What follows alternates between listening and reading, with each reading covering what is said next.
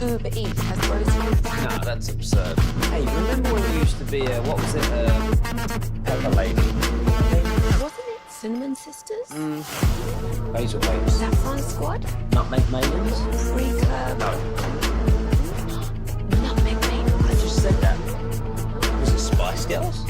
Doesn't sound right. Was it Saffron Squad?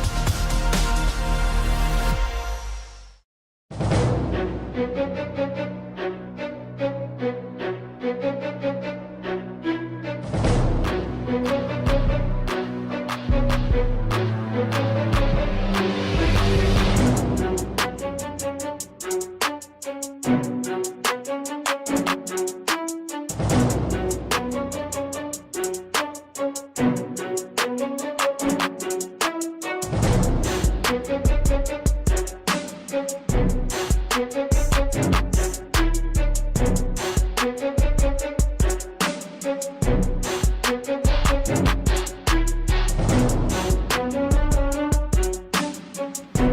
Eats has low free products. I gotta remember that. Well, you know, they say in order to remember something, you have to forget something else. Okay, now that is very cute. That's like a little shag. I've never seen it before. Well, I mean, of course you have. It's the Rachel. Oh, is that your name? No, I mean, like your name. No, I'm Jack. My name's Jack. Right, but I just mean like this is your haircut. But that's your hair. I'm not saying this is your hair. Okay, freak me out a little bit.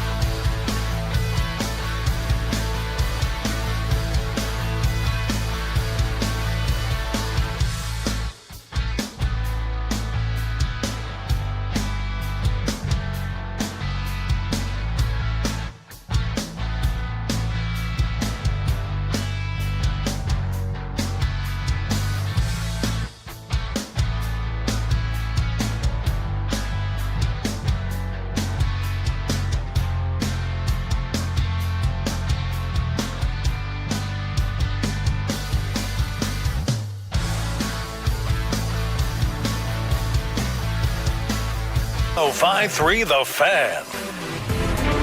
The second pick will be made by the San Antonio Spurs, and that means that the number one pick in the 2025 NBA draft goes to the Dallas Mavericks.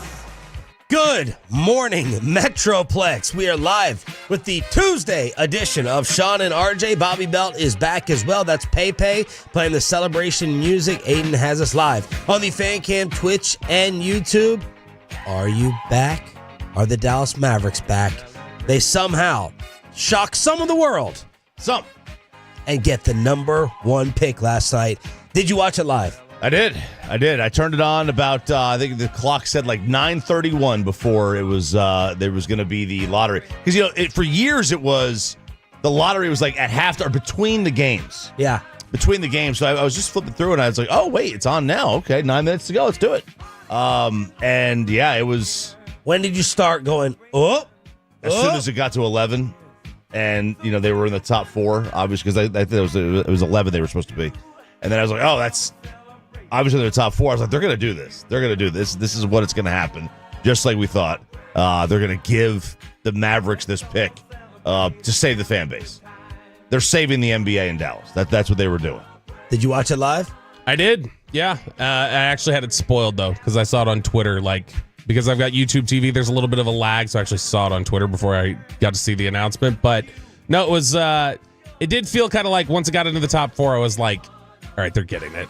Like this is what's setting up. What would have been brutal is if they got number two, though, and we are talking about the Spurs, where it's like, they get Wembanyama and they get the number one pick right after that. And so, but no, it was exciting. It's good news. I'm curious to see, do they hold on to it or what do they do with it? It's fun to get a fun story around here once in a while. We go around, you know, Radio Row, Super Bowl, Combine, and people are like, oh my God, Sports Talk in Dallas, right? You guys have had crazy stories. You break the Schottenheimer news, you got Luka traded, and I was like, yeah, but those were all negative for our local fans. And this is a positive, I believe. Pepe, were you watching it live and celebrating, reacting? So I was not at first, but then I saw your text of top four, and I said, oh my God, where's the remote? Where's the remote? And so I got in right after they had made the announcement, but I couldn't believe it. I had zero hope that they were actually going to get the number one pick. Thank goodness that they lost to the Grizzlies in the last play-in tournament game. Yeah. That's what we were talking about. Otherwise, they fall out of the lottery. Yeah, because they would have been into the next round of the games. OKC. Yeah. So that is a good thing. That is a very good thing that they lost that game, because now you are setting your franchise up for a lot of options. A lot of options. So you guys, judging in the first 60 seconds of the program, are leaving no doubt, of course, rigged is trending, fixed, all the allegations, all the tinfoil hat stuff, all the frozen envelopes. And I guess I don't even have to ask Choppy because this was RJ back in the day. We got a crosstalk, and we have Choppy back on March 5th talking about this happening. If the NBA had any soul, they would gift the Mavericks the first pick with Cooper Flagg. Like the NBA is looking at this right now, and they're recognizing, okay, this whole thing is screwed up. We are about to lose the fourth biggest market of a fan base, and you can't lose that. And they knew the Knicks fan base was dead in the water in 1984 or whatever. And here's the cold envelope. Here's the cold envelope for the Knicks. The creased corner. You got to do that. And Bobby, you are joining Sandler. I was texting with him. Tell me what you think about Cooper Flagg's game. And Jared's first thing was, all right, y'all think rigged? Y'all think the fix is in? And Bobby also said 1,000%. It's 100% rigged. I wouldn't look this up last night, and I sent it to you guys overnight. I was just like, let's look in the recent history of just improbable capturing the number one pick. 2008, the Bulls get the number one pick with a 1.7% chance. Oh, and they just happened to get to select Chicago native Derrick Rose, number one. 2011, in the very first lottery after losing LeBron James, the Cavs win the lottery via a pick they acquired from the Clippers, which had just a 2.8% chance of winning. They select Kyrie Irving. 2012, it's the first lottery after trading CP3. The Hornets win the lottery and select Anthony Davis. They had a better shot. They had the fourth best odds to get number one. 2013 and 2014, other than the CP3 year, the Cavaliers win the lottery every single year after LeBron leaves. They then use the 2013 and 2014 picks in a package for Kevin Love, which is then turned into their next big three, which allows the redemption story. And then 2019, with Anthony Davis on the verge of being traded and shipped off to the Lakers, the Pelicans win the lottery again, this time for Zion Williamson. They had a 6% chance, and then now the Mavericks laid out before you. It just seems way too coincidental. It does. I mean, I really believe the league saw this was not a plan. Okay, so let's take it a step beforehand. Are you also believing that the Luka trade was directed? No. And then this is your backdoor compensation, Nico? No, I don't believe that.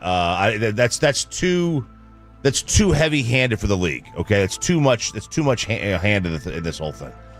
This was just a dumb trade. It was a dumb trade, and the league had no intention of doing this until what happened in the wake of the trade and the ticket sales that were down and the merchandise, and the Mav fans were not showing up to games, empty, half-empty arenas. And this was the byproduct of the league. It was like, all right, look, we have to figure out a way to save this franchise. Otherwise, this is not we can't lose the fourth largest TV market. They were never going to move. The owners have to approve that. The owners aren't giving up the expansion fee. Vegas is getting their own team. They were never going to move. Stop with that. This was just that happened. We're losing this city's fan base. Can't have that, man. We're gonna act. I saw you went on NBC5. Well, was that before or after the lottery? Oh, it was after. It was like 7:40. It was like 7:45, 8 o'clock where we recorded. Did you say on TV you thought it was set up? Yeah. I don't know if I didn't see this the piece. I recorded it, so I'll see what they put in, because it was 5-6 minutes long. And I doubt they gave me 5-6 minutes. But they don't even give Weatherman and Newey 5-6 minutes combined. So, but yeah, I did say that. I would.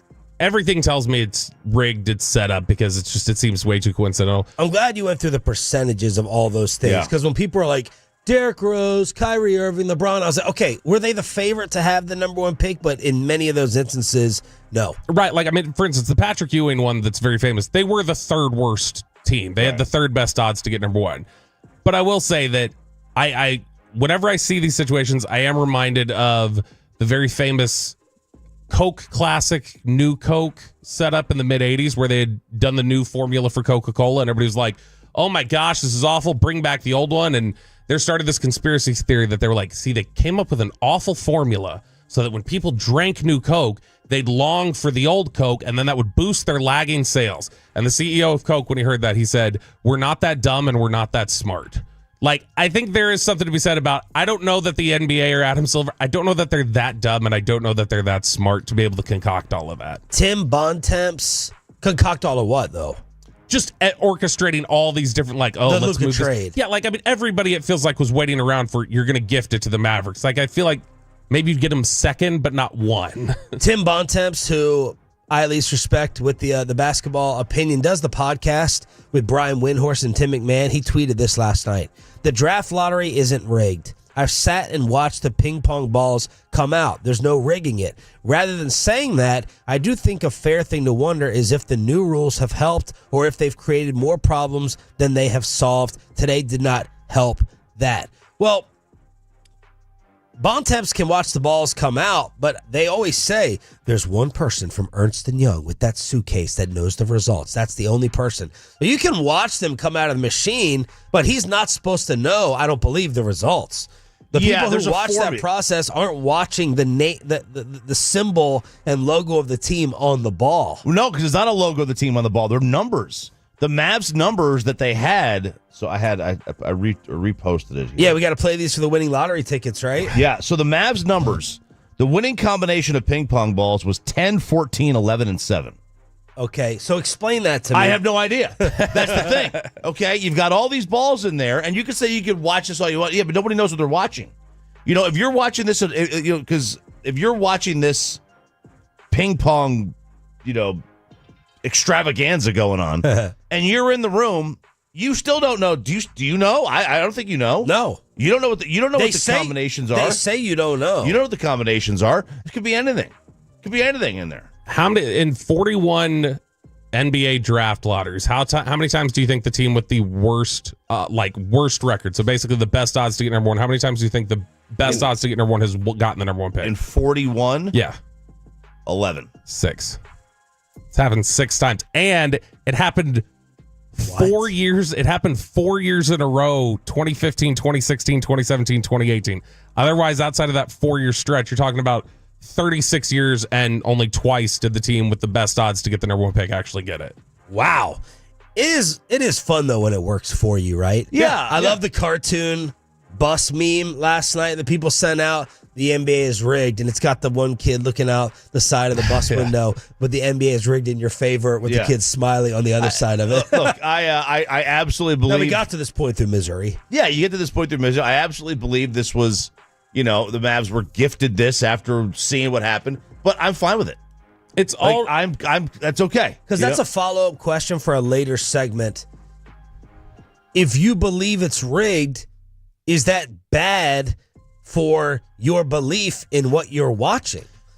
No, because I think you can rig two different.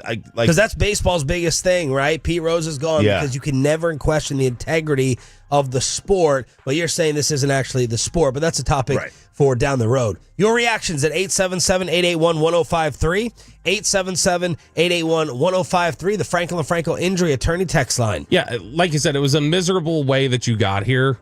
I mean, it was a miserable last 3 months, but it was already miserable. You're already miserable, so, I mean, take the victory. Like, take the W. Like, that's just how last night is. Now, I don't think there are many people who are not taking the W. I think there's a lot of people who last night it seemed like were just like, I don't want Nico getting bailed out. I didn't like watching him. The video of them celebrating when they got it, there were a lot of people angry seeing Nico celebrate. Yeah. Because it's like, ooh, you just got bailed out of just an all-time bad decision. I probably would have advised the Mavs, just put Rolando Blackman up there and call it a night. Step away from social media. Nothing with Nico. Put Nico in the tunnel. Put Nico in the tunnel. That was a pretty badass reaction. They exploded at some dinner they had from the behind the butt view, as Jake Rietma pointed out. But what does that shirt say? Oh, he's still holding up the Fire Nico shirt. I was a little bit concerned. I will preface this by saying I don't know Cooper Flagg's personality. I didn't think this was a chance in hell, so I didn't dive into, all right, let's hear the interviews. What type of dude is he actually? This was Cooper Flagg being a two-way player for whoever gets him. I think, like I said, this entire experience for me has been amazing. So going forward, I'm just going to look forward to that, like you said, being a two-way player. That's something that I've done since I was a little kid, so I'm just going to try and keep doing that to the best of my ability. So after he got picked and I was looking at the family, I'm like, I wish they smiled a little bit more. I just wish they have to be happy about thrilled about the roster they're going to. Maybe they're scared about going to an organization led by Nico, or maybe Cooper Flagg is just a very cool, calm, chill dude. But I was a couple Tolos sent it to me, and I liked the tweet where they're like, I was hoping for a few more smiles. Yeah, usually when you're the top overall player, you're going to go to the Wizards. Nobody wants to go to the Wizards. Right. Mavs have a decent roster, when everybody's healthy. Yeah. Everybody's healthy, right? More than decent. It's a major city. You're not going to, Sacramento, Tolo. You're not going to Sacramento. You're not going to Oklahoma City, right? You're going to Dallas. That's cool. Like, that's good. That's way better than the alternatives. And yeah, I kind of felt the same way. And maybe he knows that he is cool, calm, and collected. Maybe he doesn't know if he's going one, or maybe he thinks they'll trade the pick. It may also just be a case of he's like a lot of us and saw what led to this point, and he goes like, do I want to be around what that looked like it was over the last 3 months? By the way, where are these people from Maine coming from? Cooper Flagg, Jordan Maine. Hudson. I mean, you got people. Nobody has ever been from Maine. All right, 2 questions for you as a Mavs Total. We're going to take phone calls next at 877-881-1053. It's a day to celebrate. I'm going to celebrate. 877-881-1053. Are you back after swearing off the Mavericks? And what do you want them to do with the selection? Draft Cooper Flagg. Try to get Luka back. Deal it for Giannis. Fire Nico before all of it. Your number 1 pick, Cooper Flagg phone calls, we think, at 877-881-1053. Next on Sean and RJ 105.3 The Fan.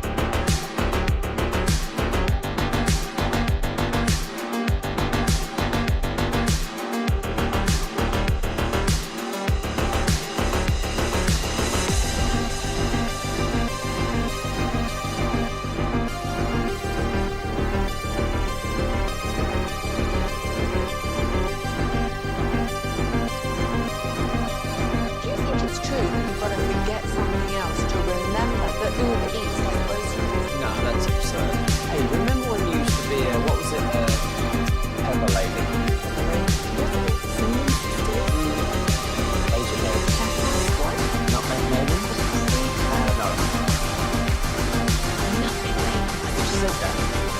Was it spicy? Doesn't sound right. Was it stuff on foot?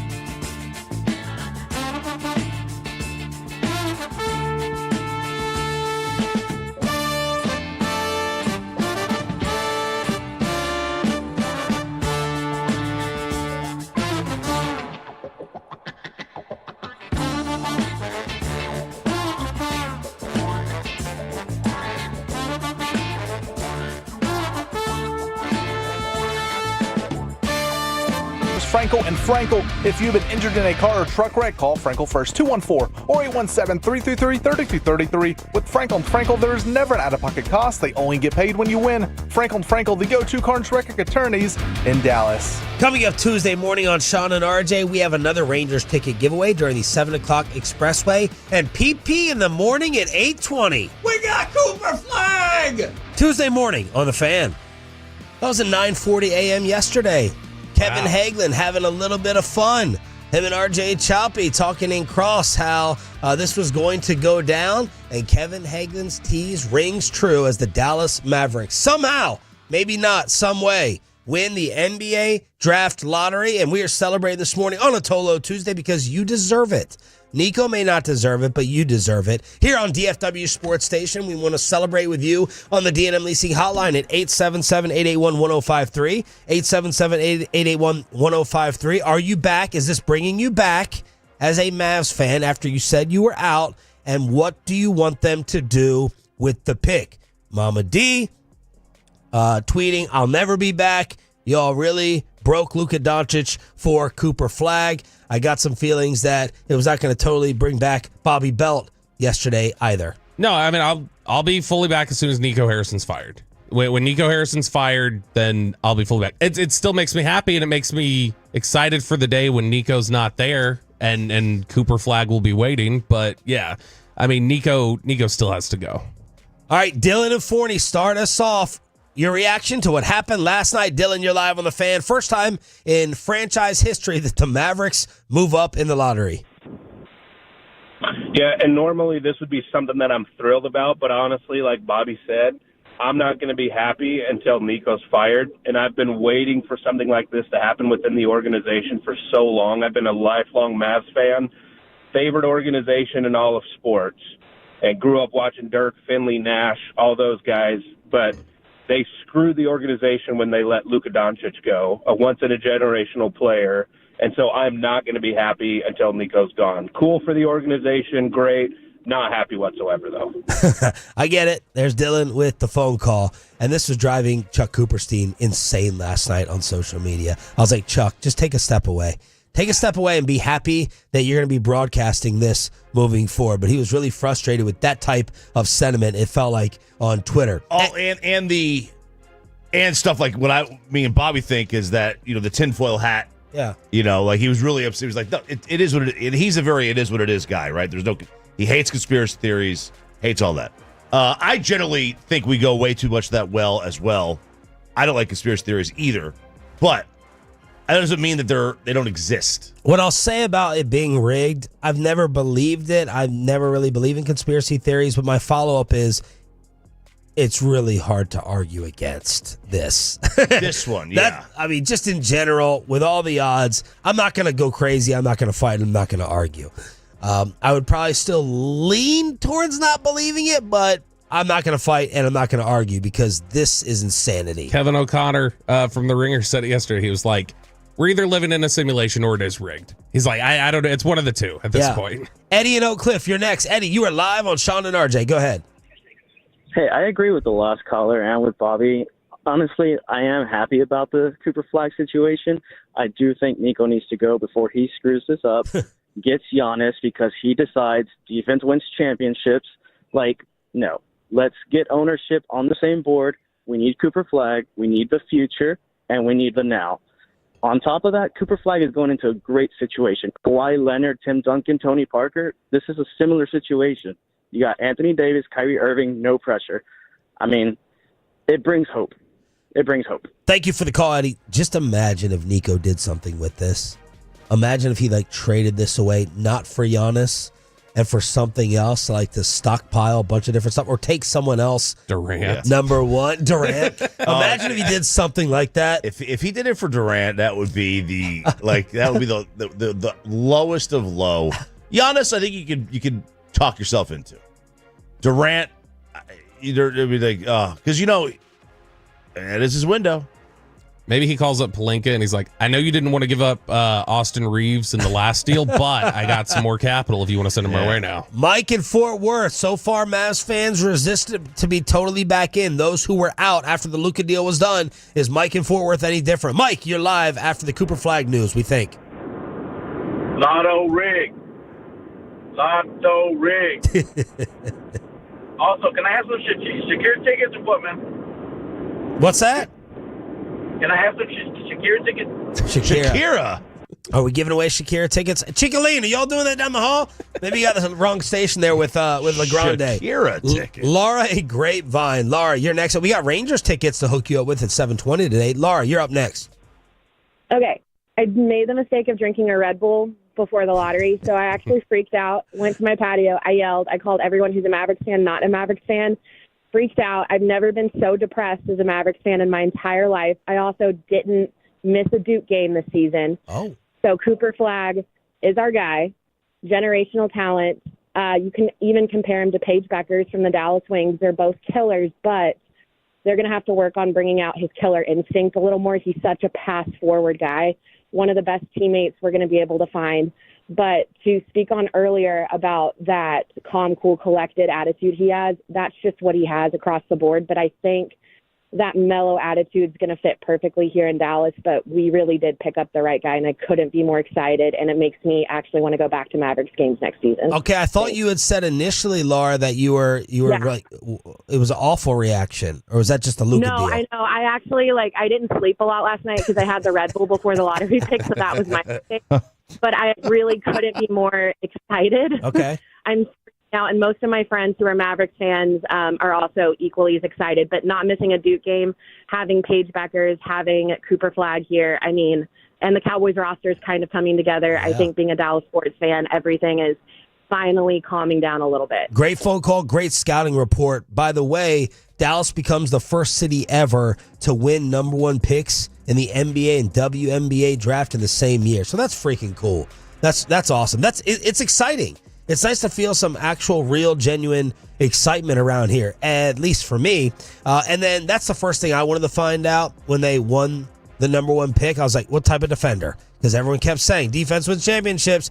What defender is he going to trade it for? And fortunately, all the reports I got back and read were Cooper Flagg being a good and versatile defender. All right, let's get to Andreas in Chicago. Andreas, you're next up here on 105.3 The Fan. Thanks for taking my call, fellas. I used to live in Dallas, but I just moved to Chicago recently. Well, I am back as a Mavs fan. Let's go. Before the Luka trade, Nichols was considered one of the best GMs. Hopefully he does not screw this up. And Choppy, this is for you. What was the payout on the Mavs getting the number 1 pick before last night? You know what? I looked on where I bet. I couldn't find it. So I don't know. I don't know what they were. They would have had, obviously, like the worst or second or third worst odds. So I don't have an answer for you on that one. Now what to do with it? What is your initial gut reaction telling you? Yesterday we were having fun, Bobby, while you were out just screwing around, and I was asking Crosstalk, all right, there's a meme going around. If you get the number 1 pick, would you trade it back for Luka Doncic? So I set up the poll question. We got about 3,600 tolos that have voted at 105.3 SS. Draft Flagg. Trade it for Giannis. Get Luka back. Just fire Nico first. Guess how the Tolos have reacted so far. Unless you already know. I already know. All right. Choppy, what do you think? Fire Nico first. Fire Nico first? No, that's second place. Get Luka back? I would have thought that had much higher voting. It is not. That's in third place. Draft Cooper Flagg? Draft Cooper Flagg has 48%. I think that just kind of speaks to the newness, right? Like, let's get something new. And it also speaks to, like, a longevity thing. That's where my mind goes. I want someone here for, this is just part of my brain. I'll tell you the other part about winning a championship right now. I want someone here like Dirk, like Luka, you thought, for 10, 12, 15 years. So draft the next hours. Trade it for Giannis, trade it for Durant, a quick rental to get a title. That may be what the Mavs organization is thinking. That may be what they should do, rather than worrying about how long you can keep the same jersey in your closet. But I was surprised that 48% of it was for Flagg. Again, get Luka back. It's a fun little hypothetical. I'm not pretending they could just, although the Lakers could have a conversation about it, but 18% get Luka back, 9% trade it for Giannis, 25% fire Nico first. I know what your vote is, Bobby, so I'm going to go to Choppy first. What would you want to do with it right now? Because yesterday you and Hagelin said trade it for Luka. Try to trade it back for Luka. I mean, yeah, honestly, that's probably what I would do. Try to trade it back for Luka. Now they would say no, so that's I think that's obviously the least realistic of the bunch. So if we're gonna look at the realistic ones, which would be draft Flagg, fire Nico first. What was the other one? Trade Giannis. I would draft Flagg. I would absolutely draft Flagg. Obviously, knowing Nico and his window, I think we can all kind of see what the reality might be. Well, Patrick DeMont also hopefully has had a conversation about adjusting the window. Like this whole maybe not. Maybe since you set the plan in motion, maybe you now have to go ahead and finish it off. Roberto, how would you vote? So, I mean, obviously, like I would either want Luka back or fire Nico. I don't think either of those are reasonable. Like neither one of them is going to happen. So realistically, I think you're looking at draft Flagg or trade it for Giannis. Honestly, I'd flip a coin. Either's probably going to be fine to me. Oh. Like, I mean, if you can... You don't want your next guy versus Giannis for, 4 years and your next Luka, your next Dirk? I don't think Flagg's ever going to be as good as Giannis is. And so, to me, like, Giannis for that small window, and hopefully Nico's gone in 12 months, but Giannis in that small window, or Flagg, who's likely to be a really good player for a longer time. But to me, I think it's reflective of the fact that the Luka and Nico stuff even got as many votes as it did, when everybody knows those aren't, I think, attainable things right now. I think what that speaks to is about 5 out of every 6, according to this poll, about 5 out of every 6 would just say they'd rather have Flagg over Giannis at this point. Tolo Chris texted that on his FanDuel, it was about 39 to 40 to 1 for the Mavs. So if you bet $100, you would have won $4,000. And he bet it? He didn't say he bet it, but that's what it would have been. All right, let's get to Skylar and Godley. Skylar, you're up next here on Sean and RJ. Go ahead. Morning, fellas. Morning. I don't think Luka would come back to town regardless if Nico was fired or not. There's probably too much hurt, pain. He's trying to start fresh in L.A. Who knows? But I think they should trade for Giannis. We've got an established player that come in and help us immediately. Might win us a championship next year. And honestly, Nico needs to get out of town. I agree with Bobby on that one. Thanks for the call, Skylar. You are appreciated. You're appreciated. The Dallas Mavericks, for the first time in franchise history, move up, and they move up in a big way. By the way, the rest of the draft lottery, I did not like seeing San Antonio at 2 because that gives them some Giannis firepower to deal with. San Antonio 2, Philadelphia 3, which the guy last night, I think it was Kevin Agandi, messed up. He messed up Philadelphia moving up versus out. The Hornets at 4, Utah at 5. The Washington Wizards continue to have their hearts shattered. At number 6, Pelicans 7. Zion at least looked thin. Nets at 8, Toronto 9, and the Houston Rockets via the Suns at number 10. So those are your NBA draft lottery results. We continue the party throughout the entire morning nonstop here on Sean and RJ. The Boston Celtics are about to be done. Wyatt saves the Rangers, and Michael Jordan is about to give us what we've always wanted.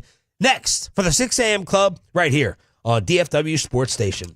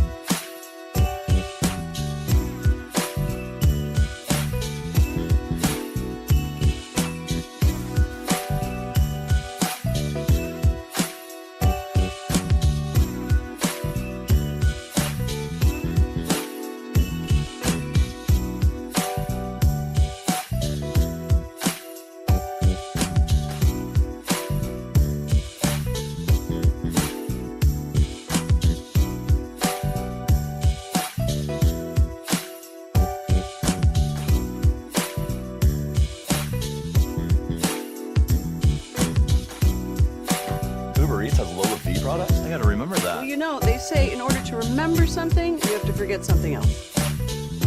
Okay, now that is a very cute haircut. That's like a little shag. I've never seen it before.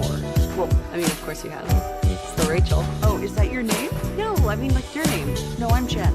My name's Jen. Right, but I just mean like this is your haircut. But that's hair on your head. I'm not saying this is your hair. Okay, freak me out.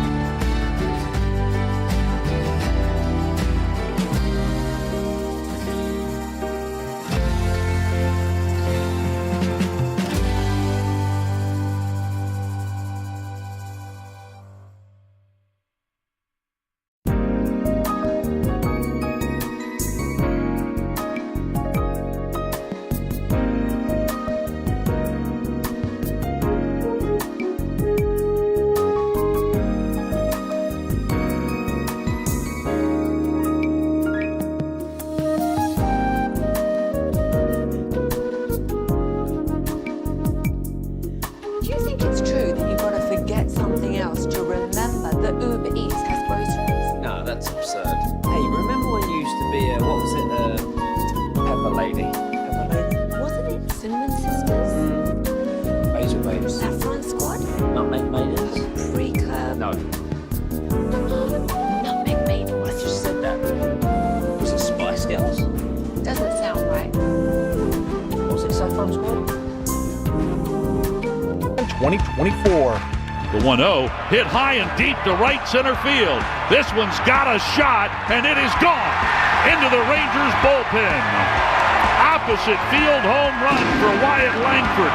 It's his 7th of the season. It's the first hit for Texas tonight, and the Rangers lead 2-1. Woo!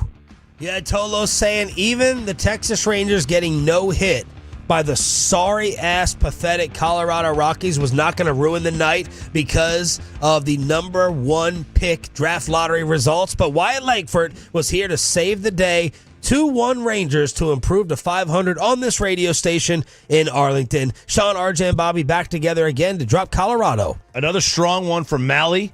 And look, that would have been an embarrassing defeat. Because not only would you have lost, you would have lost in crushing offensive fashion, especially after scoring 16 runs in the previous 2 games. You would have come home, roof open, so the ball flies a little better with the roof open, and you would have faced a Colorado team that can't stop a nosebleed. I mean, we talked about this yesterday. The lowest ERA on their team of a starter was like pushing 5. It was like 4.47 or 4.77, right?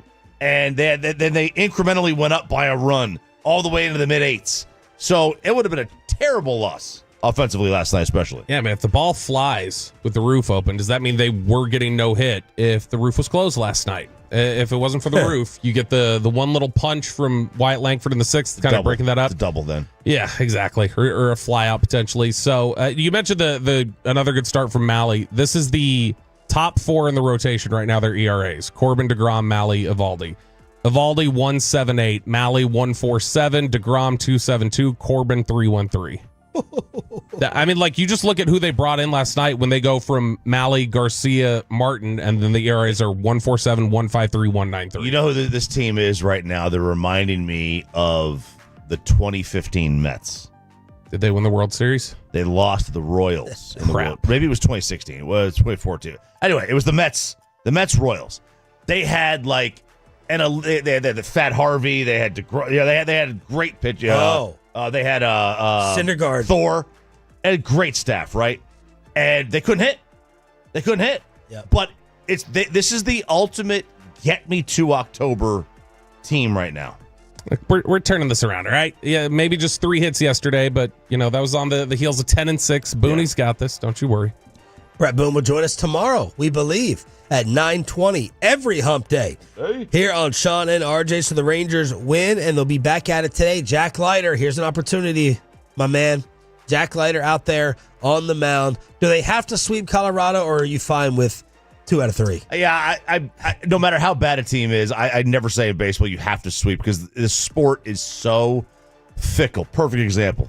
Even go down to a 12-year-old baseball. We played this team a couple of weeks ago. They are so much better than us. So much better. They destroyed us on Saturday. They run rolled us like 15-1.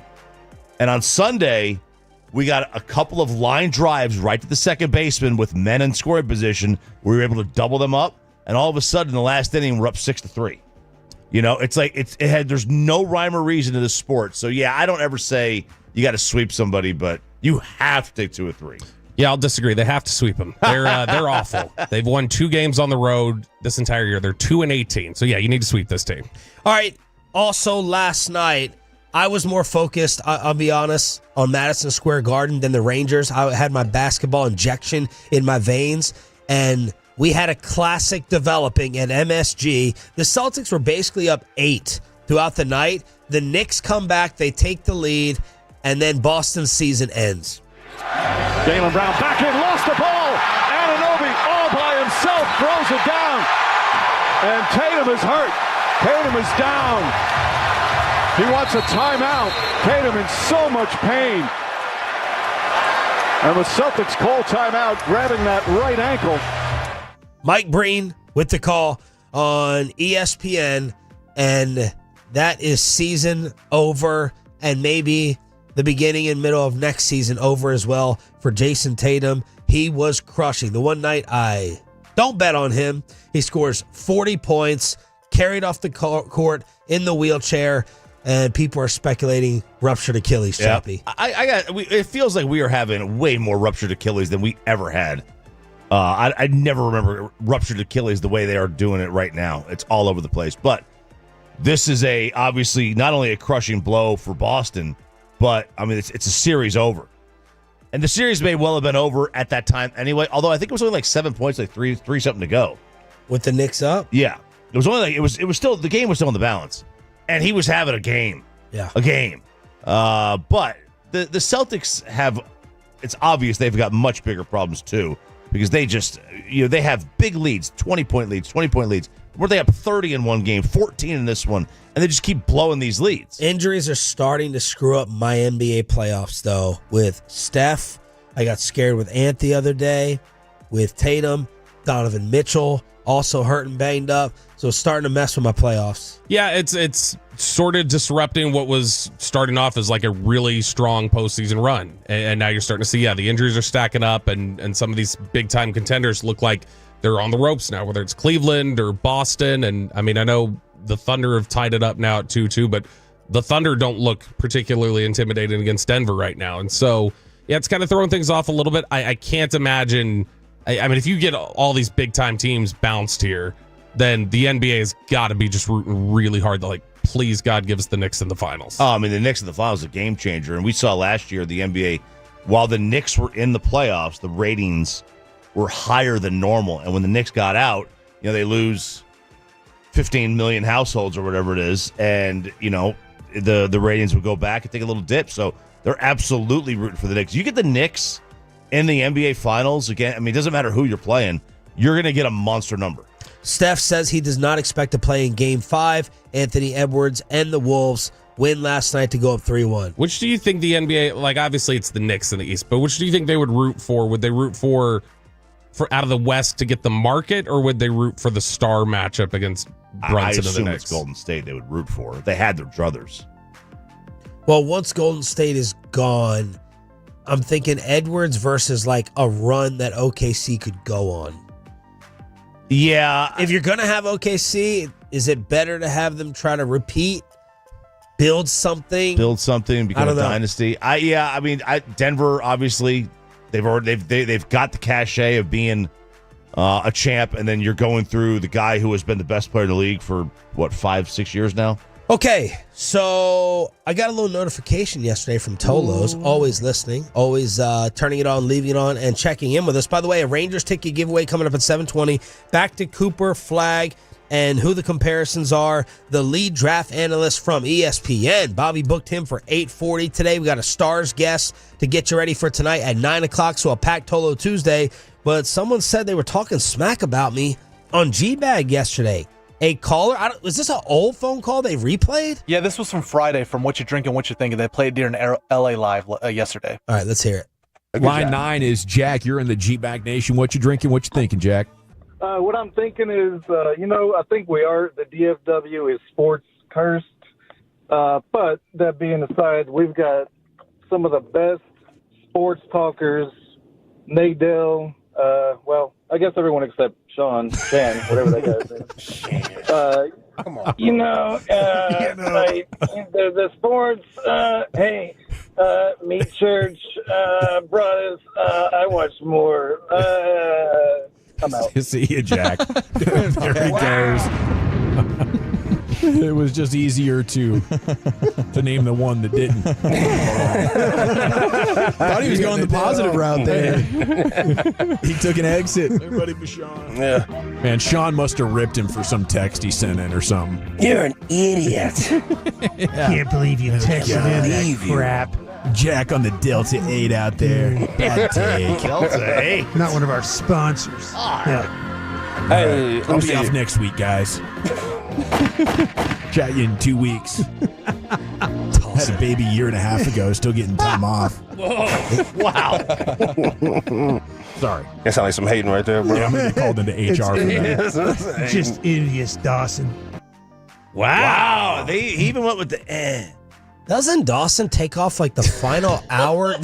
He does. If I had Gavin Dawson's schedule, I would work 6 to 9 a.m. in here and then go coach a soccer team. What did I tell you, I would go Peyton? peel oranges at 9:15 or 9:20 if I had Dawson's schedule. And I guess since I'm not one of Broadus's 48,000 podcast partners, he can talk smack. I guess since I'm not doing a podcast with him, he can turn on me and talk All smack. about the tuna. Yes. Peyton played this morning. I was like, And Jack, next time, 1 wine cooler, not 2 wine coolers, with your stuttering and stammering, with you not being able to complete your sentences. So up your tolerance a little bit before you call in next time after your 3 wine coolers. I told Just St. Ides. I told Peyton, I was like, what was the last time he was at a wine cooler? Bartles and James. Oh, at high school. Yeah, high school, right? Well, unless you've gotten, have you gotten iced? Oh, is that the Smirnoff thing? Yeah, or like they give you. Is that a wine cooler? I don't know. Is it? I think of that as a malt beverage. Malt beverage. I'm a man. I don't drink Smirnoff Ice. I told I'm not Troy. When I heard this, I told Peyton, I was like, you know what Sean's first clapback is going to be? It's going to be the soccer. He's like, you think? I was like, yeah, that's gonna be the very first clapback. Like Dawson, screw you, Jared. They tell me, oh yeah, so Spittle lets someone leave in the final 30 minutes or final hour. Yeah. Like, all right, well, he's got to go get Big League Chew for everybody. They're on the sideline. Yeah, kids love that stuff still. They Do still they? love, oh yeah, they love it. Does it wear out soon? It wears out in days. It gets hard as a rock if you don't you got to eat it all basically in the first week. Yeah. Otherwise you're cooked. I tried to do a bit with Big League Chew. I took the whole thing out and ate it for the Rangers playoff game. I put it in my mouth, and after about 10 minutes of chewing and all that sugar, my heart started pounding out of my chest, and I freaked out and missed the first start of the Rangers game because I was worried about a heart attack. 877-881-1053 for more of your Cooper Flagg reaction. Dawson, decent point. I'll say now. I was going to say good, but now decent point. Last night tweeting, I'm still afraid of Cooper Flagg being more Robin than Batman. Is that legit? Are we sure that he's absolutely the best player in the draft? And Stephen Jones says we're done using all of that, plus a Rangers ticket giveaway for you turning it on, leaving it on after this. And this is the greatness of Hurtado Barbecue. Look, we already got...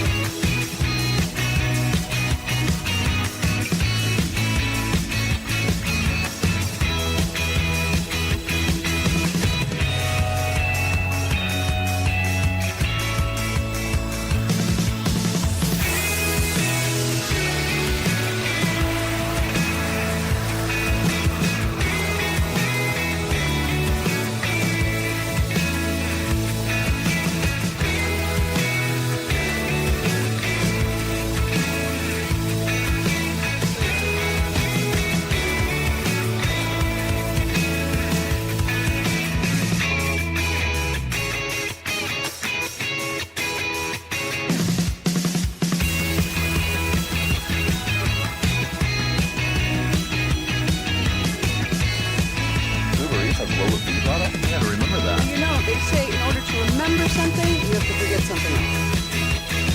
Okay, now that is a very cute. That's like a little shag. I've never seen it before. Well, of course you have. It's the Rachel. Oh, is that your name? No, I mean, what's your name? No, I'm Jen. My name's Jen. Right, but I just mean like this is your haircut. But that's hair on your head. I'm not saying this is your hair.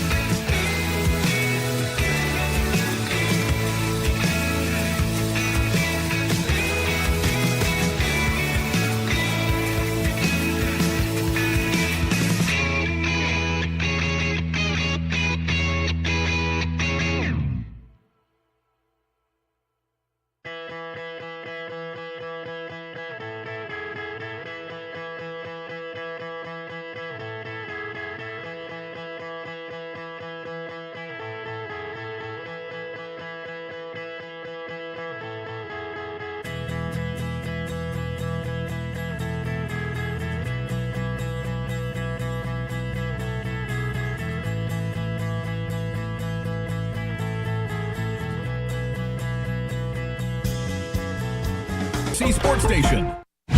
Driven by our D&M Leasing Studio. This is Sean and RJ on 105.3 The Fan. The second pick will be made by the San Antonio Spurs, and that means that the number one pick in the 2025 NBA Draft goes to the Dallas Mavericks. Holy crap. Good morning, Metroplex. It's a great morning. You deserve it.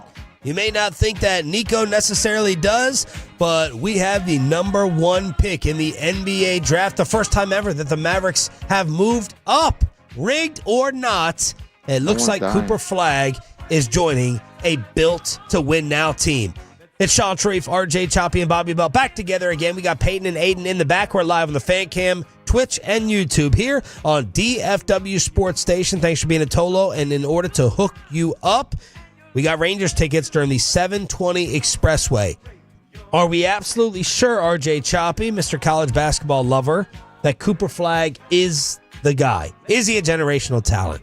Gavin Dawson concerned that he could be a little bit more Robin than Batman. You see some Scottie Pippen comparisons. What do you think? Well, he's absolutely the guy. Is he generational? I don't know if he's generational. Generational is LeBron James. Generational is Wemby. You know, that's generational. Luka. But yeah, but coming into the draft, like, that wasn't necessarily thought of as like, all right, this is the absolute, he's a great player. Generational, though.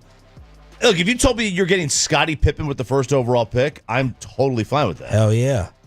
Like, you know, you don't have to be the number one option to be the top overall pick and be successful. Like, you've got to be, you know, like Kyrie Irving. Kyrie wasn't oftentimes the number one option on teams he's played on, but he was a quality overall number one pick. So, yeah, I think that this is absolutely the number one guy. The other options, obviously, you have Ace, you got Dylan Harper. But, yeah, this is pretty set that he is the top dog. Yeah, I mean, I think at this point, it's been pretty clear that he's. There was some talk at the beginning of the year, like, hey, don't just hand this over to Cooper Flagg right away. Like, you can't just say he's slam dunk number one. But I think we've probably been sitting on this for, 3 months, roughly, where people have decided, yeah, this is the guy. Yeah. This isn't a case of a few years ago where, like, when Paolo Banchero went number one. Like, there was talk leading up to it of who was going to go number one. And there was some debate and some discussion, and ultimately Banchero went number one. But this is something where everybody's kind of coalesced around the idea that, hey, this is the guy. And what a year to win it, too, right? If Cooper Flagg is that good, it really does help that you're familiar with him, whether that's American name, Duke basketball program. This is not last year when no one in the room can probably tell me who went number one to Atlanta. It was Ricochet, right? Was it Ricochet? Mm-hmm. Yep. Ricochet. Imagine lucking out like this and getting that. Mm-hmm. I don't even know what he did last year. Maybe he had a good season. Yeah. He's okay. That's the kid with Sarr went two from France. Yeah, I think. Sure. Alex Sarr. I don't know. Wasn't it? But whatever. It Dinosaur. It could be one of those years. Right now, you didn't get Wemby, with the draft lottery result. But what are they saying about Cooper Flagg compared to other number 1 picks? So this has been a discussion over the last month or so where people are trying to figure out, all right, like, just in general, NBA message board areas, places where, different NBA writers are chiming in, trying to figure out, all right, where does he stack up against some of the other guys that we've seen go number 1 recently? And just yesterday over at Yahoo, it was Morton Stig Jensen, their 20-year NBA writer over there, who tried to basically stack Cooper Flagg over against the last 10 number 1 picks. So basically, where does he rank out of 11 guys? So he kind of works backwards, and he starts with 2024. This is just as what they were as prospects coming out. Hype, what they were thought they could turn into, different things like that. So 2024, Zachary Risachet from the Atlanta Hawks, he gives the edge to Flagg. He says he's a forward like Flagg. His size is comparable, but there were comparisons. That's pretty much where the comparisons end. Flagg is stronger, more athletic, and his defensive game is already levels ahead. So you got one guy ahead there. 23, Victor Wembanyama. That's the most hyped prospect over the last decade. All right, Woj. Wembanyama. I said decade. I did not say in the history of sports and everything else.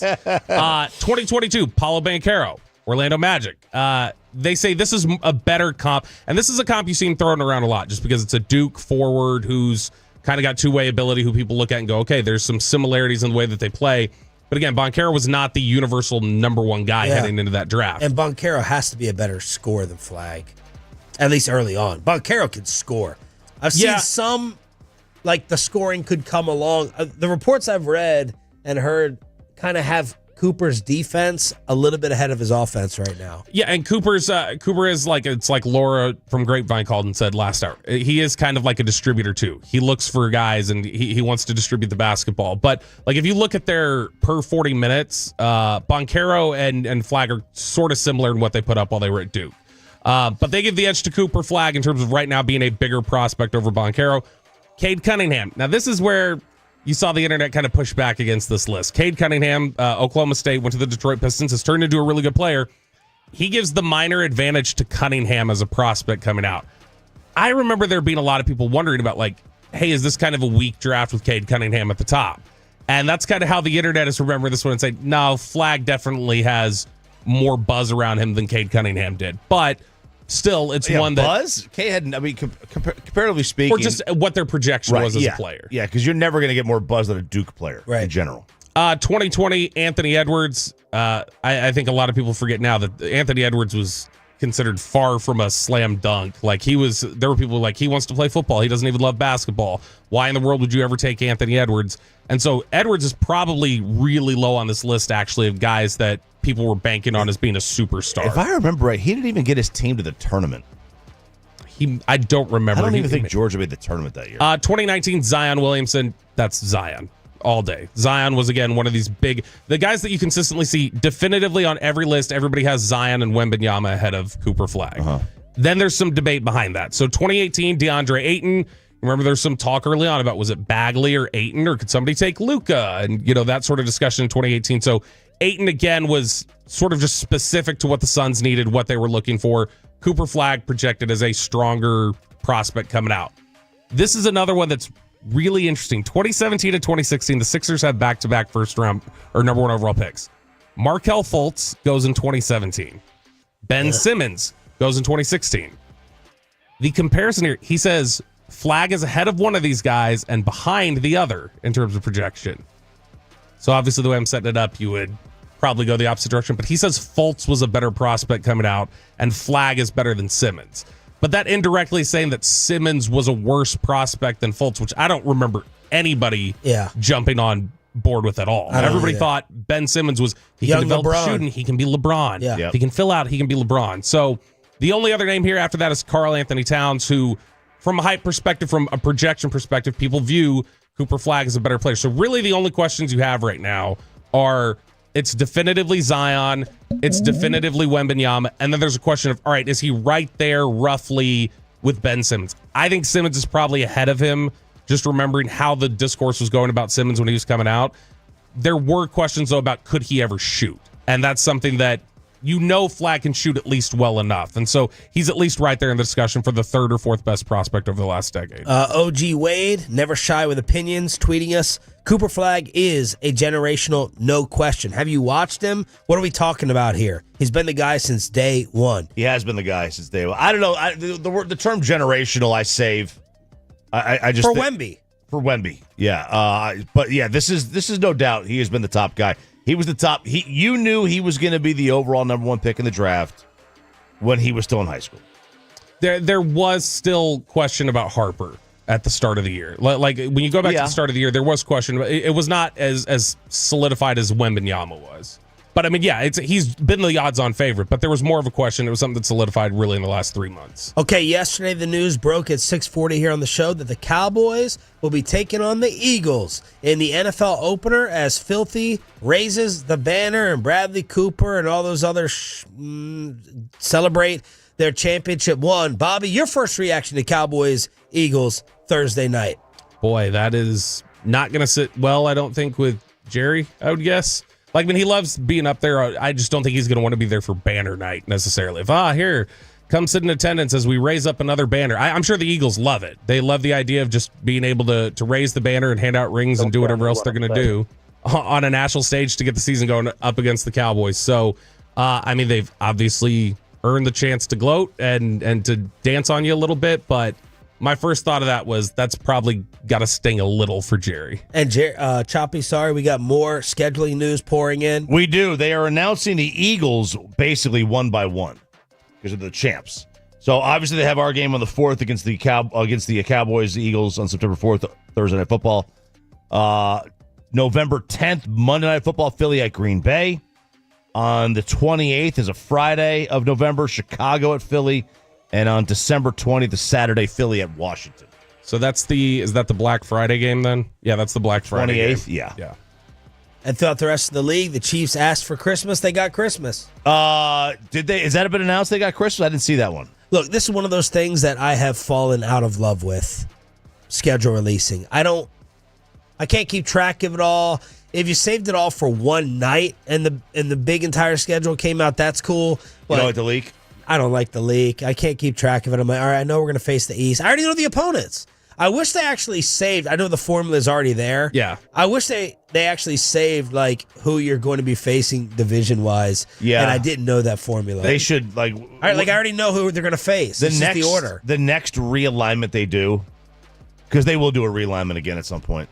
They should just keep all that secret. I mean, by the way, yeah, you're right. It is Broncos Chiefs Christmas Day. I mean, honestly, though, if you want to talk about, there is still the question of. They've baked it in, I think, at this point. But, I mean, there's the question of who's your bonus rolling team, your 17th game. And, I mean, they could lean into that a little bit more. But the schedule release is like the one thing I feel like the NFL has failed to blow up the way that when they get their machine behind something to blow it up, they usually do. The schedule release is one where I feel like it doesn't have the same power as what they'd like it to be. Stephen Jones was on with Sirius XM yesterday, and he was asked about trading for their new number 2. Well, first of all, we look at him, it's just 2 starting receivers out there. We don't necessarily even think we take him as more than a 2 when we were looking at the deal. Certainly we looked at the draft, in terms of scratching an itch, seeing what might be available there in the draft. But here you get a guy who's got experience, who's had great success in the NFL, obviously a tremendous competitor. He reminds a lot in our building of Des Bryant in terms of, his competitiveness and, what he brings to the field, his edge. And, we were, as I said, we were looking at the draft as a way to look at filling that need when it didn't happen. We had some opportunities around the league that we were looking at, and this one, at the end of the day made the most sense. Yeah, look, I mean, that's something that they've lacked sincerely for a while. That's something that I think they thought they were going to get bringing Zeke back.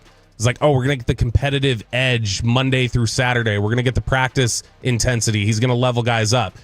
There are questions about George Pickens' maturity. There are questions about does he have a tendency to pout at times if he's not involved. There's not a question about does he get intense and competitive. The answer to that is 100% yes. He is going to go out there. He will be leveling up practices when we're in Oxnard. there is likely to be a shoving match involving George Pickens while we're out there in Oxnard. And they're talking about no more all in. They're not going to use it. I didn't really understand this with Albert Breer, who talked to Steven, RJ. So the term all in, they're done. We'll be all in. They're done with the term all in. But here's the thing, Jerry loves to drop it sarcastically, though. He's not going to be done with especially it. on Clarence. He loves to dunk on Clarence with it. So be careful, Clarence. A little sensitive these days. Stephen Jones told Albert Breer, I don't buy into all that about the all in. He goes, name me one person that isn't all in. I'd hate the fans to hear their owners say that people aren't all in. When you're competing in the NFL, it's kind of a joke. Every year we line up, we're moving our chips in. So they're done using the. They're just saying we're not going to use the term anymore because that's what we are. That's not what I just said. That's just what we are. Which, what does that even mean? Like you get. This is part of the problem with this franchise is that they're always trying to be all in. And they never want to rebuild. They at the end of Troy Aikman, let's trade 2 firsts for Joey Galloway. And then the only reason why Parcells was even remotely able to restock the franchise is because they were so bad for 3 years that they got the picks. Oh, wow. And then you had decades of stability with a roster that was solid because you were able to do that. You've got to sometimes take a step back. I don't know that always being all in is their problem. Last year felt like they weren't in enough. Always trying to stay relevant. How about that? Yeah. Is there a chance that the Dallas Mavericks just got the next Scottie Pippen, Kawhi Leonard? Who else is Cooper Flagg being compared to by ESPN's draft analysts? That will join us at 8:40 this morning, but we'll take you through all the different comps to get you excited for your brand new Mav, plus a Rangers 4-pack giveaway as we go commercial-free with the Expressway next. But it's deadline time. I know you've been putting it off.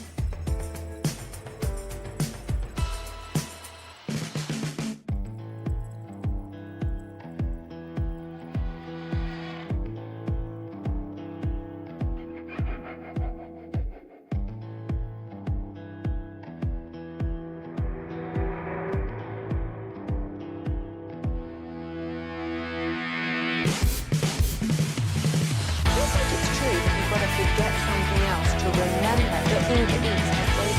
No, that's absurd. Hey, remember when you used to be what was it? Pepper lady.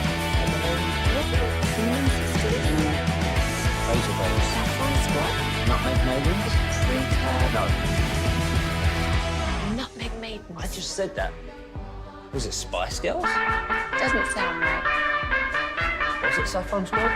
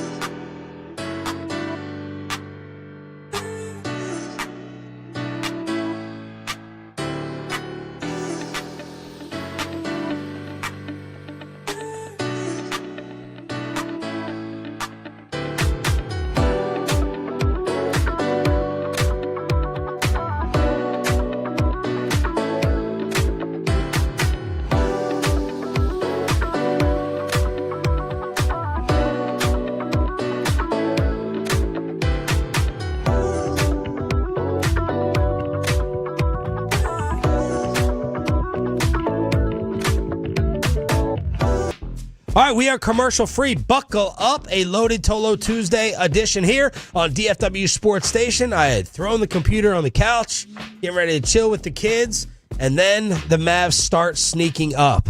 Amanda takes Ava upstairs. She walks back down, stops mid-flight on the steps as they made the announcement that the Dallas Mavericks have the number one pick, and then boom, detonation. And I'm on the couch for the next few hours happily because we needed this. You needed this, and we needed this, and I know that the Dallas Mavericks organization needed it as well. Sean, RJ, and Bobby back together again. Commercial-free Expressway with a Rangers ticket giveaway coming up. Whichever members of the Mavericks ticket sales staff stayed and didn't quit is loving today. They needed this big time. The fan base obviously did, but the people in the building did as well. And now it's just about don't screw it up. Don't screw it up. And there's obviously a couple of different avenues that they're going to be able to have, but this was tremendous theater. It really was. Like the moment that they got to 11, and I think it was it Portland they put in there or something. I was like, oh my God, it's happening. It is happening. And what percentage of doubt is everyone in the room having that it was or was not rigged? Are you 100 or 99%? Yeah, I mean, I'll leave a little open that this is the, I'll tell you this. I'm 98.2% positive that this was rigged. And now the 1.8% is what the Mavs odds were. Well done. By the way, speaking of playing around with numbers, someone had a Fire Nico jersey apparently, and Lucas signed it. Signed it in the 77, and that is now up for auction. So I expect to see a lot of 1.8 jerseys out there. I gotta say, I'm trying to think, Chop. How many times do we hit the Tankathon simulation? All the time. I think maybe you got number one once. I never got number one.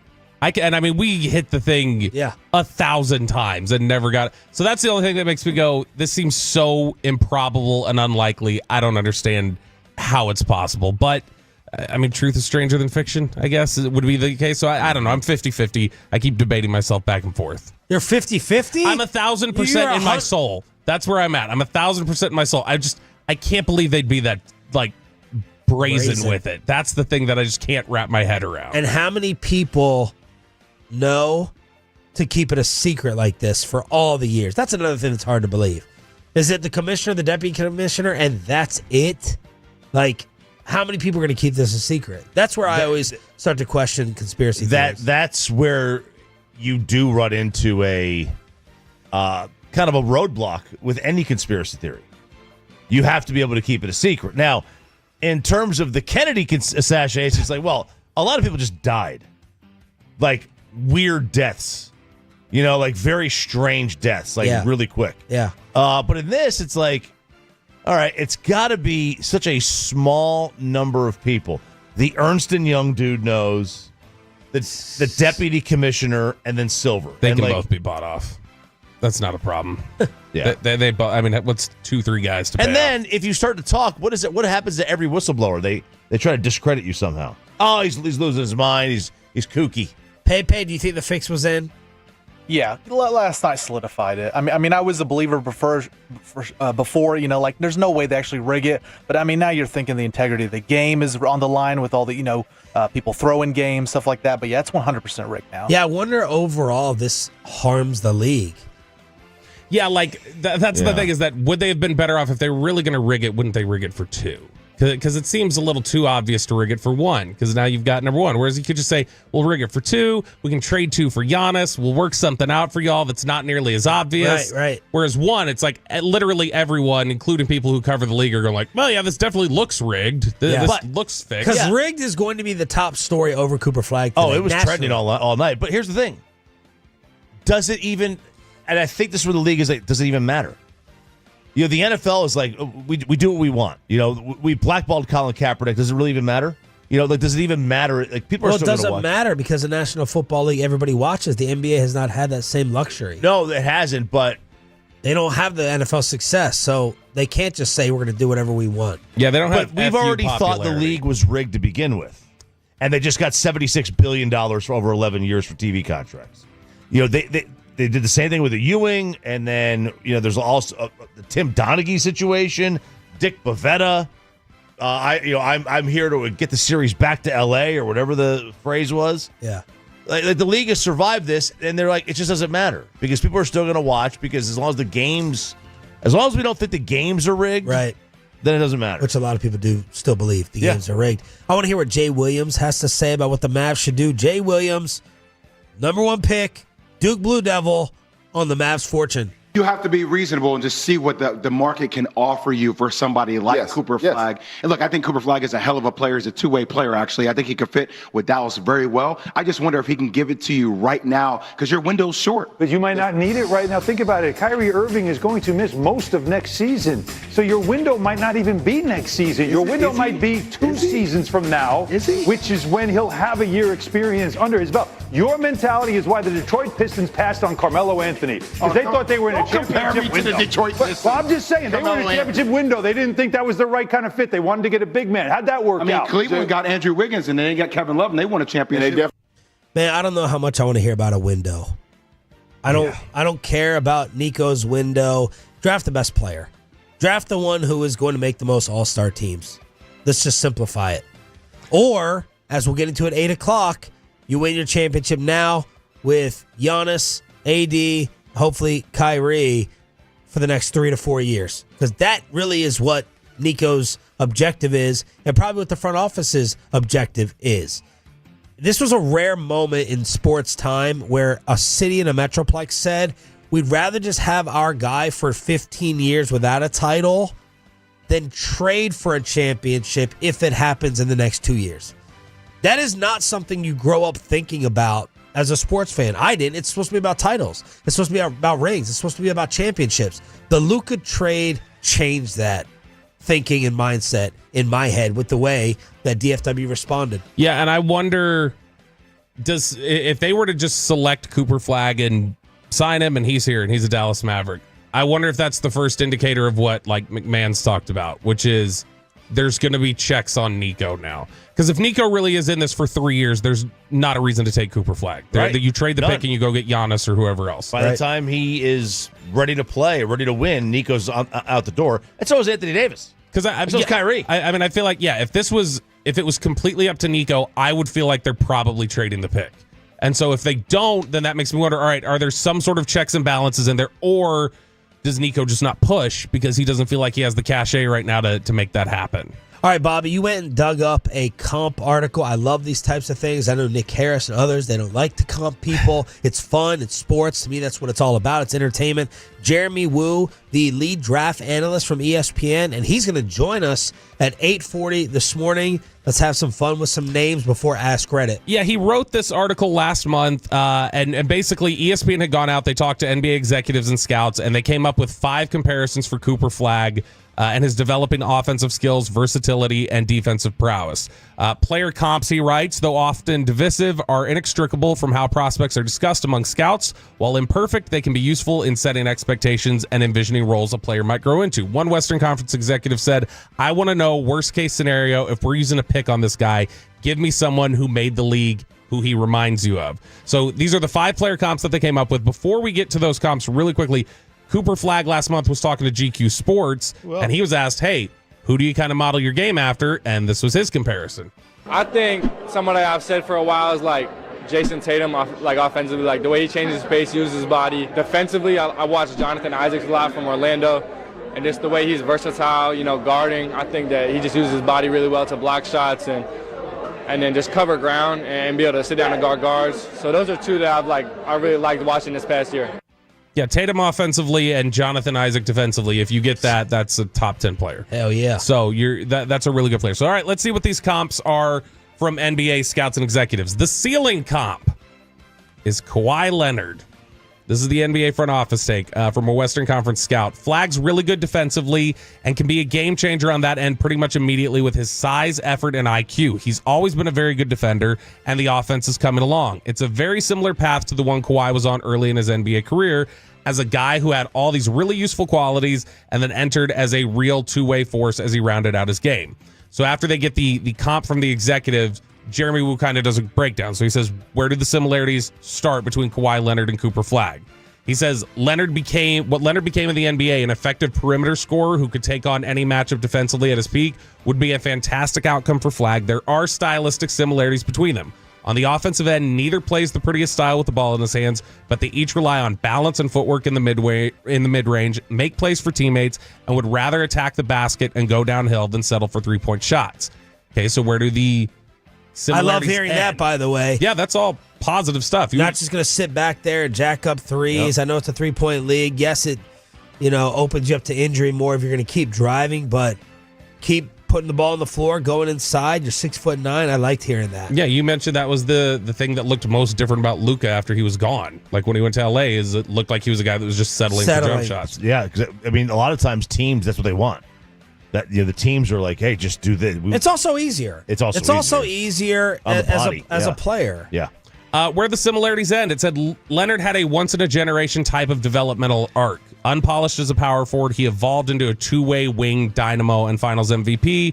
His accomplishments and outlier growth trajectory make Leonard a tricky comp. He says to Flagg's credit, he's well ahead of where Leonard was entering the NBA in terms of offensive comfort level and on-court success. And at a younger age, he said while player development is unpredictable, that bodes well for Flagg's future as a scorer. He said Leonard had a more developed upper body with a 7'3" wingspan. Flagg is taller and not nearly as built as Kawhi Leonard was. All right, the next comp. This is the floor. This is the very basement. If he essentially busts, this would be the player that he becomes as a bust. Lamar Odom. Western Conference executive says, as a floor, that's really good. High. That's what he's saying. Choppy is. Yeah, literally, it's pretty high. Just the ease and comfort level handling the ball on the perimeter. This is a Western Conference executive. We talk about whether guys are inside players who develop outside or perimeter players who take their game down low. Flagg has had such comfort on the perimeter. Odom filled out and was a late growth spurt guy with ball skills. You love a guy who at 6'10" can play with the facility of being a 6'3" guard. So That's, again, really positive. They talk about where the similarities start. They say Odom as a low-end comparison captures the intrinsic value of Flagg's versatility. If Flagg plateaued as a scorer, his ability to function as a point forward, make plays for teammates, and engender flexibility in the lineups played around him would still be additive. Now, where the similarities end, they say that Flagg's developmental trajectory is on track to surpass Odom's production in the NBA. So that's good. That's positive. If you tell me that the floor of the pick is Lamar Odom, you have no excuse not to take him number 1. Cooper Flagg's going to be a better offensive scorer. He's going to be a better scorer than Lamar Odom, in my opinion. You can just see it. Lamar, I thought of as an initiator. He was perfect for Phil Jackson, being a 6'10" point guard, basically. Handles, passing, all that stuff. Cooper Flagg, in my opinion, is and will be a better scorer than Lamar. All right, so those are the first two comps. So we're going through ESPN NBA draft analyst Jeremy Wu's comp article that he wrote for Cooper Flagg. How exciting is this? We're sitting here talking about this is very exciting. Number 1 pick comparisons for a guy that you already know, and then the youth on top of it. Oh yeah, he is. So we were just talking about this during the break. At the time that he gets drafted, from on draft day, he'll be 18 years, 6 months, and 4 days. That is 9 months younger than Luka was the day he was drafted. Yeah, and so you're talking about. Yeah, now obviously the Luka trajectory still is something that if he were to achieve that would be still exceeding expectations. But you're talking about a lot of youth as well and a lot of upside. So Jeremy Wu continues on his survey of NBA front office executives and scouts looking for comparisons for Cooper Flagg. His in his prime comp, and this is the name we just heard Cooper Flagg invoke, is Jason Tatum. The NBA front office take, this is from another Western Conference executive. He says both of them at Duke presented really positively as guys that were going to have a couple of off-ramps to be super successful. We're seeing that with Flagg recently. He's had poor shooting nights like against Alabama in the Elite Eight. He was still super impactful towards winning. People questioned both of their shots, which turned out to be a silly concern probably. They both have a really good feel offensively in a way that's just uncommon for their size and usage. So where do those similarities start? Flagg and Tatum are similar, with the former listed an inch taller and both measuring with 6'11" wingspans. They were both rigid and mechanical jump shooters in high school, particularly from three-point range. Tatum's balanced high-volume offensive profile with the Celtics shows how Flagg could grow into a similar role. Where the similarities end. Stylistically, Flagg and Tatum were much different as college freshmen. One of Tatum's weaknesses as a prospect was his shot selection and limited passing acumen, and it took time for him to change his style. And that's for Tatum? Mm-hmm. Yeah. Cooper Flagg can pass. Flagg is a more accomplished playmaker for others, more than doubling Tatum's assists per game at Duke, and the passing figures to be more central to his offensive value in the NBA. Flagg's shot selection is a bit more team-friendly, but while he has made strides creating his own shot in the half-court, Tatum was more polished.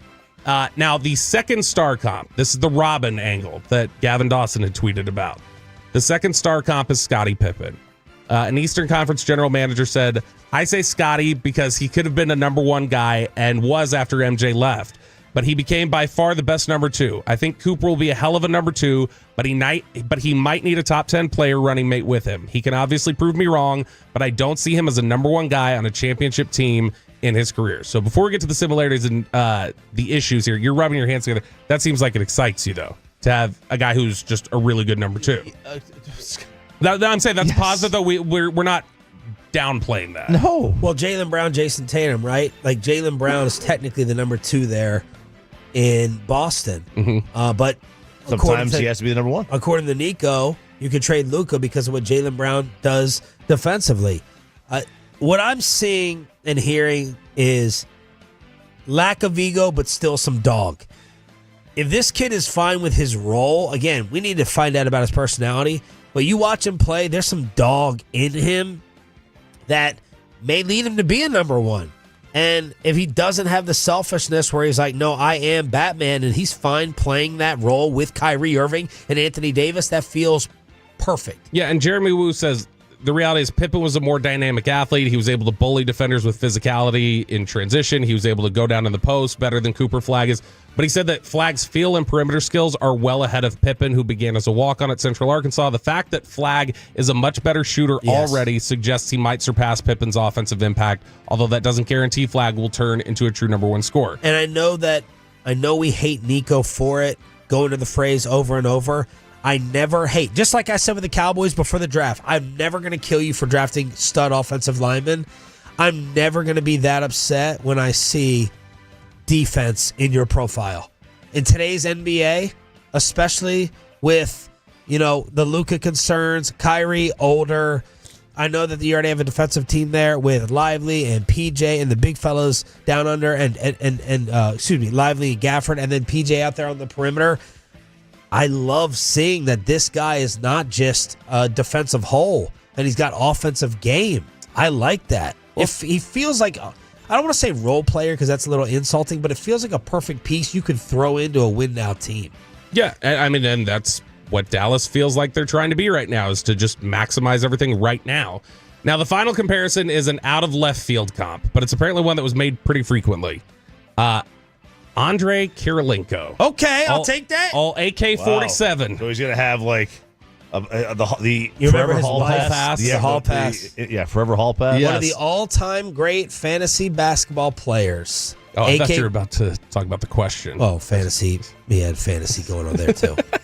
The NBA front office take, a Western Conference exec says Kirilenko led the NBA in blocks. I don't see Flagg doing that. Kirilenko had the energy to expend more on the defensive end because he was a role player offensively. Kirilenko doing 3 blocks a game at his peak as a non-center is incredible in an era where there weren't as many possessions, but you project Flagg to be much more meaningful on the offensive end. They say this was a comp that was thrown around frequently with Flagg prior to the season. His mentality and impact on the offensive end of the floor led many on the defensive end of the floor led many scouts to invoke the 2004 All-Star from Russia, who was one of the better defenders in the NBA. They say the similarities end, though, because the more we've learned about Flagg, the less this comp makes sense. Kirilenko was far behind Flagg offensively at a similar stage and peaked at a place where right now people feel like Cooper Flagg should reach. Pepe, what team did AK-47 play for? Careful. No idea. Yep. Too young. Too young. Too young for it. What's that, like 08? Utah Jazz. The Utah Jazz. Well done, Bobby, finding the article for all the Cooper Flagg comps. And the more you watch them, I think the more you're going to fall in love with them, especially some of that dog. There's also kind of a poor man's dream team story going around with some video that he went up against the Olympic team and almost single-handedly dealt with them himself. Those stories that keep floating around. Yeah, it's like his the Luka practice stories, which I'm not going to invoke Luka too much. We can all just be happy about Cooper Flagg today potentially without probably invoking the Luka name. But yeah, just the ultra competitive and aggressive kind of mindset that says I'm an alpha and I'm going to win here. All right, dealing the pick for Giannis at 8. PP in the morning with the new intro at 8:20. Jeremy Woo, the man who came up with all the different Cooper scouting reports from ESPN at 8:40. We got a Dallas Stars guest to get you ready for Game 4 tonight and the Red Zone. No reason to go anywhere else, especially when we hook you up like this. All right, Tolos right now. Call number 10 at 877-881-1053 wins a 4-pack of tickets to see the Texas Rangers and Blue Jays play Tuesday, May 27th at Globe Life Field in Arlington. And you'll want to get the early Tolos because the first 15,000 fans in the stadium will also receive a Bruce Bochy World Series Parade bobblehead. That's caller number 10 at 877-881-1053. It is the Expressway. We are commercial-free every day. Bobby Belt is back for one of your favorite segments. Do you have a question, Kelly? Yeah, I have a lot of questions. Number 1, how dare you?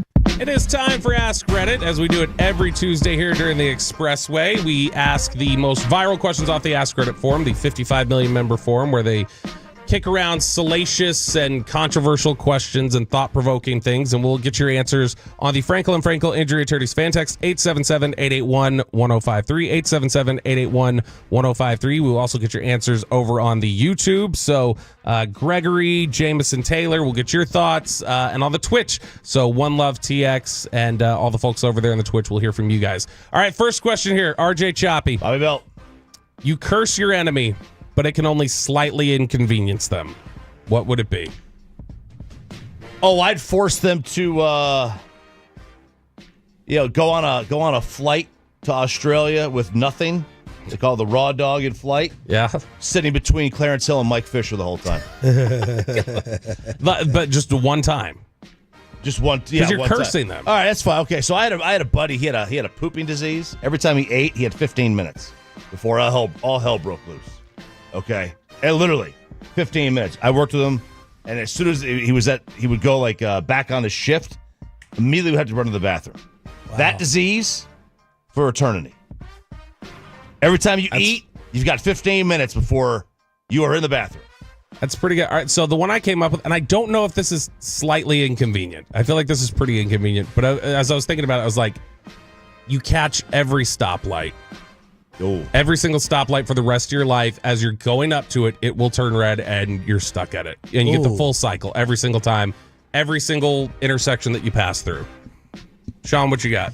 You know, I cannot deal with the sound of like chalk, like a scratch. Oh, yeah. Like a cutting a knife on a plate. Yeah. Or a chair. Yeah. Like when people are getting ready to move a chair in my house or like the table outside.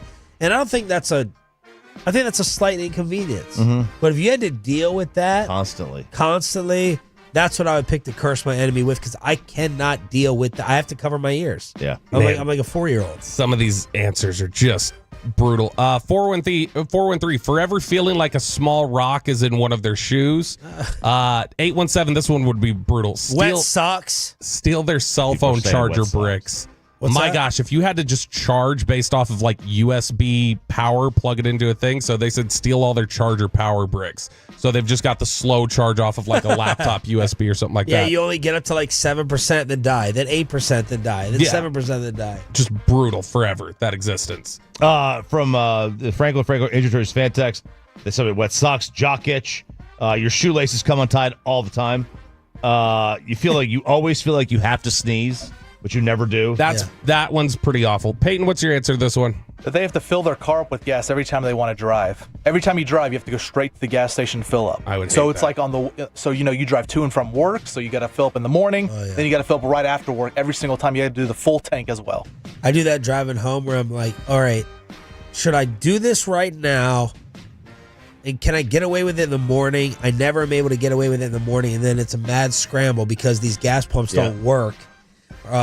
There's like 2 or 3 gas pumps around my house. They don't work or they're out of order, and then you're racing the clock. Yeah. And there's additional traffic, but it's that lazy non-gas stop while you're on your way home after the show. 100%. All right, we're doing Ask right here. By the way, one more submission on the YouTube from Trenton Lowry. The curse is every time they leave a room, their belt loop gets caught on the door handle every single time. That would drive me nuts. All right, Peyton Russell, what's a bad movie that you still love? Project X. I've seen it a few times. It's the big party movie there. It was out when I was, I think 15 or 16 in high school. But yeah, it was Project X. You know, it's so stupid. It's just a party scene the entire time. Guys getting drunk, trying to get girls over, in the pool and all that. But it's Project X for me. Yeah, it's like the party version of Blair Witch Project. Because after that in high school, everyone was like, let's have a Project X. Let's do this. Let's plan this out. No one ever did it. It was one of those ones where like everybody was always like, oh, is this really found footage? Like, and it was so clearly not. I don't even know why that was a question. But it was. I don't know how you can see it multiple times. So, like, if that's your pick, cool. I just don't know. Like the novelty kind of wears off. So we're saying we know it's bad. Yeah, like it's one of these like it's so bad it's good, or like there's some nostalgia even though you know it's a trash movie. Chop, what's your answer? Lake Placid, Cliffhanger, Made, Very Bad Things, Dante's Peak, Congo. You got plenty of them. I can watch those movies at any point that they're on.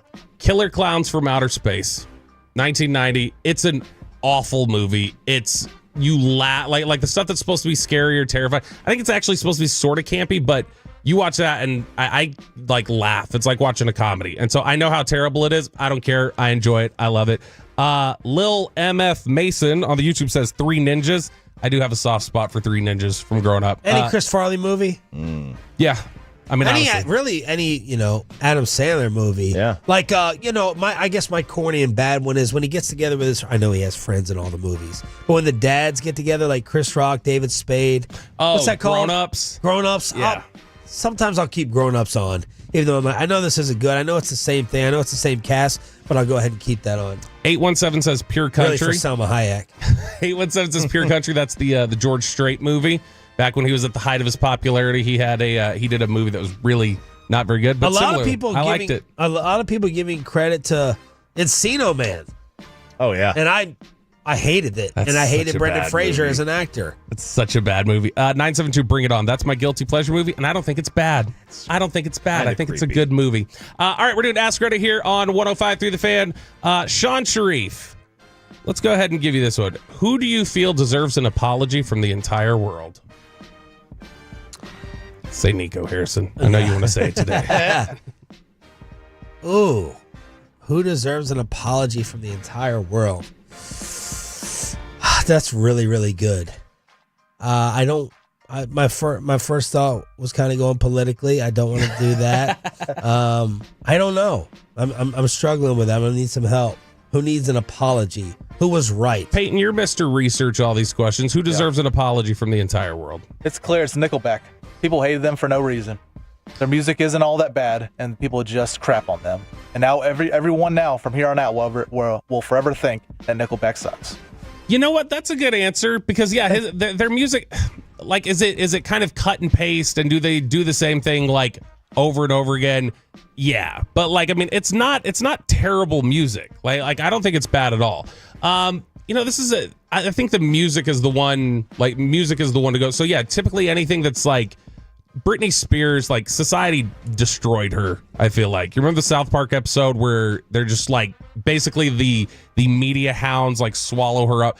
They ruined her in a lot of ways that we probably owe her an apology for her being as messed up today as she is. A lot of people are saying Pete Rose in the fan text 972-945. Oh, apology for what though? I mean, he like admitted that he bet on baseball. and he dug in and lied about it for a long time. Now, probably deserve an apology for, if they're going to put him in, they should have just put him in while he was alive. How about Lewinsky?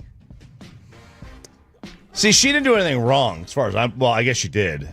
Well, yeah, I mean, from a moral standpoint. Morally, she did, yeah. Yeah, she was probably more demonized compared to what others in the situation. Like she was more demonized than he was. She was like the top demonized individual in that thing, and she probably did not deserve to be the number one seed. In fact, she didn't deserve to be the number one seed in that at all. Who's yours? Chop, you got one? We wait to see how the tariffs turn out first. Okay, we're going to go to the next one. Well, no, I mean, but in that, that will be a fascinating one. And honestly, and I know today's not the day for it, a sick part of me is rooting for Nico Harrison to be right, just to be able to say he's got the all-time win and dunk over everyone. Yeah. Now, what would that take for him to be right? It may be a sentence that you can never complete, and the answer is nothing. Like Bobby would say, just nothing. Yeah. But like, if they win back to back to back, Luka never wins one, I would look forward to being able to say I covered the biggest incorrect fan reaction in the history of DFW and maybe sports. Does that make sense? Well, yeah, I mean, it's a long play, but yes, that would be one of them. Here's your answer, Chop. Lee Harvey? No, EJL Viking on the Twitch has your answer. Trevor Bauer. Ooh. Trevor Bauer. Or Matt Ariza, the punk god. Well, isn't he back in the league? Yeah, but I mean, he was demonized. He was demonized, but like he was.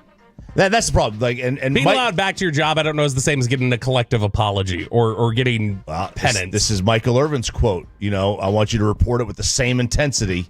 When he was, he got accused of, what was it? Was it a sexual assault? And then they reported it like that, and then it was found that it was. He said, when this proves to be false, I want you to report it with the same intensity. That we never do. Bauer's a great text. We're doing Ask Reddit here on 105 through 10. This was the most viral question this week and had the most fascinating answers, although it's a little morbid. Sean, how did that one kid in your high school die? Good gosh, Bobby. I mean, it wasn't a kid for me; it was a teacher. Yeah, I don't remember having a kid or a teacher. No. We had one. He was a grade younger than me. I think he was 15. He was on his moped, and he got caught under a UPS van, and he got dragged, and that's how he died. We went to school the next morning, and I had no idea. I walk into school like I'm always happy, you know me. I'm like laughing. What's up, guys? What's going on? And everyone's in tears. And I'm like, what happened? You were the last one to catch it. I was the last one to know. We had a kid overdose early on in high school, 9th, 10th grade for me. He just one weekend was gone and never came back. And then they called people that, kind of knew him into the counselor's office. It was this big thing, but yeah. Yeah, mine was, like I said, it was the teacher. Is this the one you dated? No, yeah, it was it was the teacher. She died when I was 16. So it was your mom? Yeah. I mean, all the students made it. So far. Ask Reddit every Tuesday. Walked right into it. Here on DFW Sports Station. Commercial free. with the expressway. He takes off his headset like he's a performer at the Improv. Just takes it off there, bowing on the fan cam. What about trading this number 1 pick for Giannis and getting your championship now? How would you feel about that? Next. That should get you over to 0 and get your car.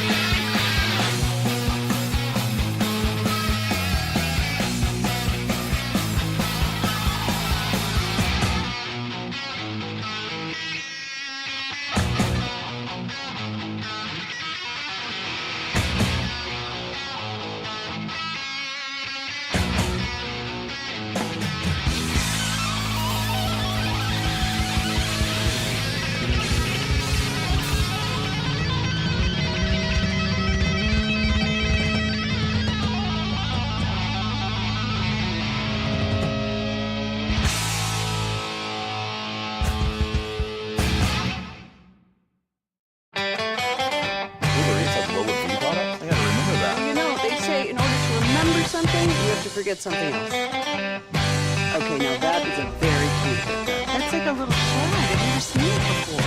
Well, I mean, of course you have. It's the Rachel. Oh, is that your name? No, I mean, what's your name? No, I'm Jen. My name's Jen. Right, but I just mean like this is your haircut. But that's hair on your head. I'm not saying this is your hair.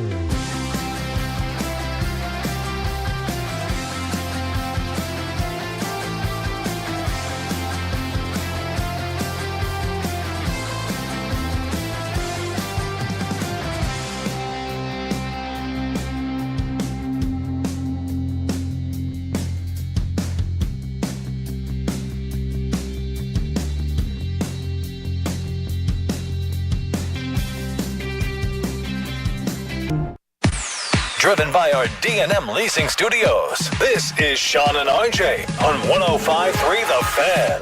Duke got it. They've got 3 seconds. Flagg, deep 3 ball. Oh, yeah. Absolutely. And a show of emotion from the best player in America. Cooper Flagg just hit from long range right before halftime. We may have to get the play-by-play voice of the Duke Blue Devils on to get a little Cooper Flagg scouting report. Good morning, Metroplex. It's Sean, RJ, and Bobby. Finally with some great news to celebrate besides the Dallas Stars and Paige Beckers on DFW Sports Station 105.3 The Fan. The poll question that I put out now has 4,000 votes at 105.3 SS. You can go to it. It's pinned at the top of my page. What do you want the Mavs to do with the number 1 pick? Draft Cooper Flagg is leading the way at 48%. Then it's in second place. No matter what, just fire Nico first. I had a Tolo, right? Are we sure that Nico is going to take Cooper Flagg? And I honestly wrote back, no, I'm not absolutely sure. I don't know. And then Jay Who just wrote, yes, we are sure. You just want to keep making it a talking point. Yeah, because your brilliant ass knew that he was going to trade Luka Doncic, right? You know everything. You got the only crystal ball in DFW, and you bet on it, and you took advantage of your winnings, right? No, you don't know what he's going to do. I think I know what he's going to do, but I don't know, and people are legitimately fearful of it because he gave away a generational 24-year-old international superstar, so you don't know. But keep tweeting big and tough. So fire Nico first at 25%. Third, try to get Luka back. We were joking around yesterday with the KNC Masterpiece. You give the number 1 pick, maybe Rob Pelinka and JJ Redick are like, oh, the conditioning is a problem, as they've discussed. And they would go ahead and fun possibility, 17% get Luka back. And then trade it for Giannis at 9%.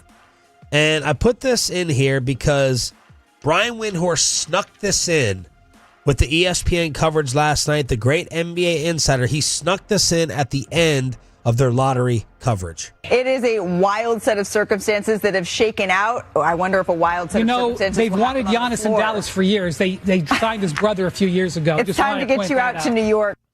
So, Dave McMenamin's wife, it was Malika Andrews. She had to step all over Windhorst right there. She had to send it to the game.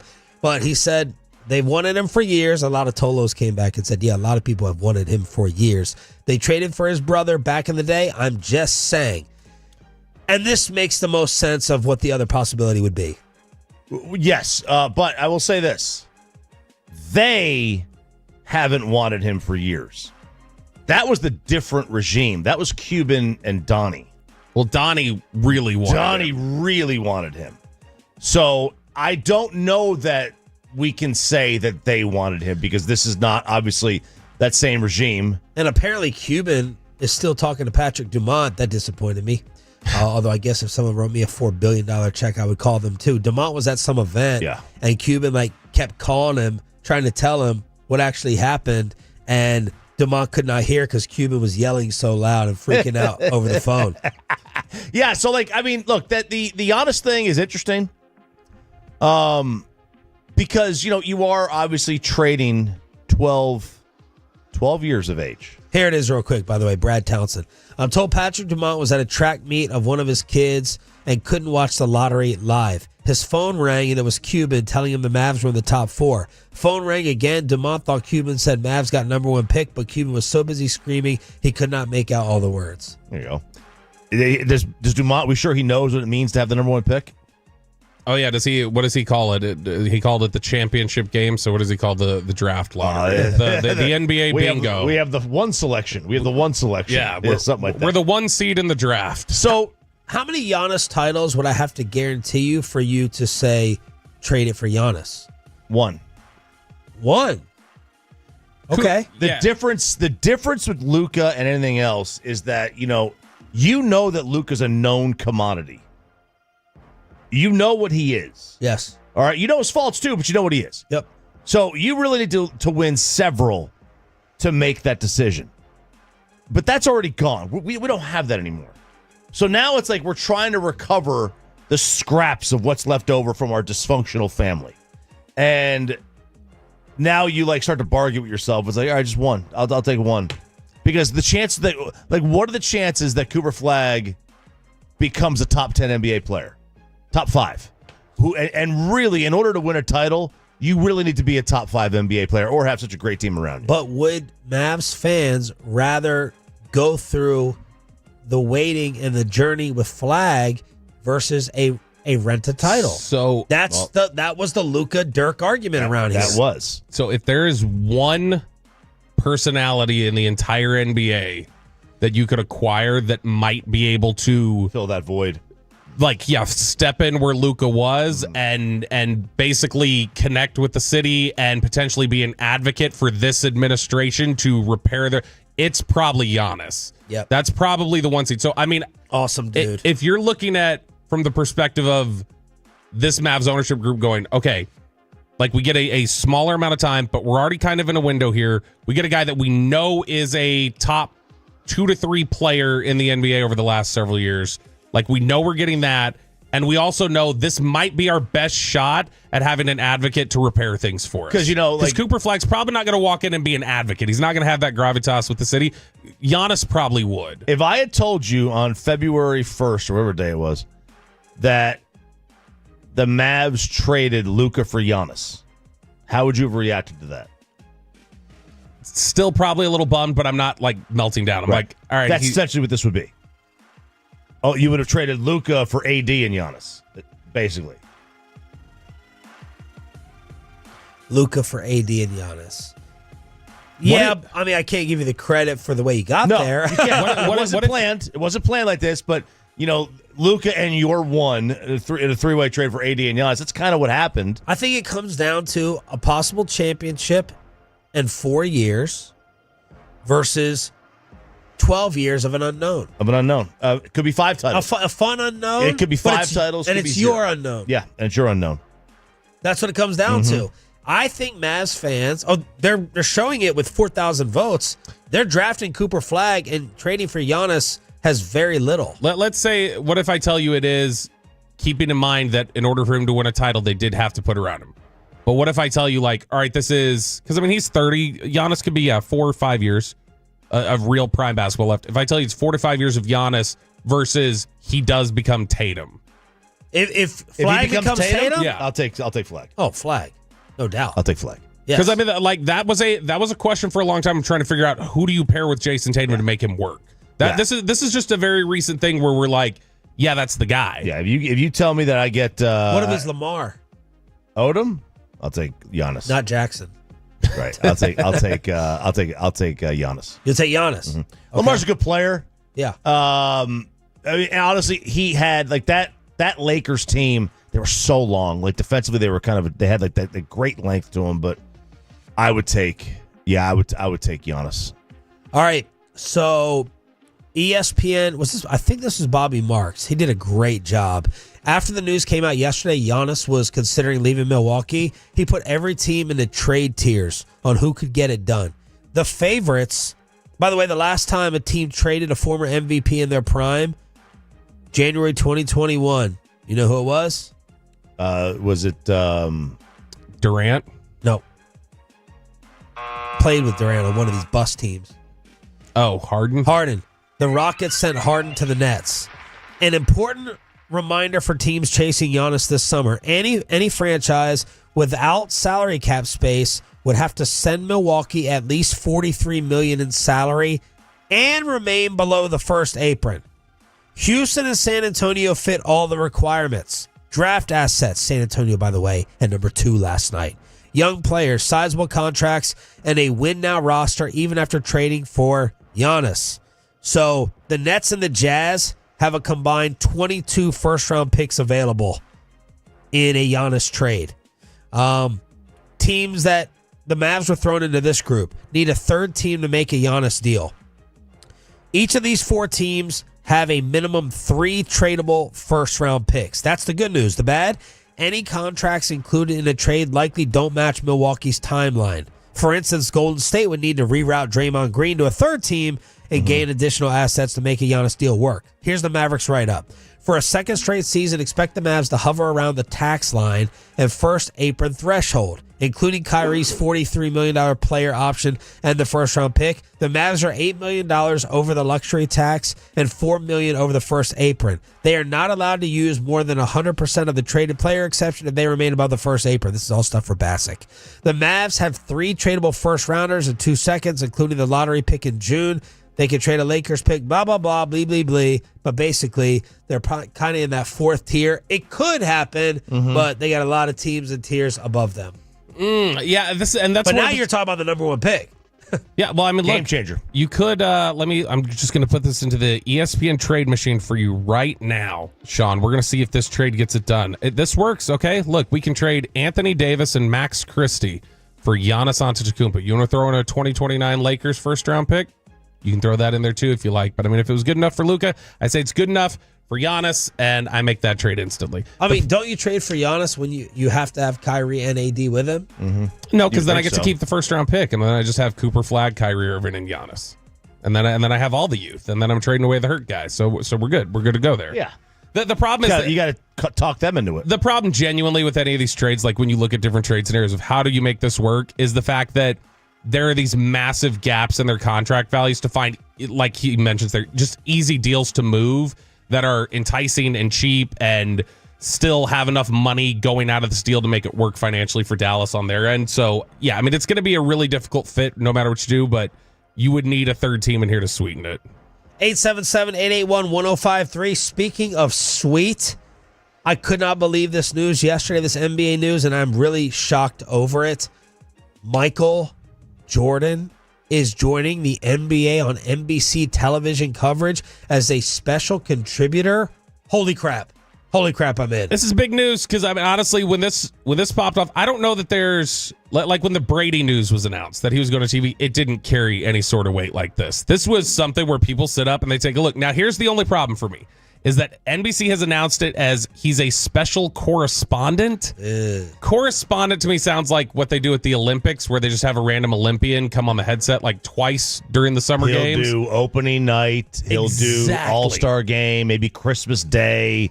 This is Trae Young. Games. This is Trae Young as Oklahoma's new general manager of basketball, where it's like, this is a name you're throwing on there. You got some weight. You probably threw him a bunch of money. And it's cool. We'll get to see a couple 5-minute interviews with him a couple times a year. But, yeah, I mean, if this was going to be a studio show, put Barkley in there too, start mending some fences, I'd be all about it. I can't tell you, like, I don't think I've ever heard him analyze the game at all. We know he can't pick a player. But I did find some other stuff that was related to the return of the NBA and NBC. So they did reacquire the rights to Round Ball Rock. Thank goodness. So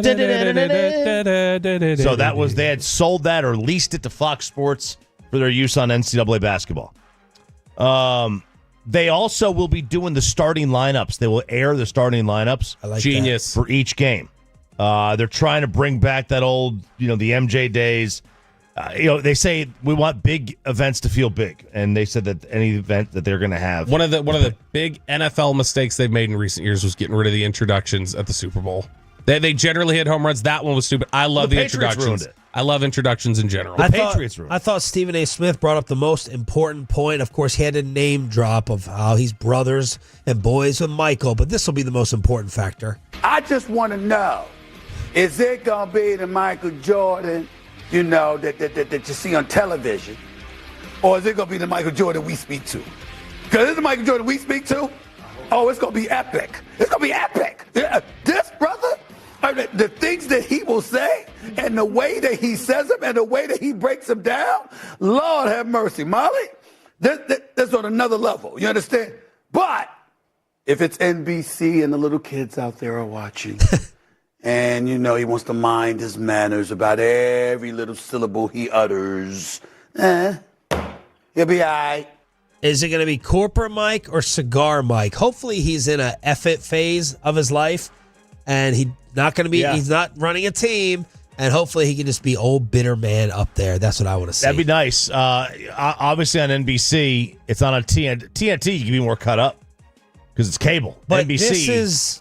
I don't know how much this is NBC versus, did they work the deal with Amazon? So Is that who it's partnered with? Yeah. Well, that's a different story. It's on Amazon, then, I mean, all bets are off. Well, special contributor to the NBA on NBC and Peacock. Yeah, it's Peacock. That's what it's not Amazon, so it's the Peacock coverage. So, I mean, if he's on the Peacock side, you could, but NBC generally with Peacock stuff has tried to keep it pretty clean. Michael Jordan, television commentary coming to you for the first time ever. It's a Tolo Tuesday of Sean and RJ here on 105.3 The Fan. Are you capable of disconnecting from the technology on vacation? Be careful. Protect your credit card from lollipops. And what's the best old school punishment for kids that we need to go back to? It's the debut of PP in the Morning's brand new intro after this.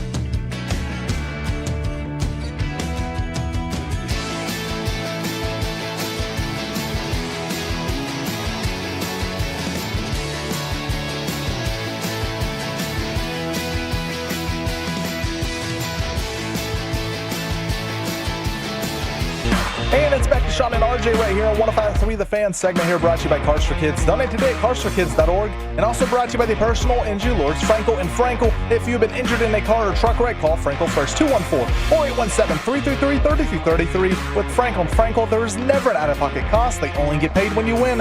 Frankel and Frankel, the go-to car and truck attorneys in Dallas. Well, congrats to Peyton Manning. He has found himself on the most toxic show on The Fan, and there's no number two. He put together the single worst 30 minutes in live radio history. That is right. It is not the payload on Thursdays. It's PP in the morning on Tuesdays, 8:20 every Tuesday at this time. And gentlemen, first off, intro, good, bad, how do we feel?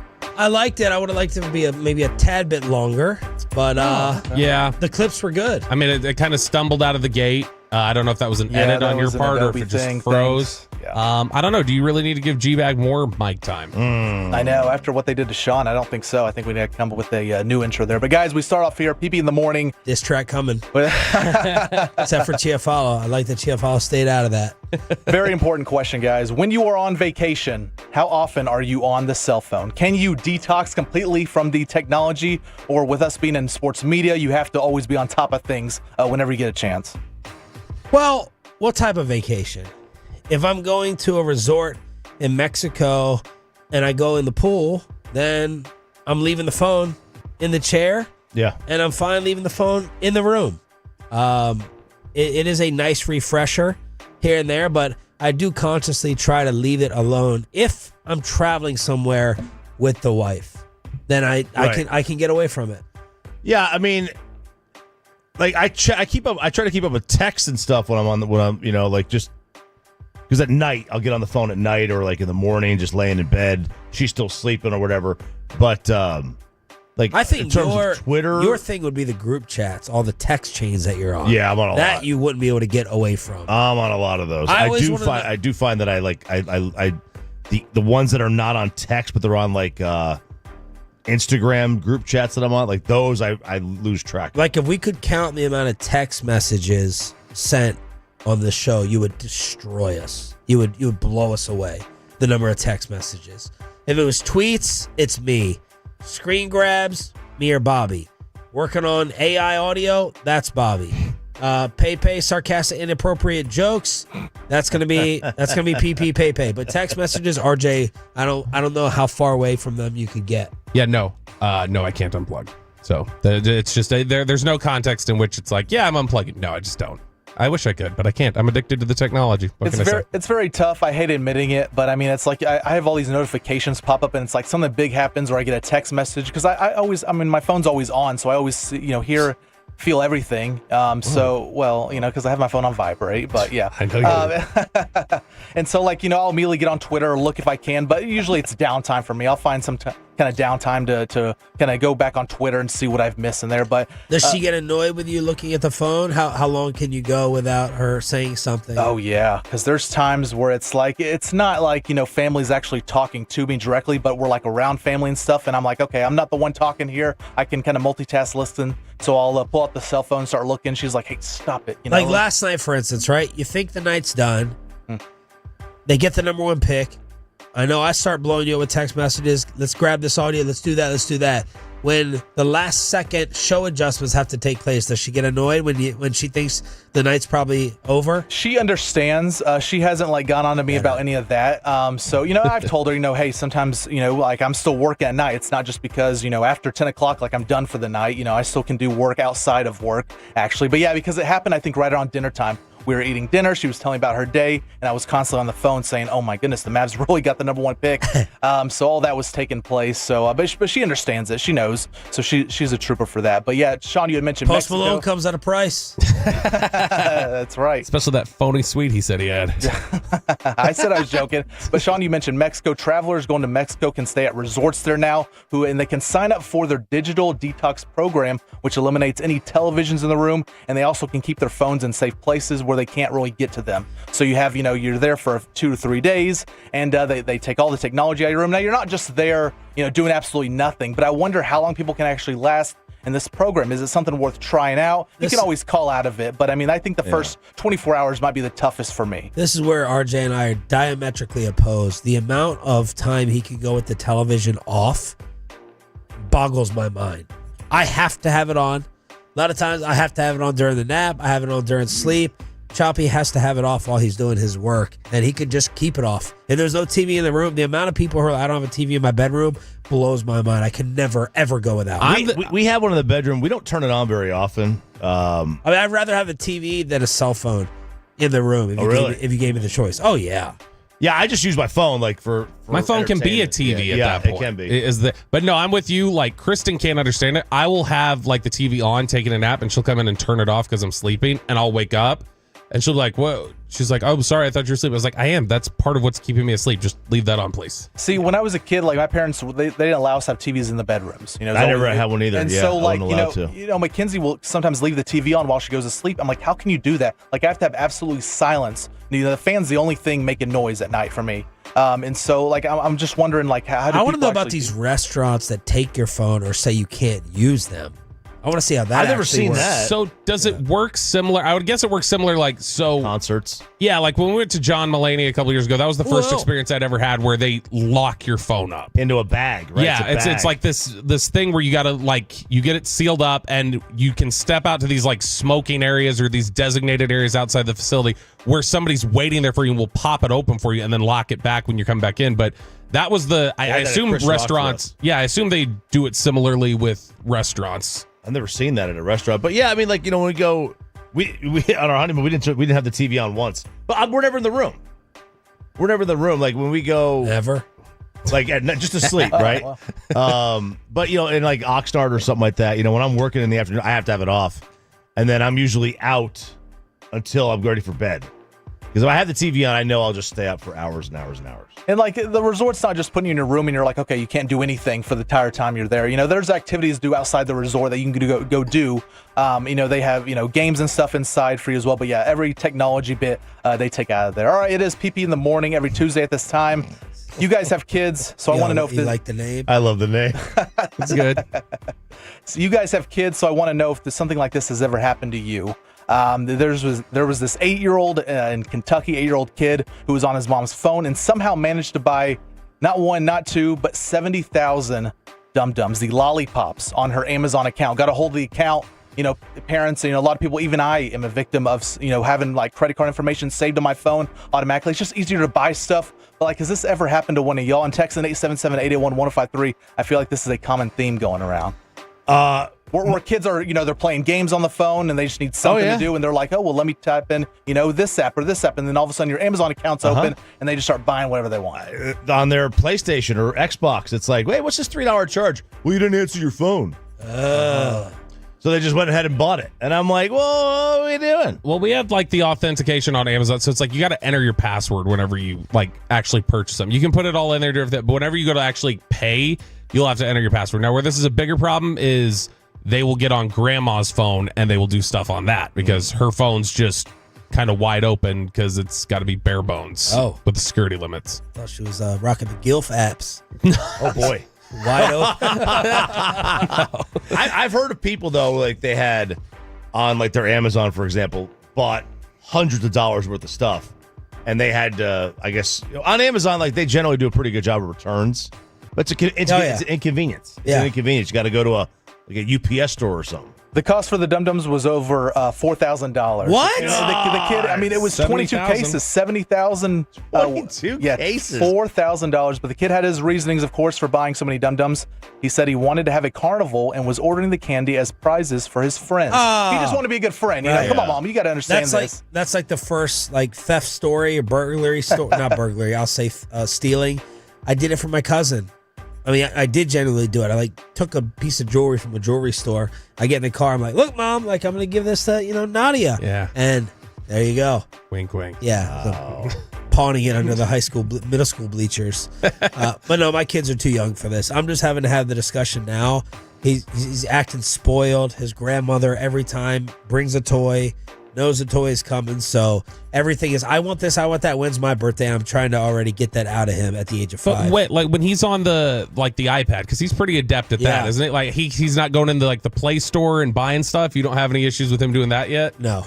Okay, I think Amanda that's coming. She's done a nice job of setting up the settings. Oh, that's good. She's got the locks on it. Yeah. And for those wondering, the mom was able to But get if he did that with the lollipops, I would do like Jesse Holly's grandma did with him with the Make him cigarettes. eat it. Yeah. Eat them all. Go ahead. Here you go. Eat them all. Until you start puking Tootsie Rolls all over the place. Keep consuming them.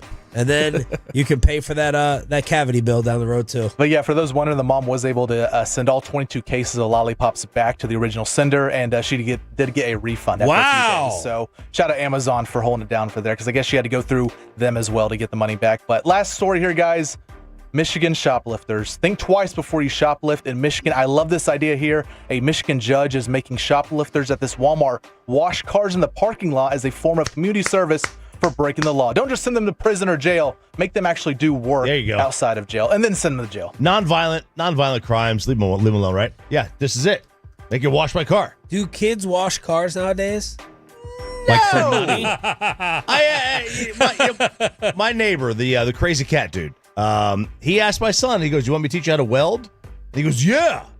And then the day comes to him to show him how to weld, and my son's like, "I'm a little tired. I don't want to do it." Yeah. Yeah, of course you don't want to do it. Nobody wants to do work. No, yeah, they don't wash cars. I had the greatest car wash experience over the weekend. They did everything. They did the inside of the car. It was cheap. It was like $10. They're doing the whole car on the inside. I was like, where? North Richmond Hills. I was at baseball practice. Outside and inside? And inside. It was like 10. It was kids? No, it was a service. It was a service. I was like, and it was amazing. I didn't know this was a thing until a couple weeks ago when Kristen told me she actually subscribes to it, and I pay for it. There's like subscription services for car washes. So Kristen's got like this pass this monthly pass that she has at a car wash. That she's like, yeah, I get to wash the car whenever I want, and so since I'm always running around the Explorer, like I got to get it cleaned. There's one of the dads on our team. I saw him at the car wash, and he goes, "I'm here 3 times a week." Because he has a monthly subscription. He's there 3 times. It's free every time. Okay. I can't even get the one here next to this McDonald's to read my card. I got to get gas to get my car washed here at this one next door. I won't read my card correctly. How often do you wash yours? And I can see you washing it yourself. You would be correct. When I lived with my parents, because obviously, it's their water, their bills, and because I'm frugal, I didn't want to go to the car wash and spend $9 on a car wash. I would go outside and hand wash my car probably once a month. Once a month I get it, especially in the summer, maybe twice a month. I'm sure some people get a satisfaction. When I was young, I felt like it was cool. Like, oh my gosh, I'm shine this up. Kind of similar to mowing the lawn or something. I don't mind. I just don't have I want to get one of I need to get one of those those sticks, those big scrubbing brush sticks. Squeegees. Things. No, yeah, the long one they attach to the hose and everything. Because I would like to do it. It's just truck's time consuming. Is the Dallas Mavericks' newest player Scottie Pippen, Kawhi Leonard, or Jason Tatum? The lead draft analyst from ESPN, Jeremy Woo, gets you excited about your next Maverick next.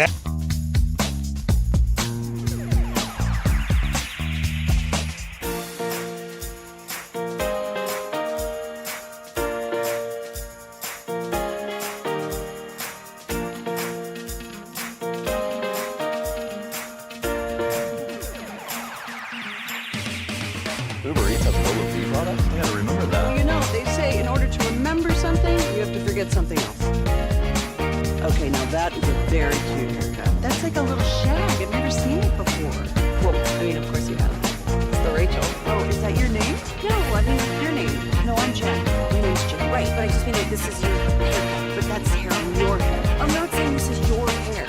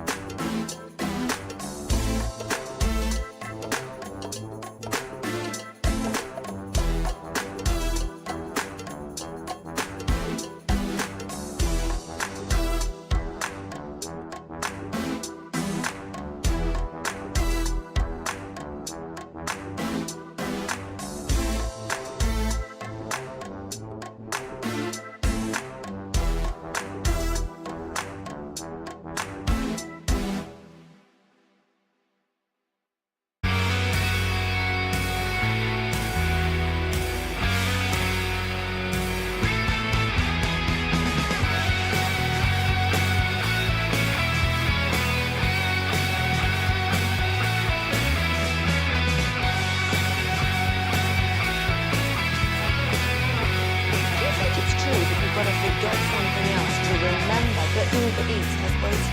No, that's absurd. Hey, remember when you used to be what was it, Pepper Lady? Was it Cinnamon Sisters? Basil Babes. Saffron Squad? Nutmeg Maidens? Pre-curve? No. She said that. Was it Spice Girls? Doesn't sound right. Was it Saffron Squad?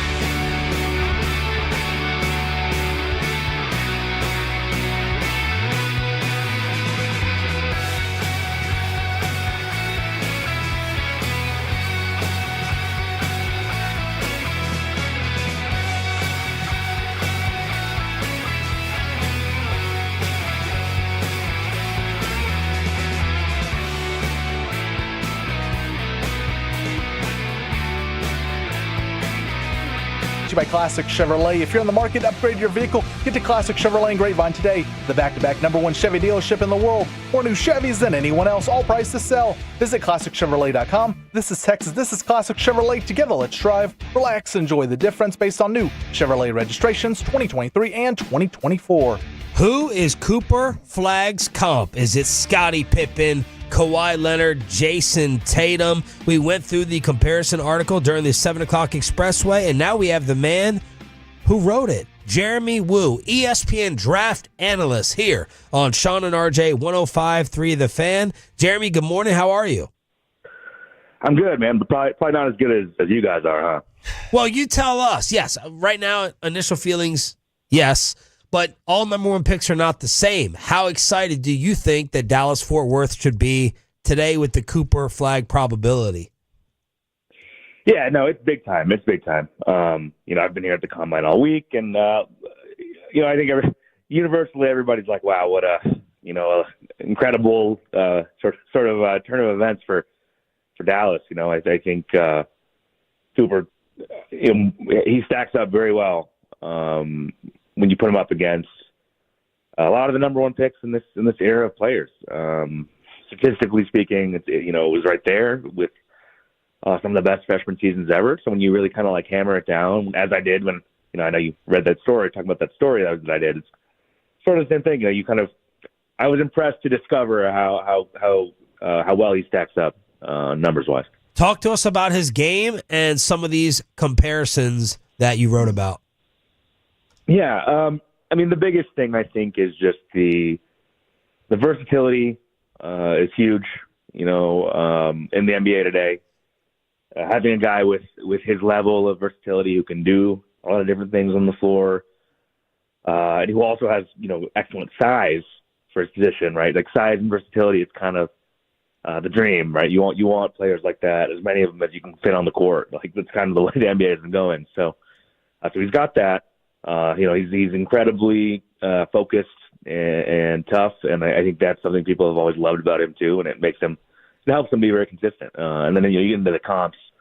It's always tricky to do comps, and you never, whenever you're throwing out like Hall of Famers, it feels a little maybe irresponsible, but you spend some time talking to people around the NBA about this, trying to do it the most responsible way you can, and people have thrown out, Scottie Pippen, maybe if he's not #1 offensive option, but maybe he's an incredible, second star, right? Like maybe that's an outcome for him. Kawhi Leonard and Jason Tatum, those have gotten thrown out just in terms of bigger wings who could score and defend and kind of do it all. And, he's well ahead, at least at the same age of where those guys were. So just in terms of both stats and just you watch them, it's very different trajectories. So it's hard to feel amazing about any of the comps, but I think just the fact that it's those type of names, I think, tells you what type of player he could be.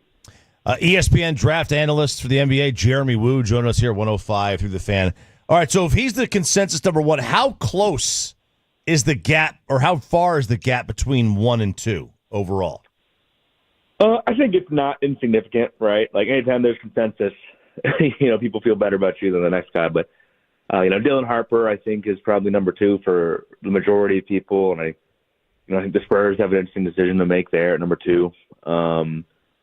But yeah, Cooper, I think, kind of put the conversation to rest with the way that he played. It was not a sure. I think he was the favorite coming into the season, but then he, with the way Duke was winning, and again, the consistency that he brought. I was talking to another, person in NBA about this recently, and it's just like it's almost like he's so good that he's become like boring, and that's a good thing, right? Yeah. Like, you're not questioning whether he's going to bring it. You're never worried about that, and even if he has an off shooting game, like he's going to give you a lot of value defensively in other ways. So, very very unique player.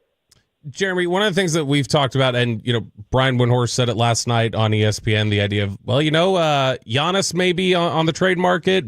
Dallas has always coveted him, and just kind of threw it out there as a fun thing. But is Cooper Flagg the type of talent to you that you say that's not somebody that I would want to package a trade for a veteran superstar? I'd rather have the 15 years potentially of Cooper Flagg than a short window with a top tier player. Yeah, no, that's not. If it were my job on the line, I would be very happy just to keep Cooper and not laugh in the face of the luck you just got. I think having a young guy like that, who another thing people say about him often is he's the guy who can be a real culture setter. Now, but a little different going to Dallas, right? I mean, I think it's great for him too, going to a team that wants to win and like badly needs him too. I think that is a great fit for him. It's going to be really interesting to see what happens. But I think, the prospect of going to get a star, I know it's exciting, but my guess is too, after the Luka trade and the fallout from that and the blowback they got, like, I don't know if you can do a move like that twice and feel great about it. So you keep the younger guy and you feel great to have him. What type of kid is he? Yeah, I think everyone, I've never heard anyone say a bad thing about him. I think he's very, very focused, very basketball. Basketball is he loves to do it, right? It's like not every kid basketball is like the number 1, number 2, and number 3 hobby. I think Cooper is sort of that kind of kid. And I think it shows, in the work he's put in and how much better he's gotten. So, people say great things about him and the family and everything, and I think it'll be a great fit. ESPN NBA draft analyst Jeremy Woo joining us here on 105.3 The Fan. Is he a better defensive player than offensive player right now? I think that's probably accurate. Defense wins championships, Jeremy. That's right, it does. That's what they say, I hear. Yeah, but he, defensively, he can really likes to guard, and will guard multiple positions. I don't know if he's going to be necessarily like an all defense level defender, but it doesn't really matter. Like, he's going to be a defensive ad. Offensively, his game is more. It's still developing, right? I mean, his shot has come a long way from high school to now. I think it'll keep improving. He's got to continue to work on beating guys off the dribble and that aspect of it. But that's something I was also. Last night we were hanging out at the hotel after the lottery, and it came up, and it's like, well, with Kyrie out, he might have to handle the ball a lot. Like he might get a lot of on-ball reps, sort of out of the gate for the Mavs. I think that's a good thing, right? Like you want to let these young guys kind of spread their wings and stretch themselves on offense. That's how you grow that side of your game. So I think, not a stretch to say that his offense will catch up. But I think it's also nice to go to a team that has, a guy like Anthony Davis and Kyrie when healthy, and it'll take some of the pressure off of him, right? Like late in the clock, he doesn't have to be that guy, and I think it makes a lot of sense in my head at least.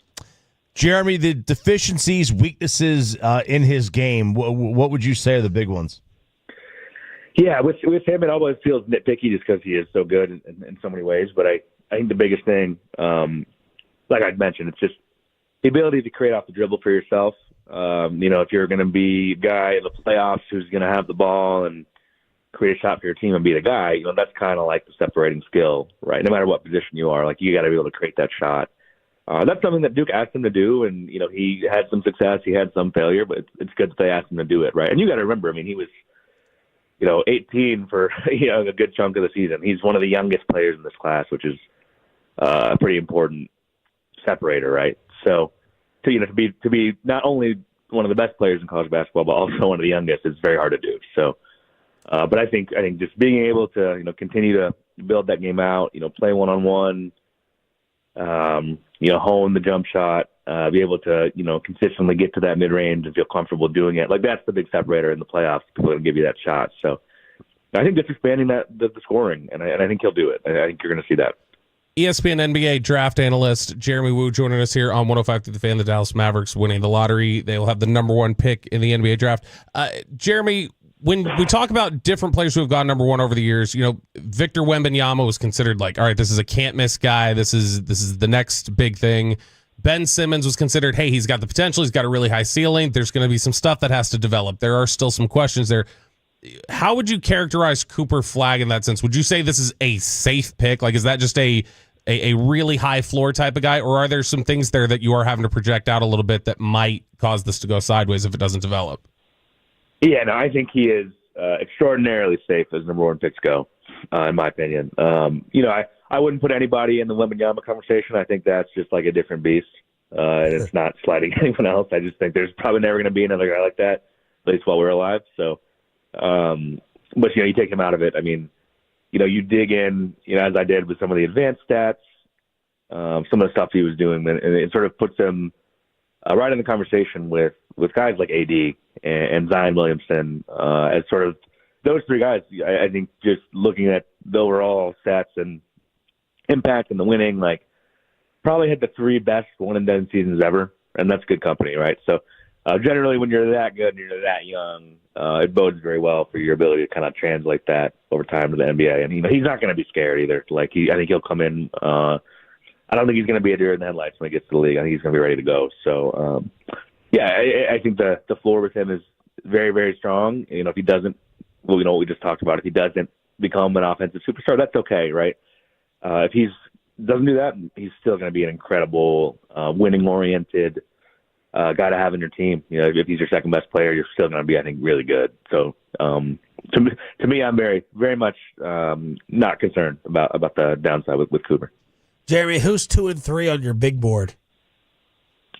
Yeah, so for us, it's Dylan Harper at number 2, and then his Rutgers teammate, Ace Bailey. Those guys have been 2 and 3 on our board at ESPN, and I think we'll kind of see how it goes. I think one of the interesting subplots of lottery night is the Spurs getting number 2, the Sixers getting number 3. Those are 2 teams that want to win. So I don't think we're going to see. I'd be surprised if Dallas trades out, but I think 2 and 3, you could see the possibility of at least they're going to pick up the phone if you call them, right? Maybe trade back, maybe trade out. Will be involved trying to upgrade their teams. So it's so early. I'll have to shake out, but I do think Harper in a vacuum would go number 2 for me, and I think Bailey is a guy with the type of upside that I think Philly would make sense for them. So those 2 guys, I think it's a pretty strong draft. These are young guys.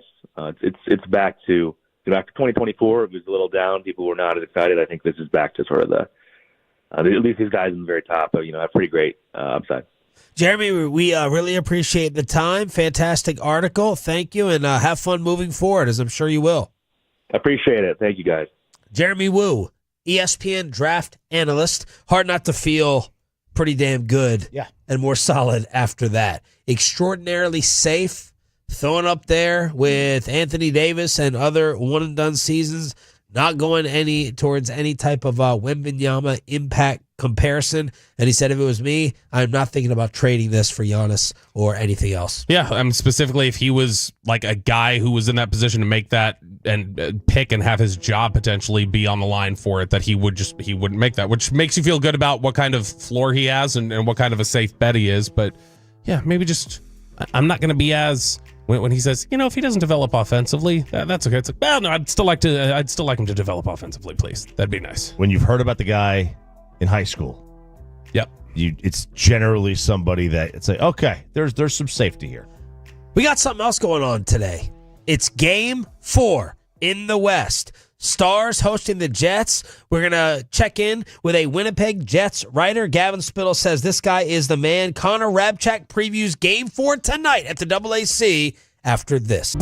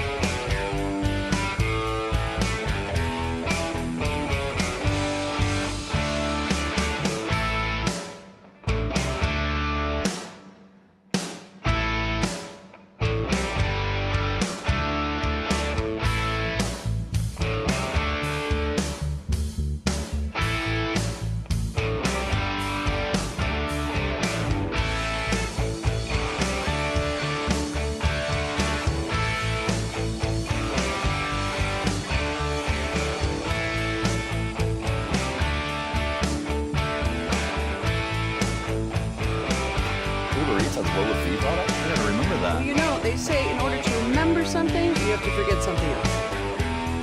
Okay, now that is a very cute haircut. That's like a little shag. I've never seen it before.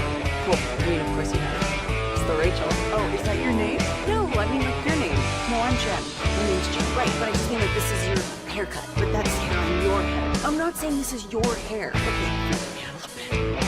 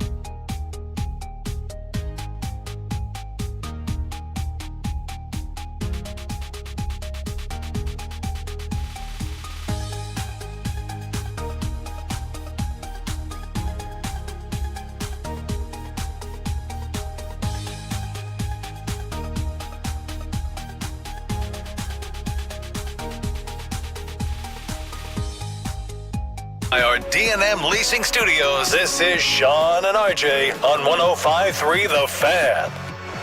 Hyman working with Kane to the right corner. Hyman on the inboards, out to Kane, to Henry, score! Oh, look out! Oh, we got a tilt as Hill was going after Kane. The Edmonton Oilers are up 2-0. Hurricanes over the Caps. Carolina leads Washington 3-1, and Edmonton leads the Golden Knights 3-1 with the 3-0 victory last night. That was the call on Oilers radio, and hopefully the Dallas Stars can get to 3-1 as well after Game 4 tonight. It's a preview here on Sean and RJ 105.3 The Fan. Now, Gavin Spittle vouched for this guy. He said he's an absolute beast. He's got the nice setup right now, so we're off to a good start on the Fan Cam, Twitch, and Zune. Connor Rabchak is joining us, Winnipeg Jets writer, to preview Game 4 here on the Fan. Good morning, man. How are you? I'm doing well. Thank you, Gavin, for vouching for me. Gavin's my guy. We've done many podcast appearances back and forth. He's a legend. And I'm coming to you live from sunny and hot Winnipeg, where it's 98 degrees Fahrenheit today. No way. Yeah. Winnipeg's not always cold. 98? 98 is the high Fahrenheit. We're supposed to be getting 95 today. Yeah, but we're 1,000 miles south. Yeah, they do. They got us beat today. Tomorrow will be 100 though. So for here or there? For here. Well, this weekend we go back down to like below freezing. So it's short lived. That's good. What bar is that you're in?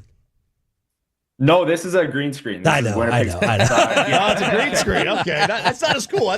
We thought, man, he's got a whole setup. No, we did not think it was a whole setup. We knew it was a green screen. We were just having fun trying to get people on the Fan Cam. Connor, your thoughts on the series so far and where we are?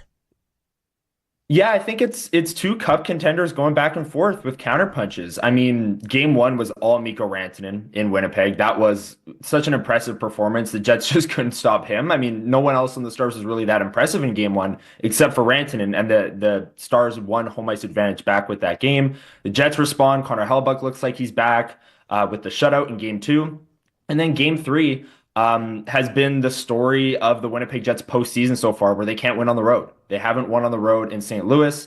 They didn't win on the road in Game 3, and it's always a 2 to 5 minute stretch where they just lose it. And in that game, it was the third period. It was the long review, the controversial goal. Mikko Rantanen scores 50 seconds later. The Jets just don't handle that moment well, and they're down 2-1 in this series. And this game tonight is such a huge one because the Jets haven't won on the road in the playoffs so far, and they've been great at home. They've defended home ice well, but if you go down 3-1 to a team that may or may not have Miro Heiskanen back tonight, but expected to get him back in the series, that's a tough deficit to pull yourself out of. So big one tonight.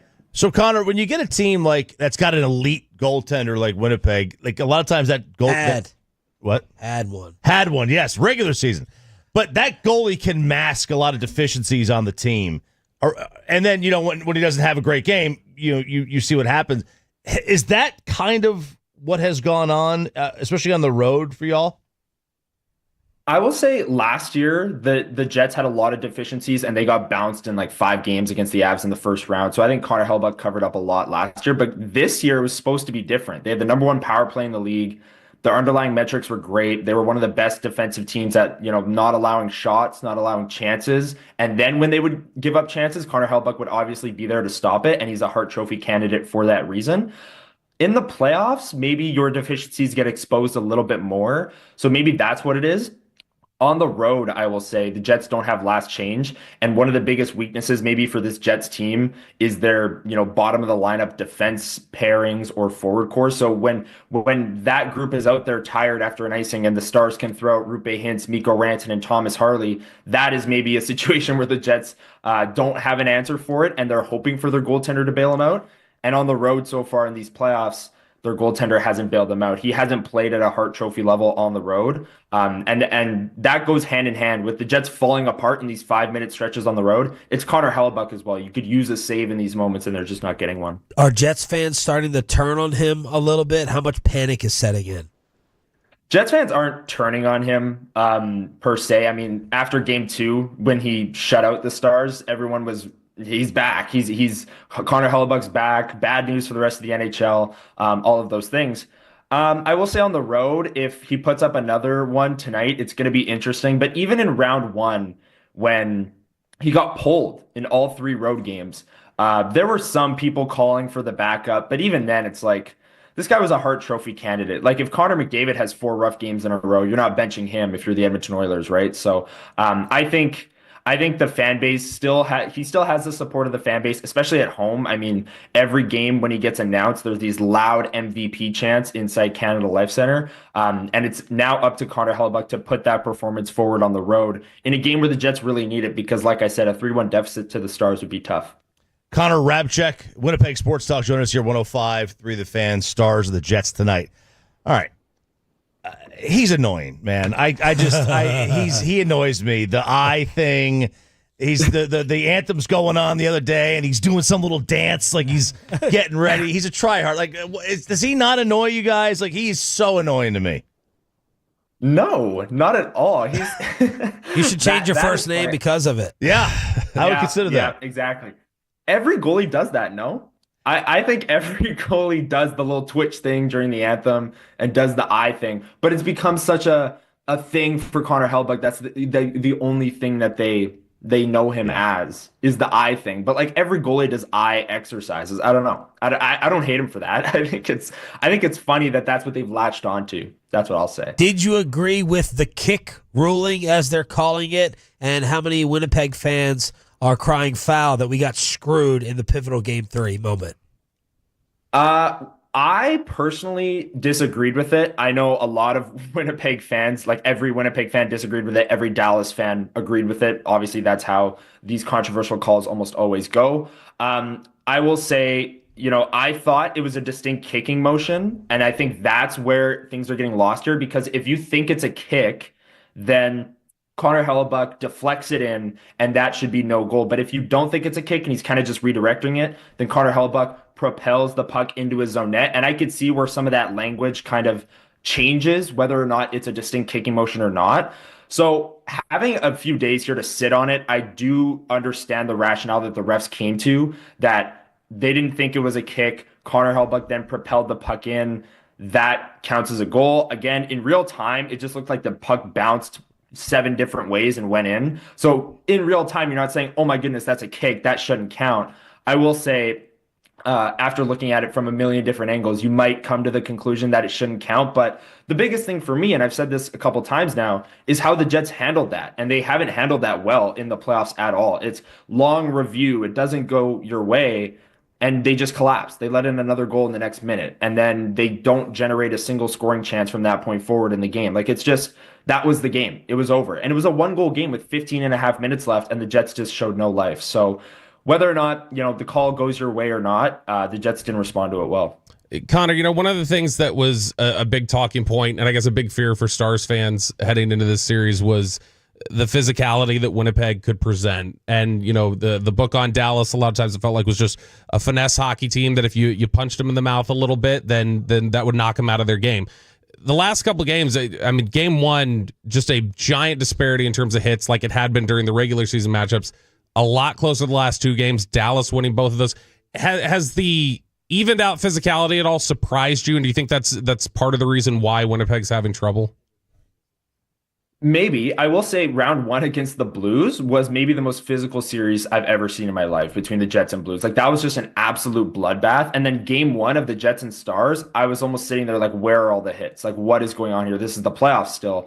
Game 3, I will say Dallas really took it to the Jets, I thought, in the physicality department, especially on home ice, getting that the crowd behind them and using that. I really thought that they did that quite well and punched the Jets in the mouth per se. And it'll be interesting to see because the Jets' third pair in the Blues series was Logan Stanley and Luke Shen, 2 tall, physical defensemen, and they swapped both of those players out in game 2 of this series and game 3 for more puck-moving mobile defensemen. So they're kind of going away from that punch your opponent in the mouth physicality style. They're trying to play a puck possession finesse game, which, like you say, is probably the Stars' bread and butter. So it'll be interesting to see if the Jets go back to that physicality element. I do think that is a way to beat the Stars. The Stars were 31st in the league during the regular season in hits. So maybe the physicality element is somewhere where the Jets could press a little bit more in this series. And it is hopefully, I mean, you guys are obviously hoping that this series ends in 5 and Dallas wins out. But if this is going to be a long series, that's maybe a place where you could wear your opponent down over the course of a 7-game series. Connor, what was your prediction before the series, and where do you stand now? I said Jets in 6 just because Pete DeBoer doesn't lose game 7s. So I would say Jets in 7, but like you can't do that because Pete DeBoer doesn't lose game 7s, right? My prediction now, I mean, tonight is so huge. It still technically could be Jets in 6, but the way that they've played on the road, it feels like they'll have to win at home to close this series out. You know, I just can't see the Jets winning on the road to close out a series. So it would have to be Jets in 7. I'm a lot less confident about that pick. Let's just say that because the Jets lost home ice in game 1 when Dallas won with the Mikko Rantanen hat trick. And now here we are down 2-1. You're on the road. The Jets haven't shown up on the road in these playoffs yet. So I think the Stars definitely have the upper hand in this series. And my Jets in 6 pick is looking a lot more like Stars in 6 or maybe Stars in 7. We'll see. Connor, so we need help here. Give us a good hockey analytics site because Bobby over here uses Money Puck. That's the only thing he references. It's awesome. Is it? Give us a good analytics site for hockey that we can use to get rid of that. I use Natural Stat Trick, so it's a little bit less of like Money Puck is very, very, very good for what you're looking for. If you're just looking for like goalie stats and how many goals are saving above expected and things like that, and they do a great job of sorting things out by line. So if you're wondering how the Mikko Rantanen line has done in this series, you could easily go sort by playoffs and look at that entire line. Natural Stat Trick is a little bit more game by game. So if you go to their site, you'll see a massive bracket and you can click on a series and you go into each game. But that stat I referenced, how the Jets did not generate a high danger chance in the third period of game 3, that's from Natural Stat Trick. So you can look period by period, how teams are, dominating, whether or not a team is getting off to good starts. That's another thing. The Jets have not gotten out to a good start, basically this entire playoff run. And the stats support that, the underlying metrics, if you will, the scoring chances, high danger chances. So Natural Stat Trick, I use that a lot in my articles and my research. Connor, the bar sign on your back wall says Winnipeg Sports Talk. So I'm curious, when I turn on Winnipeg Sports Talk, what is the number 2 topic? Judging by your wall, it's like the LA Rams. Am I reading that correctly? What's the number 2? What's the number 2 topic on Winnipeg Sports Talk Radio? That actually is a Winnipeg Blue Bombers jersey. So CFL, Canadian Football League. That is the number 2 topic on Winnipeg Sports Talk. Because, during hockey season, it's all hockey all the time. But in the summer, we've got the Gold Eyes CFL. We've got the Sea Bears as like a Canadian basketball league. We've got the Gold Eyes as a Canadian, baseball team. Very minor league stuff, but it's Winnipeg, small town, big city. What kind of an identity crisis kind of thing. No, but CFL football definitely. The Bombers have made 5 straight Grey Cups. So they've made it to the Super Bowl of the CFL 5 straight years. It's only a 9-team league and won twice, but they sell out a ton. It's a party atmosphere. The Bombers are definitely the second topic there. And you know who spent 3 years on Winnipeg Blue Bombers rosters, guys? Old Dallas Cowboys legend Lucky Whitehead. Oh, that's right. Whitehead. Connor, you lived up to the Lucky hype. loves Winnipeg. Yeah, Lucky you lived loves up to the Winnipeg. hype, man. We really appreciate it. Thank you so much, and enjoy the rest of the series.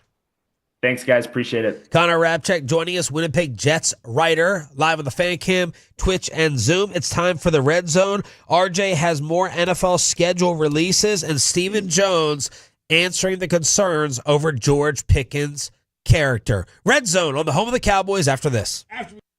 After we get you over to Platinum Ford in Terrell.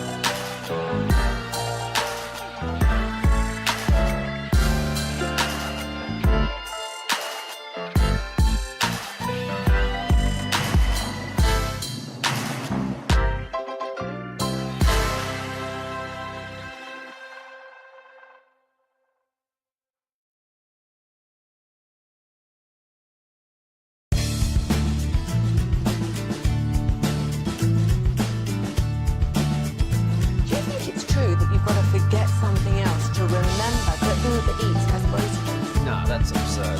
Hey, remember when you used to be a, what was it, Pepper Lady? Pepper Lady? What are the Miscellaneous sisters? Hazel Babes. Saffron Squad? Nutmeg Maidens? No. Nutmeg Maidens. Who just said that? Was it Spice Girls? Doesn't sound right. Was it Saffron Squad?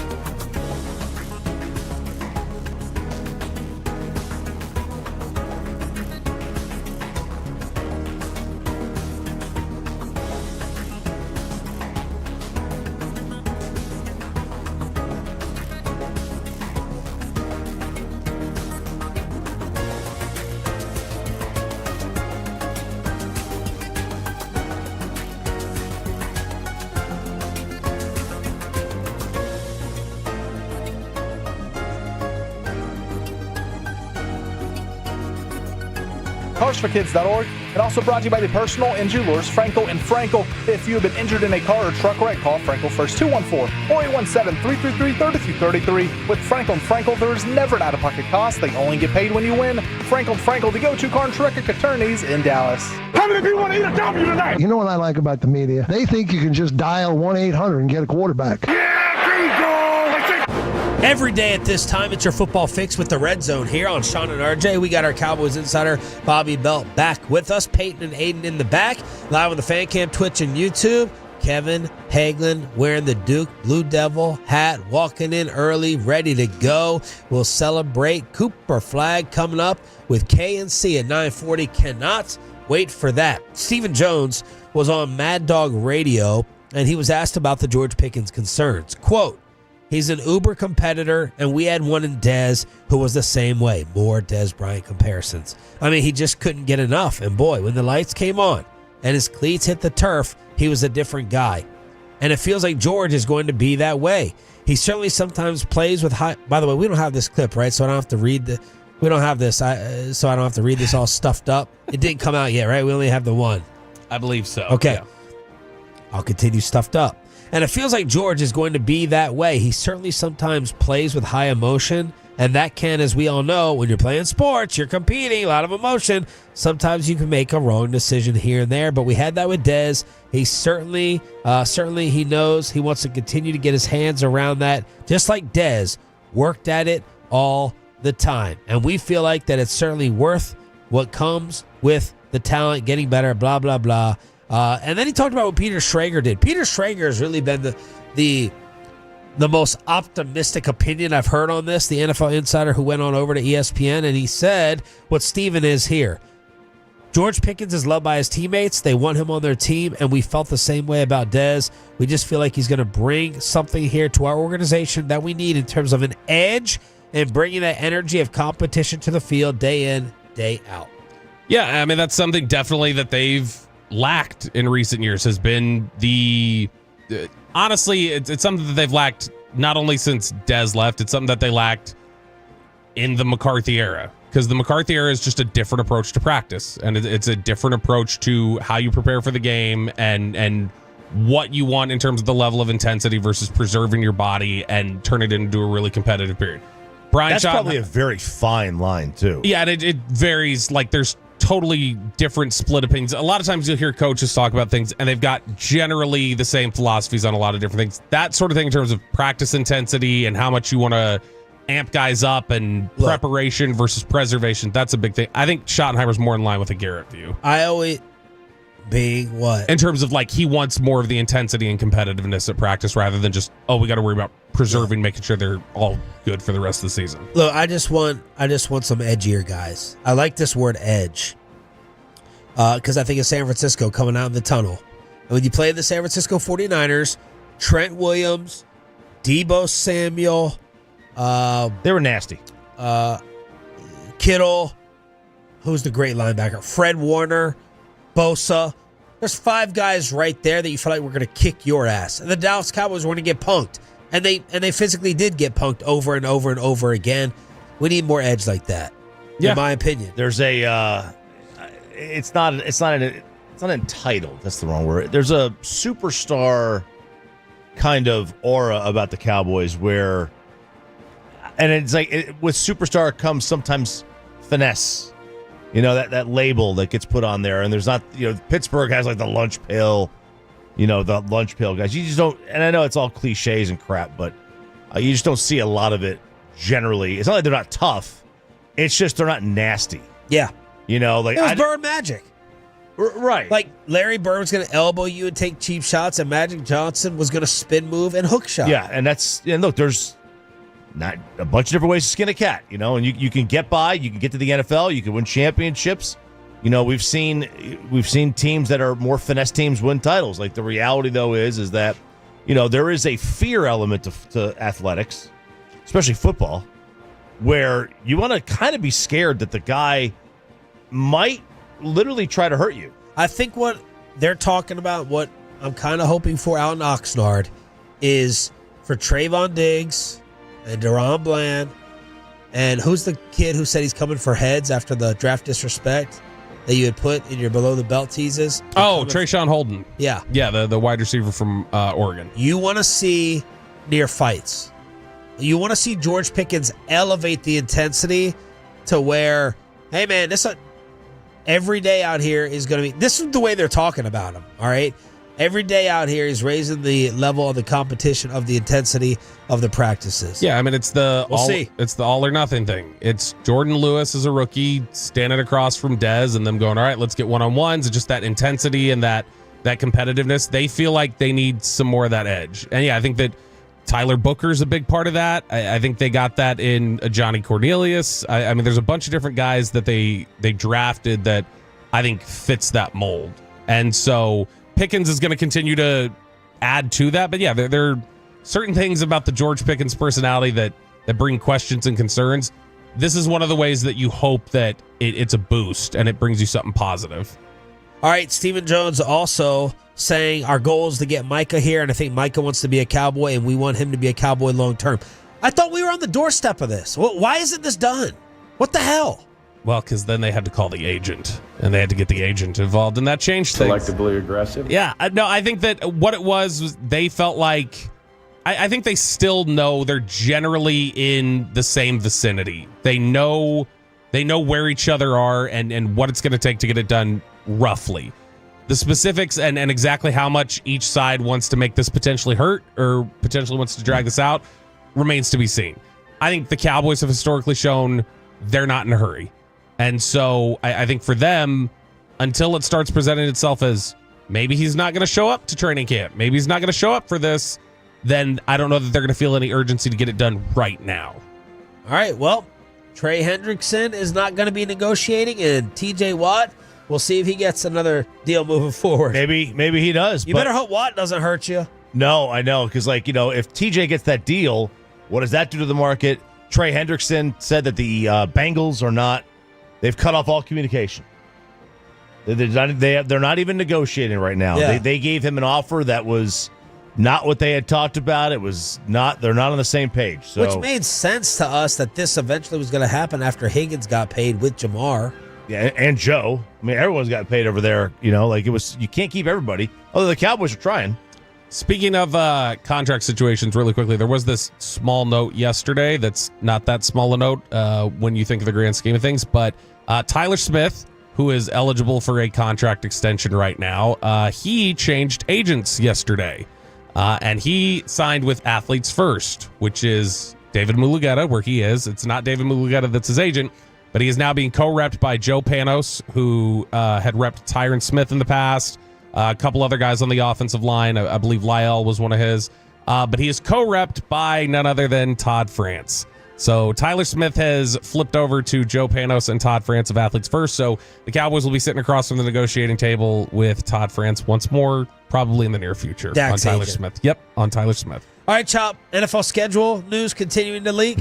Yeah, so Schefter has put a lot out there. He's put a lot out there. By the way, the Chargers will travel the most of anybody this year, 37,000 miles. They will travel. The Cowboys, meanwhile, will travel just under 19,000.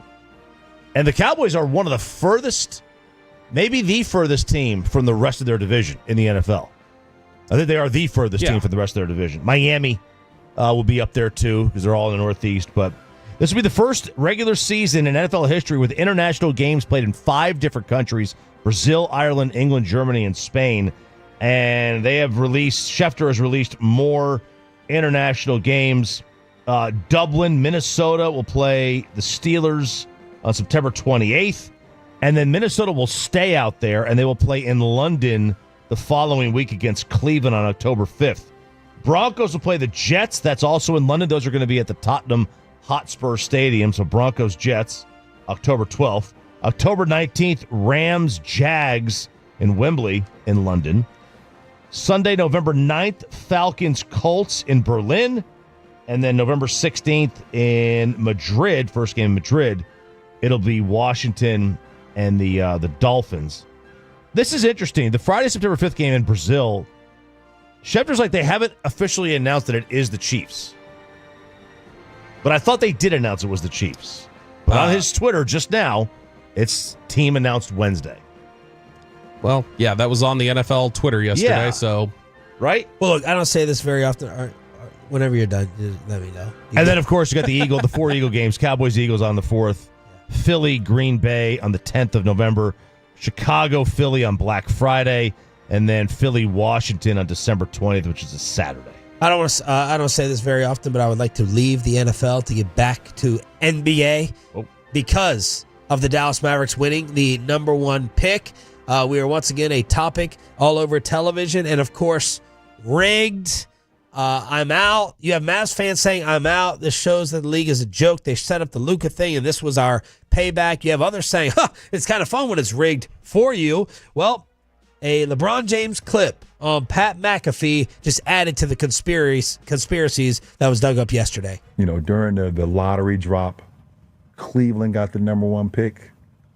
I just don't think that was. What a coincidence! Don't you think? Wemby with the Spurs. Oh my God! Let's keep LeBron home. You know what? Patrick Ewing to the Knicks. You know, Derrick Rose to the Bulls. Right? I understand the assignment, guys. So while listening to that, I'm sure Adam Silver loved hearing that. And looking at everyone else say, oh, what about Derrick Rose? What about this? I was like, okay, well, they were probably favored those years. They were probably, favored to get the number 1 pick, or at worst, number 2. Bobby has the odds. Yeah, we went back and looked at this. Let's start in 2008. So the Bulls got the number 1 pick, like LeBron mentioned. They get Chicago native Derrick Rose, a chance to revive the Bulls franchise. All right, well, what were their odds to get the number 1 pick? Well, they were 1.7%. So basically, they were the Mavericks, what they were yesterday. That's what the Bulls were when they got the number 1 pick to pick Derrick Rose. 2011, the very first lottery after losing LeBron. The Cavs win the lottery via a pick they acquired from the Clippers, which had just a 2.8% chance of winning. They select Kyrie Irving. Now, the Cavs were the second best odds to get the first pick, but it was with their pick. And that pick went 4th, and they actually got the Clippers pick with a 2.8% chance. 2012, the very next year, this is right after CP3 was traded from the Hornets. Well, magically, the Hornets win the lottery, and they select Anthony Davis. They did have a 13, which were the 4th best odds, so not too crazy. But the following years, 2013 and 2014, other than the CP3 trade year, the Cavs won 3 lotteries in a row for the number 1 pick after LeBron had left. And they used one on Kyrie, stashed him away. And Anthony Bennett, Andrew Wiggins, and then they packaged both of them to get Kevin Love 2 weeks before LeBron re-signed in Cleveland, and they take their number 1 pick from 2011, Kevin Love and LeBron. By the way, that 2014 that they won, they had a 1.8% chance of winning. And then in 2019, with Anthony Davis on the verge of being shipped off to the Lakers, the Pelicans won the lottery again, this time for Zion Williamson, when they had a 6% chance of winning the lottery. Just really, really hard to argue. It is hard to argue.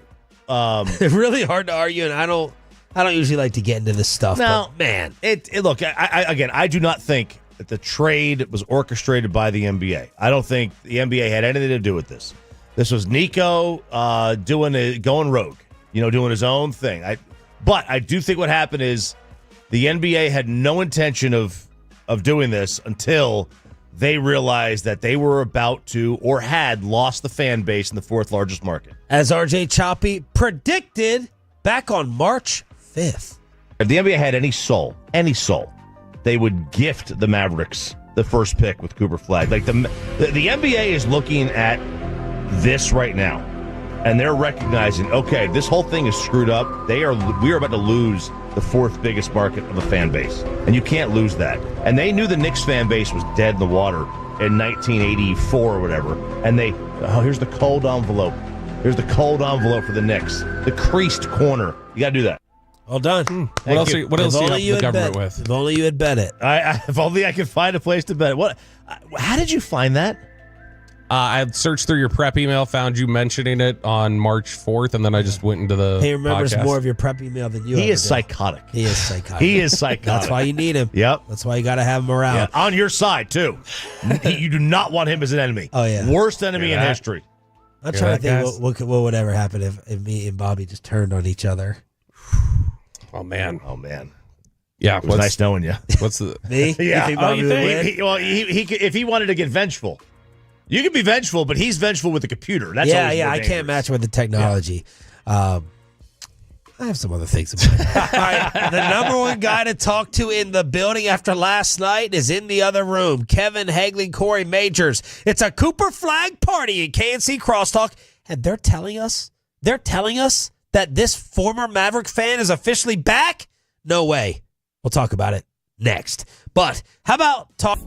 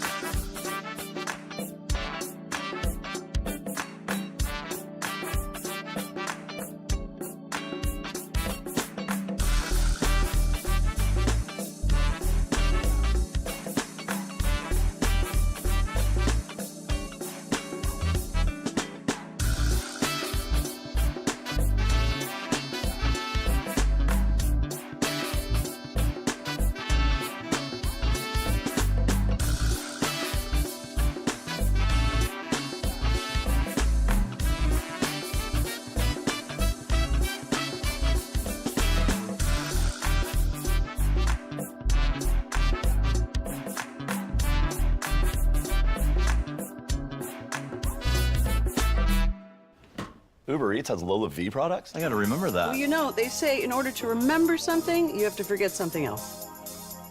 Okay, now that is a very cute haircut. That's like a little shag. I've never seen it before. Well, I mean, of course you have. It's the Rachel. Oh, is that your name? No, I mean, like, your name. No, I'm Jen. My name's Jen. Right, but I just mean, like, this is your haircut. But that's hair on your head. I'm not saying this is your hair. Okay, forgive me.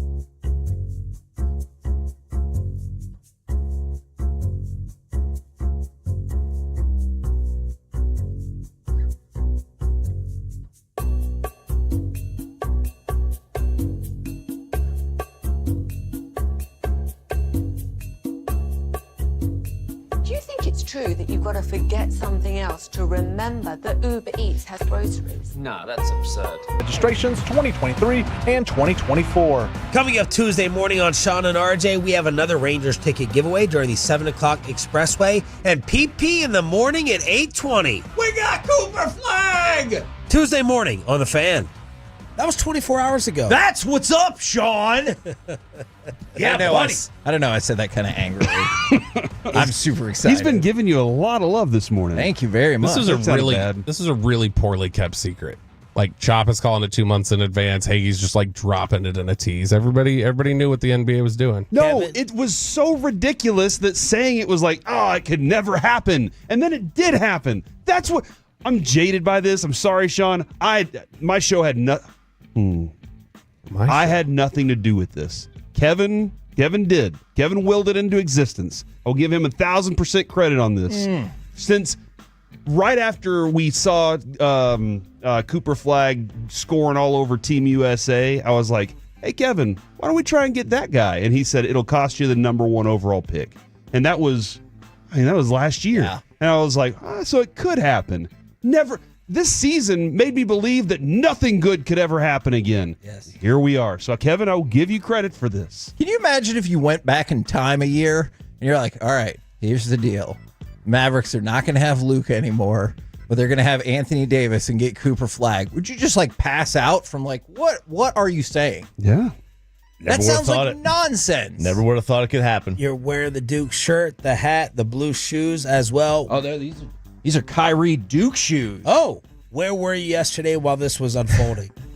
I was in a public place when this happened, and I did not hide my excitement. Did they have TVs? Yes, they did. Thank goodness. So yeah, that is our first segment is your real initial reaction. Because there are a lot of people right now that are making their comments based on what they've collected. But when you first heard it, how did you really feel? But how could you feel anything except jubilation? Exactly. I absolutely felt jubilation. So we were at a pizza place.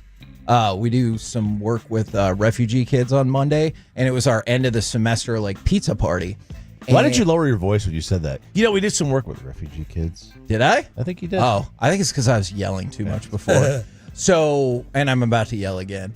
And so we're, doing the pizza party and everything, and it's supposed to be over at like 6:15, 6:30, and so the draft lottery comes on at 6 o'clock. And so I'm kind of watching as we're like wrapping up, and I see them go to 11, and it's not the Mavericks, and I was like, holy crap. Does that mean we moved into the top 4? And then they show Rolando Blackman, and I was like, yes! And so I needed to take 3 kids home, and they go to the commercial break, and it's just the last 4 picks. And I was like, we got to stay. And the lady, Elisa, who runs the whole thing, and she was like, okay, boys, it's time to go. And I was like, oh, sorry, Elisa, that's on me.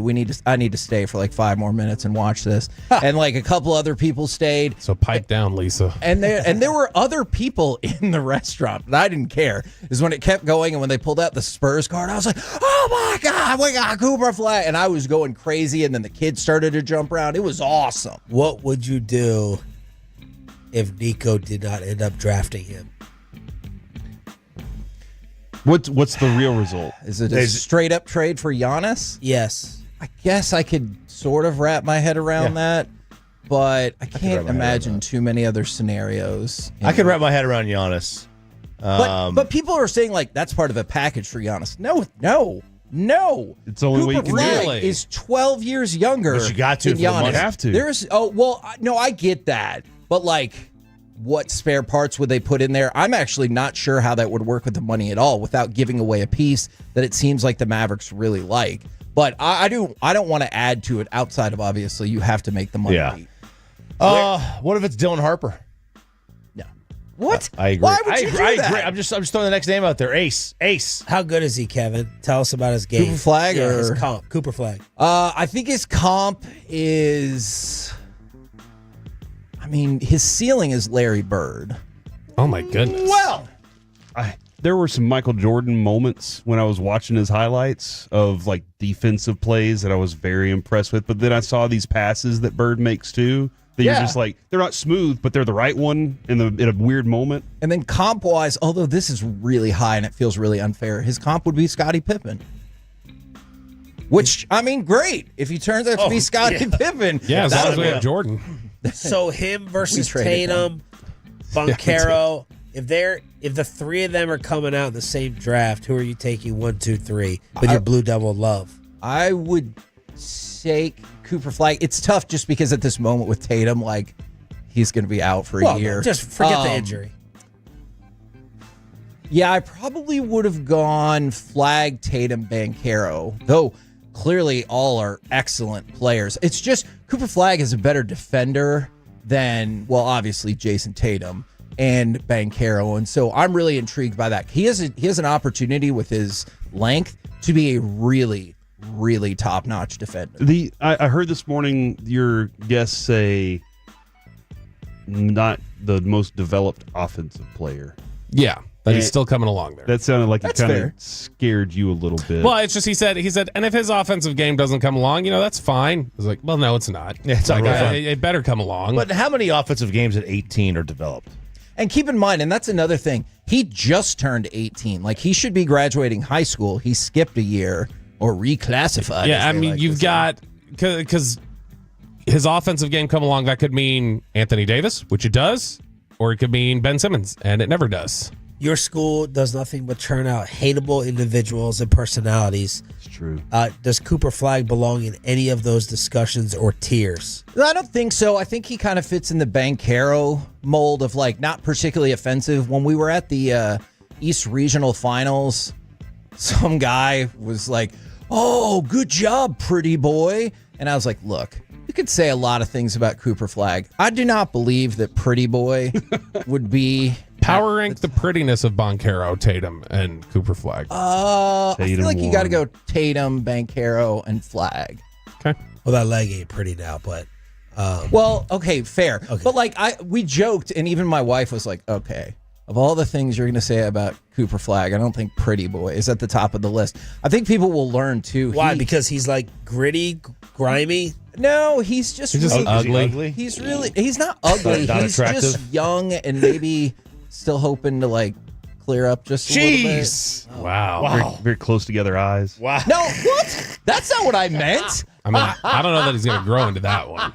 That's not what I These meant are your at all. words, not ours. I We're thought you were just talking trying about finesse versus... Oh, no, I just meant, like, what he actually looks But he's like. he's a gamer. He's a gritty dog. player. He does the work. Yeah. He does the work, man. The one thing, just keep an eye out on, because it failed them in the Houston game and it failed them in a couple of games in November. He wants the ball and he wants to do something, but he has had trouble converting at the end of the game. At least he did this last year. Go back and, if you get a chance, Scalabrini was on with Julian Edelman a while back.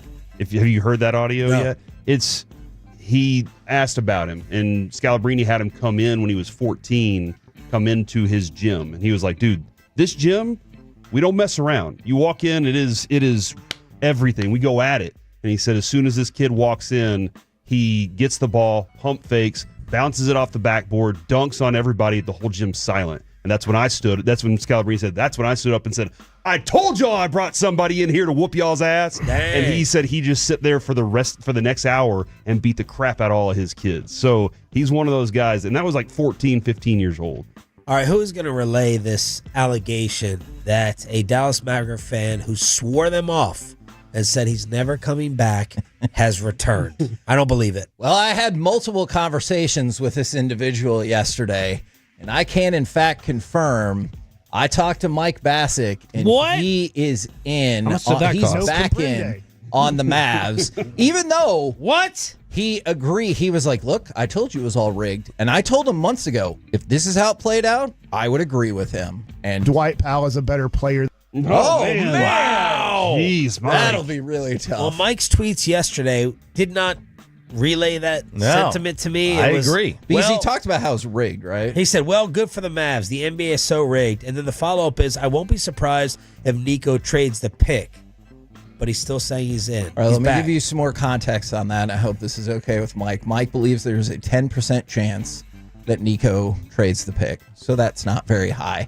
And he's back in on the Mavericks. He was like, hey, it's all rigged, but at least good for the Mavs this time. But he's in. He's in on the Mavs. I think it's I think if it was up to Nico, it'd be way higher than 10%. I think it's higher than 10%, regardless. I think Nico would absolutely trade the pick if he was allowed to. So Nico if they pick could him, talk Dumont into anything, I think. Corey, would Giannis in any way entice you? That would be fine. It's just that's an old team, and I don't really. That would be an old team. With this already old team, I do need to see some sort of youth that is the future in addition to it. And I think Flagg's the perfect fit for it. And so that's when, if I get my options, I don't want Giannis. Didn't he have cramping issues early on at Duke? Is that the conditioning Nico wants? Hey, get him out of here. That was absolutely an issue at least twice in the first 6 or 7 games. I had a question. Sorry about that. He's from Maine. He's not used to the South. Fair. I had a question for you, Bobby. Are you upset that Nico got this as kind of a potential bailout? Yeah. No, I don't think this bails out an awful decision. Okay. He's still responsible for it the will just worst. cover up some stuff. It can reward him. No, That's a problem. I don't think it'll reward. I don't think it'll do enough soon enough to save his job. He'll get fired before he sees the true results of it. Listen, if Cooper Flagg comes here and wins more titles than Luka does in LA, all right, not one. It will bail him out, and he this was not his plan, right? It's bailing him out without him doing it. Because if this was your plan, unless you had that crooked deal with the NBA, that was a foolish plan. There you go. Yeah. Where do you stand, Corey, now on the rigged talk? Where were you before it? Oh, it's definitely rigged. Yeah, 1,000%. I think the plan was presented to him in the first place. I think this was brought to him all way before the Luka part. It was hey, so we need LA to be popping again. They're about to lose LeBron. We need some star out there. Can you do this for us? And we'll ensure that you get this next number 1 overall pick to do whatever you want with. You agree? Yes. With even the Luka part of it. Yep. Wow. I told you, and y'all do like wrestling, and I get it. That's true. Did I ever tell you? Vince wrote a hell of a story here. I was at a UFC event one time, and this guy had just won the belt, and he was like, "I'll fight you right here and right now." And I was in the crowd, and I looked up to that guy to the suite where he was in, and I really thought he might just walk down and have the fight right then, because I probably watched too much wrestling. I'll admit that. We are back tomorrow with Stars Game 4 recap. We'll have another Rangers ticket giveaway during the 7 o'clock Expressway. And Brett Boone every Wednesday at 9:20. The KNC Masterpiece celebrating Cooper Flagg. We think next.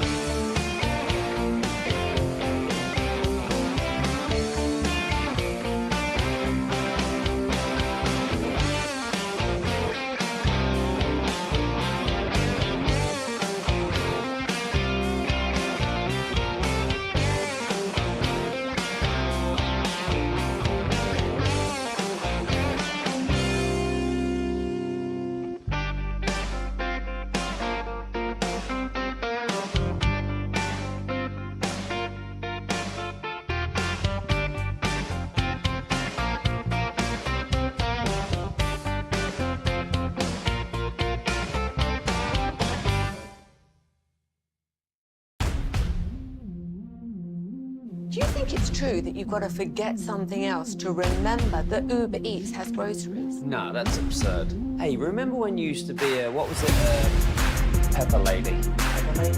Wasn't it Cinnamon Sisters?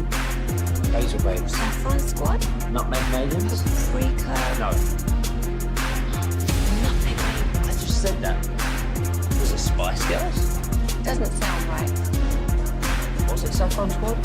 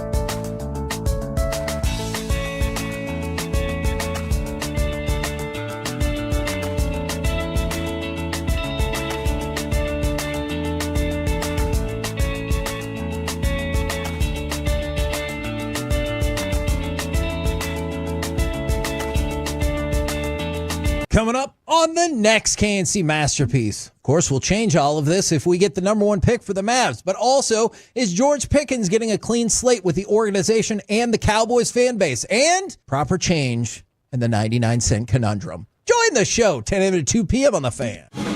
Driven by our D&M Leasing Studios, it's the KNC Masterpiece on 105.3 The Fan. KNC Masterpiece right here on 105.3 The Fan. If at some point we want to rerun the Sean and RJ tease as well, that would be fine. I also want to tell you, listen to their newest tease where I've made another prediction. I heard what will happen. I heard it already. I hope you're on fire and you're on a roll, bro. We got Cooper Flagg! No, we didn't. I appreciate your or the excitement rights and celebration. to draft him in go. the HR meeting Yeah. in a month and a half. All right, is that a better way to put it? I want to get really excited about Cooper Flagg, and I really want to be excited about that player. But he has a twin brother named Ace. Ace Bailey? Ace Flagg. Okay. I really want to be excited about him. You get the first overall pick, you pretty much know what the player is going to be. Every draft. Everybody, maybe not baseball and hockey, but most of the time, you know what a player is going to be. And this is the consensus best player in this draft, and he is NBA ready right now. Yep. Offensively, maybe has some development to go through. Sure. But he will be surrounded by dudes who know how to play the game and are stars, and he can do something at a very high level already, and he's the future. I want to be excited about it. However, I have no clue how to trust this organization, Kevin, but I will be excited with you that we did get the number one overall pick. So that in itself is freaking cool, considering how many times we've had the number one overall pick and lost it, or never gotten an opportunity to get up to this in the first place, which with a 1.8% chance, I never believed. Go back. We should have gotten Shaq. Like the Dallas Mavericks should have gotten that pick to get Shaq. Now, I want to know. I want to know. I'm proud of you, bro. What was y'all's reactions to getting the pick? Because I have a little bit more story to tell you. Also, they're going to draft someone else because Cooper doesn't fit the scheme. I don't understand that logic at all. Cooper Flagg literally fits exactly what they're looking for. He fits every scheme, I think, yeah. He is a good offensive player. He's a tremendous passer. He can be a backup point guard. Plays amazing defense. His defense is tremendous, and he fits on the wing. Like, he fits in, I know he'll fit in a lot of systems, but he fits great in this system. NBA DraftNet, Kevin, has his athleticism, 9, size, 9. And I know we're going to do this later in the show, too. Size, 9, defense, 9, strength, 8. All right, he's a kid. He's 18. Sure. Quickness, 8. Leadership, 9. Jump shot, 8. NBA ready, 9. Wow. Potential, 10. Ball handling, 7. So, you do not want him as your primary point guard. That's a humongous mistake. Passing 8, intangibles 9. Everything else is amazing. Yeah. And he doesn't need to be a 6'9" point guard. He doesn't need to be that for you. You have plenty of guys to handle the ball on this team now. And he can be an effective defensive player and offensive player for you. Kevin, yesterday, I went to, since Landry died, I now have a room in my house that I can have back. My dog does not have that room anymore. So I went in there. That's my room now. I'm watching it. And once I saw Alec them hit 11, I went, holy crap. Oh my God, what's happening right now? Adrian ignored me from the other room. And then whenever we got to from the commercial break going into the top 4, my mind started going, this is actually going to happen, isn't it? There's no way. My heart won't let me, Kevin. I'm jaded by DFW sports. I love what the Stars are doing right now. I'm terrified of the fact that they might lose, all right? Because I know what happens in DFW sports.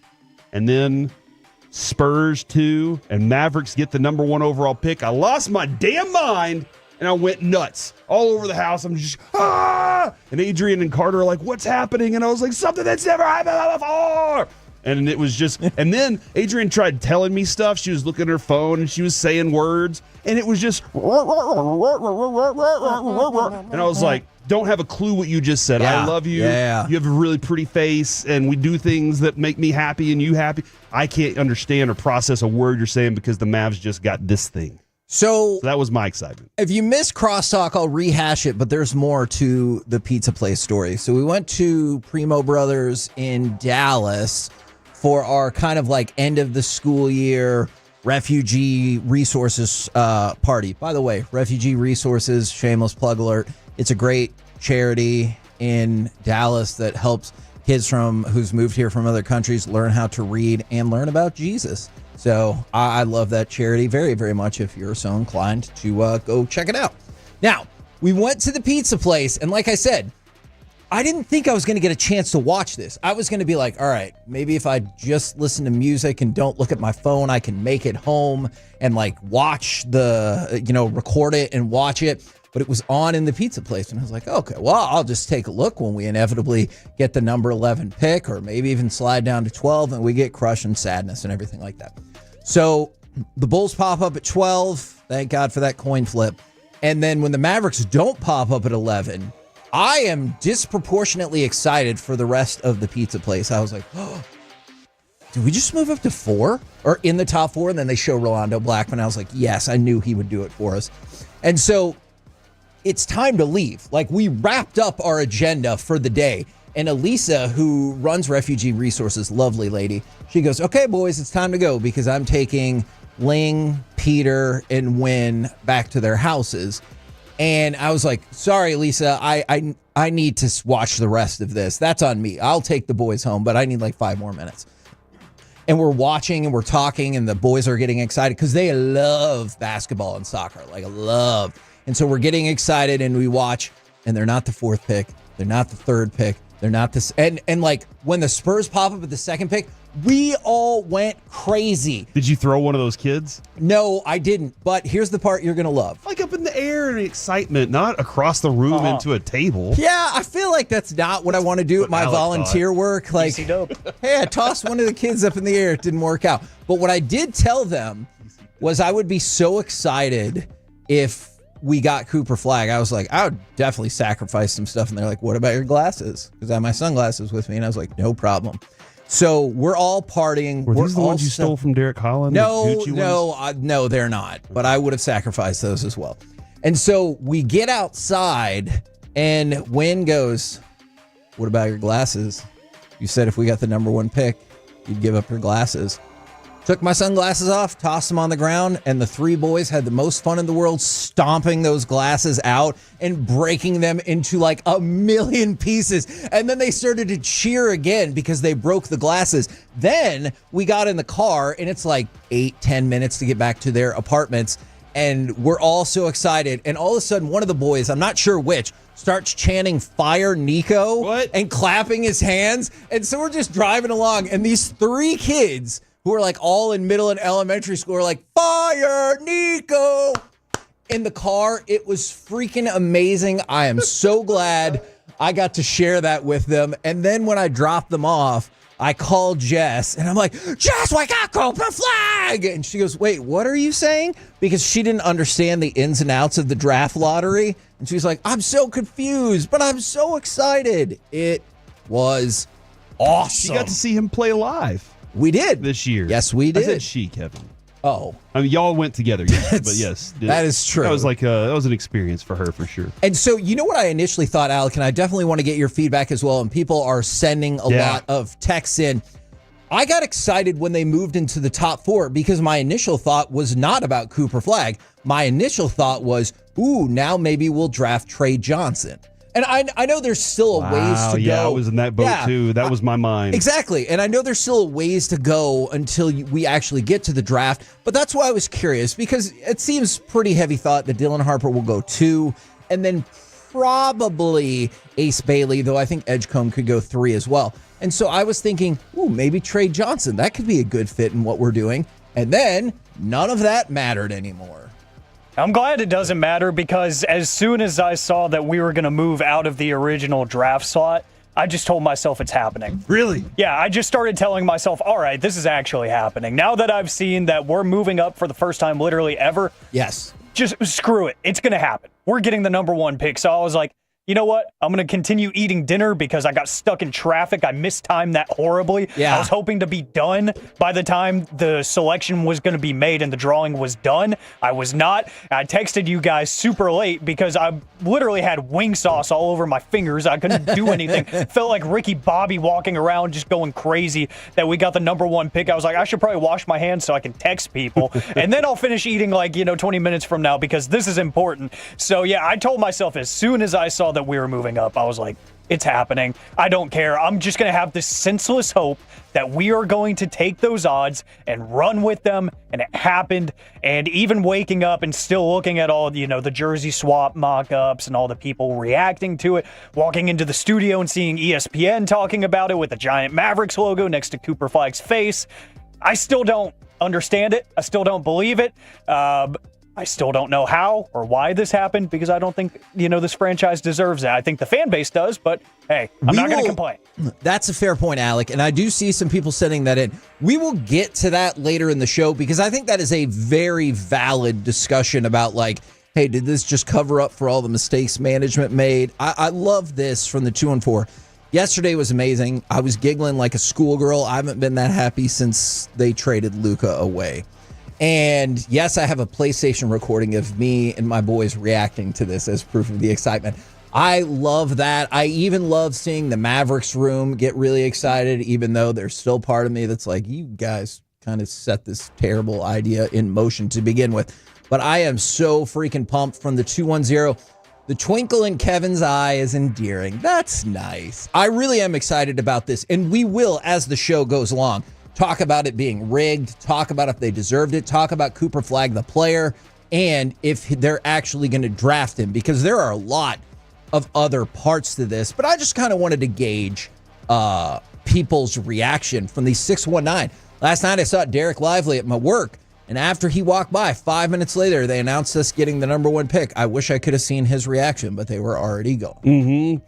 From 2-on-4 fact, he balled out on the Olympic team against guys already in the NBA is exciting. And it's kind of funny that one of the intangible things when you were kind of going through the intangibles is most of the NBA players there were like, dude, that kid is a dog, yes, man. And so and that was the thing with Luka, right? Was everybody was like, that guy's a dog. Yes. But defensively, this guy is a dog as well. Like, he's a dog on every facet of the court. And all of this is going to have to include if he continues to get better and continues to mature. Like, by no means is he a finished product, but you can't help but be excited. And he has the potential, I kid you not, to be an excellent defender I think he could probably defend 3 different positions. Now, I know offensively, the thought is he can go 1 through 5. Not long-term 1, but I'm with you, and not long-term 5, but I'm with you on the other ones. He can bring the ball up the court. I think sure. like PJ. For sure. Like when PJ sometimes becomes the center of the offense because he goes and stands in the middle and then distributes. But we know what happens when PJ brings the ball up the court. Sure. Sometimes it's going to go out of bounds. And sometimes you're like, oh, no, but for the most part, you know that you're going to get athleticism, you're going to get the ability to dunk, you're going to get rebounds, you're going to get shooting, all these other things. For sure. The fact that he's not the greatest dribbler is the only thing that I knock against him. For sure. And you've seen that if you go back and watch a couple of Duke games, if you drop the press on them, that is not the person that you wanted to necessarily try to break the press. He's a great cutter. He's the second person you want to get the ball, because then he can destroy you right before the mid-court line. Yeah. I promise we will talk about the potential downsides of his ability to go downhill to the basket. It's unbelievable. From anywhere, not just from within the 3-point line, like you just said, from mid-court. I decided I'm going to the basket. Yes, and his ability to get to the basket from there, the decision's already made. I am excited about this for a variety of reasons. Okay, I've made no secret about it. We've joked about it. I love Duke basketball. I have ever since I'm a kid. So I'm excited about that. But I have loved the Mavericks ever since I was a kid as well. Like, we all grew up and were born and raised in this Metroplex. Nothing like this ever happens for the Mavericks. Even when they got Luka, we were still frustrated. We were pumped about the pick. We were frustrated that they didn't tank correctly and had to give up an extra first-round pick to get that right. And we all loved the Luka pick. You got Dirk as well because of advanced scouting. The Mavericks never get lucky. They have never, Alec brought it up, literally in the 45 years of the franchise, have never moved up in the draft lottery one time. I want to go ahead and lay this out there, too. Maybe it wasn't luck, and maybe this part of the conversation goes into the next segment, too. But, Kevin, you said, and let's everybody give Kevin his credit, y'all. There are some things that he says that you're ridiculous and you might hate. This one, he was dead on with. You said they can't win the play-in game against Memphis. Thank you, Memphis. You kept telling people, no, they can play in the play-in. They can do this. They can do that. You were upset a lot of the time that they kept winning games and were going to the playoffs. You were like, that's not tanking properly. Yes. You didn't talk about it much, though, because in my opinion, you just were like, well, it's a lost cause. This franchise is disillusioned anyway. Yeah. They don't have a clue what they're doing. But the whole time you kept pointing out, they can play in the play-in game, but as long as they lose to Memphis, then they can still be in the lottery. That's important. Yeah. And everybody was like, no, that's not possible. And you were like, no, it actually is. Here's the deal. You laid it out for them. They lost. And you were like, okay, so we have a chance. 1.8% chance. But you, the whole time, you laid that plan out there. And here it is. So nice job on that again, Kevin. Thank you very, very much. Now, outside of excitement, the number one thing you see people bringing up is rigged. It was trending on Twitter right after the NBA draft lottery. And you know what? Since it worked out in our favor for the first time, I didn't really care. But coming up next, do you now believe, or did you maybe always believe, that this Luka trade was a deal set up by the NBA? Next on The Fan. We got Cooper Flagg!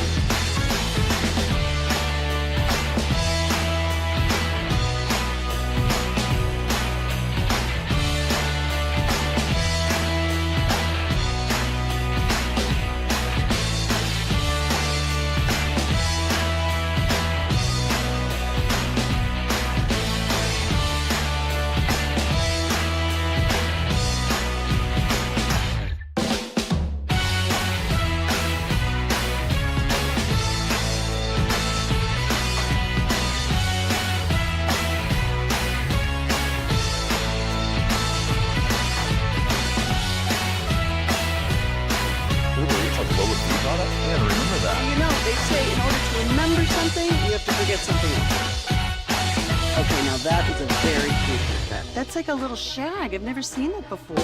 Well, I mean, of course you have. It's the Rachel. Oh, is that your name? No, I didn't know your name. No, I'm Jen. My name's Jen. Right, but I just mean like this is your haircut. But that's hair on your head. I'm not saying this is your hair. Okay.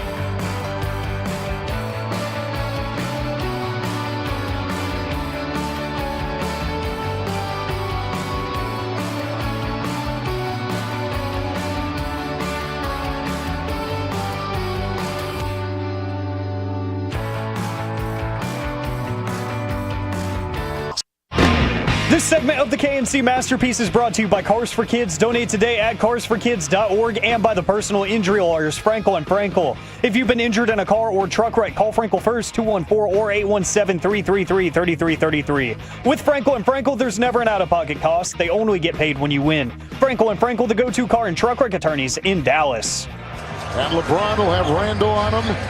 And Doncic will drive into Edwards. 31 for Luka Doncic. KNC Masterpiece right here on 105.3 The Fan. From the 682, I'm missing something. Is Flagg better than Luka? Right now, no way in hell. For 2, 3, 4 years, probably no way in hell. Eventually, don't know. Like, that's the hope.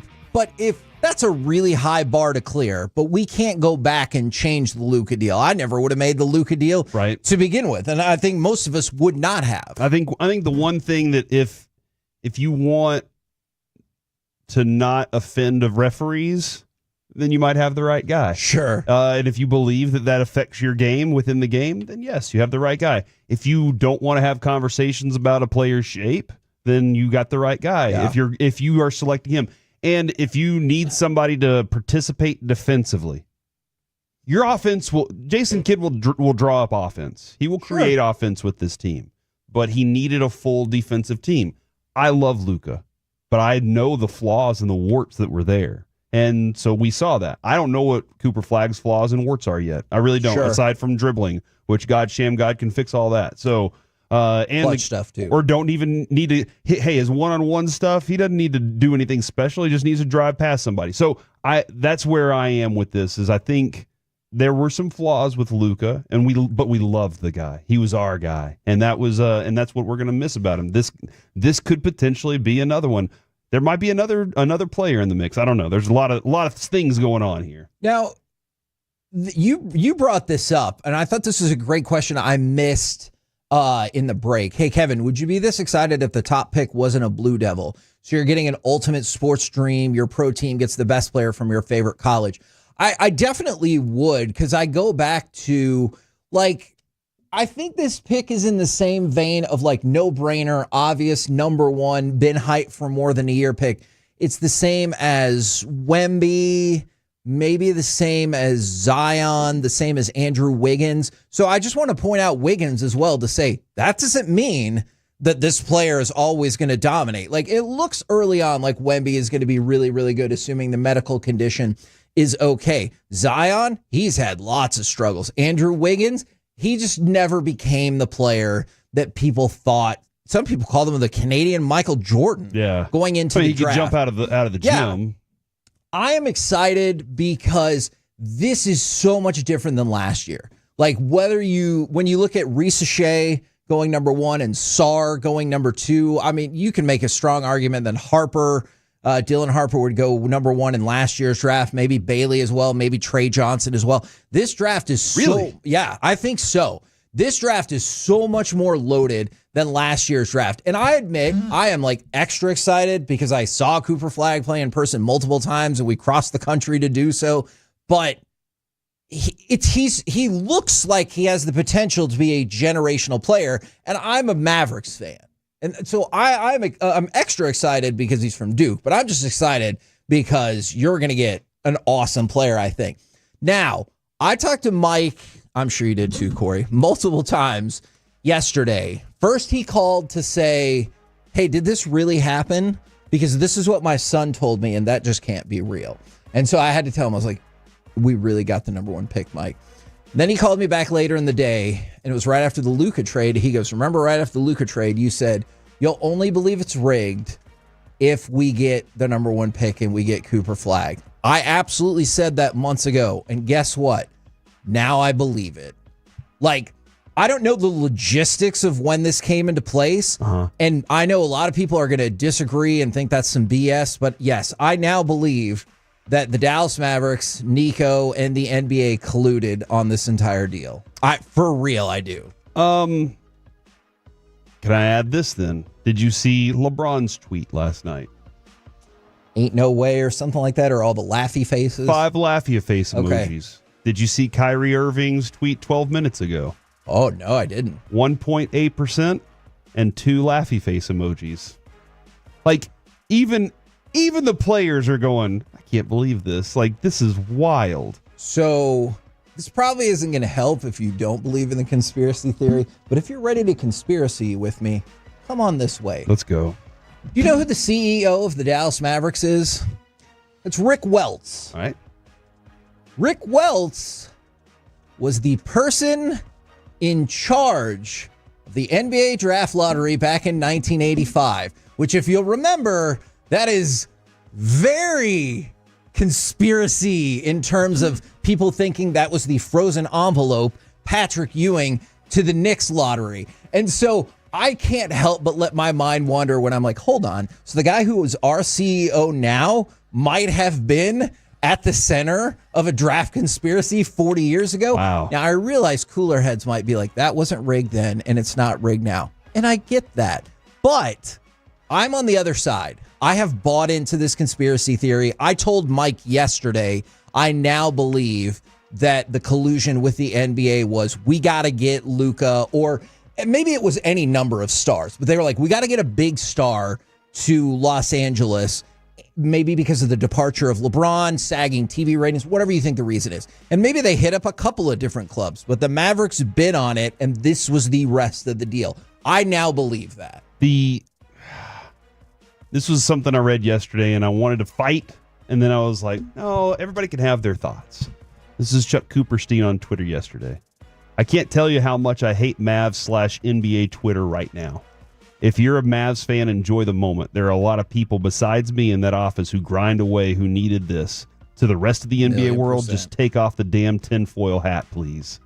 Okay, so that last part definitely feels addressed to me. Me too, yeah. Yeah, and so there's definitely part of me that feels like it's just too good to be true. Sure.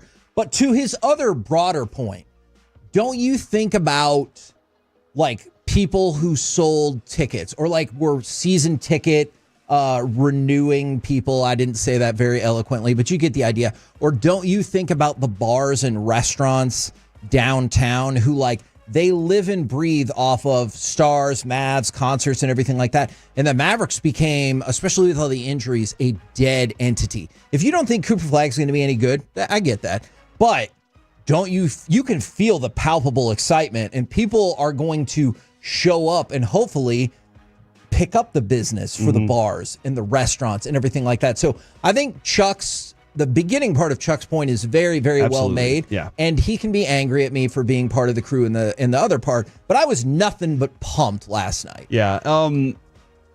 The way it all maps out looks like a script.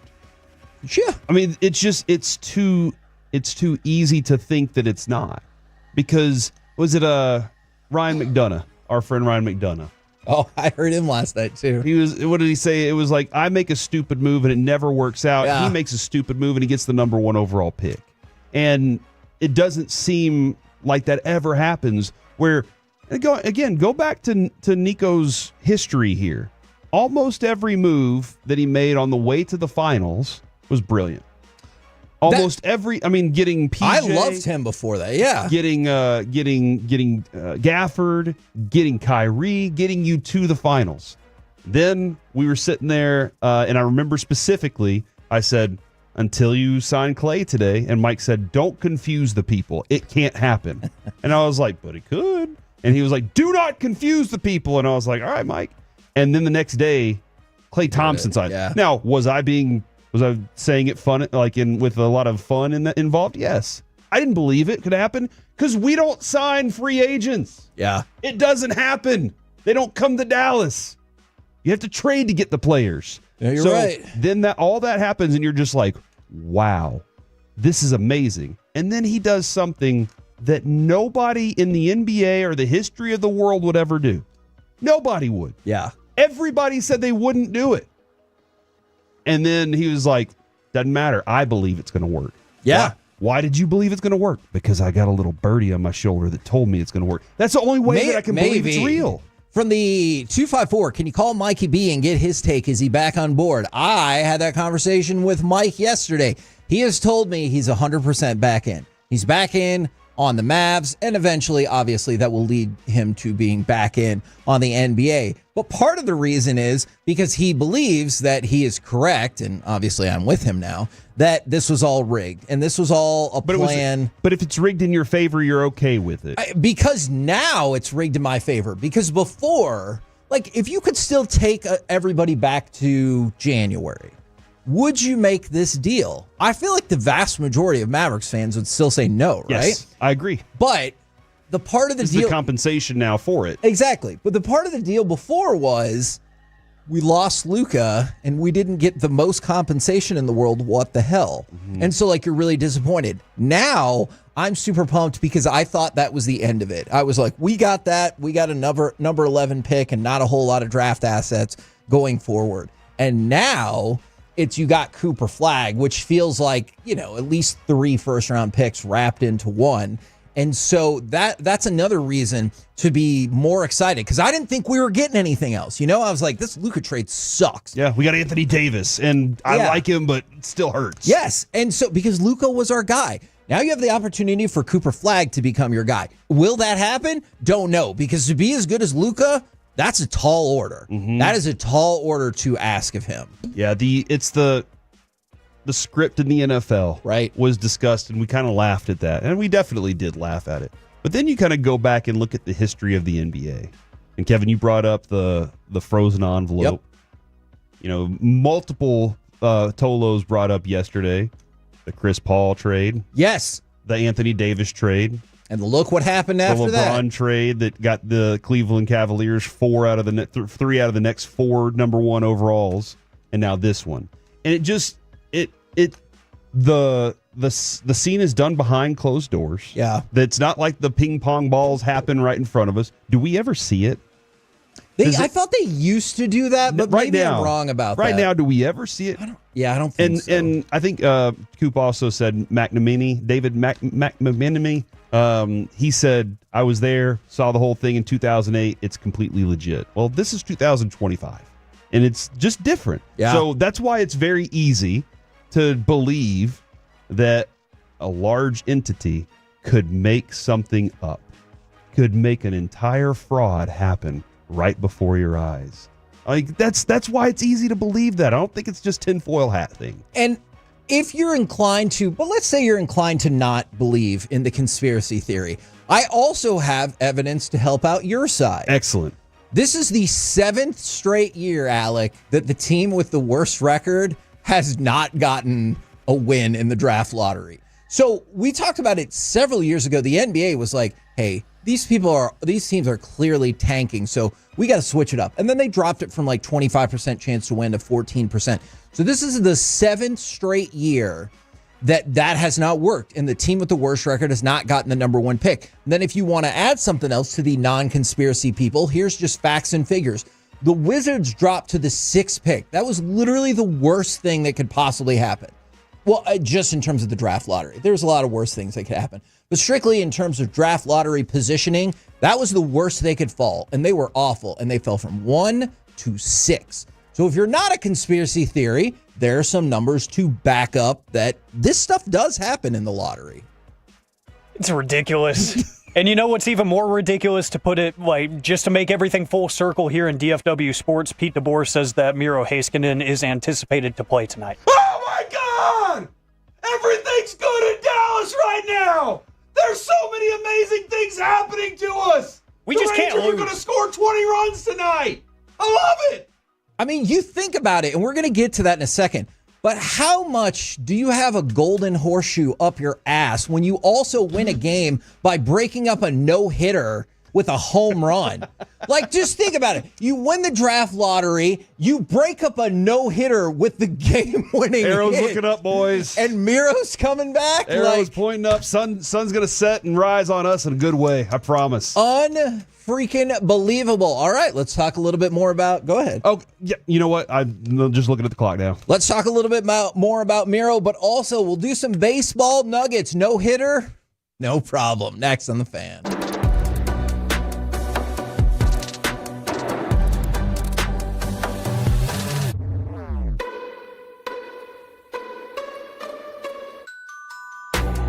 you think it's true that you've got to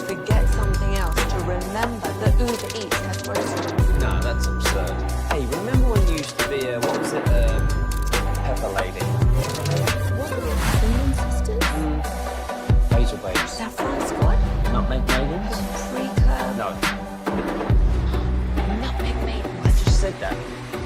Was it Spice Girls? Doesn't sound right. Was it Saffron Squad?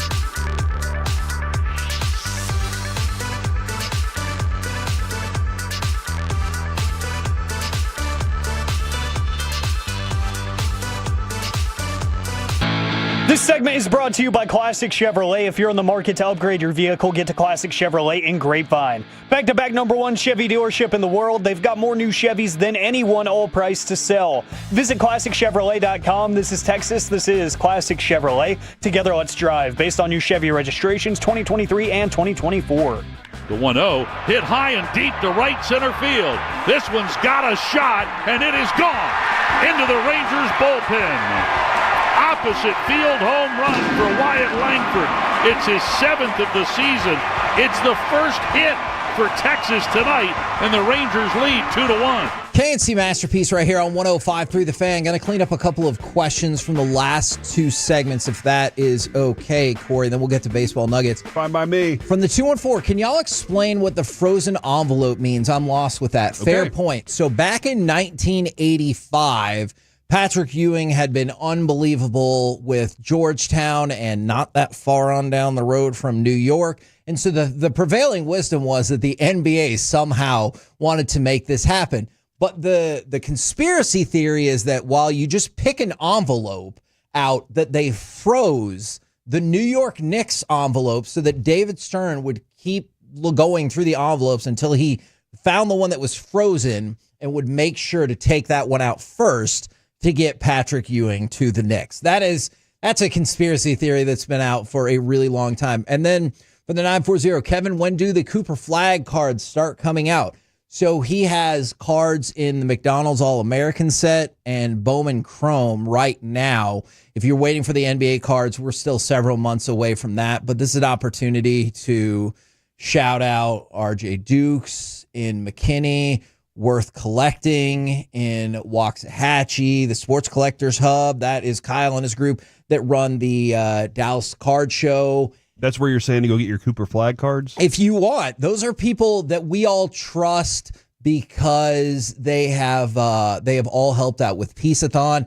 We have all talked with these people like a ton, and they're just all really good people. So if you're looking for a place that you can trust, they're Sappies and Carrollton. I'll have some more. I'm sure I'm dropping out a couple, but I just wanted to throw that out there. Now, brought to you by Reliant Air Conditioning, and it's gimmick-free repair, AC repair and replacement.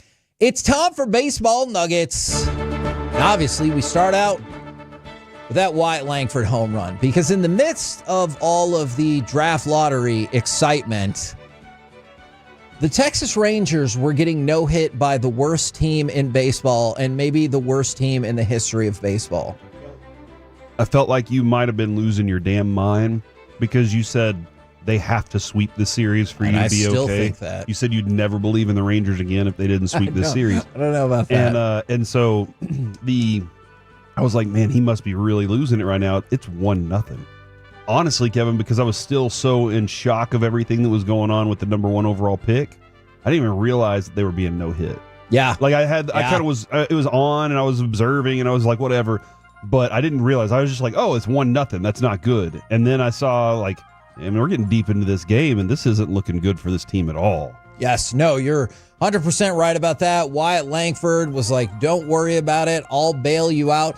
It by no means was it an offensive explosion, because outside of that, I believe the Rangers got 2 other hits and they beat. Berger got one of them. Okay.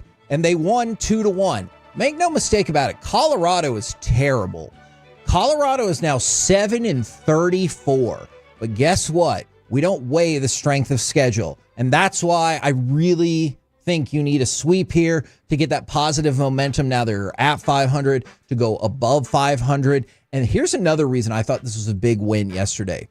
The Rangers' record in one-run games is not good.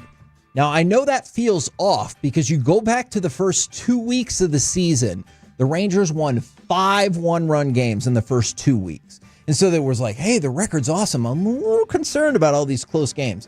All right, but before yesterday, did you know that the Rangers had lost their last 7 one-run games? I did not. Exactly. And so they've gone from the best to what is happening to, hey, we got to win back in the win column in a one-run game, and I think that is tremendous. And, I mean, give some love to Josh Young for having a hit in Who's this game. saying that? You're saying that? He had a hit in this game.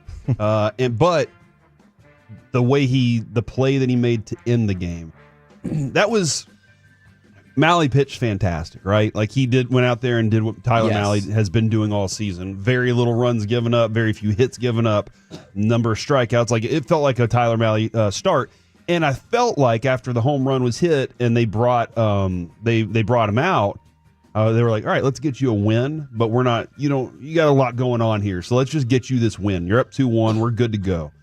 But then the bullpen, they're doing their job. And Robert Garcia had to come in. He had to save the day. And Scary yesterday. And then Chris Martin had that liner right back at his head, and he grabs it. And I was like, what an amazing gem that was. And then Luke Jackson comes out and gets hit right on the forearm. And that was terrifying because then what's Webb going to do? How is he going to handle this situation? It was close.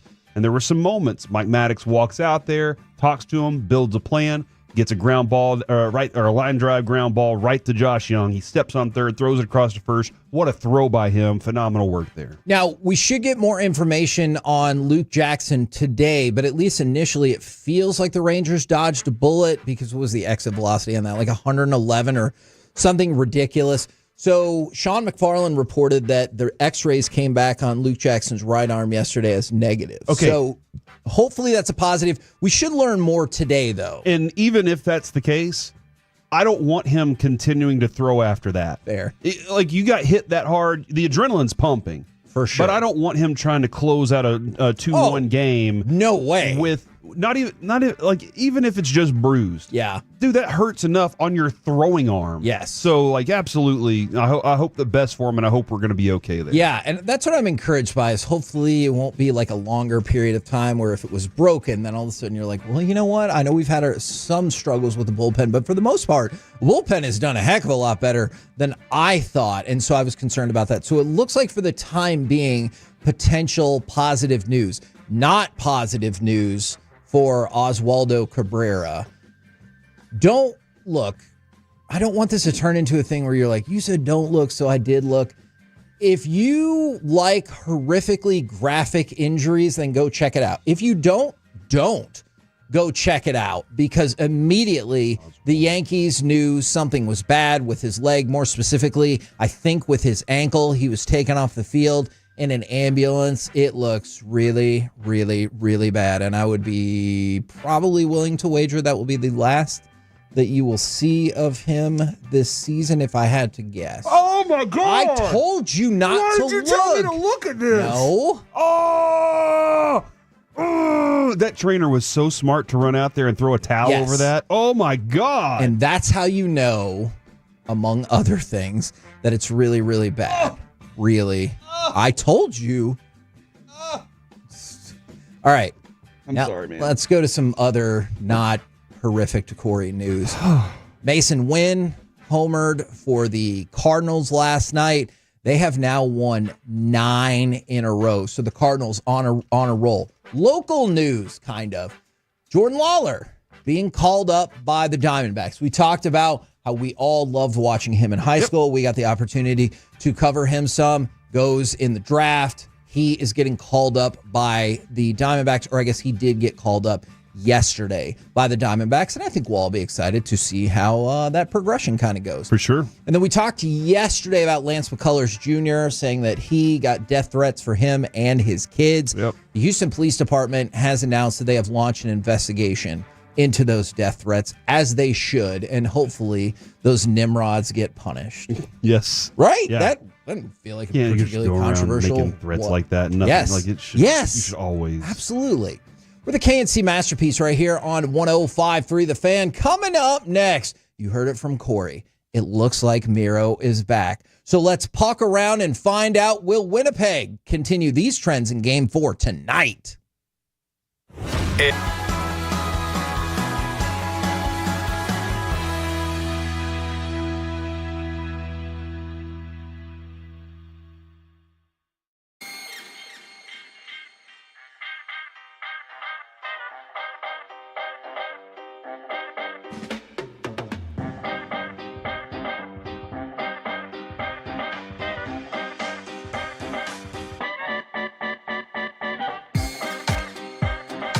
Uber Eats has Lola V products? I gotta remember that. Well, you know, they say in order to remember something, you have to forget something else.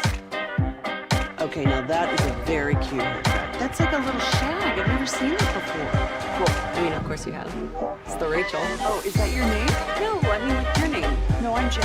My name's Jen. Right, but I just mean like this is your haircut, but that's hair on your head. I'm not saying this is your hair. Okay.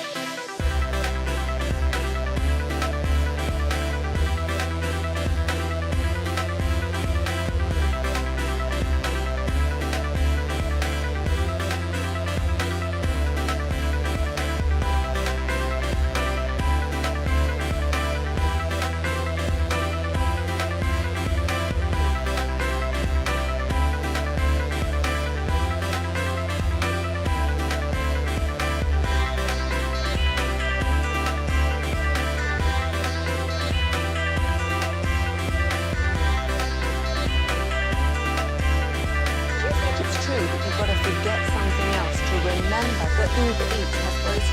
Nah, that's absurd. Hey, remember when you used to be a, what was it, pepper lady? What are it? Singing Sisters? Razor Babes. Saffron Squad? Nutmeg Maidens? Tree Club? No. Nutmeg Maidens. I just said that. Was it Spice Girls? Doesn't sound right. Was it Saffron Squad?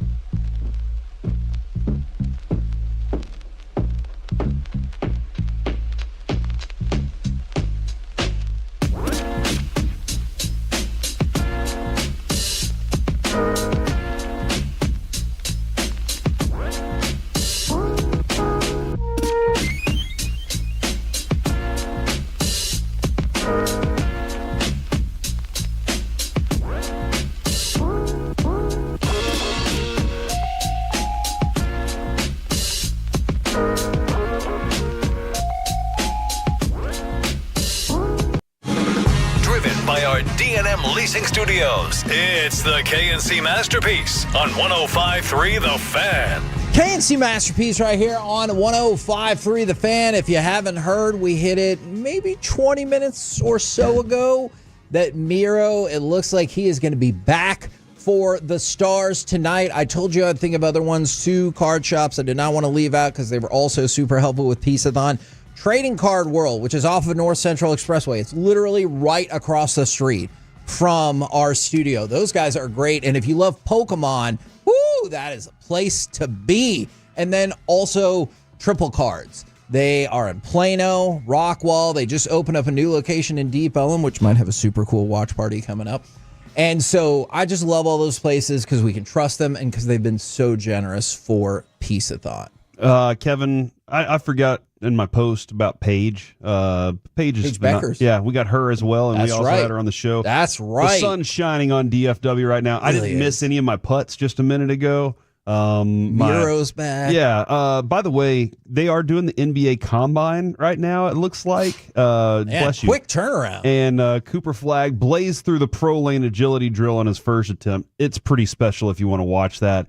And on top of that, he has a 35.5-inch vertical, max vertical at the Combine this morning. Wow. The average vertical is 30 to 35 inches. Whoa. So he is above average, if you would like to know that. And I think you pointed out the I didn't see who the player was, but my cursory research said the highest ever was 48. All right, I'll find out who it is. That is insane. Keon Johnson was 48. Oh, yeah. Okay. Jericho Sims was 44.5. And, there, I'm going to leave it at that. When they say somebody can jump out of the gym. Shane Larkin was 44. Is that right? Jeez Louise, dude. I probably wouldn't have guessed that. Michael Jordan was 46. Mac McClung, 48 inches is what his vertical. But he's not in the NBA. No wonder he's so good in the dunk contest. All right, so that makes a lot of sense to me. Can you go ahead, Alec, and give me cut number 19 as we puck around and find out? And that is tripped up by Niederreiter, who takes his second penalty. Harley on high.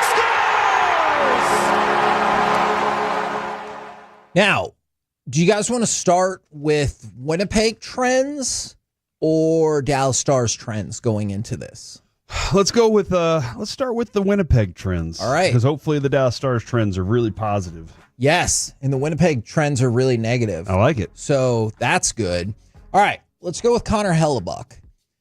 He gave up 3 goals in a singular period 3 times in 63 regular season games. All right, so now you're talking about theoretically 189 different periods. It only happened 3 times. That's phenomenal. In the playoffs, he's given up 3 goals in a period 6 times in 10 playoff games. Wow. So he's dropped from 63 to 10 games, but it's happened twice as much. So you're seeing what some people call playoff Connor, which is not a good thing. You kept saying that, and I was like, I'm not exactly certain I know what you're talking about. Well, and look, then the more it's come along, the more I see now. In his series against St. Louis, Hellebuck had a .758 save percentage and 7.24 goals against average in 3 road games. He was pulled in all 3 of those games. Keep in mind, this is one of the finalists for the MVP. This is who people think is unquestionably the best goalie in the NHL, especially in the regular season. And so you look at what happened on Sunday, Hellebuck, 5 goals on 26 shots. That's more than he gave up in the first 2 games combined. What's the difference? Are the Stars did they just play that much better? Fair, maybe, but also he was on the road. Okay. This was the first road playoff game for Hellebuck this year where he didn't get pulled from the game. And he wasn't good. And I guess they pulled him to go empty net, but you know what I'm saying. No, and I don't count that. Yes, agreed. It was so late in that game that they were just like, whatever, man, just finish this game out. You know, like that Yes. was that. Yes. It wasn't like that happened that early. You know, I feel like in most of those situations, it happened real early to them. This Stars game, though, what have I told you about the Stars? They wear you out by the 3rd period. And so it's not if they jump on you in the first period, good luck, man, because you're going to get worn down by the end of that game. But that was one of the things in that game that I think that held it. I think he'll get pulled before the series is over. Yeah, so that's another positive trend. But let's get to the wider issue for Winnipeg on the road, We mentioned this yesterday. I want to go back to it because this is incredible. Winnipeg has lost 8 straight playoff road games, including all 4 playoff games this season, which makes sense. Because if they hadn't, then the stat that I just threw out would have been complete nonsense, Alec. However, it is not complete nonsense. It is factual. Every single one of those losses was by at least 3 goals. Think about that for a minute. I get it, and I did look. There's a couple of those that included like an empty netter. I get that. But you're still looking at a legitimate multi-goal deficit and loss in their last 8 road playoff games. So if you can win this game tonight, not only will you go up 3-1 and be from a perspective of like, I feel great about this series, but Winnipeg has to look at it and be like, all right, we have to win 3 straight, including we have to guaranteed win one on the road where we have been just terrible. Yeah, but yeah, they are not good enough to do it, and so that's why the Stars, I kind of think that Stars too. Add another one tonight, Kevin. It just makes it that much more miserable for them, which I'm in support of. I hope so. Okay, that'd be weird if I wasn't. Now, Stars trends. You want positive Stars trends? Because they're the only ones I have. Yes. I do not have any negative Stars trends. Good. There aren't any negative things. They're up 2-1 in the series right now, and they destroyed Colorado in the last series. Things are good. Miro's coming back. Would we say destroyed? They destroyed Colorado in the first series? Yes. Okay. That's how I'll always remember it. Okay, that's fair, man. Especially if you go on and win the cup. Miko got a hat trick to finish them off. Yes, I will say that he destroyed them. Look, I have been on the other side of this, as I bet most sports fans have been. It'll be the ultimate loser talk for Colorado fans if we win the cup. If they're like, we took them to Game 7, and you're like, that's great. And then we won another round and another round and another round and lifted the cup. So, exactly. You know what? Go figure out why some of your players disappear in the playoffs. You too, Toronto. All right. Let's start with Mikko. He had a goal and 2 assists in Game 3, which you probably already knew. Mikko Rantanen became the first player in the Stanley Cup playoffs history with 5 3-point games in the team's first 10 outings. All right? He did it the first time in Game 5 of the first round. So realistically, I know this is not how numbers work, but that means 5 times in the last 6 games. Okay. Mikko has had 3 points or more. It had never happened. Yes, that is the proper reaction. It had never happened in playoff history in 10 games.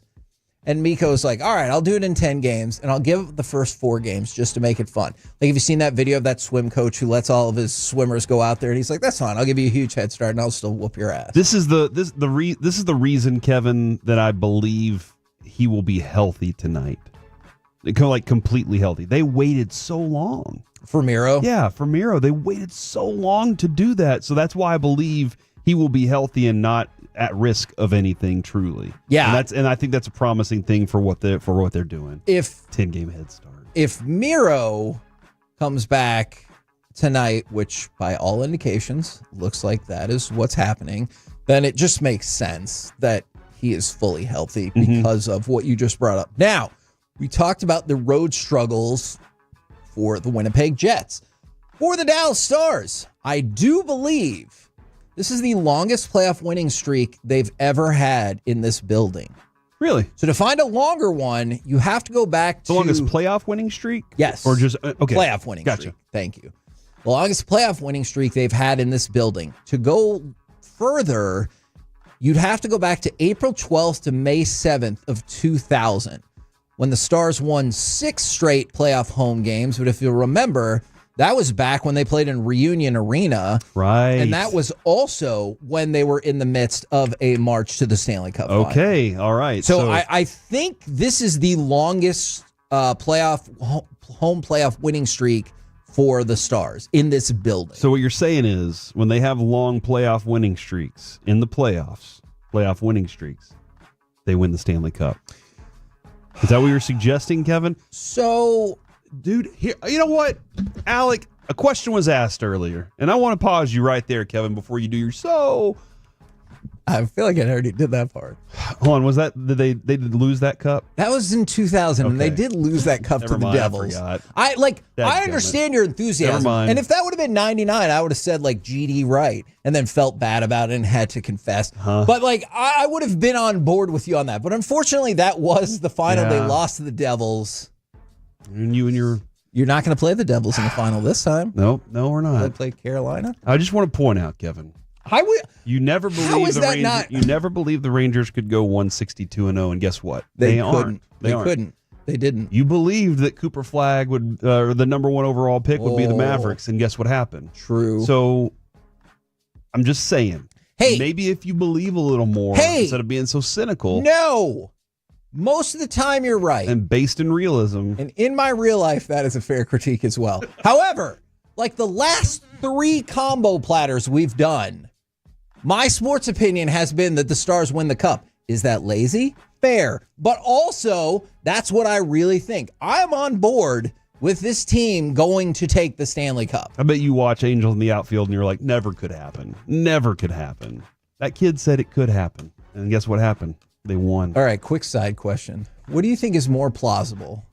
Angels in the outfield or Little Big League? Where that little 11-year-old gets to be the manager. You can see Jerry saying, hey, one of the grandkids is going to be running this team. You know, like something like that. Could you? I don't know. Maybe not. This is all I want to ask Jerry. No, never mind. I think the whole group, they all know that they have a piece of it. You know, they have a piece of what they're working with. Yeah, I'm going to try to quick hit a lot of things if we have the opportunity, especially since we ran afoul of Carter Freeman by not bringing this up yesterday. Did you see that SMU announced a home and home series in football with LSU? They'll go to Baton Rouge in 2028, and LSU will be here in 2029. Will they move that game from Ford Stadium? Don't know. Why would they move it from Ford Stadium? I could see how they might want a bigger capacity for that game, but who knows? Yeah, I got you. Okay, so that's number 1. Number 2, Oregon coach Dan Lanning. Did you see how he celebrated getting a 5-star recruit? Popped a bottle of champagne. Even better. Him and Richard Wesley, the 5-star recruit in question, they celebrated by running and jumping into a pool together. Oh, that's cool. Like a swimming pool? Yes. What would Well, I remember, was it Hugh Jackson that said that if they didn't win a certain amount of games that he'd swim across the river or something like that? The Cleveland River that caught on fire once? Yeah. And everybody was like, dude, whatever, bro.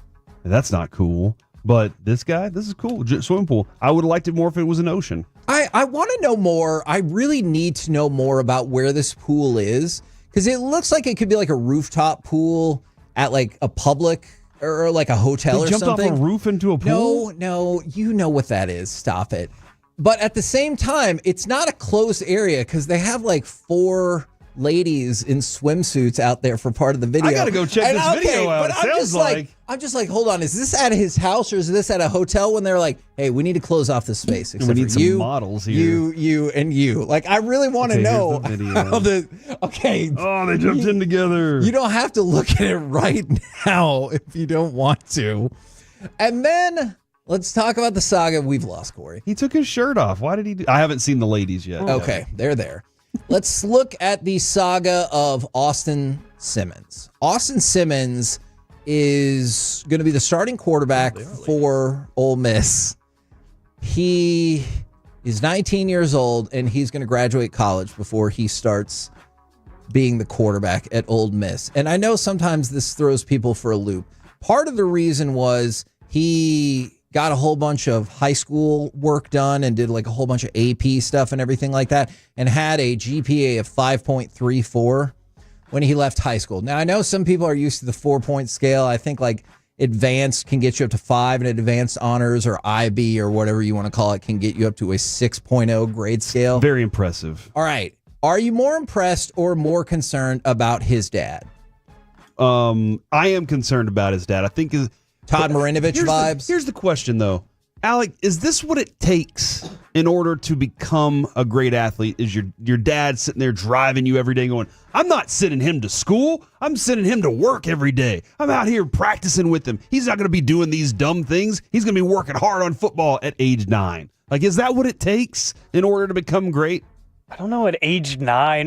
That seems kind of early, but I do think at some point, yes, you do need that motivating factor, because especially as, like, let's say like a preteen or an early teenager, Like, are they really that motivated on their own to do anything in life at that point? Because I wasn't. Yeah. You know, like, I didn't do chores unless I was told to. I didn't do my homework unless I was told to. I didn't go to practice some days because I didn't feel like it, you know? But then my dad stepped in and said, no, you want to be great? You're going to do this stuff or I'm going to punish you. So, yeah, I think at some point, but 9 feels a little rough. So if you think that's rough, I got one more quote for you from his dad. David Simmons, not me. I want to make that clear. I might alter the I to he in this sentence. I think you should read it as is. He played in the Arena Football League, and he said, I don't give them time off. I don't give them any exits. We go to school on Christmas. I don't care about Christmas. I don't care about Easter. No. Okay. I don't care about none of that. We don't miss days. That's what I'm talking about, dude. That dude sounds insane. And that's always my concern is that going to be burnout for the kid? Because is it really the kid's passion or is it the dad's passion? And like, go look at St. Brown. His dad was the same way. He worked his boys really hard. Now both of them are pro wide receivers. Yeah. So like that obviously it worked for them because they loved what dad was preaching. They were into it and everything. I think it's the episode of Atlanta. Well, there's a couple episodes of Atlanta that will break your brain, but the Teddy Perkins episode. Oh my gosh. And he's talking about great dads, and he says like Joe Jackson and Emilio Estevez's dad from Breakfast Club, who's just like on him when he gets dropped off at detention. He's like, are you done with this crap or what? We're the KNC Masterpiece right here on 105.3 The Fan. Coming up next, I am super excited about this segment. We'll go back to Cooper Flagg, of course, for a few minutes, but also proper change in the 99-cent conundrum. Next on The Fan. They say this part of the workday can be the biggest cry.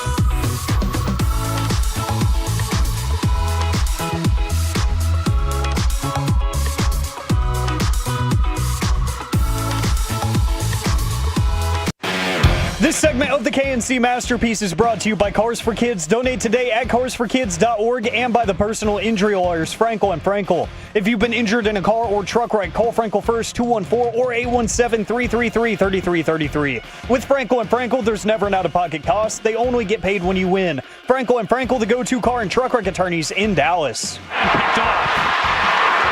Flag on the attack with the slam and a foul. Oh, my! KNC Masterpiece right here on 105.3 The Fan. Still super pumped up about the Mavericks getting the number one pick in the draft lottery. By the way, for somebody who asked earlier, that is just for the first round.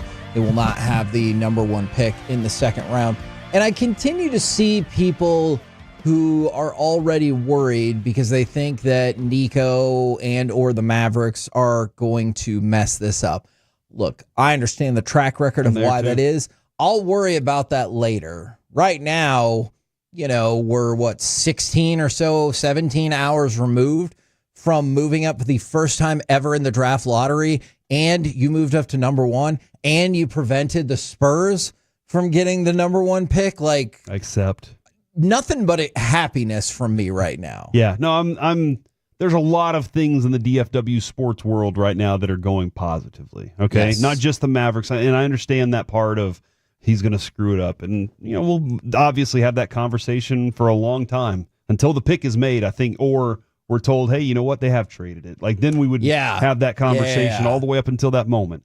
But I think our goal is for Cooper Flagg to be a Maverick for the near and far future. Yep. The other part to lay in there, Kevin, how do you feel about this? You could have 5 finished players in your starting lineup tonight if Miro Haskinen's back. Let's say you put him on the line with Lindell, and then you got the 3 Rope, you got Miko and Granlund. They're all finished. You got a whole finished group out there. I know they got destroyed in the Four Nations, but how is that? Like, I'm super pumped about that. How did they finish in last I don't know. in the Four Nations? I do not know how that happened whenever they were like, I guess it's because Canada and America, they're just that good, dude. You know, they're just that good at hockey. Okay, I guess so. They brought it. All right, so this is a story we've wanted to talk about for like a week. Okay.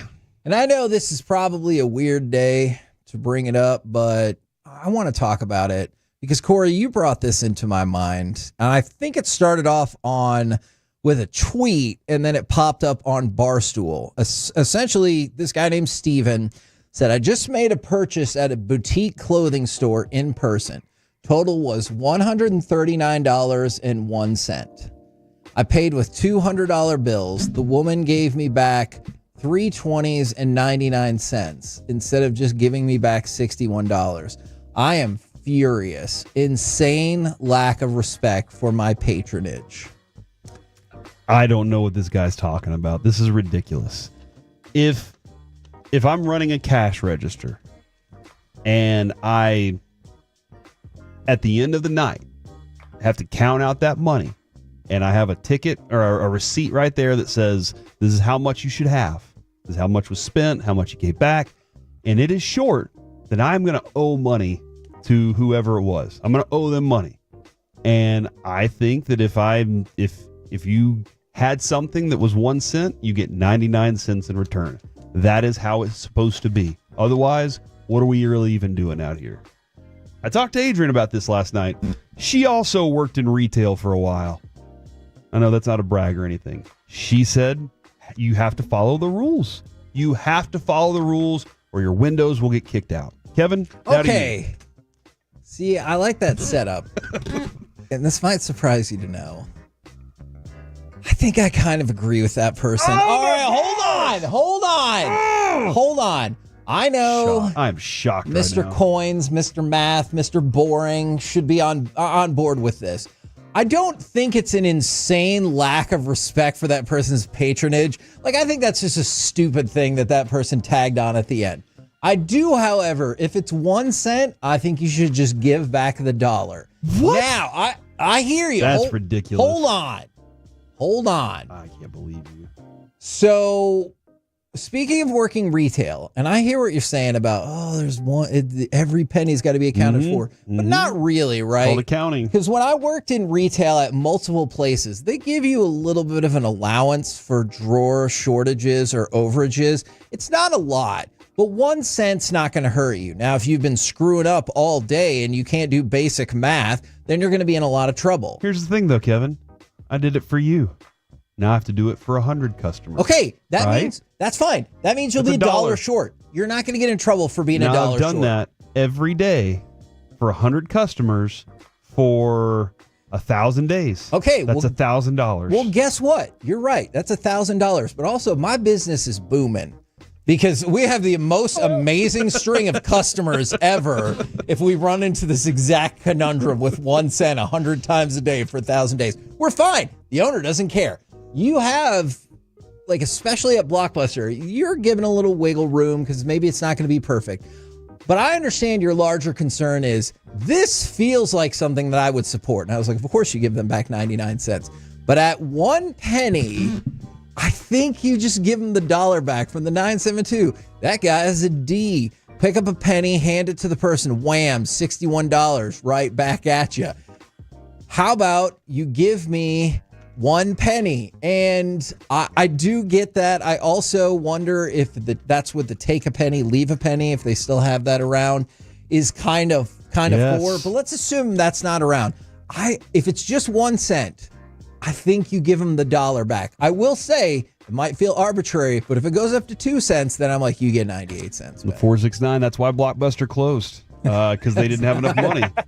Their business was booming, but they were giving away $1,000 a year. Okay, I do remember I counted down somebody's drawer once, and they were off by $56, and I was like, "What the hell happened?"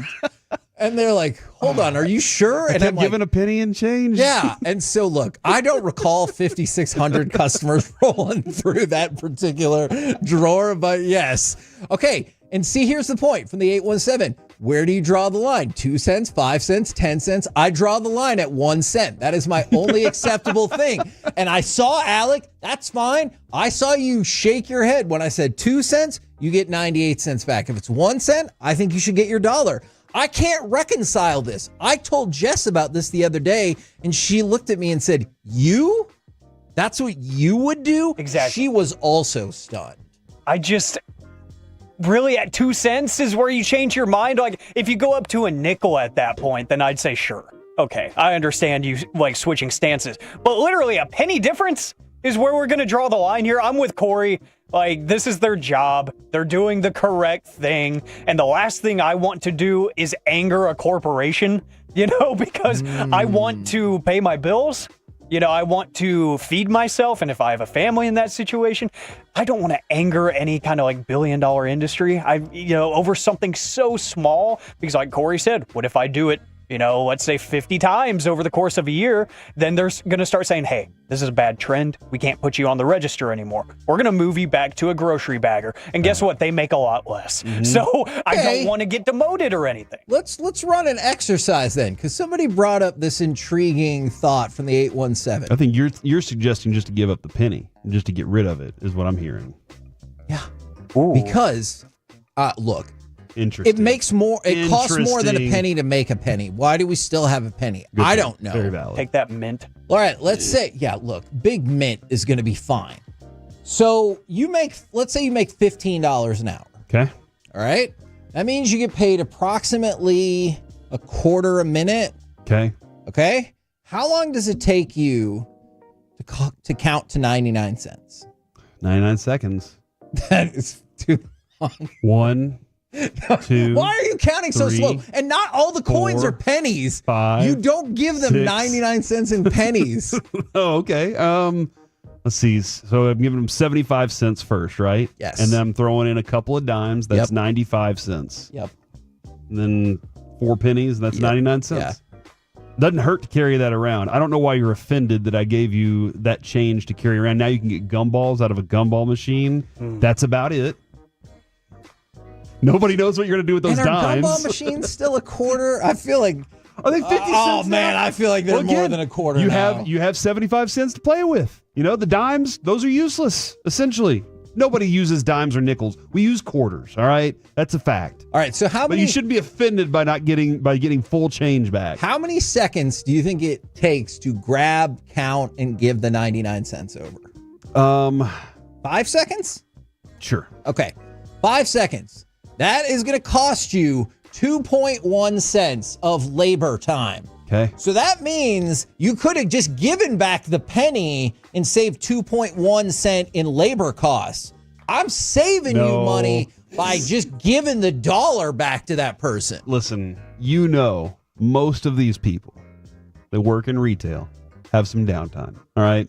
It's fair. Like I worked in retail too. I know I had plenty of downtime. Retail is a weird thing where half of your shift you have to do busy work, and the other half, there's way too many customers for the amount of people you have. It's restaurant business too. That's a restaurant business. Like there's an hour and a half where you just packed. Yeah. Maybe at nighttime it's a little bit longer, but there's an hour and a half where you're just packed, and the rest of the time you're just kind of cleaning up to make sure, or keeping the walls standing by leaning up against them. For the 214, I'm ashamed of you, Kevin. For the 972, I'm also ashamed of you, but I still love you. From the 469, the guy that was offended must have been an Astros fan. Ooh. And then somebody said from the 469, a buddy of mine got fired over his till being 4 cents under. That is insane.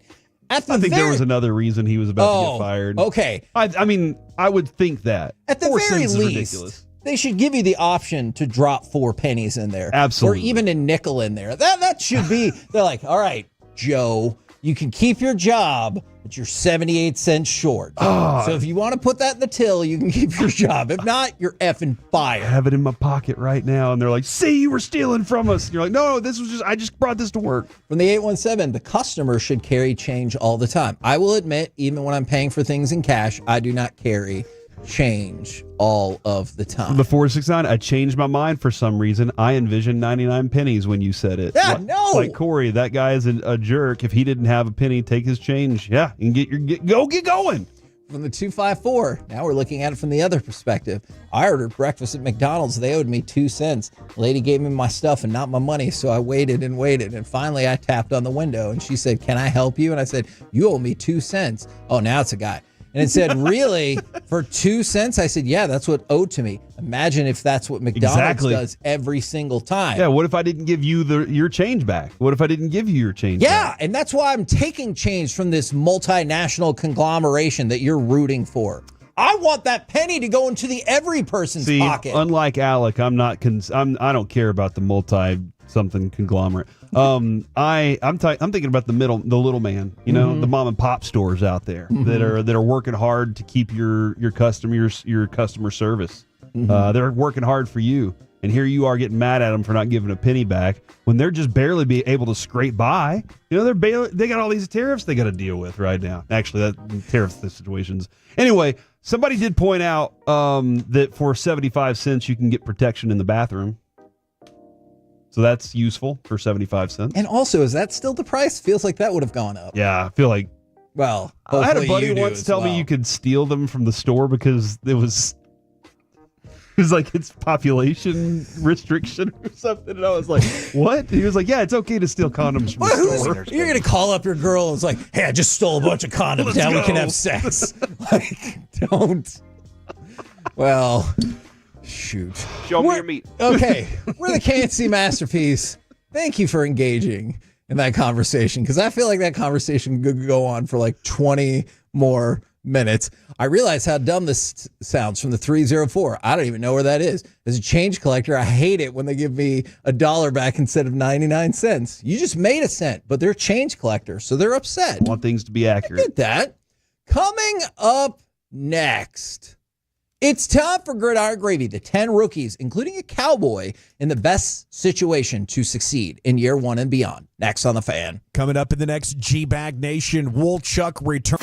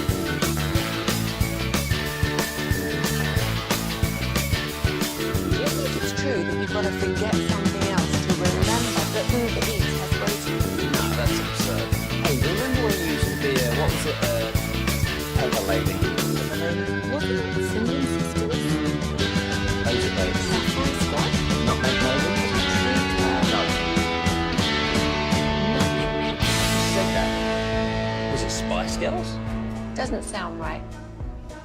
What's it, Saffron Squad?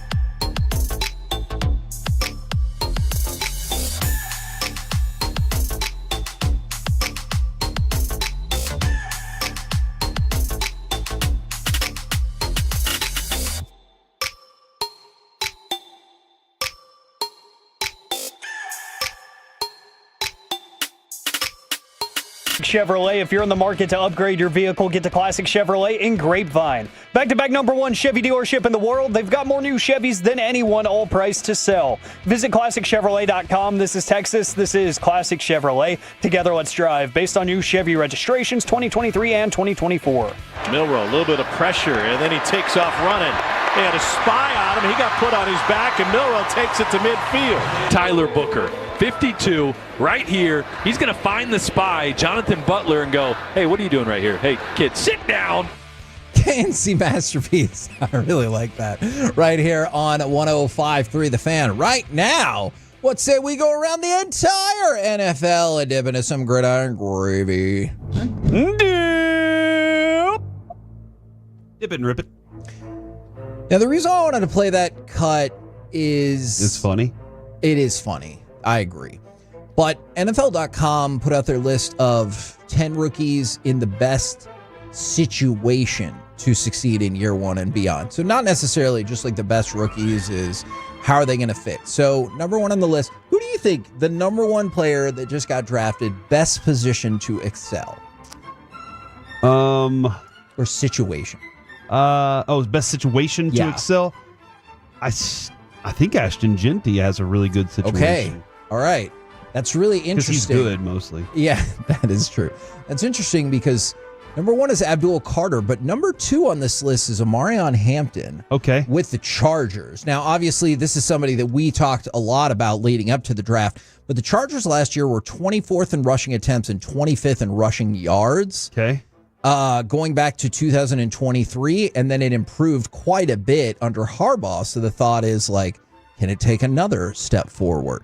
So it goes Abdul Carter, Omarion Hampton, Jahdae Barron with the Broncos. But at number 4, Tyler Booker with the Cowboys. The Cowboys have a history of finding elite offensive linemen in the draft, including Tyron Smith, Zach Martin, Tyler Smith. Obviously, you go back to Travis Frederick as well. Now they've added a pro-ready guard. He's tough, nasty, and a technical building block for Dallas's front. Yeah, I think also being next to Cooper Beebe, who has a year under his belt at center. I know we have thoughts on Terrence Steele. Terrence Steele's been with them for a while now. Right. And then Tyler being the leader of that group. And Booker obviously desires to be a leader, so that's another quality thing there. But yeah, I think this is a good place for him.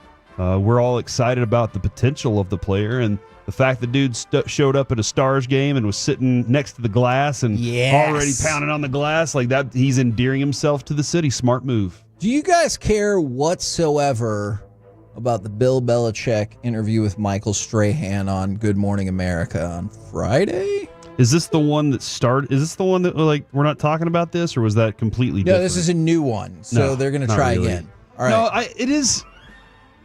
We haven't talked about it much because it just hasn't been on my radar. I know it's on a lot of people's radar, especially the New England folk.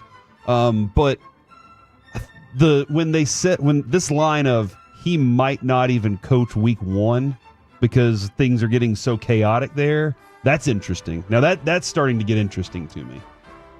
There was one thing that caught my attention about this actual betting line that actually exists. The question, I swear this is a real thing I got. What will be wider, the gap between Michael Strahan's teeth or the tear/rip in Bill Belichick's shirt? The shirt for this interview. Come on, that's ridiculous. Why did you ask that? Because if you think that Bill Belichick will have not a ripped shirt on, 7-1 on your money that it will be the Strahan This is an actual gap in his bet? teeth. Yeah. Guess what? I can go on and on. Will be the color of Belichick's tie. So he's going to be wearing a tie but have a ripped shirt? What? This is ridiculous, dude. This is ridiculous. Oh, take the over on this. How many questions will Strahan ask Belichick about his girlfriend? 1.5? Why are we doing this interview? I don't give a crap about your book. I want to talk about how you're a weirdo who's dating his granddaughter. All right, let's go from that. That probably went further than I thought it would. Let's go from that to I have more scheduling updates for you. The Chiefs are going to host the Broncos on Christmas night in Kansas City. The Eagles and Commanders will play in Week 16 as part of a doubleheader along with the Packers and the Bears. And then the Eagles are going to host the Bears for the Black Friday game. Okay, that's a good game. That'll be a very good game, honestly. Now, a lot of stuff coming up about the Eagles because they're also going to play the Packers on Monday night in Week 10. This is interesting. Remember I told you how like everyone gets to do their own presentation. So they presented the international games this morning. I can go through them all if you want, or I can point out this wrinkle in the schedule. Week 4, Steelers against the Vikings in Ireland. Week 5, Browns versus the Vikings in London. So the Vikings are going to play back-to-back international games going from Ireland to London. I'm not saying it would have been easy, but like I imagine it would have been significantly easier if you'd just had both of those games in London. One game. Yeah, or both in Ireland. Or I wonder what travel is going to be like there. Is it? Yeah, I don't know. Are they staying in London or Ireland the whole time, and then they're like, all right, now we'll move on to London? I'm interested in this. See, that's a good question. It's cool to get to travel. I think it's cool to get to travel. I agree. But work travel is always different. I wonder if you're in the middle of healing up your body and also now you have to go to another different part of the world, you're like, hey, that's not my favorite. Uncertainty about your meals, uncertainty about pretty much everything that's going on. So London is going to be the base for the NFL weeks 5, 6, and 7. Okay. So there's going to be a London game in week 5, Browns versus the Vikings. Ooh. Week 6, Jets versus the Broncos. Okay. And week 7, Jags versus the Rams. Are you suggesting that Jets and Broncos isn't going to be a barn burner? These are the 3 games London gets. Browns versus the Vikings, Jets versus the Broncos, and Jags versus the Rams. It feels like they're like, why get 1 middle finger when you can get 3? The NFL said we're sending the teams that need it. We're sending the teams that need to be sent. Yeah. Well, they give a crap about Brazil because Brazil gets the Chargers and the Chiefs. Okay, teams like the Cowboys are powerful, and they're like, we don't want to do that. And the NFL goes, thumbs up, buddies. And I think what the Cowboys' big deal is they're like, oh yeah, I guess I'll do it, but I'll never sacrifice a home game for it. And they're like, that's the deal. Everybody has to do it. And they're like, no. Then we won't do it. Yeah, that feels like an unreasonable amount of power to have to just be like, no, I'm not doing that. Have you ever been in an argument where you like give an ultimatum and they're like, no, I'm not doing that. And you're like, but that's no ultimatum. And you're like, okay, well, do what you got to do. I've loved whenever the wife has said, do you want to do this? And I don't want to do it. And I've said, no, I don't want to do that. Yeah. And she goes, that's fine. That's the best. But not an ultimatum like that. Okay. Only whenever you try to give me your crappy hypotheticals that are going to put me in a bad situation. You're like, you got to do it. I'm like, no, I don't. Yes, you do. Is this an underwhelming announcement from Peacock? Peacock announced they have an exclusive Week 17 NFL primetime game. Are you ready? Are you excited? Exclusive NFL primetime game. What day? On Saturday, December 27th. Okay, so this is a good day for a football game. Maybe. December 27th? Yeah. I'm thinking, let's say, let's roll out the Washington Commanders. Mm-hmm. And what AFC team do you want to roll out there from the West Coast? Ooh. Seattle. Let's roll out Washington and Seattle. AFC, okay. I decided Seattle, Kevin, at the end of the day. Either way, your answer could be correct. I don't know.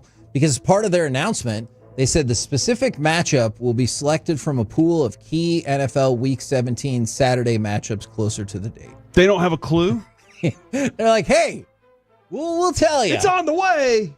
In October. Yeah, I'm dumbfounded. Yeah, me too, Bruce. This is like whenever you get that email or whatever. Hey, it's out for delivery, and you're like, but when's it going to be here? And they're like, it's out for delivery. Yeah, it could be 10 o'clock tonight. And you're like, okay, and then it gets around 10 o'clock, and you're like, what's happening? It's like it'll be here tomorrow.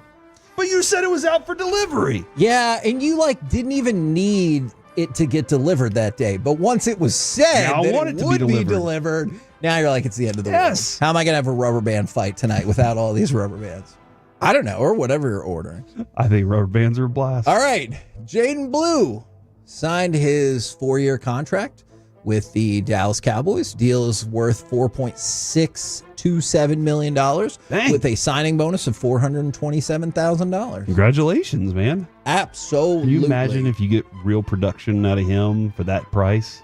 Then I think this team has the capability of being really good. It'd be awesome. I really, really do. All right, let's go from that to JOK. For the Browns, I know kind of this was the thought going into it, but JOK is going to miss the entirety of the 2025 season, back to an injury that he suffered toward the end of the 2024 season. One more quick thing to throw out there for you when we were talking about some of these matchups. Which team do you think has the most losing seasons in the last 10 years? NFL team. Most losing seasons in the last 10 years. Jags feel like. The Jags, they are not at the top of the list. Okay. Cardinals? Ooh, they only have 6, which I know is a lot, but that is not at the top of the list. The Raiders? Oh, hating on the Raiders. They have had 7. Not at the top of the list. There are 4 teams that have had more losing seasons than them. They suck now, too, if it helps. Cleveland? Panthers. Cleveland and the Panthers are both tied for second with 8 losing seasons in the last 10 years.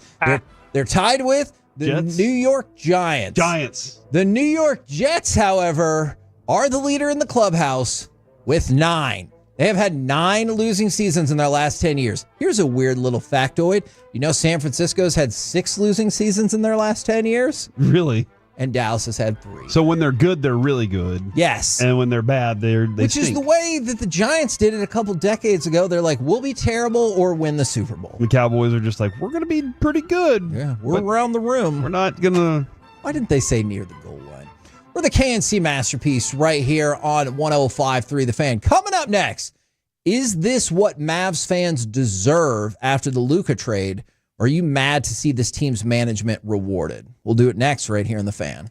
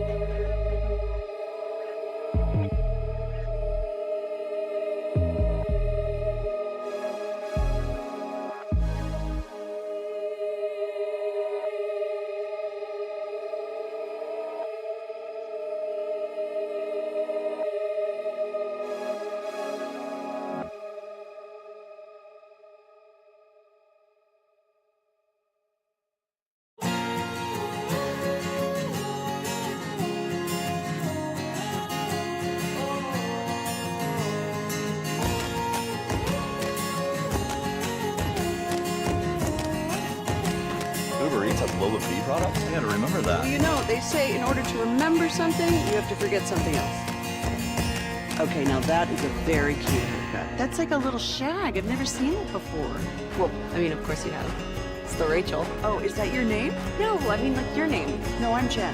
My name's Jen. Right, but I just mean like this is your haircut. But that's hair on your head. I'm not saying this is your hair. Okay.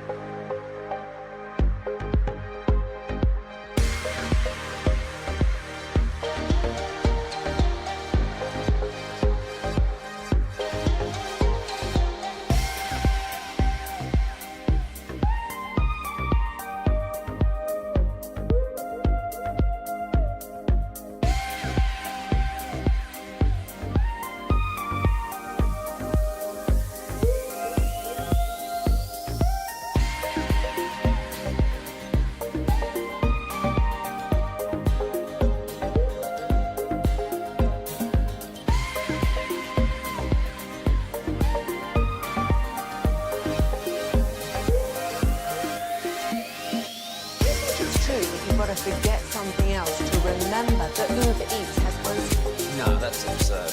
Hey, remember when you used to be what was it? Pepper lady. Pepper lady? What? Cinnamon sisters? Basil babes. Saffron squad? Nutmeg maidens? Freaker? No. Nutmeg maiden? I just said that. Was it Spice Girls? Doesn't sound right.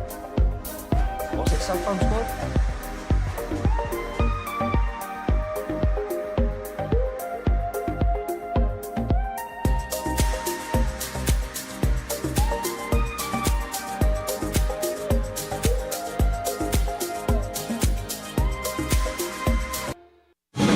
Driven by our D&M Leasing Studios, it's the KNC Masterpiece on 105.3 The Fan.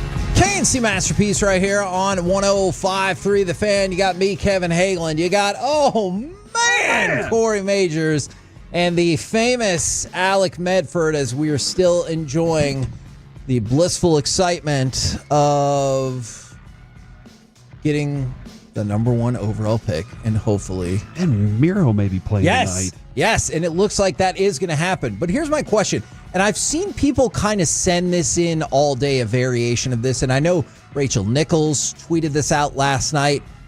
Do you feel like this is what Mavericks fans deserve?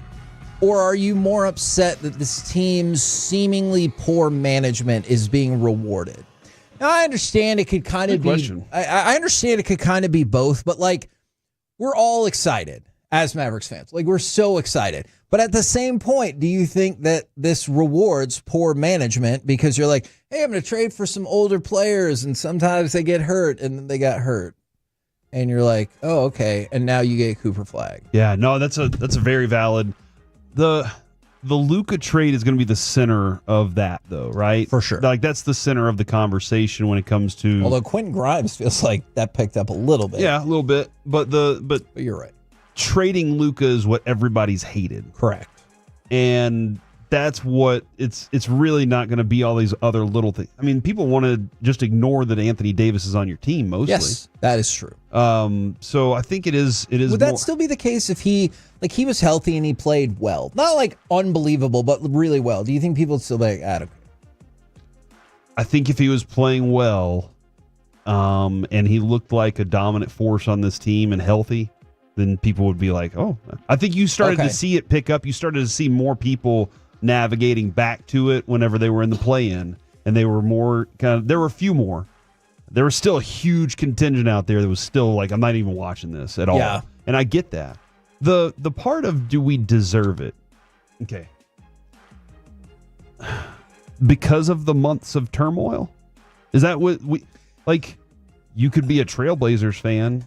Do they deserve it? No, you're right. But at least, like, even with Trailblazers, by the way, it looks like their owner's getting ready to sell. Well, even with the Trailblazers, like, at least you got Scoot Henderson. Like, you got something that can encourage you. For the Mavericks fans, there is nobody, I think, almost nobody, that would have said at the beginning of the year, you just went to the finals, you have a potentially generational, certainly franchise player, you're going to trade him. You're going to trade him for what you feel is a diminished return. Then you're going to have a whole bunch of injuries, and you're not even going to be in the real playoffs. Mm-hmm. Like, there's no way I would have thought that was going to happen. And so from the not shopping Luka around to announcing it at almost midnight on a Saturday to the pure shock of it all to none of us knowing that when Luka got hurt on Christmas Day, that's the last time you were ever going to see him play in a Mavericks jersey. All of that just feels so traumatic. And then you ended up being on the wrong end of what most people think is the most shocking trade in the history of the NBA. This is all very valid because you say traumatic. I like that you use that word there because the morning you woke up or the night that you couldn't sleep. Yes. Like a lot of people couldn't sleep because of it. I woke up that morning and spent 3 hours just in shock. And that is that was just about as low as I've felt as a sports fan. There have been plenty of other Nelson Cruz, the Mavs losing to Dwayne Wade. But at least you're the right. The Cowboys and Des caught it. Okay, don't keep listing things, but at least FC with those, Dallas. stop it. All right. At least with that, you could see the game happening. Okay, yeah. You could see the potential. But that's the low, is what I'm saying. Yeah. This high that I felt last night, it was as high as it could possibly be for me. Like it's just right up there with winning a championship. I felt that joy, that elation, and Sean used the word jubilation this morning. I felt that for about 3 hours last night. And then whenever I learned Miro was back or potentially back today, the whole, like, all these things are starting to feel good for me. So the extreme highs and lows of rooting for a franchise, I do feel like I kind of balanced it out by getting this. And I do feel like I deserved it as a fan. And I honestly don't hold it against Nico that much now. Because... Yeah, tell me more about that. In my opinion, it seemed like there was a plan in place with something that was guaranteed. Okay. And so whenever you have that and you're like, okay, I have this option and all I have to do is give up this player, and sometimes this player can cost me a game in the playoffs, maybe even the NBA Finals because of his attitude, and I have to babysit him a lot. A lot of things go. Okay, Kevin, I got you. You know this too. Alec, you know this. There's always a lot more behind the scenes than we know. There's always a lot more information that they haven't even leaked out, honestly. It's weird that they haven't. So that's where I am on Nico of like, he bought a lot of goodwill with me with a lot of the moves that he made. PJ, Clay, Gafford, even bringing Anthony Davis back. I know it's not what everybody wanted, but he got a lot of goodwill with me. And so now that he has the number 1 overall pick, I'm curious as to what he can do. The craziness of trading Luka is also obviously where I'm like, well, you're going to make a bad decision. But then I got to look at all the good decisions he made too. So it's going to balance out at some point. Okay, so I just want to take like a slightly alternate viewpoint that I think some people are feeling. I already told you earlier in the show, I'm with you. I now believe that this was some sort of prepackaged deal. But you believed it before too. You kept saying, if it happens. And so here we are. So here's what I want to throw out. Let's say none of that is accurate. You're right. We all felt really good about the moves that Nico was making until the Luka move. And if you feel like the Luka move undercut your future because you also didn't get a plethora of draft capital to go along with it, let's say that Cooper Flagg works out. He does turn out to be Scottie Pippen or Larry Bird or Kawhi or whoever your comp is.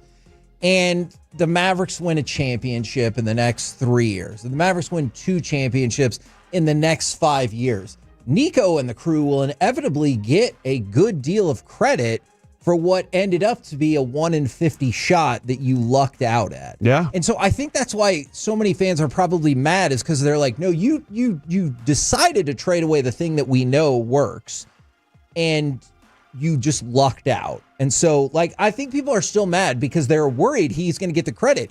As a Mavericks fan, I don't give a crap. I don't care who gives the credit either. The other thing, too, is Donnie Nelson did something back in the day that a lot of people forget about, or maybe even new Mavs fans didn't see. But Donnie Nelson would decide that team's gone as far as it can go. Yes. Rafe LaFrentz, Nick Van Exel, we appreciate your time. We have to add some other pieces to this. We got to move on from this. And it happened multiple years in a row where he would go, I've done everything I can do with that team, and I'm moving on, but I'm staying with Dirk. That was always the loyalty, was I'm staying with Dirk. It never felt with Mark Cuban and that group that it was as much business whenever it was Dirk as much as it was loyalty to Dirk. And so you assume that it was going to be the same way whenever it was Mark Cuban, whenever Luka was here. We're going to treat it the exact same way. We're going to be loyal to him. And then Nico comes in and wrecks that. But I think part of him, after seeing that team in the finals against Boston, he said, that's as far as that team's going to go. And I believe this guy, Kai, can lead us in a different way with a different group of players. I got to figure out how to get those players. Sure. I believe that he felt they went as far as they could with Luka, and they did everything they could for him, and he wasn't going to learn. I dead serious believe that. No, I believe you.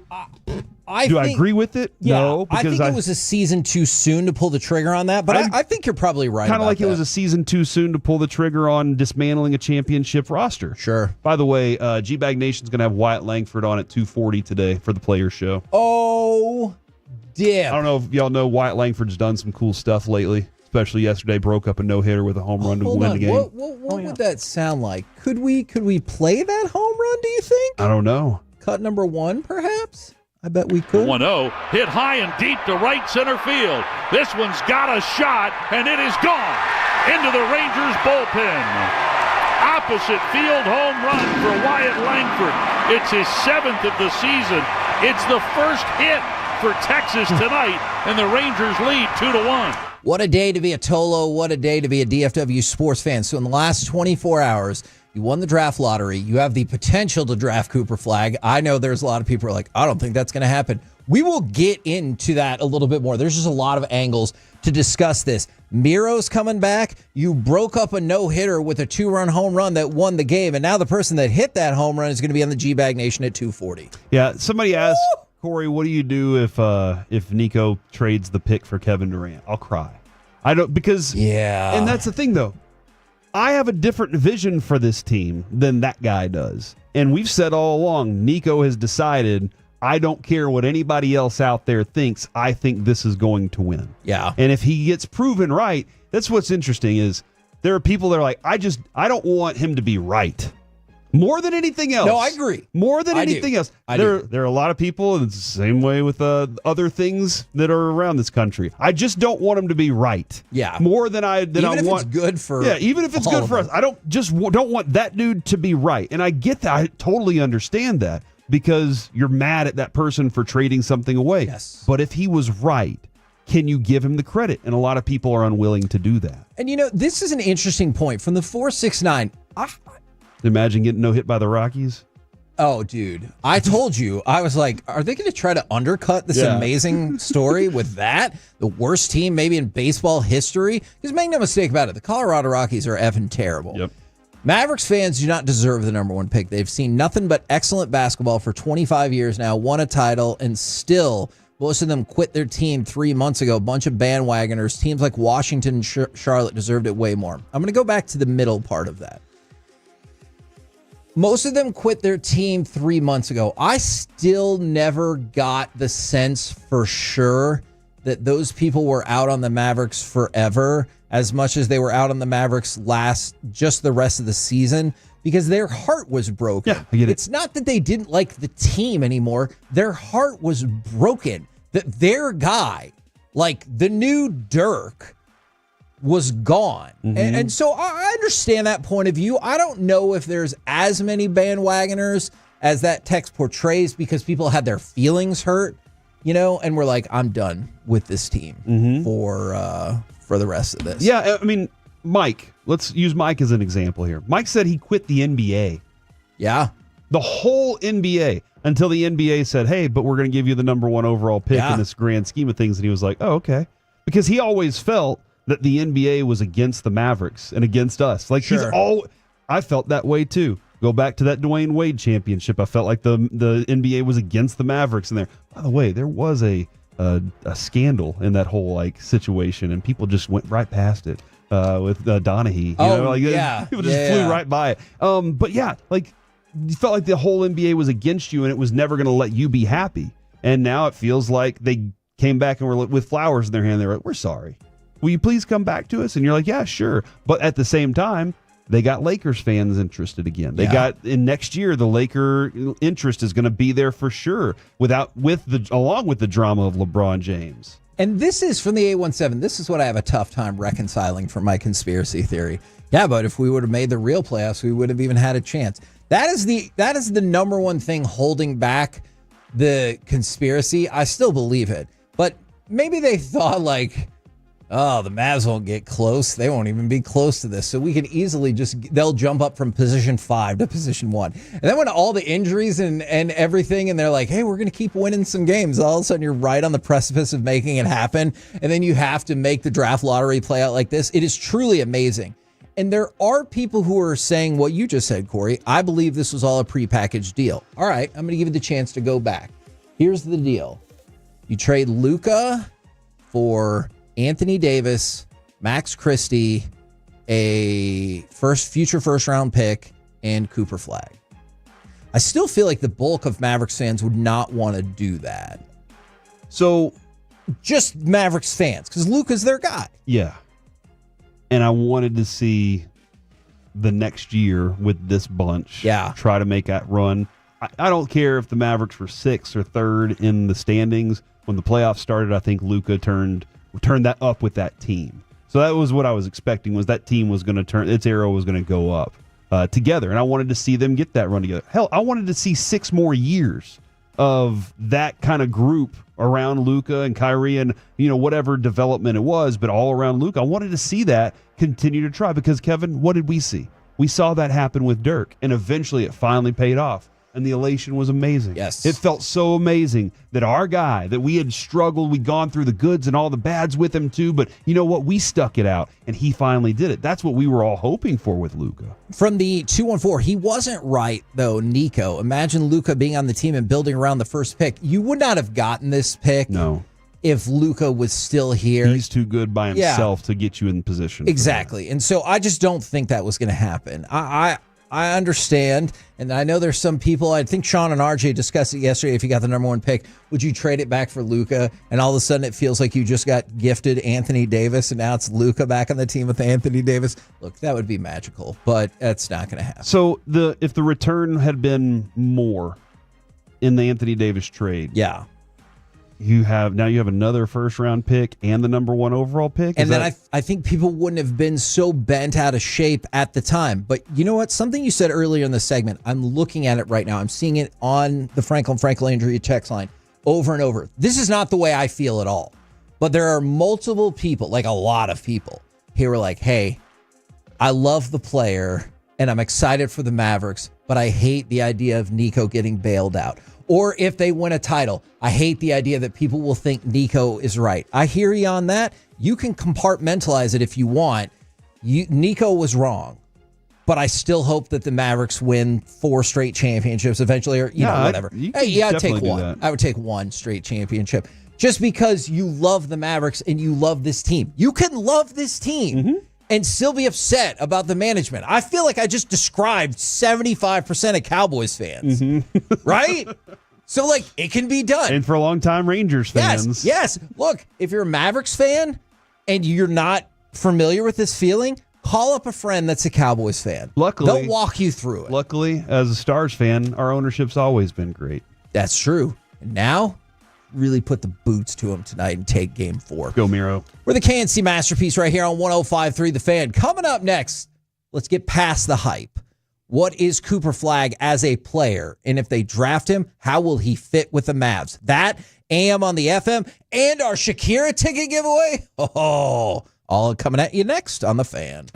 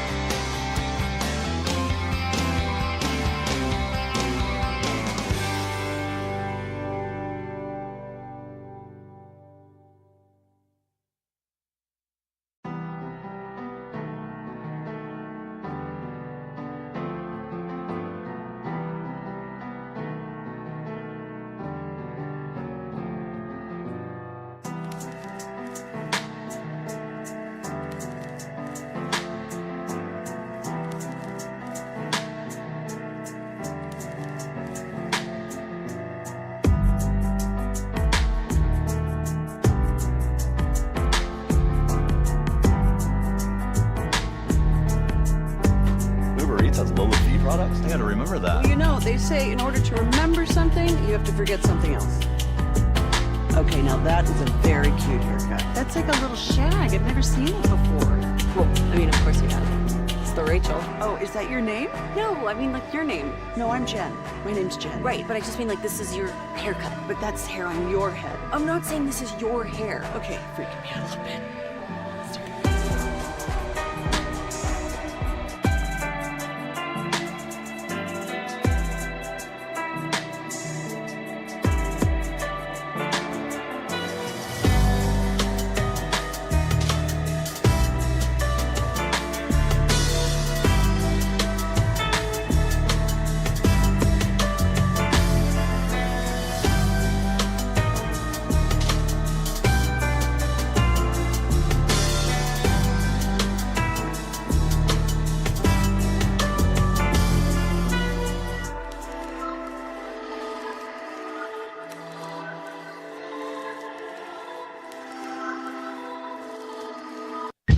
The Expressway on 105.3 The Fan is presented by the On Time Experts. Right now becomes Cooper Flagg time. Whether it's a pass or whether it's a jump shot.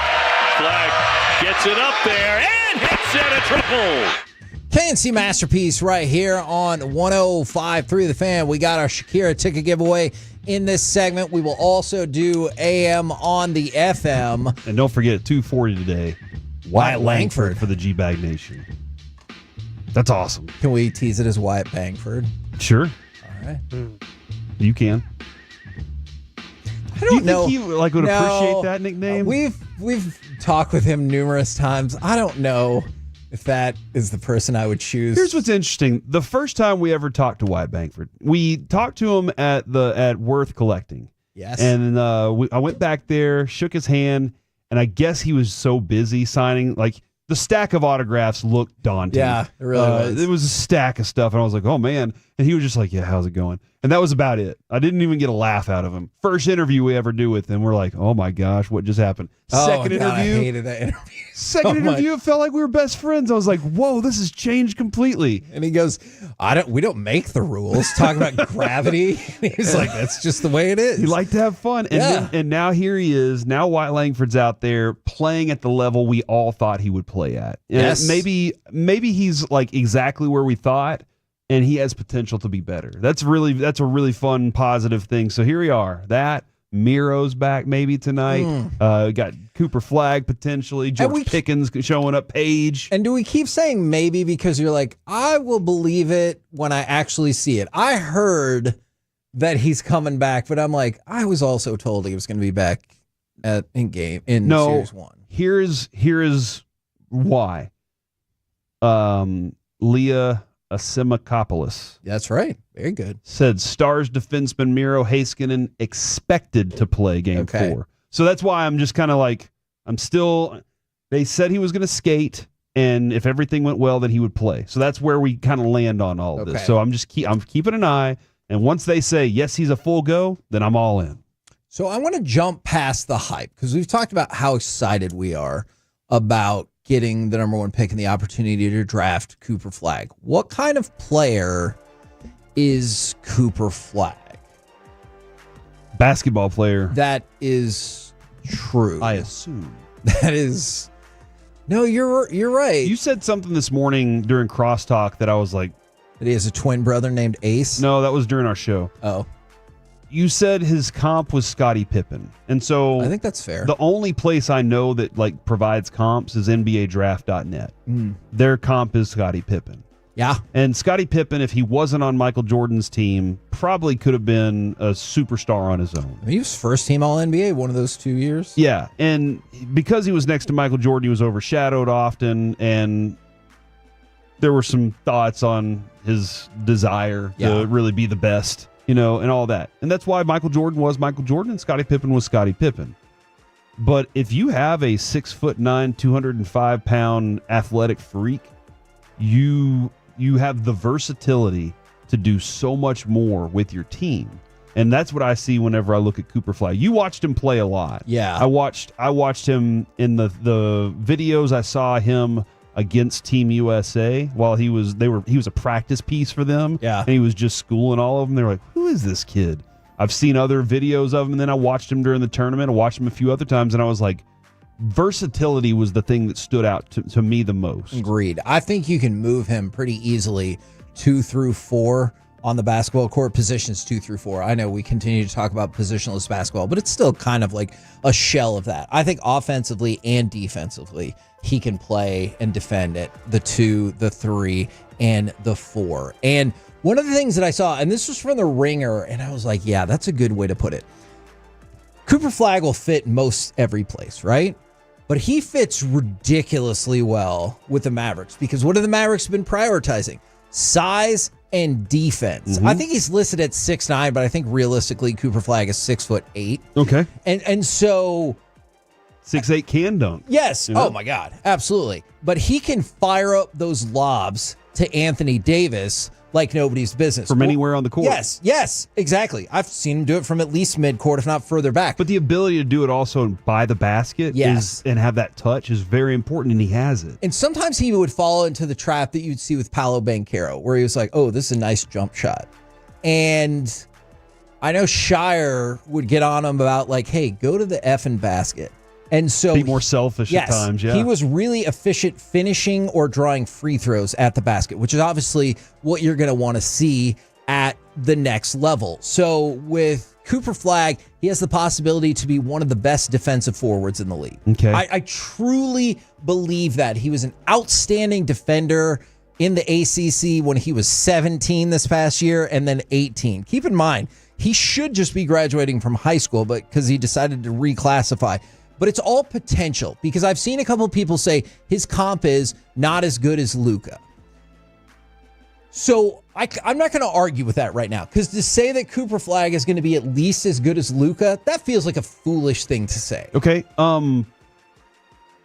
Luka is the main ball handler at all times on True. any team he's on. That will not be the case here. And this guy is not so that's another Correct. reason that he's not as good as Luka. He doesn't have the same touch as Luka offensively. Sure. And granted, Luka would shoot 23 3-pointers and maybe only make 6. That's a Right, reality. right, You have to be honest. And I say that's 18 points and threes right there. That's really good. But listen to this. Very quick first step for his size. Agreed. And is a weapon taking guys his size off the dribble when facing up. Whenever you can shoot and go to the basket, that's something that PJ does very well too. He can drive to the basket, be physical around the basket, and also whenever it's guys his size or smaller, he can dominate and destroy them. But that first step, the first step that he has, that's the thing that people keep talking about is he blasts right past you with his quick first step. And the thing that you're going to love about that first step is he can do it off the dribble and immediately get the ball. Like you don't have to and I know technically that wouldn't be a first step, but I'm saying like defensive first step. If someone gets in the mix, he can absolutely move by them while still dribbling the basketball instead of being like, hey, I have to be in this still position and give me the ball. He's really good off of the pick and roll. I already said he's good at the lob. If he continues at this pace, the two comps that make a lot of sense are Scottie Pippen and Kawhi Leonard. I'm sorry, what? Yeah, Scottie Pippen and Kawhi Leonard. If he can, but that's a big if, because he just turned 18 and you're like, hey, I've seen, how many prospects have you seen fall by the wayside? Mm-hmm. But that's what he comps to. His mindset is different. Kawhi's efficiency is pretty insane. Absolutely. And the fact that he but versatility, defense first kind of mentality, yes, the things that it takes to win games, the competitiveness, those things all stand. I agree with you on that. There was a time when Kawhi Leonard was the best all-around player in the NBA. Like if you're looking for best two-way player, it was absolutely him. From the 3-4-6, are we ignoring the fact that Cooper Flagg does not want to be here? All right. I'm sorry, what? He said that? Yeah. I'm gonna help. Paige said that, right? Yeah. Or did Paige she didn't clarify say that with us? Or are we just enjoying it right now? I love the hope, but when I heard them try to hypothesize with Flagg coming out here, avoided all questions. That is who Cooper Flagg is as a media talking human being. That was because I watched this last night. I read the quotes. That's the smartest possible thing to do. Yeah. It's not, oh my God, I can't wait to be a Maverick. What if he doesn't get picked first? Sure. He looks foolish. Sure. He's very humble, for one. That's kind of another thing, too. And that's the big thing. So then add on to that, any trade could happen between now and then. If he goes out there and he's like, man, Dallas is my favorite city. I can't wait to play there. All the other cities suck. And then they trade it for Giannis. Milwaukee. And then now he's in Milwaukee and he's like, love Milwaukee. And you're like, so this is a very smart play on his part. I didn't get any connotation that he did not want to be anywhere. He was just playing it safe. Because I know people focused on the unenthusiastic clap and the post interview with ESPN. If you have seen Cooper Flagg do interviews not on the basketball court, that's pretty much what you get. Like, I would love to talk to Cooper Flagg. You would have to work really, really hard to make that interview super entertaining. And I don't know if, Kevin, if this is from earlier in the year, but the weaknesses I keep seeing on him has room to get stronger. I think that might be the number one weakness. Okay. So you watched him play enough that, like, in college, you were like, no, he has to get... Yeah. You have to get stronger going to the NBA anyway. Yeah, and I mean, he's not built, like, as slightly as some people might be concerned, or, like, when you look at Derek Lively, just in terms of how tall he is and how slender the body is, or how lean it is. He's not built exactly like that, but he could definitely put on strength. The other thing is, you saw him get better as the year went along. Think about it. Yeah. He was almost the youngest player in college basketball this year. I think he's like, I don't know, like the third or fourth youngest player in all college basketball. He won every single major college basketball award. Despite the fact that he was pretty much the youngest person in college basketball, he won all of the major awards. He got better as the season went along. You look at the first couple of months in his three-point shooting, not so great. And it ended up moving in the right direction. He could potentially be a 40% three-point shooter, but also be a good defender and mercilessly take you to the basket and finish it off. That is a hell of a combination of skills. Notre Dame was his biggest, most explosive game, right? That was 42-point night. Yeah. That was he was in that 26, 24 range a lot of times. And then it was Arizona in the tournament, I believe. He scored 30. He was awesome in that game. And if you watch that game, he took it from Arizona because they were playing fantastically. So that's where I kind of look at what he was very consistent with his points throughout the year. Then you go look at his blocks and steals, dude. Those are the numbers you need to be paying attention to. And his rebounds and assists. His block steals and rebounds, those are the other things. Mikko Rantanen is a great scorer, right? Everybody's in love with his scoring. He's also great at assists. Yeah. He's also great at getting into the boards and getting a puck out. Those other things, whenever you have your best player getting and doing those things, it makes your team better. That's the hope and desire for this kid. I honestly, somebody said, don't oversell this guy. I don't think we're overselling. We're trying to point out the weaknesses just as much as but everything I read has all these notes of, we're kind of nitpicking at a player with sky-high potential. Worst case scenario, he's probably the third highest ranked prospect in the last decade. Who would be the top two? Wemby and I can't remember. I guess Wiggins is probably outside of. Okay. So maybe he's the second. Interesting, dude. Unless I'm totally missing Jalen Brunson? No, well, not Jalen Brunson. Okay. That doesn't mean that they're going to be good whatsoever. Yeah. But that's why the hype level is there. Somebody asked if he's going to start over PJ Washington. So I'm actually really curious what the Mavericks do at the wing now, because they have, look, I'm not going to argue you could have too many wing players, but I do wonder if they look at it and think that they have too many wing players. Your team is Kai, healthy? Yes. Kai, Clay, PJ, Anthony Davis, and Gafford are lively? You sub out Flagg for Washington, and I think that's their preferred starting lineup. Kyrie, Clay, Flagg, Davis, and Lively. And PJ's on your bench? Or yes. But now think about it. That's a deep bench. The next dude. wave of your bench will include PJ Washington, Najee Marshall, Daniel Gafford. And when we say bench, keep in mind the way that they use Derek Lively and Daniel Gafford. It's not necessarily like you get 38 minutes and you get 10 minutes. That's not really the way they do it. I still am not really sold on Klay Thompson at the 2 as a starter. Zion, thank you very much. Zion is there you go. Yeah. Is the other one. And so, but this is interesting as well, because this is not really accurate from the 510. Zion was way, way higher. Not really. So Zion became the number 1 pick in his first year at Duke. Oh, really? And what I mean by that is he was the 3rd overall high school prospect. It just so happened that Duke got 1, 2, and 3 that year and still didn't win the national championship. And then they saw he was an alien sent to Earth. And so he got hyped up as it went along. And he got to the hype level that I don't know if I've seen in college basketball in 30 years. So from a prospect ranking, Zion is not necessarily higher than Cooper Flagg. From a hype rating, for sure. But from a prospect rating, Cooper Flagg would have been the number 1 pick in this draft last year for sure as a 16-year-old. Who had just, or maybe somebody who just turned 17. Wow. And you go back the year before that, he definitely would have been in the mix. He's been in the radar. He's been on the radar for a long time from the 817. But when Kyrie's not out, who is running the point? And that is a very valid question. You do not, by any stretch of the imagination, want Cooper Flagg to run the point. He can occasionally bring the ball up, but you do not want him as a primary point person whatsoever. But you also told me you wouldn't want Trey Johnson running your point.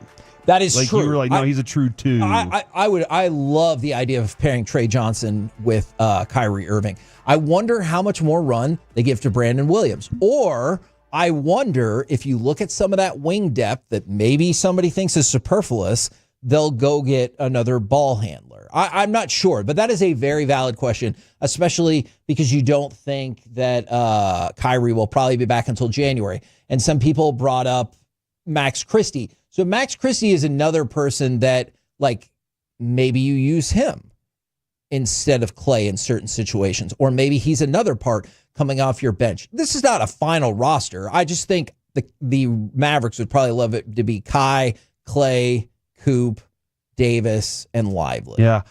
And somebody said Brandon Williams and Exum. Okay, that's all those conversations are fun. This team is long.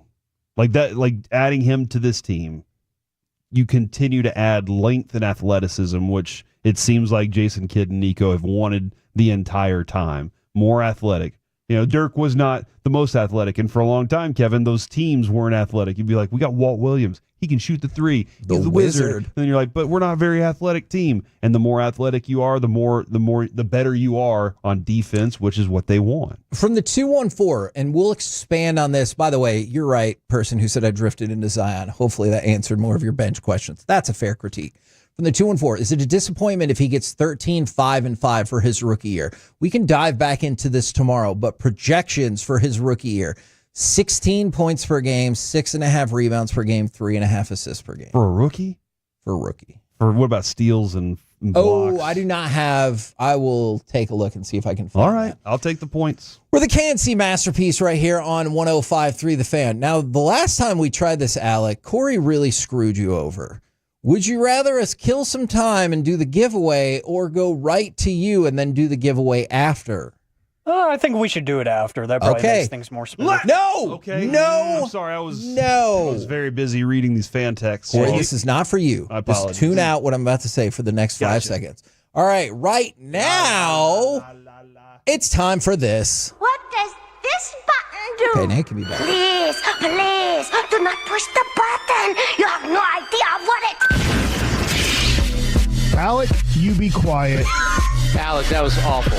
1 for Alec, 0 for Peyton. Don't you dare touch that dial. Don't you dare do it. It is time for AM on the FM, and apparently Corey Majors is a big PP in the morning guy now. Actually, I've decided to change the name of that segment. Ooh. PR crisis is what I'm throwing out there. I like that. Oh, because Peyton Russell. Peyton Russell, yeah. That's and wonderful. it's not dirty. Yeah. Like that morning show. Yeah. You know what's funny now that you say PR is actually that's kind of how AM on the FM, that name got created, was when Jimmy Christopher was working here with us. The Saint himself. He used to call Peyton PR all the time. So Peyton started calling me AM. And then I was like, I think it was Bobby that gave me the idea of, you need like a bit segment. And I was like, okay, what should it be? What should it sound like? And then I was like, AM, FM radio. Oh! That's funny. That's clever. So that's how this dumb segment was born. It is time for AM on the FM. We do have the question of the day coming up here in just a moment. 877-881-1053, the Frankel and Frankel Injury Attorneys text line, Twitch, and YouTube.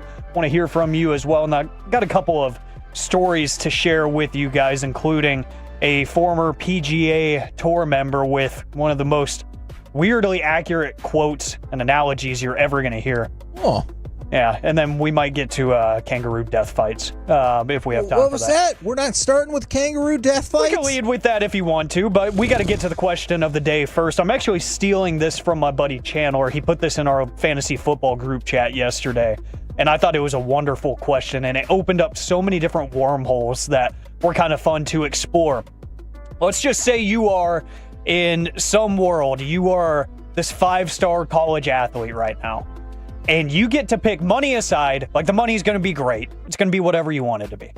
You get to pick one NIL deal that is guaranteed going to happen for you. What would you want that NIL deal to be? 877-881-1053, because there's so many different directions you could go with that. You could say a car dealership so you can get a cool car to drive around campus. You could say a food place. Private jet deal. Ooh, that's great. Because obviously most of social media is now just influencers showing off their trip and being on private jets. Never been on a private jet. Think it would be super cool. I'd like to get an NIL private jet deal. I mean, it's hard to deny that one because, I mean, sometimes I get down those weird like TikTok wormholes. Yeah. And I see how much private jet like lifestyle actually costs. And I'm like, it's the biggest waste of money ever. Oh my gosh. So if I got that just handed to me on a silver platter, oh yeah, I'm taking that. Absolutely. I was just looking at the Cooper Flagg was the second highest earning NIL player in college sports last year. Arch? Livy? He was at 4.8. Arch was at 6.5. Carson 4.3. Carson Beck and Livy at 4.1. So NIL. Jeez, man. Good job, Carson Beck, for working your way into that conversation. And then working his way out of that. There in Arlington, Texas. Yeah, that kind of depends. Like, what school am I going to? if I'm at TCU, I feel like it's a Hurtado deal. Like that's what I'm trying to rock there, or Whataburger, obviously. But if you have the private plane deal, you can just fly to Hurtado whenever you feel like that it. is a very good point. And I got the money. To the city. You can't just be like, hey, Brandon, we're going to be landing. You're just going to land on Division Street, just right in the Dude, there is a nice little parking lot right out in there in front of the bar next door. So I think maybe you could do it. Well, he's probably listening. Maybe he'll be like, we can figure it out. Yeah, I don't know how jets work. So, well, the Jets don't know how they work either. Yeah, that's true. Neither does Hellebuck on the road. Oh yeah, this is interesting. I want some sort of I want a Gatorade deal, or I want something like that. I feel like there's a lot of money in drinks, so I feel like. All right, you know what? I'm glad that you said that. I already referenced. No, I really am. Believe it or not, I referenced the refugee kids that we were working with yesterday. One of them asked me what my favorite energy drink was, and then he listed off at least 2 or 3 that I'd never even heard of, including, I'm sorry, he said Celsius. Yeah, Celsius. Yeah. I was like, I don't know what that is, and then he listed 1 or 2 others, and I was like, I've never even heard of that one before. I don't know that Kevin drinks anything other than water. Pretty much. Sometimes chocolate milk. Never coffee, never tea. You gave up Coca-Colas or sodas a long time ago. He doesn't drink alcohol. True. Energy drinks don't seem like they're in your vein. Gatorade was for a while, back in the day. I used to love the yellow or the clear Gatorade for sure. So Clear one's good. Yeah, I like that one. But yeah, I mean, think about that. My kids drink so many Gatorades and stuff. I feel like there's but then again, I got to put myself in the mindset of a college kid. All right, give me a minute, Alec. I'm gonna have to. I want a Nike NIL deal. I was gonna say, just pull up your Instagram feed. Yeah. What's on Corey's Instagram feed? Come on. You don't think it's a bunch of hot 20-somethings? Oh, no. Too far? Too far? Corey, do you think that is an inaccurate description? How am I gonna get that in an NIL deal? No, I'm saying that's how you get yourself in the mind of a college. Okay, get mind of the college kid. Yeah, that's actually very valid. Well, if you're going the mindset of a college kid from the 469 Trojan. Oh, yeah. Or, like you said earlier, if you just got 3 quarters at the gas station, in the bathroom, then boom, there you go. I still don't know. That feels like that price would have gone up. I haven't checked. I don't like going to gas station bathrooms. They scare me. So, yeah. I mean, most of the time, they're not pleasant places to be. They're not super well maintained. There it is from the 214. University of Miami with a yacht deal and a deal with Hawaiian Tropic. Cool. Yeah. Remember at the end of Dumb and Dumber, whenever the Hawaiian Tropic girls pulled up and they were like, that way there are some dudes that'll actually absolutely help you put that suntan oil on. They really dropped the ball on that one. But I would love a yacht deal. I love being on the water. I love boats. I love water. He sang the song, I'm on a boat. I love being, that's why I bought this house. I needed a pool. I need to be by the water. Man. I'm like that dad. You were going to say I need to put a boat in the pool. I do have a little mini boat that floats around. I'm like that dad in Big Fish, where if I'm not near water or around it, I just feel like I'm drying out. I need water. I know you don't have the discretionary income to make this happen. Lake house NIL deals. Yeah, I'm down with that. Yeah. But if you could just buy a small boat and just put it in the pool and just to see the reaction of your family, so what the hell is this? How, like something I can fit in? Just like something I can kind of pop into and it has a little burp burp on it. That would be amazing. Corey's sound effects give me joy. Whenever I was asked this yesterday, I said I would want, like, Dior's choice, a wing establishment. Because if you know my appearance, hello Twitch and YouTube, I can easily have a wing flavor called ginger spice. Oh, yeah. And it doesn't even have to have ginger in it. It's just called ginger spice because, play on, how I look. That would be amazing. And plus, I love wings. Had it for dinner last night. That's why I couldn't tweet instantly about Cooper Flagg, because I had red sauce everywhere. Were the wings good enough to justify that delay? Yes. Okay. Oh, yeah, they were amazing. It was the new Wingstop rub. Gotta go try that. Question. Answer. It might just be my Wingstop. Do you ever feel like there's inconsistency in the Wingstop and how they do the wings? Because I feel like my Wingstop, sometimes they're like, oh crap, we overcooked it. And they're like, just throw in a reasonable amount of sauce on it and that'll fix it. And you're like, but it doesn't. Where was the plump chicken? Yeah, and it doesn't. And they're like, hey, it's burnt, but it has more sauce than you could ever imagine. So you've lost it. You just feel like you're just eating sauce. Shout out to the Mansfield Broad Street location. They've been very consistent for me ever since they moved literally like, I don't know, 100 feet down the street. That was kind of weird. Step up your game, Garland. Do it. And real quick, I do want to mention this. I thought this was hilarious. Hunter Mahan, the former PGA Tour pro. Oh, yeah. He's now working as like a guest high school golf coach here in Texas. He was interviewed by The Athletic for the upcoming PGA Championship, which is going to be at Quail Hollow. Yeah. And this is just a wildly pinpoint accurate analogy. He said, quote, I guess I would say Quail Hollow is like a Kardashian. It's very modern, beautiful, and well kept, but it lacks soul or character. End quote. I just thought that was extremely specific for some reason. Ouch. And I was doing some reading about death fights with kangaroos. And why?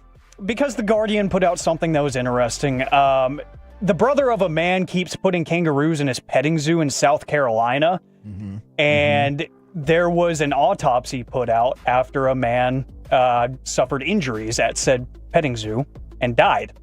And apparently he was quote unquote roughhousing with said kangaroo at said petting zoo. And the kangaroo got mad and he ended up suffering blunt force trauma from a kangaroo at a petting zoo. So hey, one, I don't think they should be in petting zoos. But two, don't mess with kangaroos. Yeah. I think I said once before, I would destroy a kangaroo in tennis. But in some sort of... We asked Dirk about that, yeah. and Dirk was like, I got to see this. Yeah. By the way, from the 469... That was one of our questions to Dirk Nowitzki, dude. Yeah, and he loved it. He loved it. From the 469, yes, that Wingstop that you listed, that is exactly the Wingstop I'm talking about. Because they go, you must be talking about... I won't say which one it is, but they need to step up their game. And I feel seen that those people are like, I know exactly what you're talking about. We're the KNC Masterpiece right here on 105.3 The Fan, and right about... Let's give something away! 877-881-1053, caller number 10. Now. We'll get to catch Shakira on her world tour. She stops by Globe Life Field on June 11th. You can buy tickets, of course, or you can win them for free right now and all week long in the noon hour on the KNC Masterpiece. 877-881-1053. Coming up next, C Block. Is Jackson Dart destined to be a star? Next on The Fan.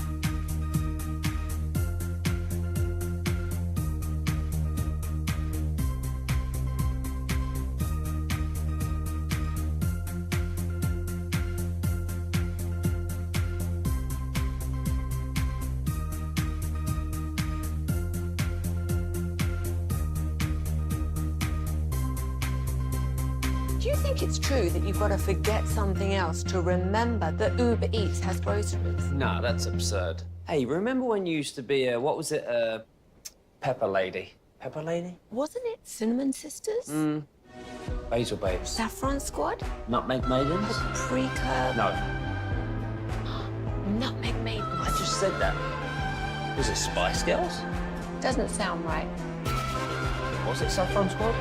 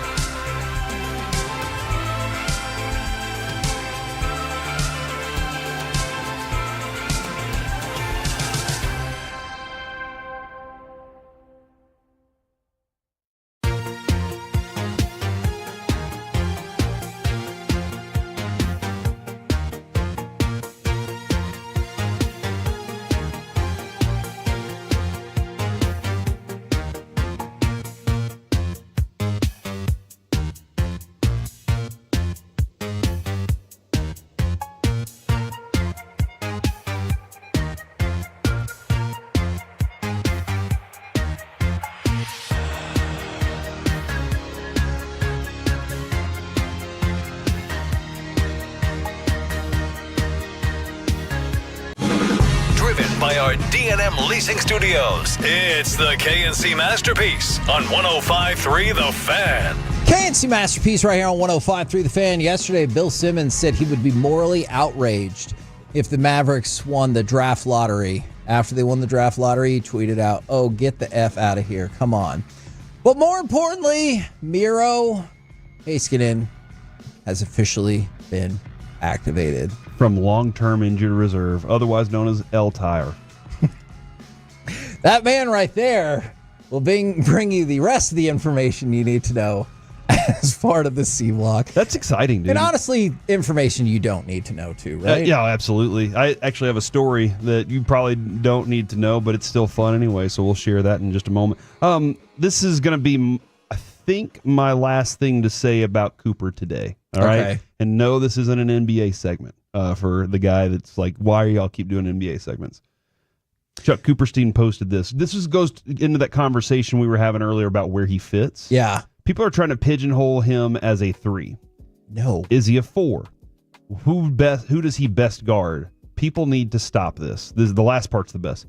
Cooper Flagg is anything you need him to be. Most of all, he already at age 18 has the feel and ability to process high-level concepts of a much older player. That's the part where when he gets into the game, like when he gets to this level and they start throwing things at him, he's got it figured out. He understands why the why is always the most complicated part to get past. Okay, I know what I'm doing. Why am I doing it? Because when you know why you're doing something, very similar to what Tyler Booker is going to go through. He gets on that field.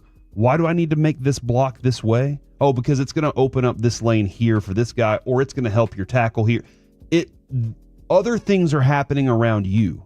A lot of times these guys get to this level and they think the world is revolving around them and they don't understand how to be part of the team. And so if you got a guy that understands that part, understands the high level concepts, he's picking it up quickly, and that means you don't have to wait a long time for him to get going. The offensive development we'll still get to at some point. Also, don't forget, G-Bag Nation has Wyatt Langford coming on at 2:40 today. Wyatt, he broke the no-hitter up last night. He did, which we needed, or else we would have lost to the worst team in baseball. And we did not. Kevin, have you ever heard of the SPS?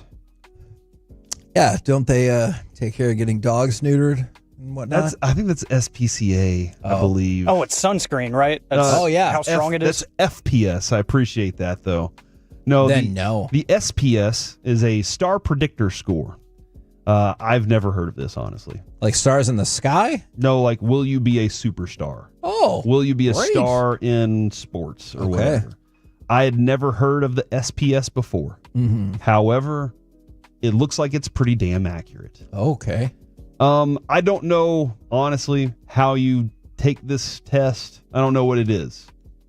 But here are the results since 2004, at least. The highest scores. Josh Allen scored a 92.9. Ooh, he's good. Kyler Murray scored a 93.5. Yeah, he's good. Cam Newton scored a 94.8. He was good for a while. He was an MVP. Yeah. Went to a Super Bowl. Yeah. If it hadn't been for Von Miller, probably could have won the Super Bowl. I could see that. Deshaun Watson scored a 96. Oh, again, he was good until there's some stuff. Mm-hmm. Deshaun Watson was on his way to be a star. It did look that way. Patrick Mahomes, 96.2. Oh, he's very good. Ben Roethlisberger, a 97.7. He was very good. Jalen Hurts, 99.0. Oh, he just won a Super Bowl. Lamar Jackson, 2-time MVP, 99.2. Jackson Dart scored a perfect 100. Wow. A perfect 100 score. Again, I do not know how the SPS is created.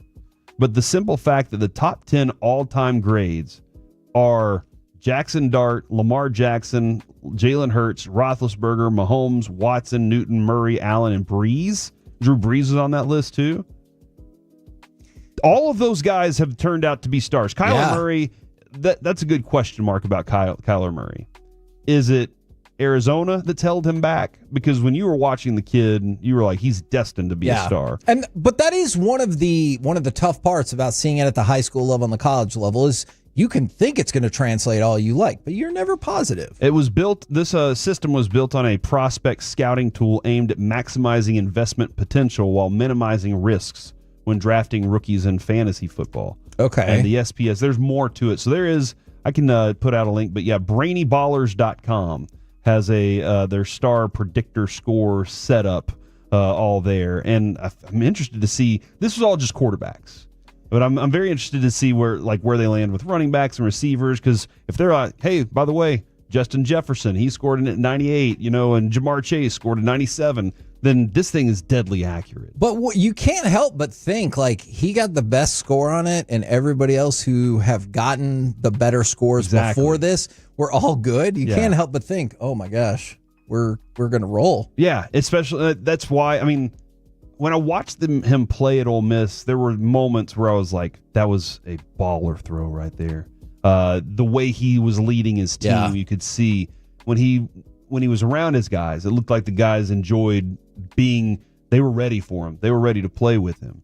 But then there was a couple of other games where he throws 4 interceptions and completely keeps his team out of the college football playoff. And I was like, what happened? Wow. So I got to figure that out there. But do you think that Jackson Dart will end up being a superstar for the New York Giants, or a star for the New York Giants? I'm going to say no. I'm going to say he peaks out at Kyler Murray. Oh, interesting. Look, the Giants are going to be stoked if he turns out to be Kyler Murray, right? Mm-hmm. Mm-hmm. But I'll say that's where he peaks out. Okay, all right. That'll be a very interesting study on him. If he is a star, that's going to be tough, dude. That will suck. That the Giants actually landed that in that round. They had to move up to get back up to get him, but they knew they wanted that, and the Giants have been pretty bad. Daniel Jones. I'm with you on that. So from the 972, we need Shedeur Sanders' score. I don't have that at the moment. I don't have any of the other, I don't have Dylan Gabriel's score. I don't have any of that stuff. My apologies. I just have Jackson Dart, and he got a perfect 100. That's pretty dang impressive. So good luck to him. And then I wanted to have this conversation. A couple nights ago, I convinced my son that America's Funniest Home Videos is a money laundering scheme. We were watching America's Funniest Home Videos. Yes, a money laundering scheme. We were watching America's Funniest Home Videos. Mm-hmm. And my son said, how long has this show been on? And I started thinking, it's been on since Alec was born, at least. Oh, yeah. I went back into my childhood, and I almost couldn't remember a time that it wasn't on. I don't think I can. And I feel like, wasn't it called something else before it was called America's Funniest Videos? I thought it was called that. Home Videos? Yeah, Home Videos, and they changed it to AFV. Because it could be anything, not just home. But Kevin, did you look that up yet to see? It's got to be the late 80s. Okay, all right. Because I remember Bob Saget Fever was running wild, and he was hosting that show. And so he was like, how long has this show been on? I was like, man, it's been forever. At this point, I think it's just a money laundering scheme. And he said, what are you talking about? I also am curious about that. Think about it. Long John Silver's. Nobody ever goes to Long John Silver's. But here we are. Long John Silver's are everywhere. Mm-hmm. I know Mike would be like, I go to Long John Silver's. I love it. No, but he does it. He said he would, but if it's out of his 15-minute driving radius, he won't. So, but yeah, I was like, I think it's a money. Because listen, dude, Carlton's hosting now. All right. And is he really? Carlton is the host now. I haven't seen that show in a long time. Who was the guy that did it for a while? My kid loved him. He was an older guy with white hair, looked like my dad.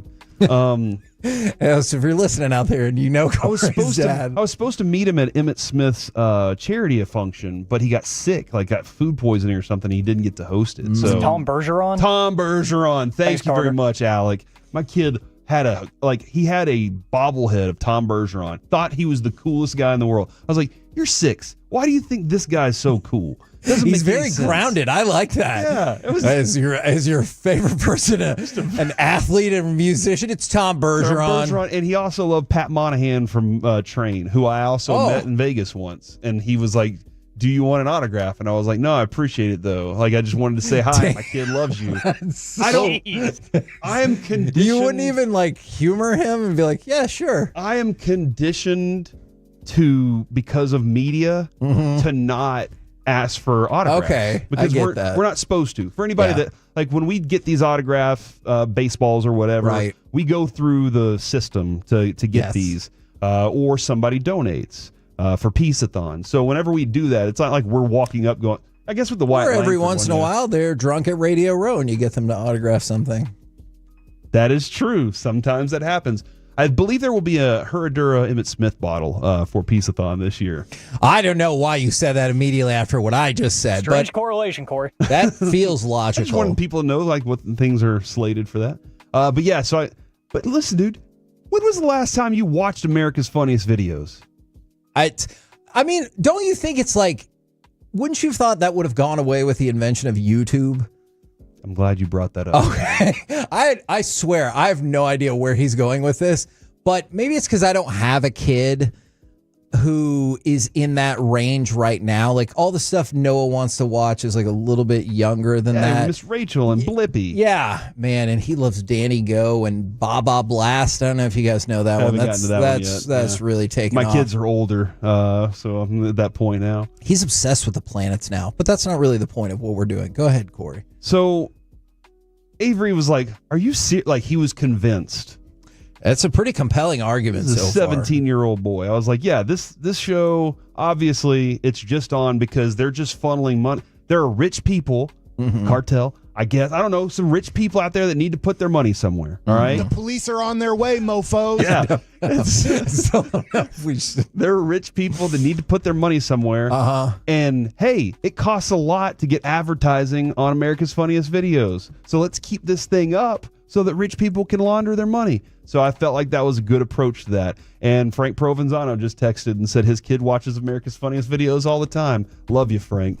Whatever, man. Frank, you suck. What are you doing right now? I texted you a couple of times, and then you're like, he's a busy man. I didn't have your number. And then I texted him with my number, You should have said and I was like, hey, this is Kevin. And he's like, okay, cool. He clearly didn't say, hey, it's Kevin from the Fan. Okay. Exactly. Mike Adams would have known. It's a standard. So then Avery decided to go do some searching. And that's where he found the story that I really like the most about America's Funniest Videos. America's Funniest Videos is screwing you over. What? The promise of winning $100,000 is almost impossible. Huh? Yeah, you're up against, some dog that spilled its water bowl or something like that. And everybody's Guy getting laughing. hit in the beanbags. Yeah, all these things are going on. Like you're up against all that. The reality is you're giving them free content. You post it on TikTok or your YouTube page, you get all the hits. You get the money. You get the profit off of that. You give it to them. You sign away the license. They take the license from you for that video. Therefore, if you try and post that video on your TikTok, guess what's going to happen? They come back and sue you. And they say, you had your chance to win $100,000. And you're like, but I finished second place. And they're like, sorry, that's ours now. No longer your video. So now you got to go out there and re-record your friend jumping through a trampoline and breaking his teeth. Now you have to do that. Okay. Instead of they stole that video from you. What is the go-to? And I'm not trying to take down AMV right now. It kind of feels like you are. What's the go-to funny thing? Is it somebody getting physically hurt? Kicked in the junk. Okay. Something hits you in the junk. That is the funniest thing. And something about a dog. Pets are hilarious. Cats running away from pickles. What's going on with that? It's hilarious. What? Go look that up. It's dead serious. I will not. From the 817, didn't think Corey would make such a sound argument, but I'm sold. Yeah, I didn't think this was going to happen either. First off, joking about the whole it's a money laundering scheme. Secondly, it actually is. They're stealing money from you. And guess what? They're posting it on their websites. And then they get the hits from it. And they get the advertising content from it too. They're making a killing off of your videos out there. That being said, if you would like to send your videos to my website, Corey, no, I'm just joking. I don't have a website yet. But maybe we should come up with the KNC Masterpiece Videothon, and we'll give you, $500 if y'all win, and we'll get all the money off of it. What do you think, Kevin? Are we going to get a lot of submissions when you just pretty much pull the curtain back about how you'd be dumb to do that? Our Tolos are loyal, and they know that we'll bring the money back for good cause, Kevin. That's what it's all about. All right. Our pockets. Did I say that out loud? I'm just joking. So there it is, ladies and gentlemen. Frank Provenzano, former assistant GM for the Dallas Stars, will not text Kevin back because he won't say, I'm Kevin from the Fan. He said, tell Kevin to text me his new number and he'll get back to you. That is what he said last time. Oh, I'm going to tell him it's you. And so I'll be like, this is Corey's new number. And No, then he he'll knows my number. Then he'll text He me loves back. my phone number. We're the KNC Masterpiece right here on 105.3 The Fan. Coming up next, especially since you know Miro's back, let's get some Stars Jets Game 4 predictions. Plus, did the last 24 hours potentially reshape the NBA? We'll do it next right here on The Fan. Heck yeah.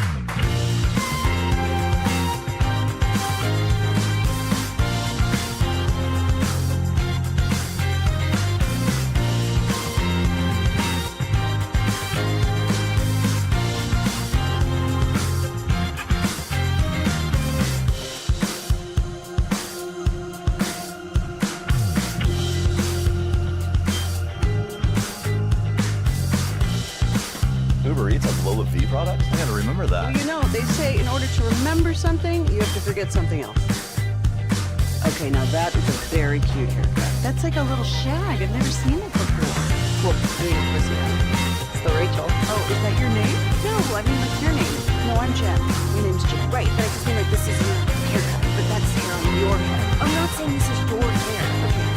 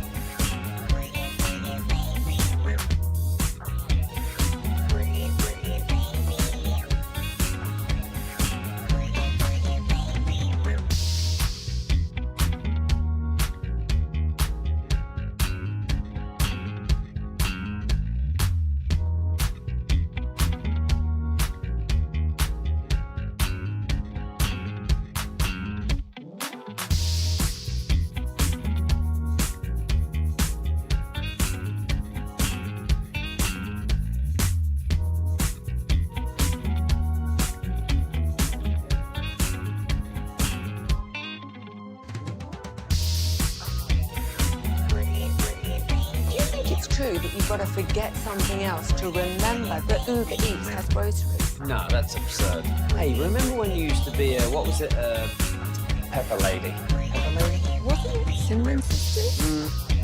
Basil Babes. Saffron Squad? Nutmeg Maidens? Pre-curve? No.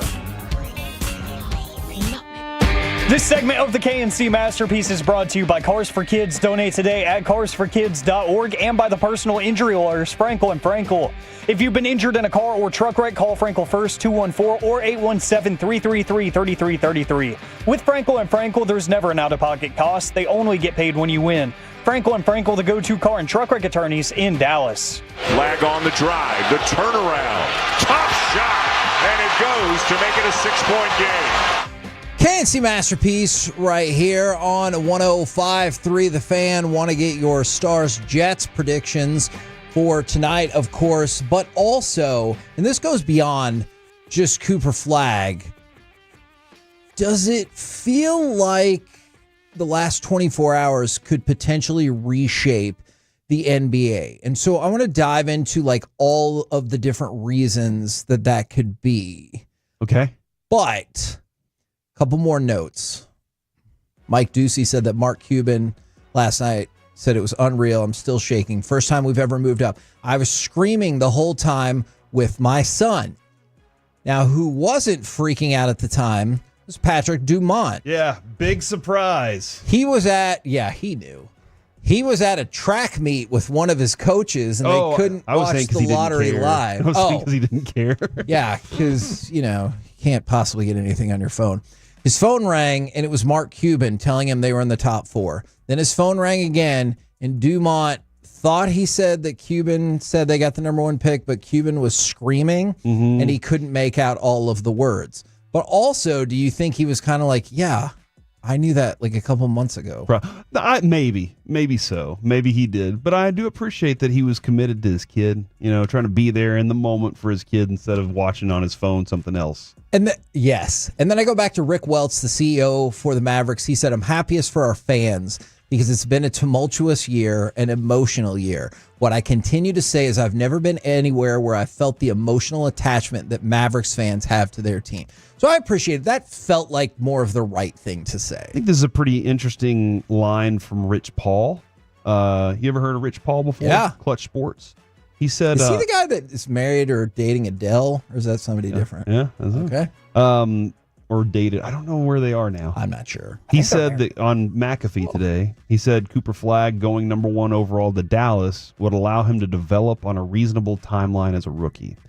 And I think what he means by that, and I haven't listened to the complete audio, is he comes to a well-developed team already. Yes. And a lot of times you see a guy go to the number 1 team overall, and now he's got to be the hero and the star, and he has to drag that team all along whenever he's not necessarily capable. Look at Paolo Banchero going to Orlando. That place wasn't ready. No. And so he's the star on that team. And did he develop at a reasonable pace? Yes, absolutely. So I think that's an interesting way is if you're like, oh, like he might not fit in. No, this would be a great place for him to grow into that position. And in terms of the rest of the NBA, because it's not just about Cooper Flagg, like, could Dallas make a deal to trade for Giannis? I kind of want to talk about that a little bit more tomorrow. Okay. But I think that is still a possibility. But on the flip side, what about San Antonio? They have picks number 2 and 14, and the idea of Giannis and Wemby, that is a scary combination right there. And so will they try to make a move to go ahead and get Giannis? Because also in the last 24 hours, we found out that Giannis is open to moving on from Miami. So like all of that happens strictly around the draft lottery and with Giannis. But now let's take it another step forward. Did you see what all happened with Boston and New York last night? Oh my gosh. Yeah. What a terrible injury. I felt really bad for Tatum as he was on the ground, like just in pain. You could see he was in terrible pain. And this wasn't a moment for Masula to say, get up, like he did last time. That would be weird. Oh, yeah, the Spurs have Stephon Castle as well. They're not, and you don't believe that there's a way that Boston can win that series now, right? I do not. The Knicks buried that one. That one's. It's possible in terms of they've only won 3, but outside of that, not really. Yeah, and that's like for the Knicks, that is huge for that fan base. Yeah, and so think about it. So Jason Tatum, I don't think we've seen the official announcement yet, but it looked like an Achilles. Yes. And so if that's the case, now we're talking about, I know some people say, like, will he ever come back as the same player? Like, I get that. But, like, let's also say he's going to be out for, 9, 10 months? Mm-hmm. And so now you're almost all the way done with the regular season before he comes back. So what is that going to mean for the Celtics going forward? And to go along with all of that, that clears the deck now for the Knicks and Pacers Eastern Conference Finals. Although, again, the Pacers still have to close out their series as well. And Jaylen Brown, I think, probably had just the most, human response to it all. They were like, okay, what could this mean for the franchise going forward with Tatum? And he goes, I'm not sure. I've got no words right now.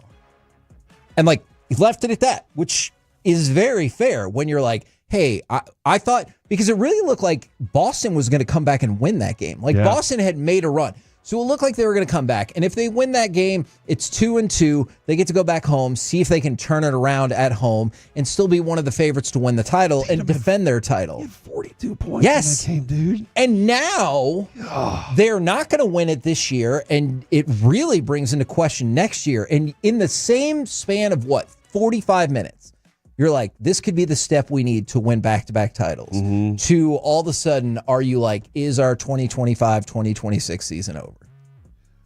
That is a stunning turn of events. Yeah, and I can understand Jaylen Brown with that.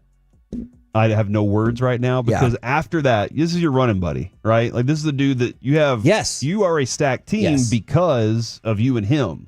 And then all of a sudden, now he's not there. And now it becomes, do I need to be the star on this team? Or what does Joe Mazzulla want us to do? What's the plan? He probably didn't have a plan of action next. He just was going through the emotion of realizing that they lost a game. They were stunned in a lost game there, and they're trying to figure out what the next thing is.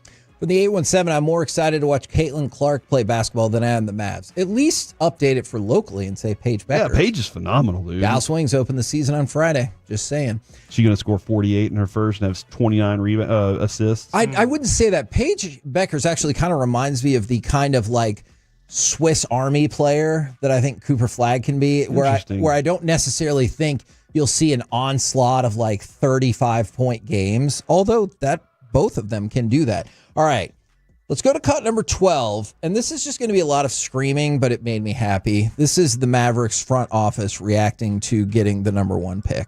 The second pick will be made by the Las Spurs. That means that the number 1 pick in the 2025 NBA draft goes to the Dallas Mavericks. I just love it so much. Kind of looked like they were in the back room at Nick and Sam's as well. But the MVP for all of this, cut number 9, it's Rolando Blackman. Talking about the Dallas Mavericks getting the number 1 pick. It was just tremendous luck and really an opportunity to bring a spirit. I felt great all day yesterday. Felt great today. Got here at 4 o'clock, walked around the room like we owned it, looked at where the position was, and just tried to feel the whole thing. But we're just so happy to be so lucky and have the cards match the spirit. And now we have a chance at the number 1 pick, and then we're moving forward. What does it mean for the organization to land the number 1 overall pick? Well, it's a great, tremendous point of positivity, as you well know right now. We need a lot of positivity as far as that's concerned. Plus, we're going to be able to land a great player. I don't know what management's going to do as far as the pick and who they're going to take and what the situation is. Everyone is talking about Cooper Flagg, which is a tremendous basketball player and a player that would help us to move forward. I don't know what they're going to do, but at least they have choices now and the opportunity to do great things to move forward. The Dallas Maverick fan base now can yell other things instead of what they've been yelling the last part of the season. I love Rolando Blackman. Which is fire, Nico. I appreciate that he didn't say that. We had Rolando Blackman on a few times, and he's always brings great energy, great positivity to everything, and that's what he's hoping. And I love that we got here, walked around the room like we own the place. I like that, and then they got the win there. Kevin, I did see somebody say I appreciate the NBA rigging the lottery for the Mavs after screwing us in 2006. And I know the question keeps being asked, or the thing that keeps being said of, I don't want it to bail out Nico. is the NBA bailing themselves in this situation by doing this? Because in reality, the theory has always been they do whatever they can to appease the Lakers. Sure. And this whole Luka trade looked like this is just you made this happen to appease the Laker people, and now the NBA is like, well, let's get them to be quiet by giving them this instead.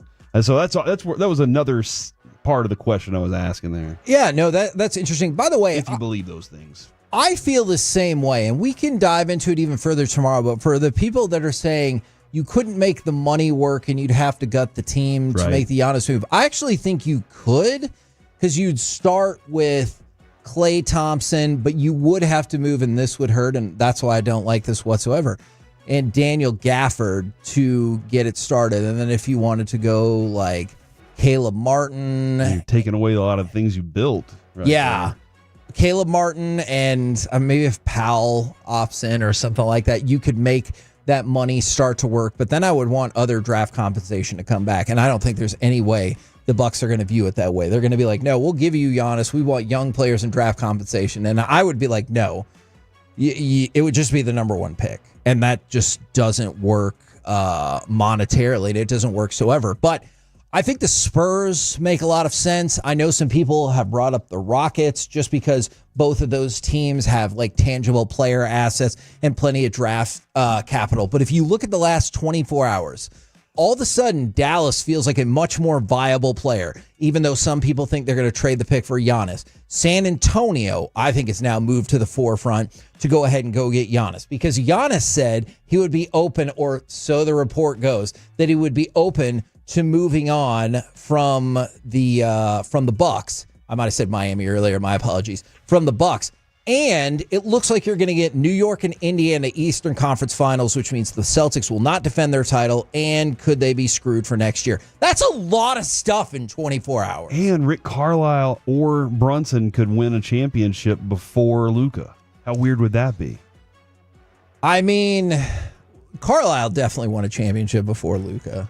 But no, I mean, I get it. I get what you're saying. That would be wild. And by the way, Anthony Edwards and the Timberwolves are in control of that series, especially with Steph being hurt. He said he's not going to play, or it's highly doubtful he'll play in Game 5. And so it looks like you're about to close that out. That's what the NBA needs. They need Anthony Edwards on the big stage in New York. I mean, in the NBA championship. Think about what Indiana. What you might be on the cusp of having. Anthony Edwards, the teams are more than this, but Anthony Edwards against Shea for the right to go to the NBA Finals. And on the other side, hey, we keep trying to make Halliburton happen against the Knicks, who is clearly who the NBA wants to see in the NBA Finals on the other side. But this could be a positive potentially for the NBA. And we might get Cooper effing Flagg, baby. I like it. I need more enthusiasm from you. No, what a day this was, dude. We got Miro back. Wyatt Langford's going to be on the station here in just a little bit. We got the number 1 overall pick with potentially Cooper Flagg. Paige Beckers is our best friend. True. And, the Cowboys, we'll get to them at some point, too. George Pickens, that was sweet. And then Tyler Booker's out there supporting the Stars. And we got a Stars game on tonight. This is amazing in DFW, Kevin. Positive Corey's back, baby. I love it. And if you heard yesterday's tease for the Sean and RJ show, I said we got Cooper Flagg. If you hear the tease for tomorrow's show, Kevin's the predictor of positivity right now. I definitely made a hockey prediction in there, so let's see how that goes. Coming up next, let's chit-chat with those fellas from the G-Bag Nation right here on 105 through the Fan. Coming up. Was it Spice Girls? Doesn't sound right. Was it Cell Phone Squad?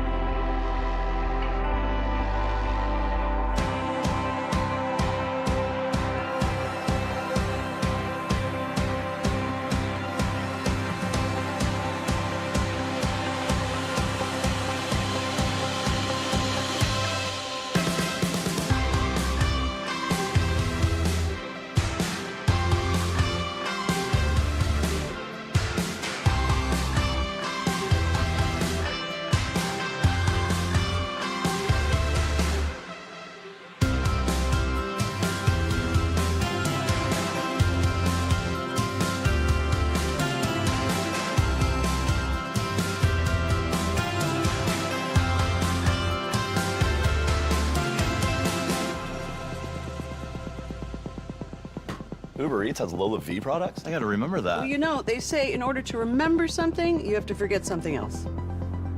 Okay, now that is a very cute haircut. That's like a little shag. I've never seen that before. Well, I mean, of course you have. It's the Rachel. Oh, is that your name? No, I mean, like, your name. No, I'm Jen.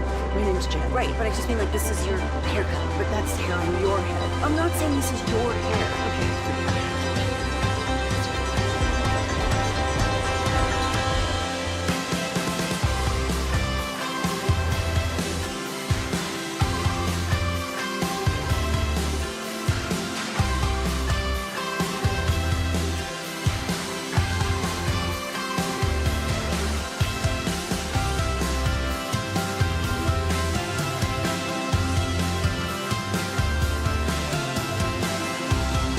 upgrade your vehicle, get to Classic Chevrolet in Grapevine. Back-to-back #1 Chevy dealership in the world. They've got more new Chevys than anyone, all priced to sell. Visit ClassicChevrolet.com. This is Texas. This is Classic Chevrolet. Together, let's drive. Based on new Chevy registrations 2023 and 2024. Shot clock at 15, plenty of time. Flagg again. On Hill, pulls up and pops. Knocks it down. KNC Masterpiece right here on 105.3 The Fan. Lot going on. Miro is back. Zach might have broken a chair. We got Game 4, Stars and Jets tonight, and we got the #1 pick in the NBA draft. Right now, brought to you by D&M Leasing. It's time for our chit-chat with those fellas from the G-Bag Nation. Gentlemen, how is you today? Amazing, Hagee. How are you? I'm doing effing amazing as well. Thank you very much for asking. Now, Wolchuk, what just happened with your chair? Yeah, the computer was turned off, so I had to go underneath here, turn it back on, and then when I tried to sit on the chair, I was too forward and almost killed myself. Classic rest versus rust. So, yeah, just trying to get back into the swing of things, man. It's been a while. Now, that Duke hat looks so good on you today, really better nice. than it ever has. And also, got my Kyrie Duke kicks. shoes. I heard them talking about that earlier this morning. Kyrie 4 Duke shoes, yeah. What about the undies? No, I don't have Duke undies. I don't think I do. The Duke game day thong? No. Really? Come on. I do not. Is this now the greatest Blue Devil NBA team ever assembled? Yeah, man, they're really building up. I'm excited. And then we'll just trade for Giannis anyway, and it won't really matter. It could happen. I know. Look, that's what's been coming in all day. But what I want to ask you guys is, I admitted to Mike months ago that if the Mavericks got the #1 pick, I would admit that it was rigged. I talked to Mike multiple times yesterday, and I admitted to him, I'm with you. Yeah, I rigged. think this thing was bought, sold, and paid for long ago. What say y'all? I mean, how could you not feel that way? I mean, it's a 1.8% chance. Yeah. So that's Fourth lowest in the history of the lottery to win. Yeah, and after everything that has taken place, I just wonder if this was upon the deal getting made, or as Choppy was sort of suggesting this morning, once the damage had been done, and it was like, oh my gosh, the league then said, okay, you know what? We are going to save this schmo Nico here, but really because we have to save a top 4 market and a fan base that is withering away at a rapid rate. Exactly. Yeah, this is becoming a Stars town. I think the fan base is alienated enough. I feel like they're close too, but you got to fire Nico. If you actually want to bring the fan base back, because right now it's anxious. You just had the greatest luck happen, but it's like, oh crap, Nico might screw this up. Exactly. So I'm still a psychological prisoner of the Luka trade. Okay, that won't change till they get rid Nip of him. that in the bud, dude. He's got to be gone. Well, and the biggest issue here, Kevin, is the fact that he is so short-sighted. Like, he keeps talking about his window. Yes. He's not looking at this as what is the best You're right. long-term prospect for your franchise. He's thinking, what is the best for my timeline? And that would probably be trading the #1 pick for Giannis. And plus, do you wonder if he's more dug in on that than ever? Because he's like, I'll get my title before Luka, and I'll say F you to everybody who doubted. That could add an entire I am worried about that. All right, so let's go off of that assumption. Let's say, like, for some reason, Nico is still adamant. He's like, well, you got to trade this pick. And everyone's like, you're insane. And he got fired. So Nico, like, in the next month and a half, he got fired, which I don't think will happen. But if it did, and you get the #1 pick, and you take Cooper Flagg, I know that doesn't fix, but do you think that brings a lot of those same Mavs fans back who lost their guy? Absolutely. I got a bunch of texts from friends and Tolos yesterday that were like, dude, I haven't cared about the Mavs since that fateful night. Yeah. That Sunday morning when we all woke up to the worst news ever. And now all of a sudden, boom, you're right back in the mix. And I think whoever is still maybe waiting on the outskirts of that are just waiting for the Nico firing shoe to drop, and then it becomes full bore. Yeah, my uncle, Danny, and he was so pissed. I mean, he was a 27-year season ticket holder. Now, he called all of this. I mean, he sent me like a voice message, said, I can't prove it, but the Mavs are going to end up with the #1 pick here. There's some type of deal that's gone on. That's the only way that this makes any sense. Yep. He has said that while that's exciting, the sport's rigged. Like, how can you really be super invested in a sport that seems like they do kind of orchestrate in the background what is best for their ratings. I would say you've been a fan of this rigged league this whole time, and now the rigged nature of it is favoring your team. Why would you bail now? Especially if the Knicks win is the it title. favoring if, like, would you rather have Luka or would you rather have Cooper Flagg? And Anthony Davis. And AD, I guess. Chris, I'm ready to trade Anthony Davis right now, too. Oh, wow. Okay. So that's how you're going to make the Giannis money match. We're like, no, the hell with it. We're just going to figure You're gonna take Okay. Okay. I like that. Now, Dawson, you mentioned this is Stars Town now, or it's feeling that way. What's the vibe? How are we feeling going up against a Winnipeg team that has been horrible on the road in the playoffs? You got to feel great. You know, the Hellebuck Road thing is real. The Stars getting Miro back. Like, my genuine feeling is that this is the moment where it completes the transformation from late season struggling team to clearly the best team in hockey. You know, I think what we're about to see now is them take a form like the Boston Celtics did last year in their run to the championship, where it was just clear whoever they came up against, they're better than in every way. And it's pretty inevitable. You know, they're going to be champs. Oh, I like that. Does that have you like scouting out Carolina at the same time on the other side of this bracket? I think you got to be worried about Edmonton. Oh, I am worried about Edmonton. And Edmonton probably should have already been advanced. That should have been a sweep if it weren't for some craziness with Vegas. So Edmonton's going to be a gauntlet. We saw last year how quickly that series can tilt. Looked like the Stars about to be 3-1. Yeah, either way. Even if Vegas were to come back, this time we have Mikko. That's true. Damn right. Yeah. And you get home ice back, too. Yes, true. That is true, which you would not have against Vegas, correct? You would get against Edmonton, but not against Vegas, I believe.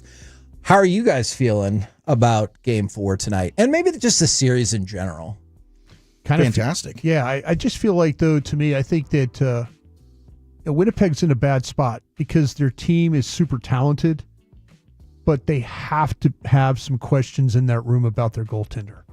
And they have to have that, you know, is it going to be another, you know, puck off the skate that he flips into his own net? Is there going to be a rebound that he doesn't see? Is he not going to get across fast enough? Is he going to give up is he not going to be able to trap one in his glove that, you know, bounces out that ends up in, you know, in someone's stick and in the back of the goal? I think that Winnipeg wants to believe that they're a good enough team. I don't know if they believe their goalie is good enough right now. And I think that's something that's got to, you know, they're going to play. I think they're playing a little bit right now on pins and needles about their guy. Can I ask you real quick, and I'm sorry I did not ask you this question ahead of time, so maybe it's something you answer later. Are there players that jump to mind for you that you're like, your inability mentally to get it together in the playoffs is why? Well, what about Dak Prescott? Yeah, that's the exact name you could be the second best player in the National Football League as an MVP candidate, and then you get into a playoff situation and you don't even look like the same guy. Yeah. You know, I mean, that's something that's kind of near and dear to our heart. I mean, not the dear part, but we understand it a little bit. You know, you could have this incredible run through the regular season, and then you get in the playoffs and you don't even look like the same guy. Maybe Baltimore a little bit with what Lamar Jackson, Romo, James Harden. I thought about Harden. I mean, there are guys that are when it's a week 13 game in Buffalo. Hey, we're okay, but you know, all of a sudden it's the second round of the playoffs, and now we're not playing very well. Because there's no question, like in the regular season, everyone was like, Hellebuck is the best goalie. They're lucky. They're so lucky they did not get beat by St. Louis in round one. Oh my gosh! I mean, for sure, they're a very, very talented team. But I just don't know how you could look in along that bench and feel confident that you have the better goalie tonight. Yeah, I just don't know. And losing 8 straight, I don't care what management says or what the coaching staff says. That starts to weigh on you. You know, it's just like when we get so excited in a Game 7 when Pete DeBoer's involved with that. You know, it's like, wow, we got this one. It's this supreme confidence that nothing is going to change. And I think that, like we always say, you're going to get the best effort tonight from Winnipeg. Dallas needs to end this thing tonight if they can. And I mean, end it in a way to make it where you only have to win one game. You know, I mean, don't make this thing go back to Winnipeg and then give them back the that advantage. I just wouldn't do that. I'm with you on that. What do you fine fellas got coming up on the program today? Pure Gold, as always. Thanks for asking, Hagee. We'll have a countdown to pregame. 6:30. Rangers and Rockies will resume. Of course, we'll be looking at Game 4 quite a bit, but we'd like to draw your attention to Tim Cato at 3 o'clock. The Mavs writer is going to join us and talk about this matchup or this opportunity that presents itself. Could I be possibly allowed to draw your attention to one more spot? 240. Wyatt Langford, baby. Let's go. Roll home with the G-Vag Nation. We have been the KNC Masterpiece. Make your way back with us tomorrow, 10 a.m. to 2 p.m. right here on 105.3 The Fan. Say goodnight, Kevin. Good night, Kevin. We got Cooper Flagg.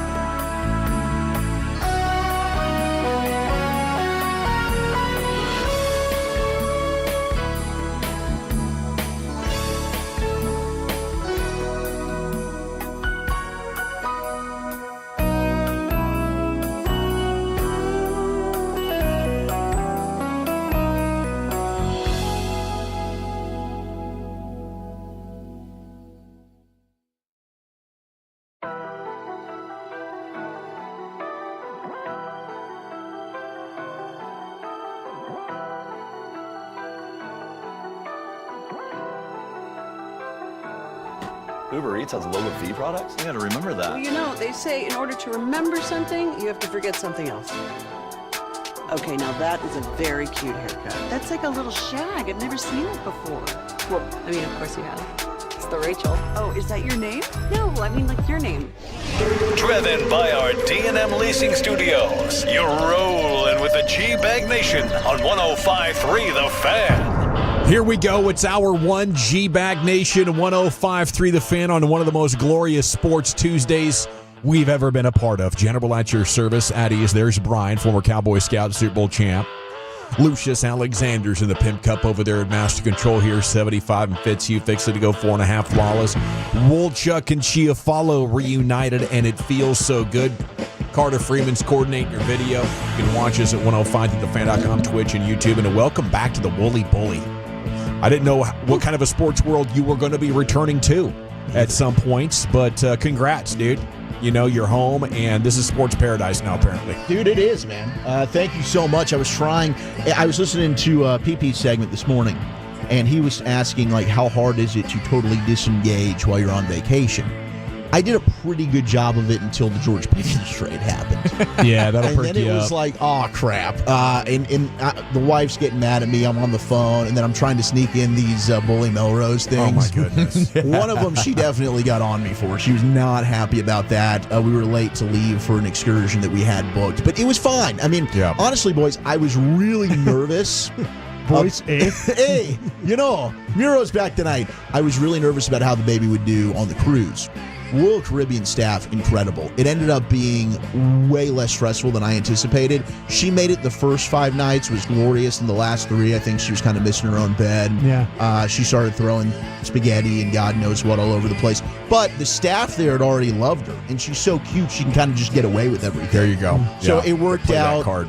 Yeah, everything was great, man. It was awesome, and this is a sports paradise. Mavs #1 pick, winning the lottery. I'll take it. Rigged to hell. I believe it. I believe it's absolutely rigged. Yep. But this is victorious, and Miro's returning. Stars about to go up 3-1. It's beautiful. So you believe this is payback for them saving the Lakers and saving the NBA TV ratings? I do. I think the whole thing's completely orchestrated. I think Nico and the excitement that he showed there, that was fake. I think that he's a really, really good actor. I think he absolutely knew they were going to get the #1 overall pick.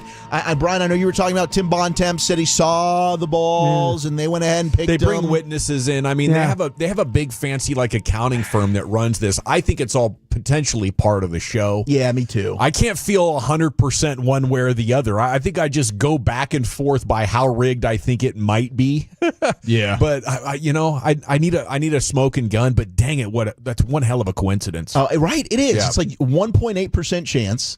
The Mavericks have never moved up in the history of their franchise. And then you've got people putting out the history of this. Like LeBron kind of let us know back on Pat McAfee's show. He didn't think it was a coincidence that Cleveland all of a sudden got the #1 overall pick, hometown kid. Chicago gets the #1 overall pick for Derrick Rose. The Cavs get the lotto immediately after LeBron leaves. They get Kyrie. The Pelicans win the lottery immediately after the CP3 trade. Then they win it again immediately after the AD trade. Now you have the Mavs winning it after the Luka trade. Like, there is something here. Plus the Knicks back in the 80s. You know, so I don't know. I think that there's too much smoke to believe that this thing is not somehow orchestrated behind the scenes and the NBA is choosing which balls they want to be able to come up #1.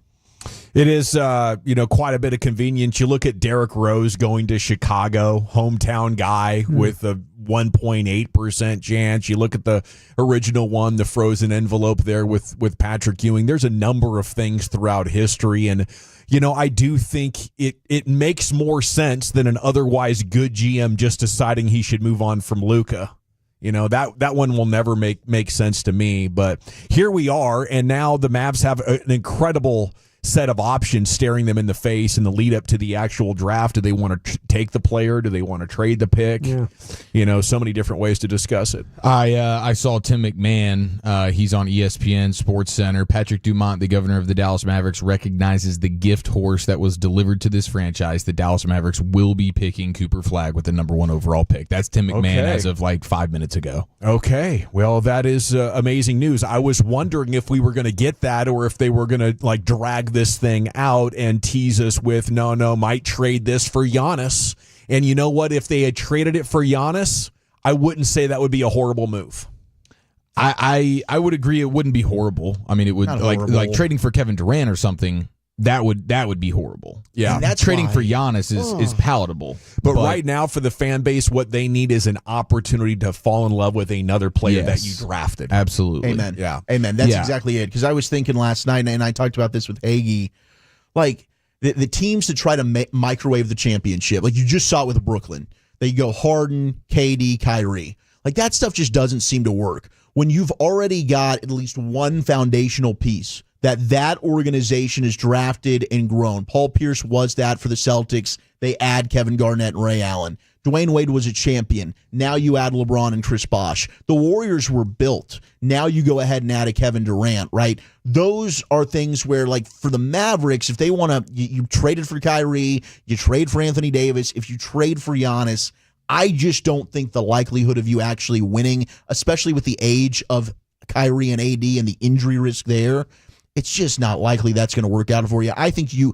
draft Cooper Flagg, and quite frankly, and Eric, I know you're going to go ahead and make this point too, but if Nico wants to stand in the way of that because of his own selfish, I've got a 2-year window, I've built this team for this, that's not the best thing for your franchise. The best thing for your franchise is to keep your window of opportunity open as long as possible. Okay, because I was going to bring up, like, why is Dumont having this? What is the context of this statement through McMahon? Like, don't you reach out to Nico, the GM? But what, I mean, did he? And did Nico say, I don't know, ask the owner, I'm losing my grip on this organization. Is that a sign? Yeah, that's absolutely a sign. And McMahon hinted at that in his Mavericks season autopsy report after they got smoked by the Grizzlies in the play-in. He's like, yeah, Dumont knows now that he cannot just have Nico being a one-man show making all of these decisions. So, and I wouldn't be surprised if Nico's like, yeah, I would rather trade for Giannis, but I know Dumont won't let me, and he would fire me if that's what I was super hell-bent on doing. Yeah.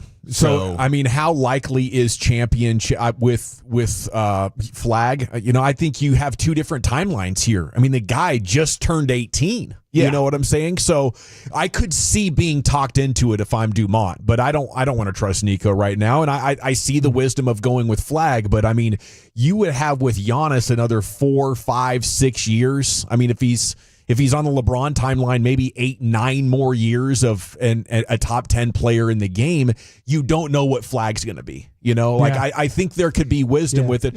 Ultimately, I wouldn't do it, and the reason would be I don't have faith that Irving and Davis can stay healthy. No, absolutely. The whole plan that he was going with of trying to build around these aging superstars was flawed from the jump. This is your get out of jail free card with a cornerstone piece now that is here hopefully forever.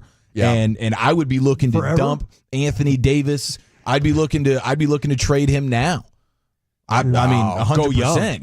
Well, not only that, you have the redundancy factor of I think Cooper Flagg is supposed to be a power forward.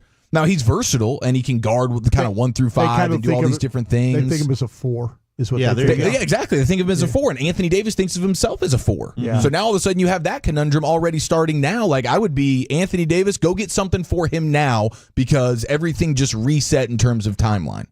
Sure did at 877-881-1053. That's an interesting angle. I hadn't even considered here over the last 19 hours. Like, should the Mavs go young around Flagg?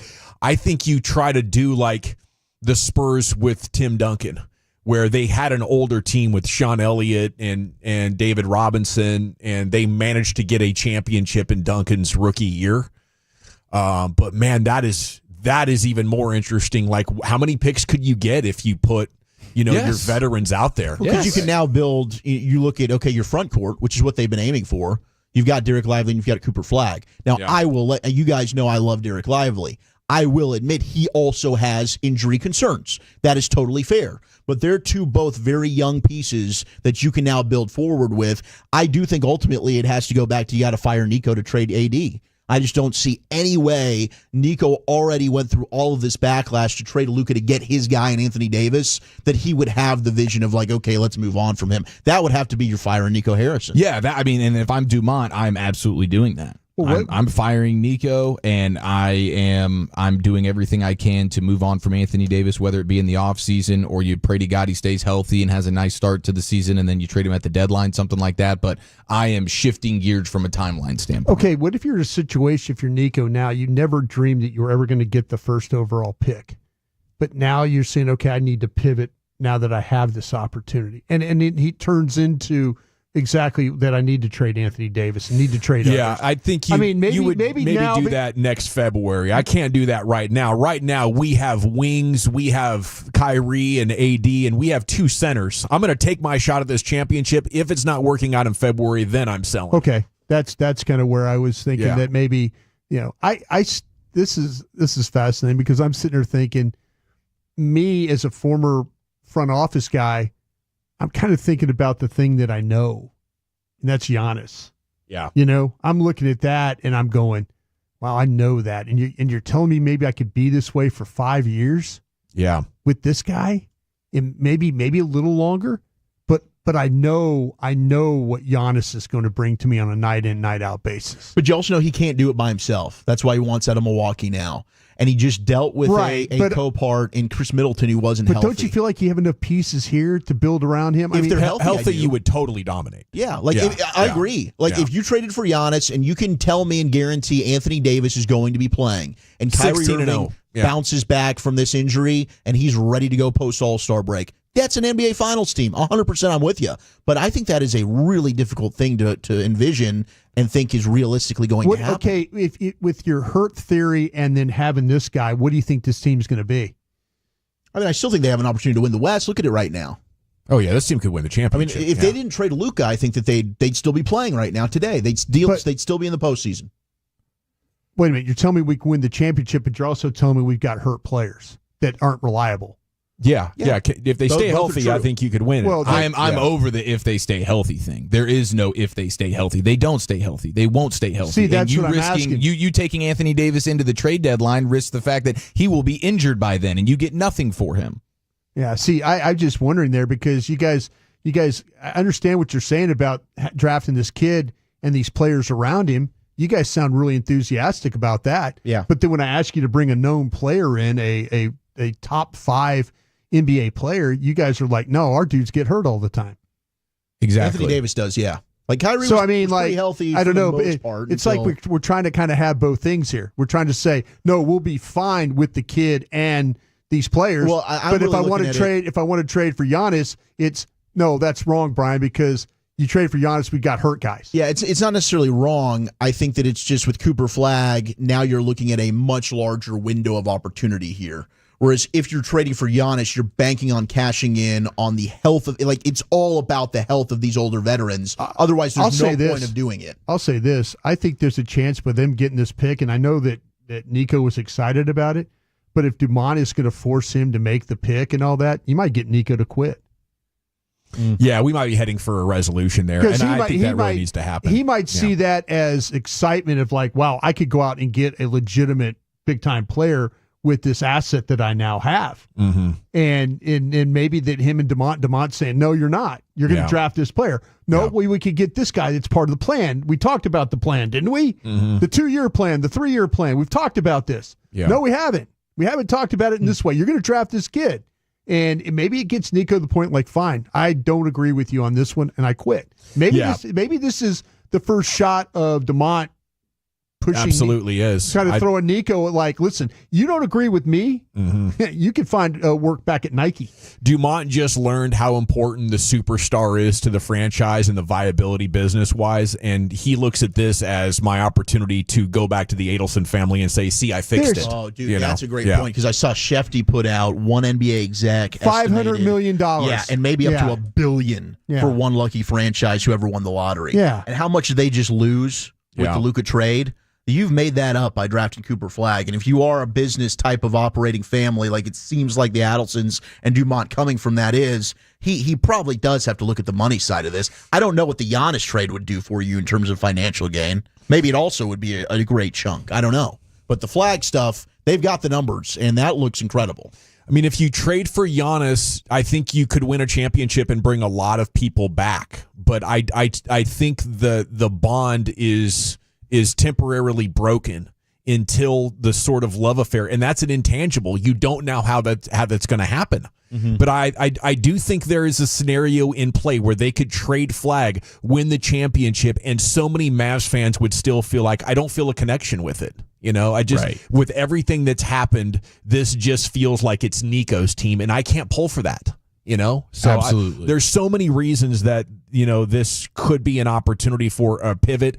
And with this news of Patrick Dumont making this statement, maybe we are days, weeks, you know, new league year starts July 1st. Maybe that's when, you know, the Mavs could decide to make an official transition because, you know, if Nico's not making that public statement that, hey, we're taking Cooper Flagg, what's that say about his job security? It can't be good. Right.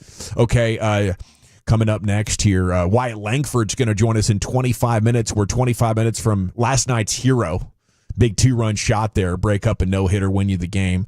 We'll replay you the G-Bag of the Day champion, which we do every night at 5:30 on the other side. Then get to Wolchuk's top 10. First one in a while, buddy. Where are you taking it? Top 10 best number 1 draft picks in NBA history. Will Cooper Flagg end up on this one day? And LeBron kind of gave us a hint this could happen. That's next in the nation. This is your haircut, but that's hair on your head. I'm not saying this is your hair. Okay.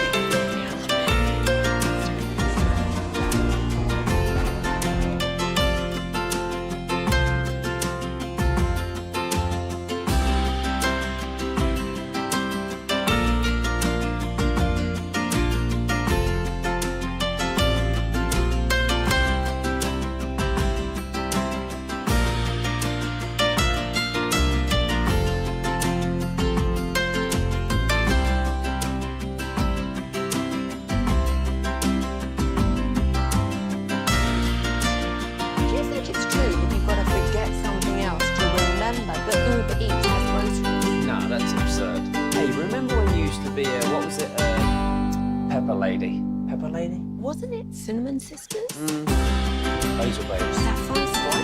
Nutmeg Maidens? No. Nutmeg Maidens. I just said that. Was it Spice Girls? Doesn't sound right. Was it Saffron Squad?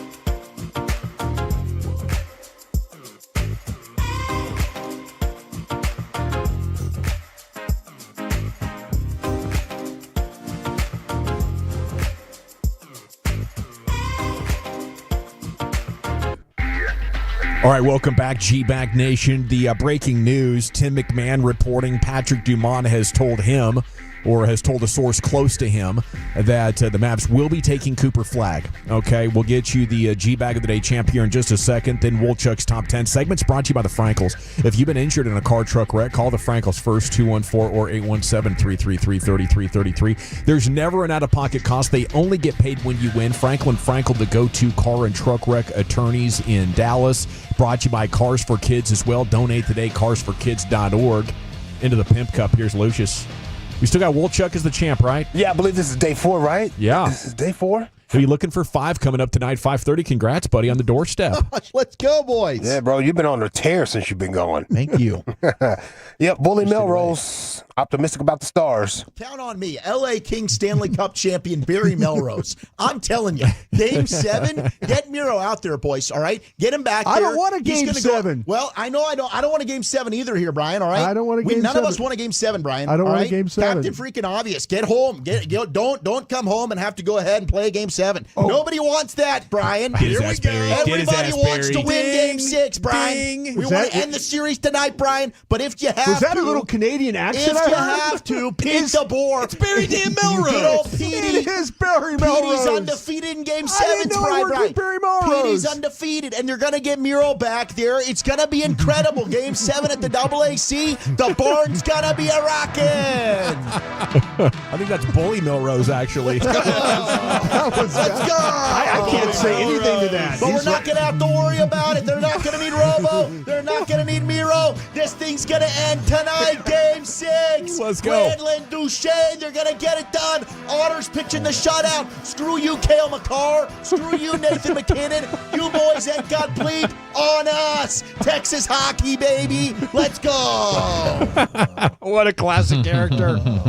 Salute to Wolchuk. He's going for 5 tonight. Coming up at 5:30, the G-Bag of the Day right before LA Live. The other breaking news, by the way, Miro Heiskanen has been activated. He's playing tonight. Unbelievable. Buried the damn lead there in the opening segment. But anyway, here he is with his top 10 at 220. Zach with an H. You're Wooly Bully. Thank you very much. The Dallas Mavericks have the number 1 overall pick.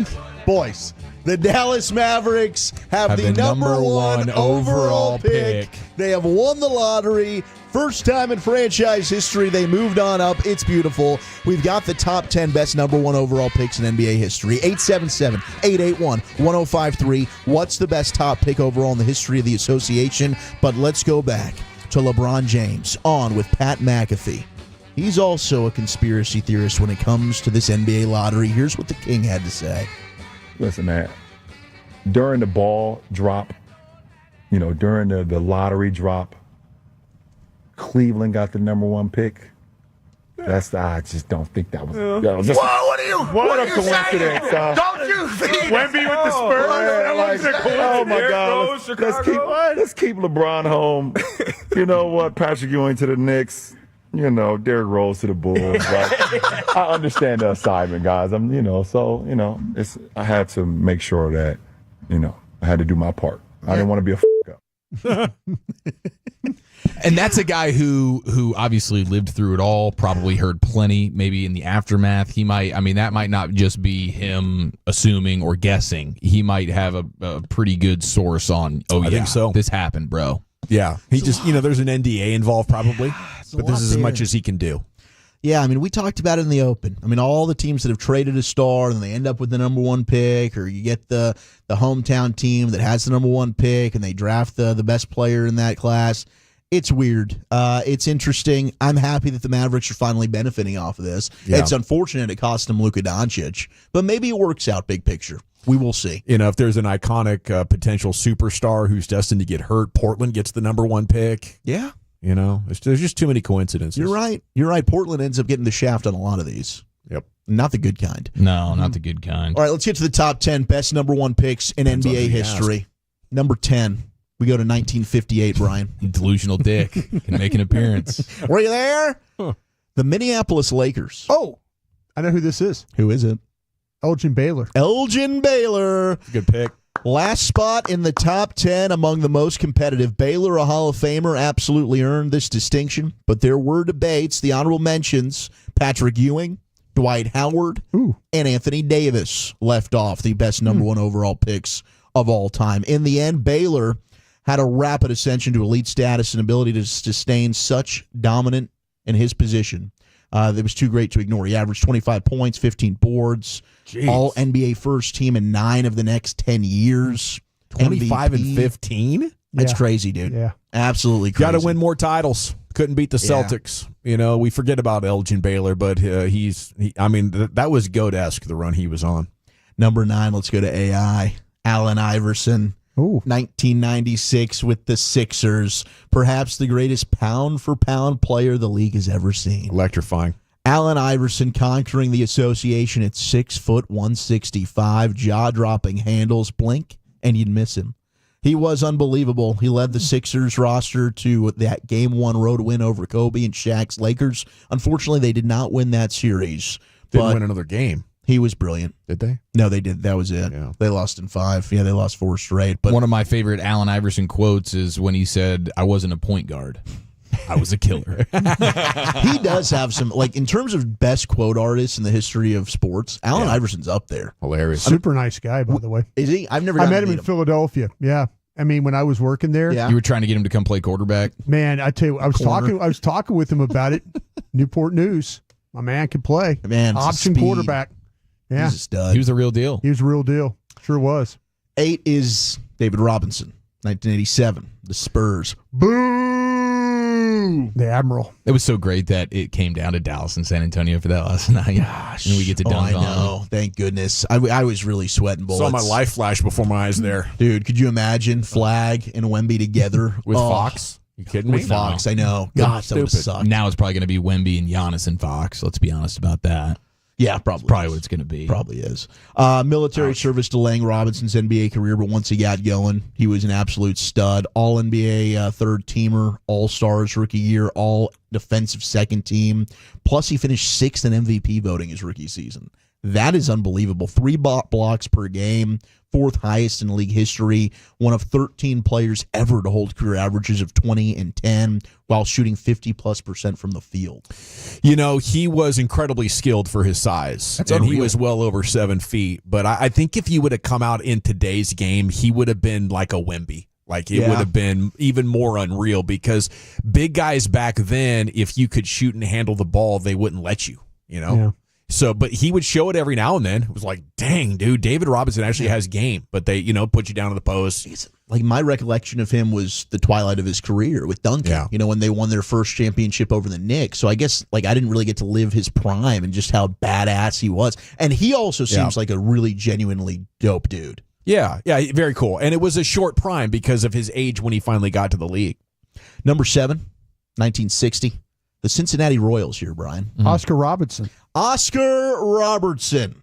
And if you're at all familiar with Robertson, then you surely know he was the first player to ever average a triple-double. Pretty damn good. In fact, it was basically like anytime you looked up and Luke is breaking records, the only other person there was Oscar Robertson. Yeah. He stuffed the stat sheet like none other, averaged 30-plus points in 6 different seasons and double-digit rebounds in 3 of them. Won MVP in a championship, earned All-NBA honors 11 different times, and was an All-Star in each of his first 12 years. 30-point triple-double is what he averaged his second season in the league. His second season? Yeah. What a freak. He was 30, 12 and a half, 11 and a half, and what a monster. Number 6 is Hakeem the Dream Olajuwon. 1984 with the Rockets. Yeah, Did you guys hear? Now, you were on the air, so I don't think you got to listen to Hakeem's interview as he was sitting in for Houston. It gave me, like when we've played the Jim Brown, the pick. On the, like, He's slowing down a little bit. Something wasn't right with Hakeem. Yeah. And maybe I'm just an idiot and I'm not super familiar with his background, which is very, very possible, and I'm just not educated on like what's going on with him. But I was concerned listening to him talk a little bit. But he was unbelievable. You know, finally was able to win the championship when Jordan went ahead and retired. But defensively, unreal. Top 15 all-time in total points, boards, and blocks. You know, and he could have had a much better career. Injured a lot. He dealt with his back quite a bit. They couldn't get the kind of players around him. But when he hit his peak for those 2 years, like I don't know if Jordan's Bulls would have beat those Rockets. I would have loved to teams. have seen that. Yeah, that could be like one of the biggest what ifs. Could we go ahead and go back and see Jordan's Bulls versus Hakeem Olajuwon's Rockets and just see who would have actually won that? Top 5, Shaq, 92, Orlando Magic, number 5. I just had an AI thought that like at some point we probably will get to pull that off, won't we? I would think so. There's going to be some yeah, of like those, if they can simulate what was it, 1,000 or 1,000,000 men versus one gorilla or whatever it was. alternate universe sports history. We can do this. They used to do this on NFL films. They put up like all-time great, like Cowboys Steelers was one of them. Like the 90s Cowboys versus the 70s Steelers was one I remember. You're absolutely right. And they right. had them play each other. They spliced the film is what they did. Yeah. I caught it one random Sunday morning. I thought it was the coolest thing I'd ever seen. Yeah, they absolutely could do that. Number 4 is Timmy Duncan. So the Spurs are on here twice. They might end up being on here 3 times if Wemby ends up being as good as we think he is. Duncan in 97. The power forward position has been home to some of the best we've ever seen. Karl Malone, Barkley, KG, Dirk. But Timmy Duncan might be the best, writes Bleacher Report in this article. Number 3, we got Magic Johnson, the 79 Lakers. Now, if you could go back in time. Bird was the second pick, wasn't he? Yeah, who would you have taken? Like, knowing what we know now, would you have still taken Magic number 1, or would you have pivoted to Larry Bird? Yeah, that's a great question because Bird's career shut down by the back, and obviously Magic Johnson had his medical situation come up, so neither one of them had the great longevity. Both of them were just on loaded teams. Yeah, like you can't make an evaluation like which one actually did drag his team, because they were both on super teams. I can't call it, Wolchuk. Magic was just so much fun. He really was. And then watching the HBO series that should really come back, Winning Time. I mean, it kind of that's a good one, man. Like, gosh, and the guy that they had playing Magic, I really thought it was him. Like, it was uncanny what they were able to do with that casting. 2 is Kareem Abdul-Jabbar, 1969, Milwaukee Bucks. 42 years old when he exited the association. We know about the greatness of Kareem. But number 1 pick in the history of the NBA. And maybe one day this could be Cooper Flagg of your Dallas Mavericks, but at least today, this day. Michael Olowokande. Olowokande? What was the guy, Olowokande? What was the guy the Clippers took, Dawson? Candyman. Michael Olowokande. I think we just go with the Candyman, yeah. I don't know what that last name is you're saying. 1998. LeBron. It is LeBron in 2003 with the Cavs. And what really made it great was him coming back and actually winning a championship with the Cavs. But, it's hard to disagree. LeBron, number 1.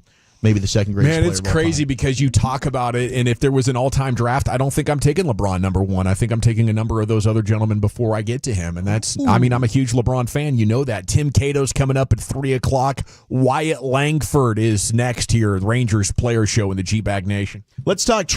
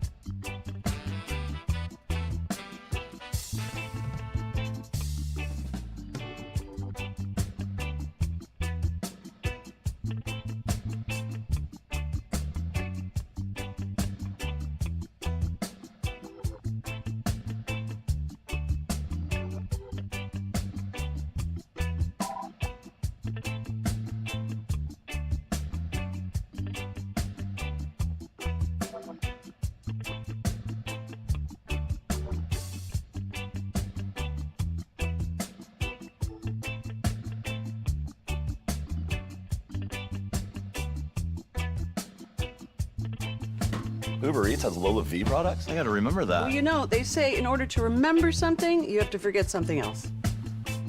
Okay, now that is a very cute haircut. That's like a little shag. I've never seen that before. Well, I mean, of course you have. It's the Rachel. Oh, is that your name? No, I mean, like your name. No, I'm Jen. My name's Jen. Right, but I just mean like this is your haircut. But that's hair on your head. I'm not saying this is your hair. Okay, freaking me out a little bit.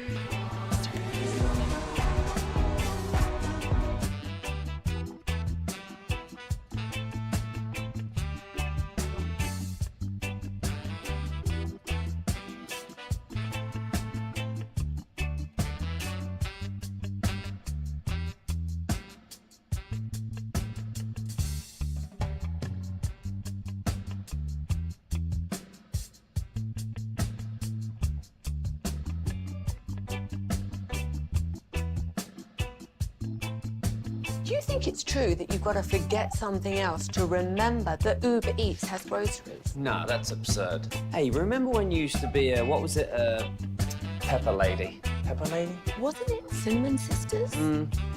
Basil Babes. Saffron Squad? Nutmeg Maidens? Paprika? No, Nutmeg Maidens? I just said that. Was it Spice Girls? Doesn't sound right. Was it Saffron Squad?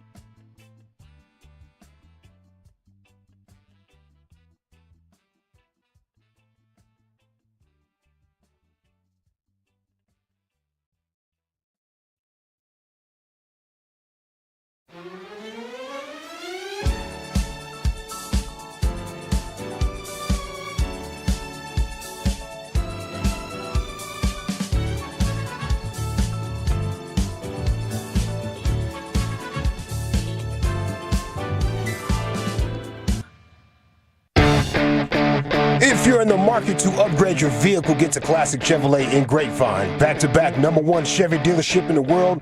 They've got more new Chevys than anyone in their all-price of sales. Silverados, Tahoes, Blazers, Malibus, Equinox, and more. Visit ClassicChevrolet.com. This is Texas. This is Classic Chevrolet. Together, let's drive, relax, and enjoy the difference. Based on new Chevrolet registrations 2023 and 2024. Thank you. 1-0, hit high and deep to right center field. This one's got a shot, and it is gone into the Rangers bullpen. Opposite field home run for Wyatt Langford. It's his 7th of the season. It's the first hit for Texas tonight, and the Rangers lead 2-1. Bang, bang, he's killing it. Time now for the Rangers Player Show, brought to you by Globe Life. For over 125 years, Globe Life has helped protect families when they need it most. Globe Life, make tomorrow better. It is his 2nd season, already doing big things. He hit for the cycle. He won Player of the Month twice, and yesterday he did break up that no-hitter with the game-winning home run. Wyatt Langford joining us now here on your home of the Rangers. And a good afternoon, sir. How the heck are you? Hey, guys. You guys got me? Yeah, we got you. Got you loud and clear. How you feeling? Awesome. I'm doing good. How are y'all? Man, we're doing good. Yeah, I mean it's been a really fun week here in DFW sports, and you just put a charge into it last night. How you feeling up there with 7 home runs in this 2nd season? Things going pretty good? Yeah, I'm feeling really good. The team's playing really well right now. I feel like we're all having fun out there, and we're gonna go on a good stretch here. What's your favorite place to hit in the lineup? I don't really care. Anywhere. Not at all? As long as I'm in it. Man, is there extra pressure like hitting at the top or hitting cleanup or anything like that? Do you feel any of that? No, not at all. So just go up there and do your thing. Right on, man. Wyatt Langford here with you in the G-Bag Nation. Now, I do got to let you know, all year long, who has joined this show goes on to even greater things, so I don't know how it can get any better, but enjoy it. Well, I appreciate it. Thanks for having me on. You bet. We got Wyatt Langford bobblehead stuff going down at the Globe. How cool is that? Are you going to get you one? Yeah, it's super cool. Yeah, I got a box of about 30 of them. Oh, gosh, 30. Yeah, I got a bunch of family and stuff that are been asking me for them. So Yeah, that's a stocking stuffer right there. You just got Christmas list Absolutely. checked off. Is that the thing you look for, like as a kid and you dream of being a big league player? Is the bobblehead the one that you think like, man, that'd be the coolest thing? I know I've made it once I have my own bobblehead. No, I don't think that's the end goal. Is it you've obviously seen it? Did they do your physique justice? Because you're as physically impressive as any baseball player I've ever seen. I just wanted to make sure that they got the traps and the delts and everything dialed. You know, I didn't pay too much attention to it. I haven't got a close look yet. Did you somehow get bigger and stronger this offseason? Is that what you did, Wyatt? I got a little bigger. I don't know if I got stronger, but it's a little bigger. I'm in a good spot. Are you using a torpedo bat? I am not. I have not tried one either. Are you not fascinated by the idea of it? I mean, I think it's a good idea, I guess. It's just not for me.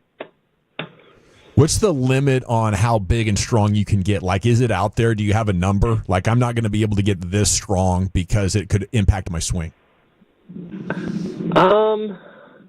I don't think there's a limit. I mean, there's only so much you can do during the season as far as strengthening wise.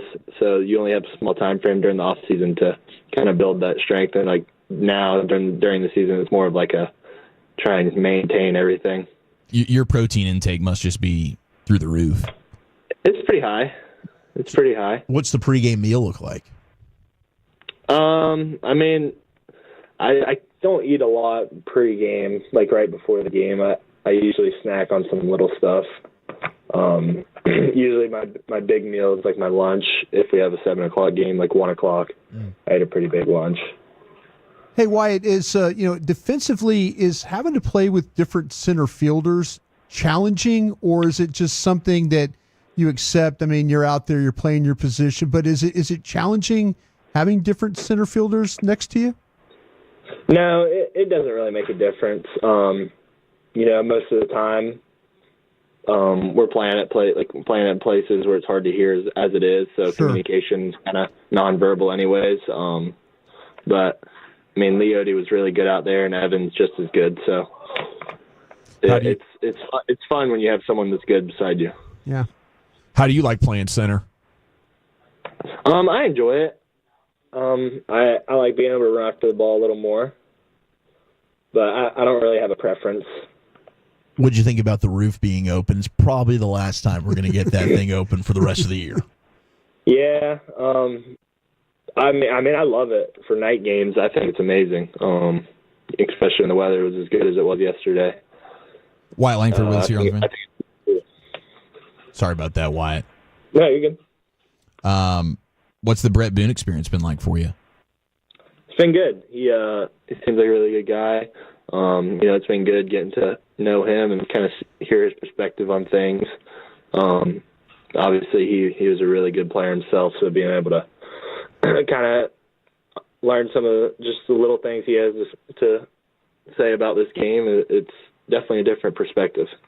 So obviously, the bobblehead's not the end goal. That's clearly a championship. He wants to be a champion. Yeah, and I get it, man. That's what we're wanting too. What about card collecting? I know Josh Young's into that. Are you big into card collecting, or do you have any hobbies outside of baseball? Card collecting is not one of them. I mean, I have one or two of my own cards that have been like given. I got you being good cards. I got you being a dumbbell collector. A dumbbell collector? I definitely have some. Do you lift in the garage? You got to set up at the house? Heavy back squats? I do. I have a home gym at my house in Florida. At what point today did you find out you were going to do this interview? I think I found out last night. Does it suck when you get the hey, you got to do this interview? Damn it! I hit that home run, and this now I got to go. ruins my entire pregame routine. It doesn't suck, but yeah, I had to switch around the times a little bit whenever Rich asked me to do it a little later. So what's it like? So take us through for Ranger fans that aren't sure of, okay, what's the day-to-day when you get to the clubhouse? What exactly are you doing to get ready for the game at 7? Yeah, a lot of it depends on how your body's feeling. Obviously, if you're feeling bad, you're gonna do a little more on the treatment stuff and all that. But there's a lot of sitting around, hanging out with the guys. I really like playing ping pong in the clubhouse, so that's when we're at home. I do a lot of that to warm up for the game. Who's the best ping pong player around there? Marcus is really good. I can't beat him. Leave it to a middle infielder, huh? Yeah, exactly. Is it Wyatt, with your hand-eye? Is that something you feel like that your ping pong that helps you with the little hand-eye? I wouldn't say it helps, but it's definitely fun. Sure.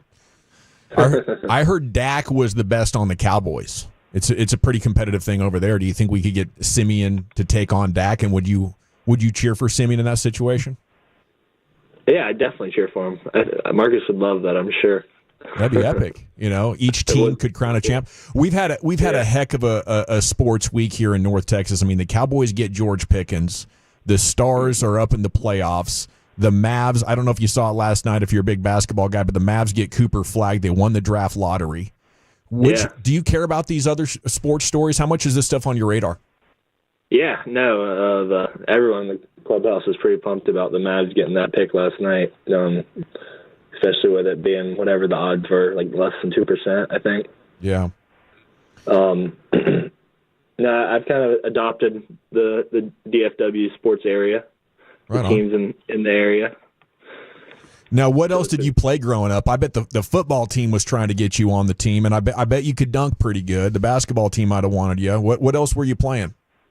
I played football and basketball as well as baseball. Played football up until my junior year, and then I picked up basketball my junior and senior year. Now, how far did you take? Were you interested in pursuing those, or was it clear baseball was going to be your thing after high school? When I was growing up, I wanted to play football. That's what I wanted to do. And then around middle school, it kind of flipped towards baseball. Where you just took off, and I have to imagine you with the football in your hands had to be pretty dang dangerous, though, right? Were you a running back, or were you what'd you play?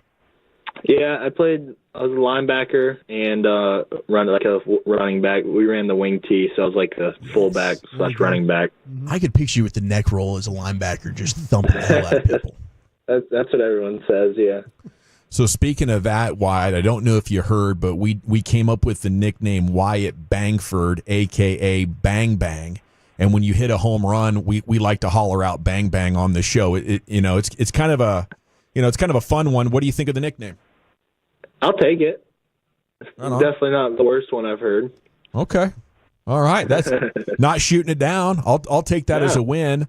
It's kind of a play off of did you watch the Flintstones ever, that cartoon, or is that too far back for you?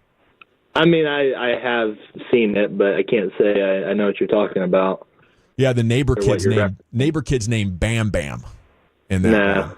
And he's he doesn't know his own strength, and he's picking up the neighbor guy and stuff as a baby. It's a pretty good bit. It's an honorable nickname for sure. Well, thank you. You got it. Well, Wyatt, best of luck to you here in this second season. We like to say, give him hell. We'll be pulling for you. All right, guys. Thank you. And thanks for having me on. You bet. There he goes. Wyatt Langford here with you in the G-Bag Nation, brought to you by Globe Life Field. For over 125 years, Globe Life has helped protect families when they need it most. Globe Life, make tomorrow better. What's so funny over there, Brian? What's so funny? There was a better chance of the Mavericks getting the first overall pick than him knowing what the Flintstones were. Yeah, when I brought that up, I was like, man. You just went with it. The last episode of the Flintstones was probably produced in the 80s. The dude was born 20 years later. Yeah, I know what you're talking about, but... Oh, goodness gracious. The good news is that was a hell of a home run last night, wasn't it? It was a hell of a home run. My man is a player. Yes. I think we crushed that, boys. I cut him off 9 times. Yeah. That was a brutal performance by me. Me too, man. What a play by me. The post World Series hangover, I don't think you'd recover from that if it's not for Langford, to be honest with you. Langford's breathing new life into this, I hope, what's still a championship window. Did the rhythm give you trouble of the cadence? The cadence. There was some stopping and starting. That's a look in the mirror moment for me. Was okay? it? That's When you're trying to be that's better? on me. You need to be better? I absolutely have to clean that up. Yeah. Yeah. Sorry about that, Wyatt. Yeah, it's on you. It is, Chief. I was thinking the same thing. I was like, poor guy's getting interrupted every time. You should have Exactly. in case you're still listening. Exactly. Yeah. I channeled my inner Broadus. You messing up his Riz, bro. That's the Riz god right there. He was so Rizzy in here. He was like, damn. Dude So is Rizzy. saucy. So Rizzy in here. I'm captivated. I'm hanging on his every word. Every word. Well, the good news is Miro Haskin is back, baby. Yes, Miro is back. And Tim McMahon is reporting. The Mavs are going to pick Cooper Flagg. They're not going to D around with this decision. They're going to take Flagg. That's the word from Tim McMahon, who spoke with Patrick Dumont. We'll go to our other favorite Mavs, Tim. You have Tim Cato set to join you next right here. It's the G-Bag Nation on 105.3 The Fan.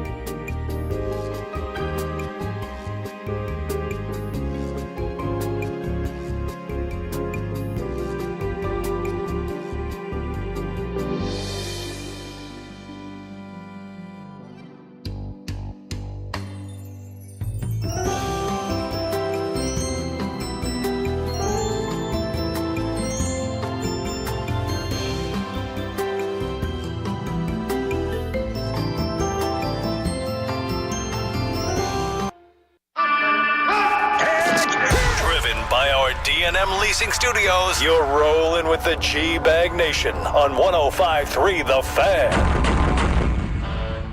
Here we go. It's hour number 2 of the G-Bag Nation on 105.3 The Fan. And joining us now from The Athletic, Mavericks writer Tim Cato here to help us unpack a historic evening of DFW sports. Tim, good evening. How the heck are you? Man, I'm doing well.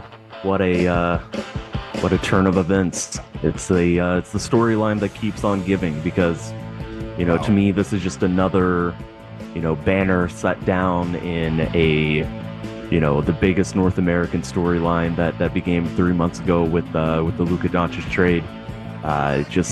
There's always something else. There is always something else, and there are so many angles on this story here. It's amazing. So thank you so much, Tim. We love having you on. Brian's hearing from his sources that trading the pick is not in consideration. Is that what you're hearing? Yeah. The first place my brain went, I'll be totally honest, was the idea of what if it was anything other than Cooper. I did that because the scenarios are so interesting. There are so many. The best option and the option that's going to happen is draft Cooper Flagg. But just thinking about how many possibilities, that's where my brain went right away. But after thinking and talking to a few folks, and now certainly seeing Tim McMahon's reporting, there's just no way that Patrick Dumont would pass up this opportunity. And Nico Harrison does not have the leash, does not have the the goodwill with Patrick Dumont at this point to do anything other than take this generational prospect that they just lucked into. It's going to be Cooper. He's going to be a Dallas Maverick, and the only scenario that I was curious about, the only scenario that the people I talked to couldn't 100% rule out. And certainly McMahon, clearly he got to 100% with this, was the idea that they would at least contemplate Giannis, that they would come to a decision, or at least just go it over. Not to say that they would even have the winning deal, like have the winning offer.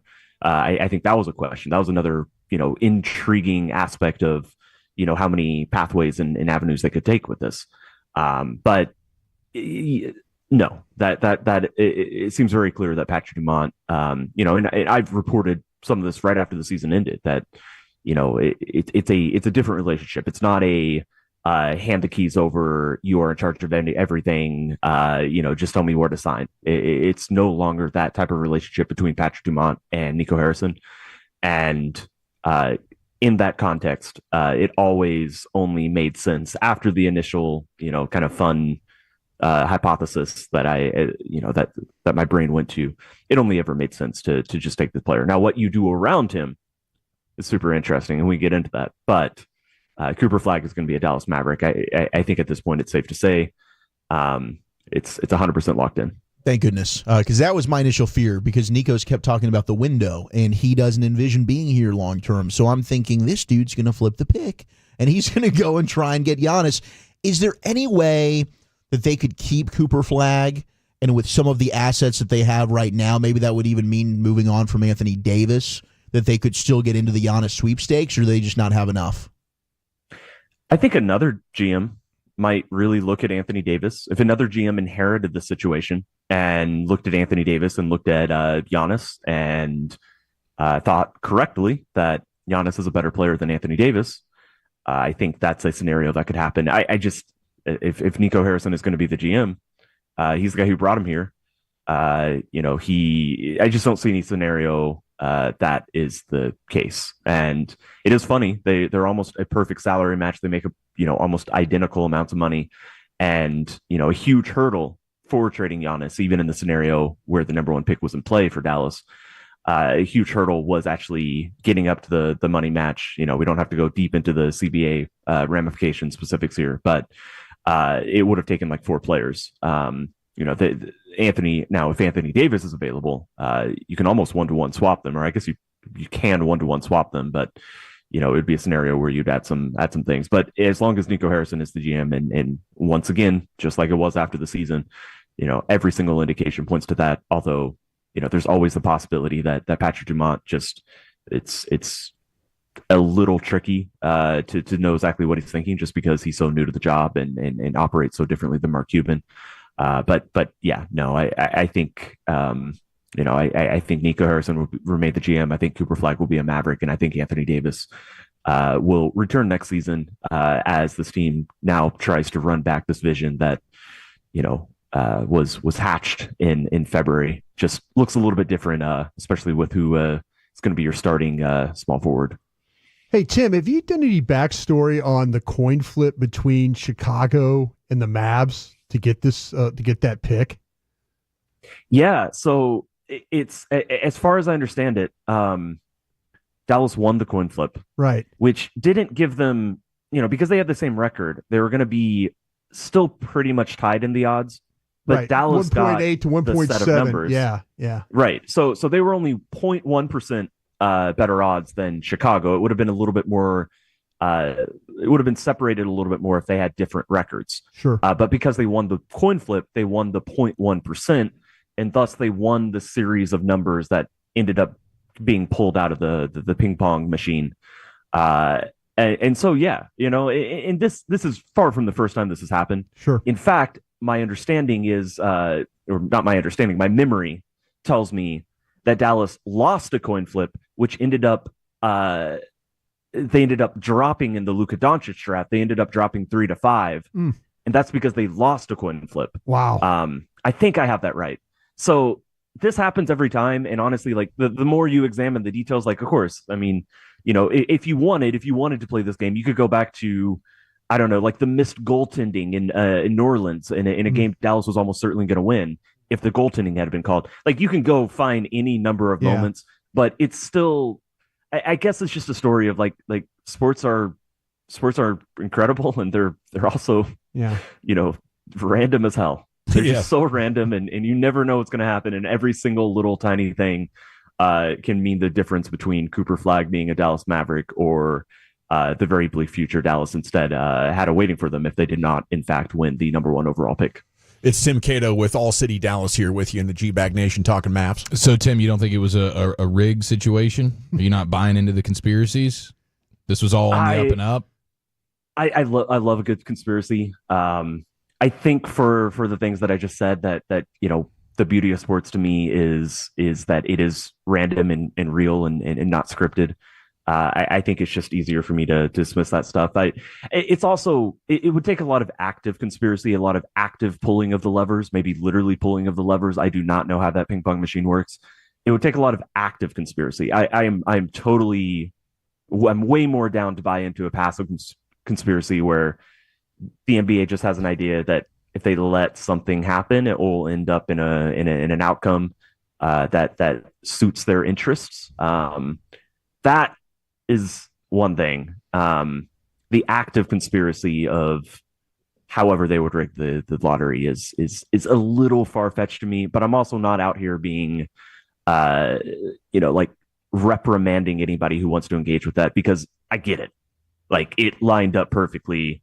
You had a fan base that wasn't just angry. They were apathetic. They were losing interest. They were tuning out Dallas. That was a very real possibility next season that this fan base, wasn't going to be there, or like huge percentages of it.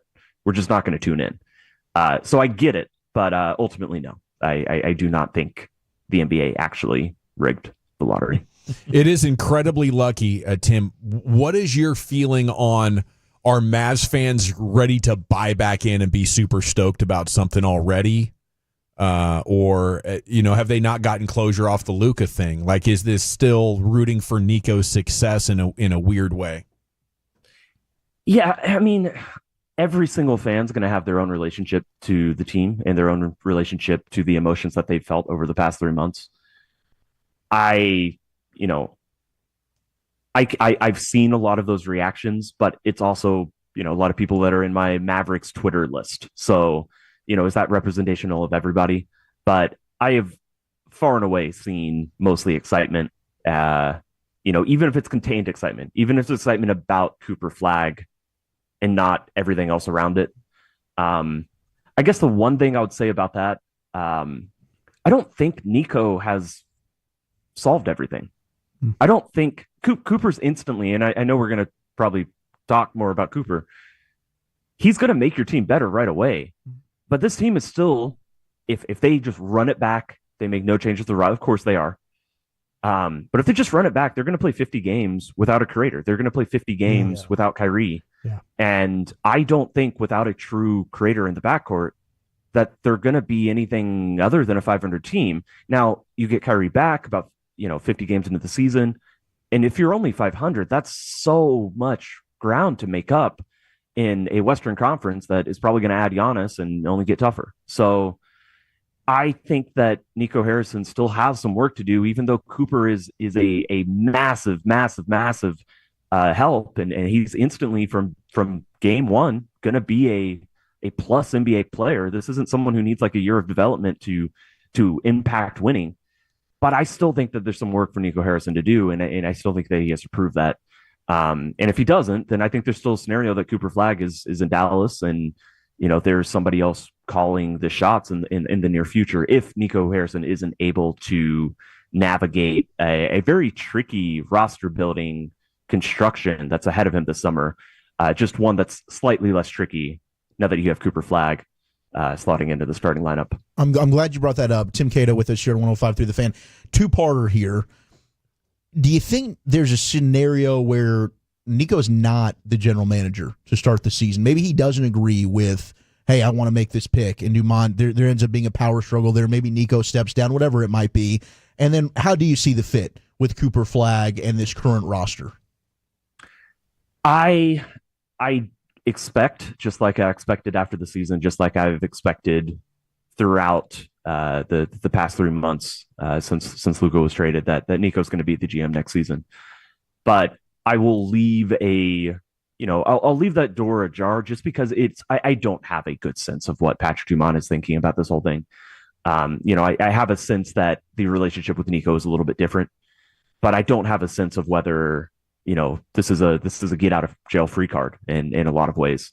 And I don't have a sense of what Patrick Dumont or like what extremes he would go to. Would he consider something like that? I think end of the day, I would think not. I think this will be Nico's opportunity. I don't think Nico's, if he understands that he has to take Cooper Flagg, even if there's, Green Goblin mask whispering to him, like tiny little ideas about other things, he'll go take Cooper Flagg. I don't think there's any concern about that. As for the fit with the Mavericks, like I said, Cooper instantly is going to make you better. He's going to be an awesome defender from literally his first game in the NBA. He's going to be at least in, average, above average, slightly above average offensive player. He may not be great at anything just yet, but obviously his ceiling is massive. There is potential he develops into a number one option. I think the big question for me is do you go big or do you go small? And small in this instance isn't really small. It's just Anthony Davis. I know you want to play the four, but you're a center. You've always been best as a center. You want a title as a center. So you're going to be a center. And then it's a scenario where PJ Washington and Cooper Flagg can play together. If you're trying to start a center next to Anthony Davis still, and Derek Lively is also awesome. Like this is not me dismissing that fact. He can start, and then but in that scenario, are you trying to hang on to Daniel Gafford and you're looking to move PJ Washington? Because before last night, I think it was the other way around was the likeliest scenario. So there are questions about how exactly Dallas is going to build this team, how they're going to get spacing around a player who also needs some room and space, literally on the court and figuratively in his development cycle, to potentially be that number one option or be that number two option, to grow into that. Because on that side of the court, he's 18. Of course, he's still learning and developing in those ways. So obviously, no matter what, Dallas has to come out of this offseason with a creator who can do some of what Kyrie would do if he was healthy. You're not going to replace Kyrie, 100%. Of course not. He's an all-NBA player. But I think, how they go about solving that creator, fitting in that creator, and how they go about all of this is truly fascinating. There's a lot of questions around it. Again, but when it comes down to it, Cooper and how he fits is you just go put him on the court. It's everything else around him that I think there's questions about how Dallas goes about kind of making this the best possible situation for him, while also trying to achieve that goal to win now with the win now players they have. Hey Tim, if Dallas they ended up in the top, say they ended up in the top 4 and they ended up with the 3rd pick, do you have a guy in mind you would have taken there? Because you were talking about creators, and it seems to be there were a couple in this draft that at the top that maybe those lottery guys. Is there a preference you'd had, and or is there somebody like that would make more sense than not taking Flagg? I think if they had been second, I think Dylan Harper would have been awesome on this team, and maybe not, as polished as you would hope, but at the same time, super polished guard and more of an obvious fill-in for the Kyrie absence. At 3 and 4, I'm pretty sure the pick would have been traded at that point, just because the players at 3 and 4 are not as polished and do not have superstar potential. Even if I really like VJ Edgecombe, even if I'm curious about Ace Bailey, but I think 3 and 4 would have been the avenue for Dallas to go ahead and trade that pick to feel like they got super lucky and the flexibility they have to build around the roster they have. But Cooper Flagg is flexibility to improve the team now, improve the team later, to give you a massively long timeline. Potentially to be the most valuable contract in the NBA. And, if you're a front office, you certainly think in that way. So it hard to know for sure, but, I think 1 or 2, they would have taken the first and second best players in the draft. 3 or 4, it's probably traded. 11 or 12 if they had stayed put. Who knows? Who knows? Yeah. Yeah. Who cares? It's really the right response. Tim Cato here with you on The Fan, wrapping up with Tim from All City, Dallas. Is there any interest or momentum around that idea of going young around Flagg and in trading your veterans? I mean, obviously not under Nico, but with a new GM, would that be possible? Right. Yeah, I mean, that's kind of the same thing when, would Patrick Dumont consider that? Would he consider this get out of jail free card, this chance to, for a redemption arc, so to say? Would he consider that? And I just don't know. I don't know in the sense that I don't think so. Yeah. But if he is thinking about that, I don't think we'll find out until he actually pulls the trigger. Just thinking about information and how it's doled out. Obviously, this is something that he would keep very close and tight. This isn't something that's going to leak if he was considering it, but then Nico is still the GM. So I think the options are either, we just out of nowhere get a Shams text, or we never know that it was ever in consideration, or it just wasn't in consideration. And I think the third one, I think the fact that it's probably not going to be in consideration is the likeliest outcome. But I guess I won't rule it out. Same as before. I'll leave the door just a tiny bit ajar, just out of a lack and an absence of knowledge of really, truly how Patrick Dumont operates, at this point. Well, congratulations, Tim. I mean, this is just a heck of a story for this beat, isn't it? Man. I mean, from our perspective, we feel like NBA talk is back on the show, baby. I know. That's I'm happy, happy for our show, happy for the content creators, happy for the fans. You can only imagine what comes next, because it's been something feels like every single month, every single week, sometimes every single day. So I'm just strapping in here for the ride. Love it. There he goes, Tim Cato, All City, Dallas. Thank you so much for your time, sir. Have a great week, and we'll catch up with you soon. See y'all. Cha-ching, bang. Wow, what an incredible time to be alive as a DFW sports fan. Just over a week ago, it seemed like the curse of Luka had not only devastated the Mavs, made this more a hockey town than a basketball town, and nothing against that. I'm with it. I'm definitely not going anywhere on these Stars, but then the Cowboys get Pickens and the Rangers start hitting. And then this happened, and the Stars up 2-1 on the brink of elimination to up 2-1 now a week later. Just thank you, sports gods, or whoever decided we'd sat through enough. We'd paid enough penance. And we're back, baby. So C-Notes coming up next. Cowboys news of the evening. Everything breaking here with your football team and making headlines is next in the nation. But first, I got to tell you about my...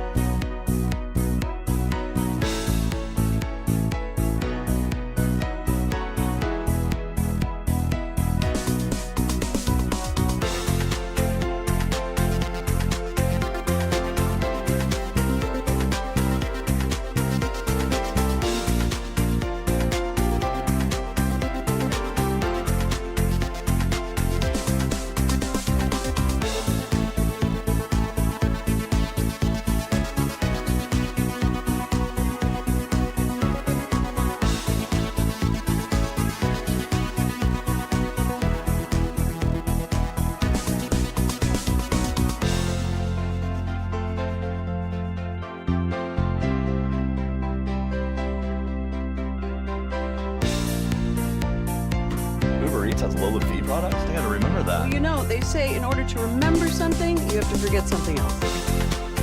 Okay, now that is a very cute haircut. That's like a little shag. I've never seen it before. Well, I mean, of course you have. It's the Rachel. Oh, is that your name? No, I mean like your name. No, I'm Jen. My name's Jen. Right, but I just mean like this is your haircut. But that's hair on your head. I'm not saying this is your hair.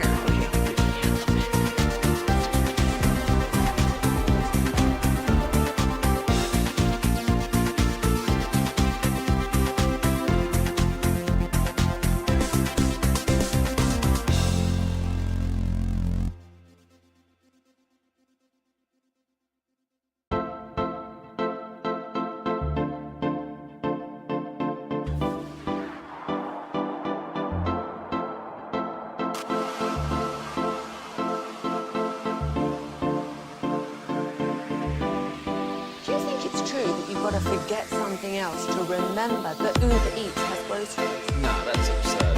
Hey, remember when you used to be a, what was it, Pepper Lady? Pepper Lady? Wasn't it Cinnamon Sisters? Hazel Babes. Saffron Squad? Nutmeg Maidens? Pre-curve? No. Nutmeg Maidens. I just said that. Was it Spice Girls? Doesn't sound right. Was it Saffron Squad?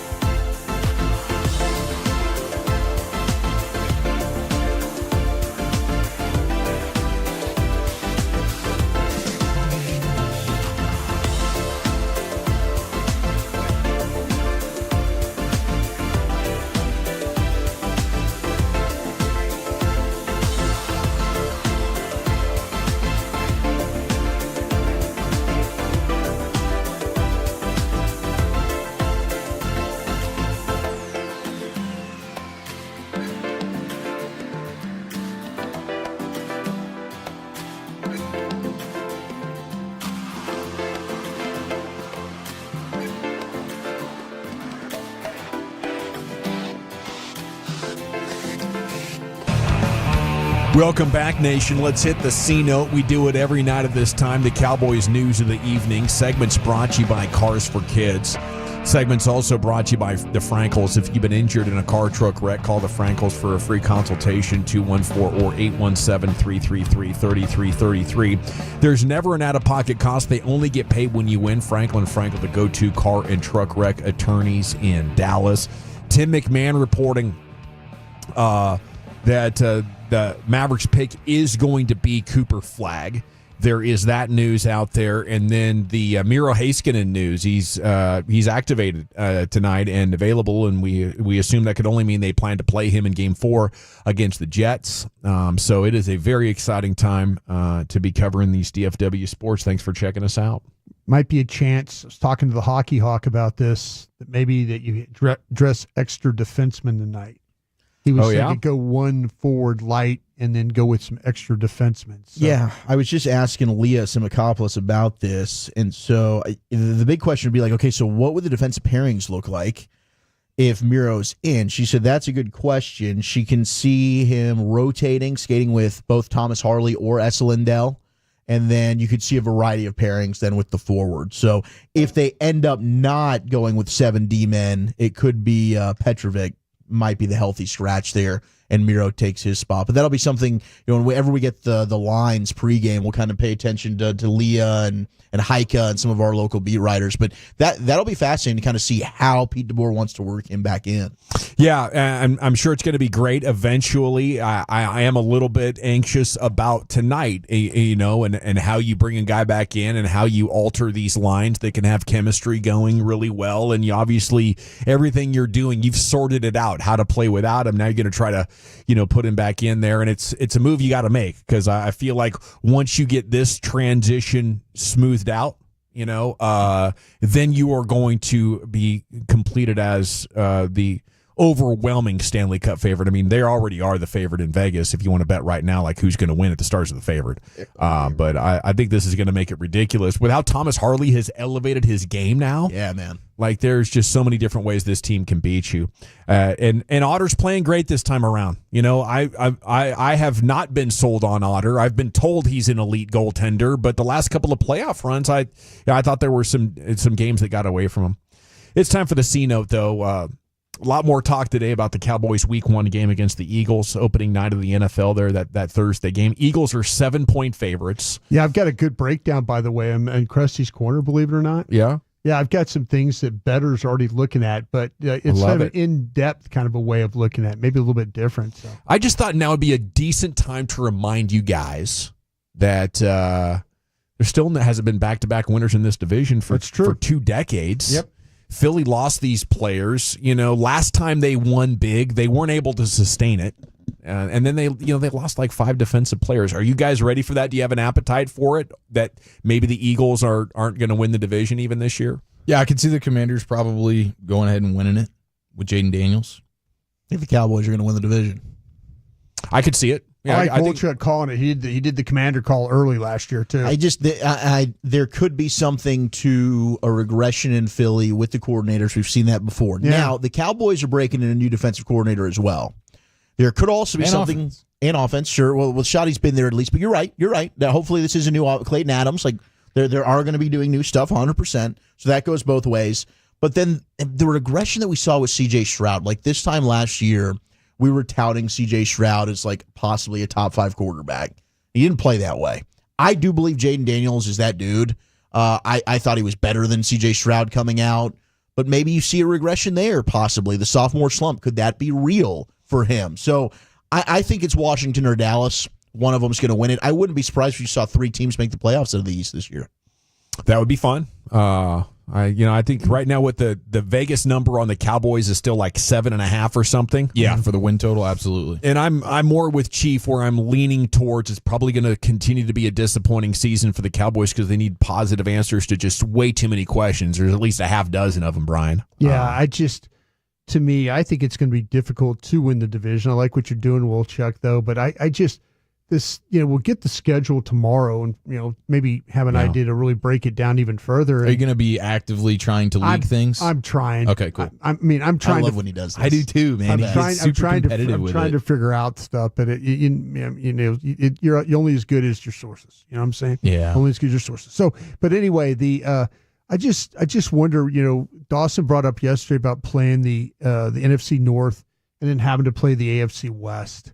Now maybe Dallas catches a break because they weren't as good as Philadelphia and the Commanders, so that's the extra games. Instead of playing a first or second place division winner, you're playing the third. So maybe you catch a break there, but I think the schedule is going to be really difficult for everybody in the NFC East. Yeah. Philadelphia, Commander, I think everybody is going to have problems dealing with the games that they're about to play. Gonna have to go earn it. Yeah. Okay. And that's what Troy Aikman thinks the Cowboys might be ready to do. I don't know. Tell me what you think about this. He and his buddy Joe were on Good Morning America. You got Robin Roberts there asking him. I kind of got Bassick vibes off Troy Aikman here. Tell me if you agree. We got 10 seconds left. Who's going to win the Super Bowl this year? I'm going to say Buffalo finally wins it. Ooh! Cowboys. Come on. Yeah! Come on, Stray. You know better than that. Come on, Troy. I do love him trolling the giant Michael Strahan, but yeah, that's basically like all of us picking the Cowboys to win the Super Bowl, and then we're just doing the Goodfellas laugh. You nailed it. You absolutely nailed it. Yeah, the Commanders have have a tough schedule. I mean, they're all looking at. The Giants actually, awful as it is, they have, according to Warren Sharp Football Analysis, the toughest schedule in the sport. Yeah. Ouch. The Eagles would have the 4th most difficult schedule. The Cowboys would have the 10th, and the Commanders would have like the 12th most difficult schedule. So okay. So we're actually catching a little bit of a break here compared to the Giants and the Bird Turds. We'll see. Right. You're playing a tough division there in the AFC West. You're dealing with their own division, and now you're dealing with those. Top 5 hardest schedules in the sport are, you have Giants, Lions, Eagles, Vikings. You have 4 NFC teams with some of the most difficult schedules. And then in who the knows? sport. You get the pop-up teams. Final story Don't about forget that the pop-up pop-ups. year. In the C note, the Cowboys news of the evening, Wolchuk always reminding you about the pop-up. Robert Mays of The Athletic asking, who's the best quarterback you could imagine being traded? The premise was Bills and Chiefs aren't going to trade their guys. Bengals aren't going to trade their guy. Maybe the Texans, maybe the Commanders. But, and Robert said Dak and Kyler Murray were his 2. So I looked up the contract, and after the restructure, it's even more horrendous. Like, it ain't happening. Maybe after 2 more years, they might have a shot after the 2026 season. But if you do it post June 1 trade, is there a $48 million cap hit as opposed to if you trade him pre-June 1? That's over $100 million, I believe. Yeah, right now, after the latest restructure, it's $180 million in dead money on that contract. That's pre-June 1? Yes. Okay. Yeah. I think maybe June 1, 2027, this could be in play. I think Jalen Hurts would have been my answer to this because Howie Roseman's a crazy son of a gun, right? Okay. He'd be willing and dealing, doing something nuts. Here's my Dak Prescott bold prediction. New Orleans needs a quarterback. Everyone's going on with this Arch Manning deal. Arch Manning's not going to come out of the draft this year. I don't believe so. We've talked about this before. He's got a plan. The Mannings have a plan for him. They want him to start 2 years at Texas. Why would you? You're rich and in college. Right. Why would you go be with a bunch of grumpy old men in the NFL? Played 4 years in college, right? Really only started 2. He'd be fine. He's not in a rush. I don't think he's coming out next year. New Orleans is probably going to be bad. They just had their quarterback retire. Kellen Moore and Dak have a great relationship. If this season does not go well for the Dallas Cowboys, or even if it's another playoff failure, Dak to the Saints makes a ton of sense for me after this year if ultimately both sides are frustrated that this thing's not moving forward in the way that they need to in terms of postseason success. I think that thing could line up pretty nicely. And you're saying this as a person who has Googled Dak Prescott contract and hit the button. But where this is after this season. Hey, right? that's strenuous. This is another year. This is another year. I was thinking, do the Saints even have that kind of cap space? Yeah, the Saints have never been, but somehow find a way to be making moves. I got you. So I don't really believe. Derek Carr just gave him a $30 million.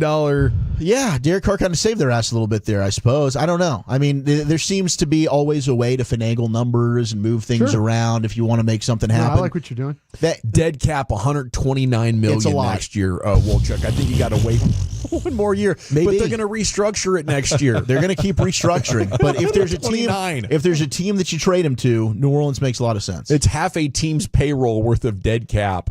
It's a bad contract you signed. So yeah, I think in 2 years maybe that I hope Dak's playing well enough that it's it's a viable trade chip. Wow. Okay, we got to run. Krusty's Corner coming up next. Brian, where are you taking us? Yeah, I'm going to talk to you about some early thoughts about the Philadelphia-Dallas game in Week 1. We'll do that next. Okay, I got to talk to you about Collars & Co. All right, this is Mark Cuban and Peter Jones. They just invested $1 million in this company on Shark Tank. It's Collars & Co., and they make the dress collar polo. It's a 4-way stretch comfortable polo, but the top has a firm dress collar on it, okay? So you're looking snazzy, it's comfortable, it's breathable, it's absolutely phenomenal to wear. It gives you that dress shirt look, but an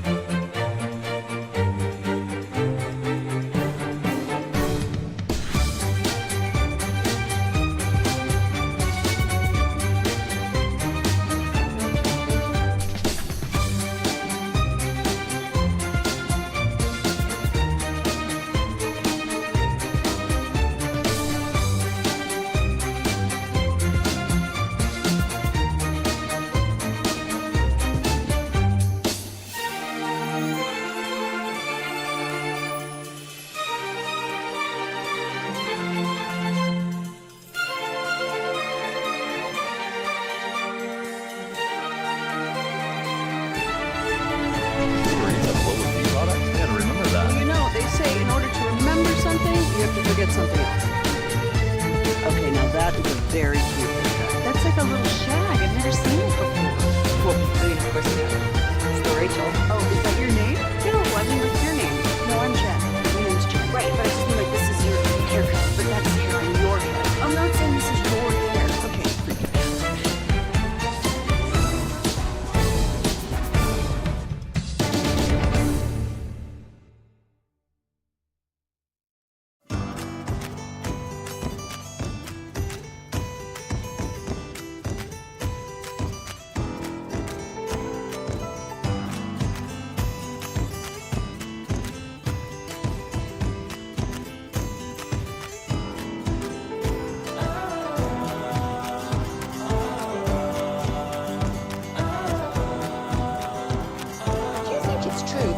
Forget something else. Hey Vine, back-to-back #1 Chevy dealership in the world. They got more new Chevys than anyone in their all-prices sale. Silverados, Tahoes, Blazers, Malibus, Equinox, and more. Visit ClassicChevrolet.com. This is Texas. This is Classic Chevrolet. Together, let's drive, relax, and enjoy the difference. Based on new Chevrolet registrations 2023 and 2024.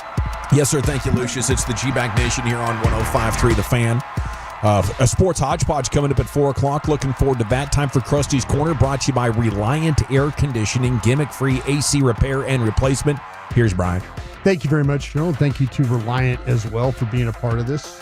How close were we to like kind of that pick being shown on air that Dallas got? Was it like 2 minutes? If we would have had, I was so disappointed driving home that we didn't get to have our reaction on the air.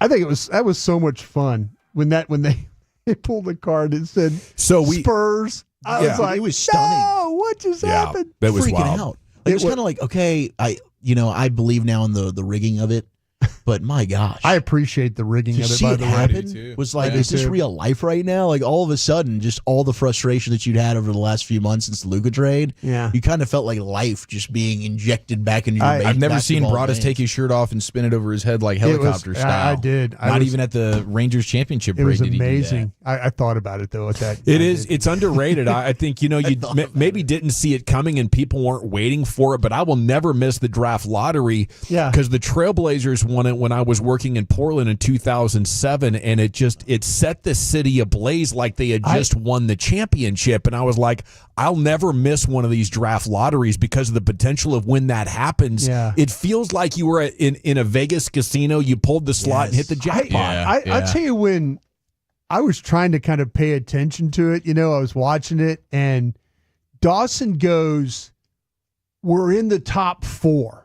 Yeah. And I didn't know, like, what? How do we, and like they were showing like multiple people, multiple teams, and, they're showing the Spurs and the Rockets. And then I'm like, when you said the top 4, I don't know how you figured that out so fast. Well, they were supposed to be 10th, and, the only thing you can do is move into the top 4 or fall back if teams behind you jump. Mm-hmm. So once it got to 10 and it wasn't the Mavs, I knew they got into the top 4. And that's when the adrenaline immediately went to 60. But then we have to throw to break, and we come back after we knew they were getting to the top 4 and hoping that they would give us the final 4 envelopes before we had to throw it to the pregame at 6:23:58. You had the hard out. Yeah, and those envelopes started opening up like 45 seconds later. Yeah. It was a near miss, but still pandemonium. It was a lot of fun, but I like I said, I didn't really. I was like watching it, and then Dawson just basically screamed, "We're in the top 4." And I'm like, "Oh, how did that just happen?" Crazy. And you're watching it, and then it became really fun to watch. Yeah, like 4. Like that's not the Mavs. Like all these 3. That's not the Mavs. Yeah. 2. It's the Spurs. Holy crap! Yeah. They got the #1 pick. It was. I mean, I was feeling like bad for like Charlotte. They were like bad all year. Yeah, it's the Wizards, bro. The Wizards. They got the worst of their options. Yeah. They could have been #1, and they could have been as bad as 6, and that's what they got. This is why you don't tank. I just don't think it's worth it at all to tank in the NBA anymore. You don't get a good enough chance to get the pick. Yeah. Yeah, but in some ways it is. Like, thank God they lost that Memphis game. all these schmoes wanting the Mavs to win the playoff game versus Memphis. Yeah. Thank God you didn't. No, you're right. In some way, yes. You don't get that opportunity if you win that game. Yeah, you're right about that. But that was fun yesterday. I mean, seriously, the more you're right. Watching it is like I've never sat down and watched it. Adrenalizing. Yeah. It is, and then when your team's involved. Oh, it usually crazy. stinks. But this one was amazing. Yeah, this is like at this point, this is like one of my favorite sports moments. Yeah, that I've it's experienced. up there. And maybe hindsight will change that, but like for right now, that is something that you talk about, like remembering where you were. Yeah, boom. Here in studio with you guys, I'll never forget that. It was awesome. Yeah, it was, and now you just have to hope that the career lives up to it. Yeah, you hope. Absolutely, you hope. But this was an MVP. incredible countdown, like a Wemby draft or a LeBron draft. Like this has been anticipated for a year. Every time they opened the envelope, I was just like, no, yes. I mean, just kept, it's like, it's just amazing how that you're right about the adrenaline. No, that's a great point, though, because you've got to have the player. Yeah. Like, you've got to have the player there to where it's worthy of the excitement of getting the number one pick. Yeah, last year would have been like, okay, cool. Oh, great. We got a guy. Ricochet or whatever the heck his name is. Is he any good? I don't know. Gotcha. Oui. All right, listen, this is some stuff I was pulling from some of my Vegas sites and stuff like that. And these are just some things that they were talking about with the Cowboys and the Eagles matchup. And Dawson, you said the Eagles are favored by 7 in this thing, but they kind of gave some reasons why the Cowboys actually should probably take points here. So I'm ready to bet. Yeah. They start off with the Cowboys acquired George Pickens after the 2025 NFL draft to legitimize the threat on the outside. Pickens is a vertical X threat that this offense needed to complement Lamb. We all kind of discussed that on our various platforms. Prescott had the second most passing yards in the NFL in 2023 on throws charted as a vertical. How about this? However, a vertical lead over the shoulder, vertical back shoulder pass over the last 3 seasons. Pickens ranks first in the NFL in receiving yards on those types of throws despite a less than ideal quarterback situation in Pittsburgh. So there you go, some legitimate down the field threat. How about this one? On paper, the Eagles defense isn't as strong as it was last season. Losing key starters along the defensive line, Milton Williams and Josh Sweat, and then the secondary with Darius Slay and Chauncey Gardner-Johnson. I think they have a better player now there. But Philadelphia did add potential starting options in the draft: Jahad Campbell, Andrew Makuba, and Ty Robinson, and free agent Adoree Jackson, Azeez Ojulari, and Josh Uche. Those are the guys that they say that they've added. But it's reasonable to expect that it might be difficult to replace the same production they got from the 2024 defense that ranked first in the EPA allowed. So we'll see how that all plays. You guys thinking that maybe we got the Eagle defense taking a step back here? To me, they've added some. I like the Makuba add a lot. I loved what they did in the draft. Yeah, I think that their secondary is going to be good. I could see the pass rush, though, maybe not being as strong. Now, the big X factor is Jalen Carter. Like, does he continue to take the next step as being the best defensive tackle in football? Like, is he the next Aaron Donald where he's just an absolute man beast that you can't handle in the interior? If he does, which he was trending towards doing so, then no. I think they're going to be just as good as they were. Somebody asked me how many sacks. I think it was on Love of the Star. Love of the Star podcast. By the way, after our show, give it a listen if you would. But we were asked the question, how many sacks will Tyler Booker give up to Jalen Carter? To Jalen Carter. I said in week 1? In week 1. You said 2? Did you say 2? No, I said goose. I didn't answer the question, but I put up the goose egg. Yeah. If you watch if you watch the film, that was I mean, Williams and Sweat are significant losses, but I'd look on the other side of the field and just look at Saquon Barkley and the big play touchdowns that he had. Yeah. I don't think you can count on those. Yeah. See, this is kind of or the health, right? We can't replicate the health. Yeah. That's what. Yeah. In week 1, you can. For Barkley, sure. Yeah. We're talking about the season here. Oh, okay. Week 1, he's going to be fresh. Probably pretty good. I mean, when he was with the Giants, he had a hard time making it through a Cowboys game. He did. That's true. See, and you're exactly right. The things what you're saying, Dawson, and I'll skip to that part of it. While they're saying while there was significant turnover on the Eagles' defense, their offense remains intact from a season ago, returning all their starters. One clear advantage is in the matchup is the Eagles' rushing offense against the Cowboys' run defense. Dallas ranked 28th in the average yards per allowed per play in 2024 and didn't make any significant additions to rectify that. Its two biggest defensive line additions, Dante Fowler and Donovan Ezeraku, provide more help getting after the quarterback, and it's unlikely that Kenneth Murray and Jack Sanborn additions at linebacker make the Cowboys significantly harder defense to run on. I'll disagree on that. I think that Sanborn is going to be a really, really good run defender for you. I think people are going to be really surprised how well he makes plays. I'm with you, man. I mean, you watch him in the way, the kind of the sideline to sideline stuff he does, and I think Kenneth Murray has got some strong point of attack play. He absolutely does. The key is to keep Kenneth Murray clean. Yeah. Absolutely. And that's a big question Mozzie's going to be able tackles. to do that. Mozzie's going to be able to do I think that. Jay Toia, my Samoan brethren, he's going to be able to make it. so. He's going to be hockeying his ass all over the place. There you go. In 2 games against the Cowboys, Barkley ran 45 times for 233 yards, and Hurts added another 7 carries for 56 yards in the 1 game he played. Well, they better be able to run the hell out of the ball for their sake, because I do feel like their passing game took a step back, and now we're back to a place where everybody's saying Jalen Hurts is way better than Dak. I mean, his receiver was mad at him, there was significant problems with their morale and chemistry last year because of the lack of going downfield in the passing game. And I just don't know how you can overlook that. Kellen Moore addition by subtraction. I think so, Possibly. too. That's the thing we were talking about, too. How will Philadelphia be able to see how they replace Kellen Moore? The last time they replaced coordinators, remember they tried the first-year coordinators. And Brian Johnson, it went terrible. It went terrible for Joseph him. Asai. So we'll see how that all shakes out for him this time around. Thank you, Brian. Thank you. Krusty's Corner brought to you by Reliant Air Conditioning every afternoon, 3:40 here on the Fan. Miro back tonight. Tim McMahon reporting the Mavs are going to stand in there and take Cooper Flagg. They're not considering trading it. Okay, that kind of gets you up to date on what's been developing throughout the day. What are we doing next, Chief? Sports Hodgepodge, big-time news in baseball featuring the late, great Pete Rose. And let's find out together just how bad I was in our Langford interview. Next in the nation. No, that's absurd. Hey, remember when you used to be Pepper Lady? Pepper Lady? Wasn't it Cinnamon Sisters? Basil Babes. Saffron Squad? Nutmeg Maidens? Paprika? No, Nutmeg Maidens. I just said that. Was it Spice Girls? Doesn't sound right. Was it Saffron Squad?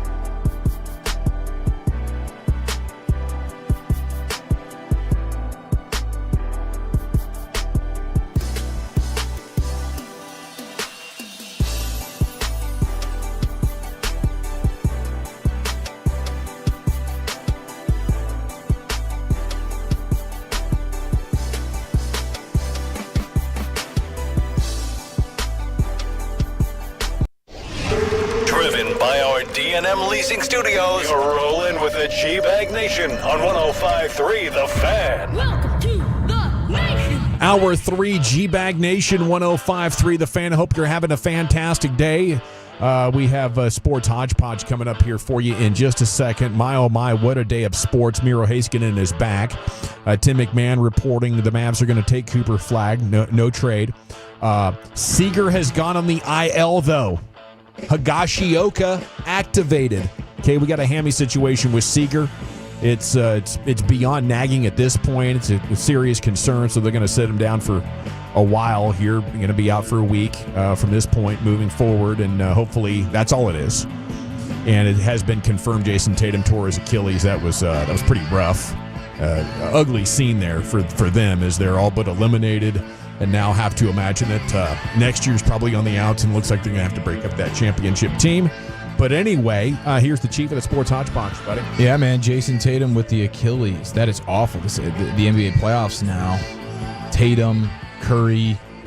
Butler you've had got hurt, came back. Yeah, Butler got banged up. You got the Donovan Mitchell stuff going on right now with the ankle. Tough run.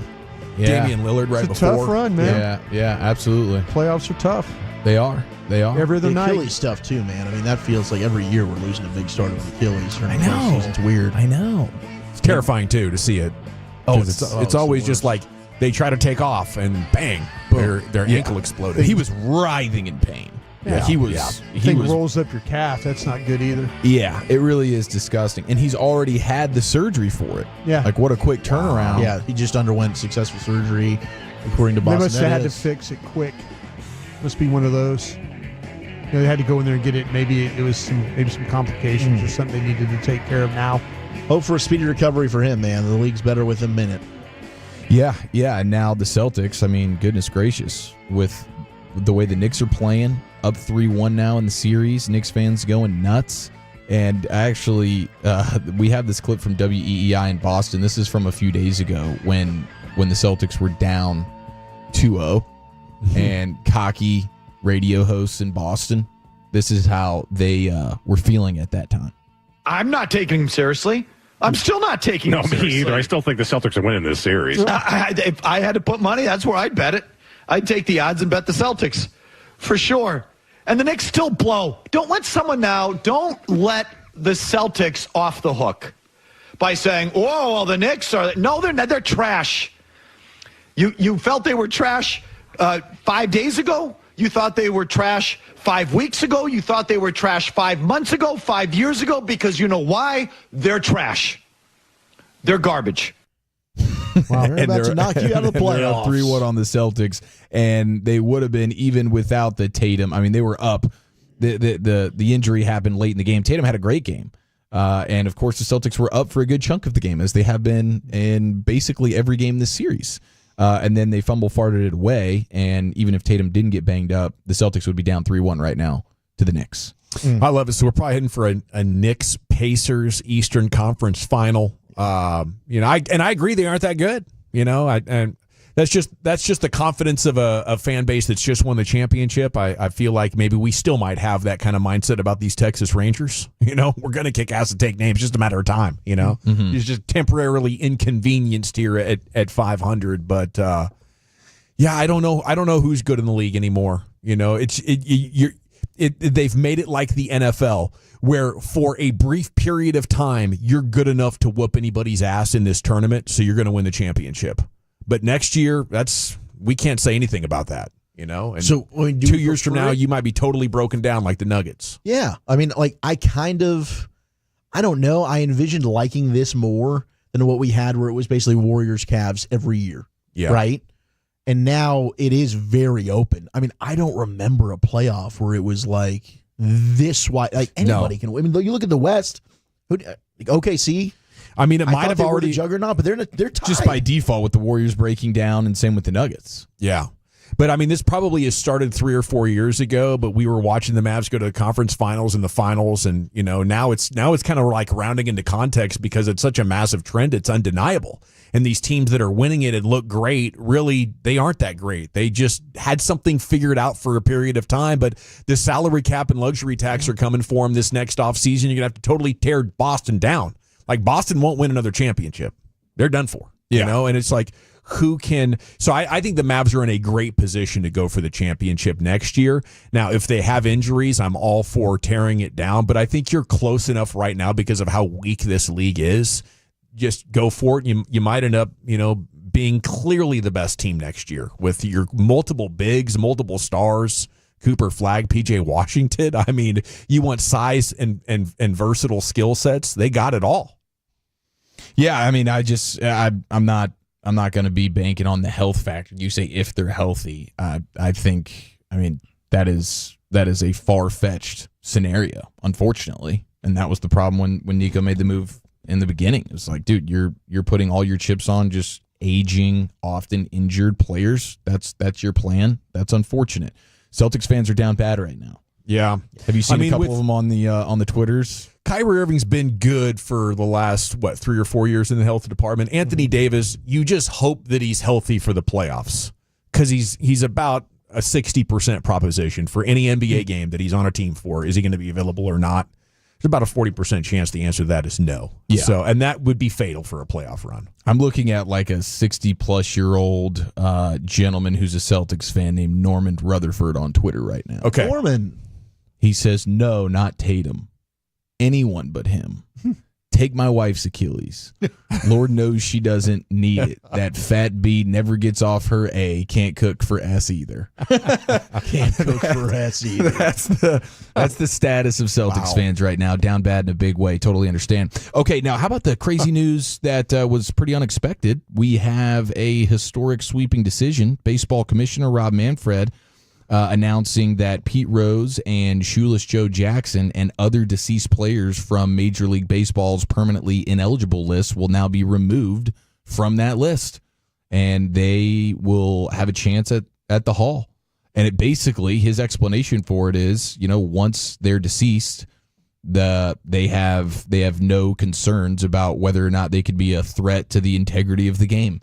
And he wants it to feel like, hey, anyone who's thinking about doing this, that you're not going to get to experience it. So he feels like it's still a heck of a punishment and a good reminder for players still in the game right now. Hey, even if you are Hall of Fame caliber, you won't get in until you're dead. I think especially after watching the NBA rig their draft lottery, it's good to set a reminder like this for the game today, Chief. That's probably what it was. He was like, "Man, we got to make there's sure." anything wrong with this lottery, by the way. I'm just playing. I don't know. No, I'm from the era where my school won the BCS championship with 2 losses. Like LSU, got in that 1 year, beat Oklahoma. And good win. There's no way that LSU should have even been in the championship game. But those computers sometimes they do crazy things. Yeah, there you go. I do think it was just unbelievable luck and incredibly ironic that you could fumble your organization so massively and then, have good luck hit you like this. But the good news is it does not appear Nico is going to be empowered to further screw it up. As I think the top news of the day is Tim McMahon reporting that they're going to stand in there and take Cooper Flagg. I love seeing that. Yeah, we'll have the sound. He was on SportsCenter talking about it, and when we go around the rim at 5 o'clock, we'll go ahead and play that. Now, we did have a very unique interview this afternoon in the G-Bag Nation. An outstanding interview with our guy Wyatt Langford. He was impressive. Maybe he's more an impressive player. More impressive than he is even on the diamond. Super engaging, energetic.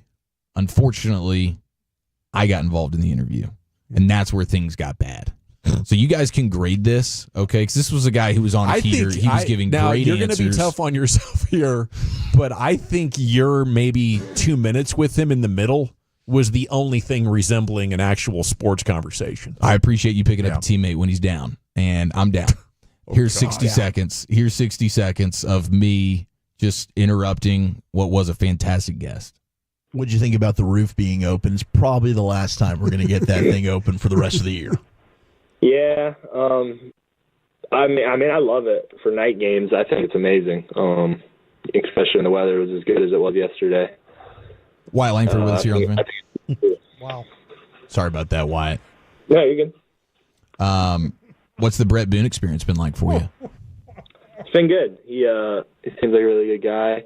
It's been good getting to know him and kind of hear his perspective on things. Obviously, he was a really good player himself, so being able to kind of learn some of just the little things he has to say about this game, it's definitely a different perspective. What about card collecting? I know Josh Young's into that. Are you big into card collecting, or do you have any hobbies outside of baseball? Card collecting is not one of them. I mean, I have one or two of my own cards that have been given. I got you being good cards. I got you being a dumbbell collector. A dumbbell collector? I definitely have some. Oh, jeez. That's bad. I mean, it's some fantastic questioning. The evidence is right. By me, of course. Right there. And he's just giving us glorious answers, and the pause I think really hurt you there. I wrote down jarring, shocking. It was a tough cadence to follow. I don't think this is on you. I don't think you should beat yourself up about this at all. The first one was your fault. The second one, not at all. I thought he was done talking too. I think Eric needs to be better. I do. This has made me reconsider everything. Maybe he wasn't giving short answers. He was just pausing, and we just needed to wait longer. Yeah. Or just continue answering. This could have been totally on us, actually. We might have just totally dropped the ball. Got to own it. I'm sorry, Wyatt. Can we get it back on? Yeah, we need to get him back on. Why, we got to you down run line? that back. Take two. I'm sure he wants to. He was having a damn good time. I really wanted him to say, yes, this really sucks. Yeah. I really didn't want to do this. That would have been awesome. When if he Rich was texted me last night and said, you're going to go on with these idiots, I wanted to tell him to go bleep himself. 254 wondering, was there a delay? Yes, there was a brutally long delay. It was impossible. Broadcast. It was technical difficulties is really what bit us there. Hey, Michael Jordan's joining the NBA on NBC next year. It's a special contributor. Are they just going to ask him about himself the whole time? I don't know what the plan is here. I don't know what type of correspondent he's going to be. In studio, on the scene somewhere, giving takes. Is he giving gambling takes? Is he is he going to be sponsored by DraftKings or something? Looney Tunes. This is what I'm betting on today, fellas. Like when the NHL brings in Gretzky, it's like everybody is just in awe. It's like, oh, let's see what Wayne has to say, and everybody just shuts up and shows. I don't know how you make it work with Jordan, or one of these goats. But with Gretzky, it's one of those, like you're right, like they bring him in and everybody tries to kind of answer card. Those guys trying to have their what they would do. Gretzky kind of gets it. Yeah. I just need to skate better. Yeah, everybody's like, better. Yeah, Gretz, skate better. Yeah. Yeah, he's got the worst take and no energy, but everybody's just worshiping the dude. He just kind of leads it's a great over. idea. He goes, Dallas needs to skate better. And everybody's like, it's amazing, Gretz. Yeah. What a great one. That's why you're point there, buddy. I mean, God. Like, all right, skate better. Here we go. Yeah. Did you guys see that Bill Belichick is going to be doing a sit-down interview with Michael Strahan? Yeah, we got betting props for this. I saw somebody, I think it was our buddy Shapiro. Yes, over. I can't believe this is a real betting prop. So he's getting good advice here. You need to ditch the gal, and then let's relaunch this. He did apparently hire a new PR team or whatever. There you go, an actual group of professionals. But there is a prop that you can bet on for this interview, and I'm sure Strahan is not really going to be there to ruffle any feathers.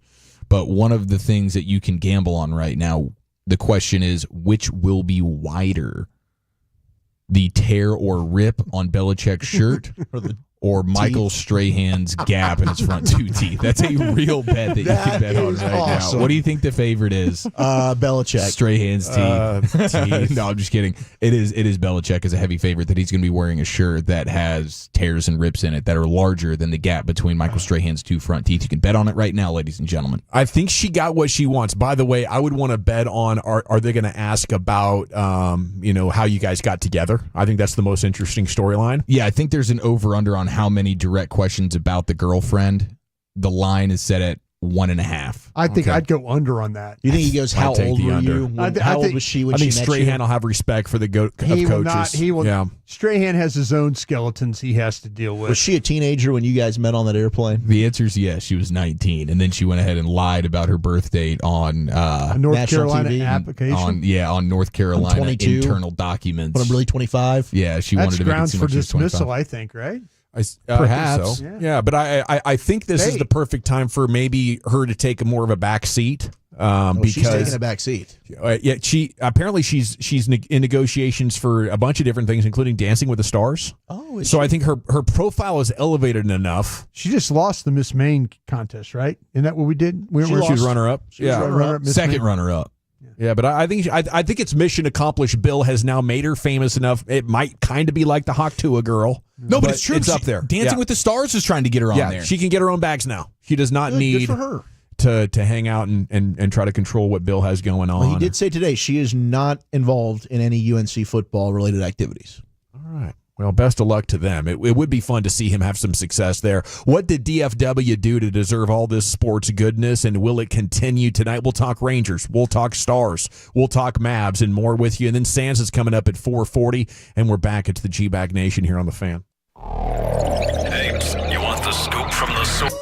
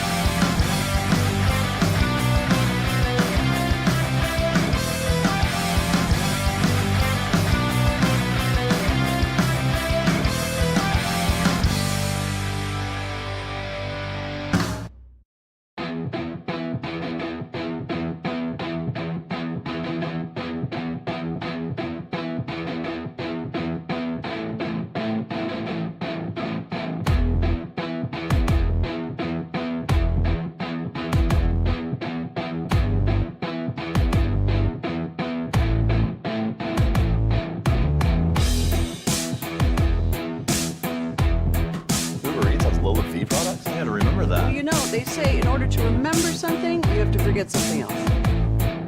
Okay, now that is a very cute haircut. That's like a little shag. I've never seen it before. Well, I mean, of course you haven't. So Rachel. Oh, is that your name? No, I mean like your name. No, I'm Jen. Your name's Jen. Right, but I just mean like this is your haircut, but that's hair on your head. I'm not saying this is your hair. Okay, freak me out a little bit.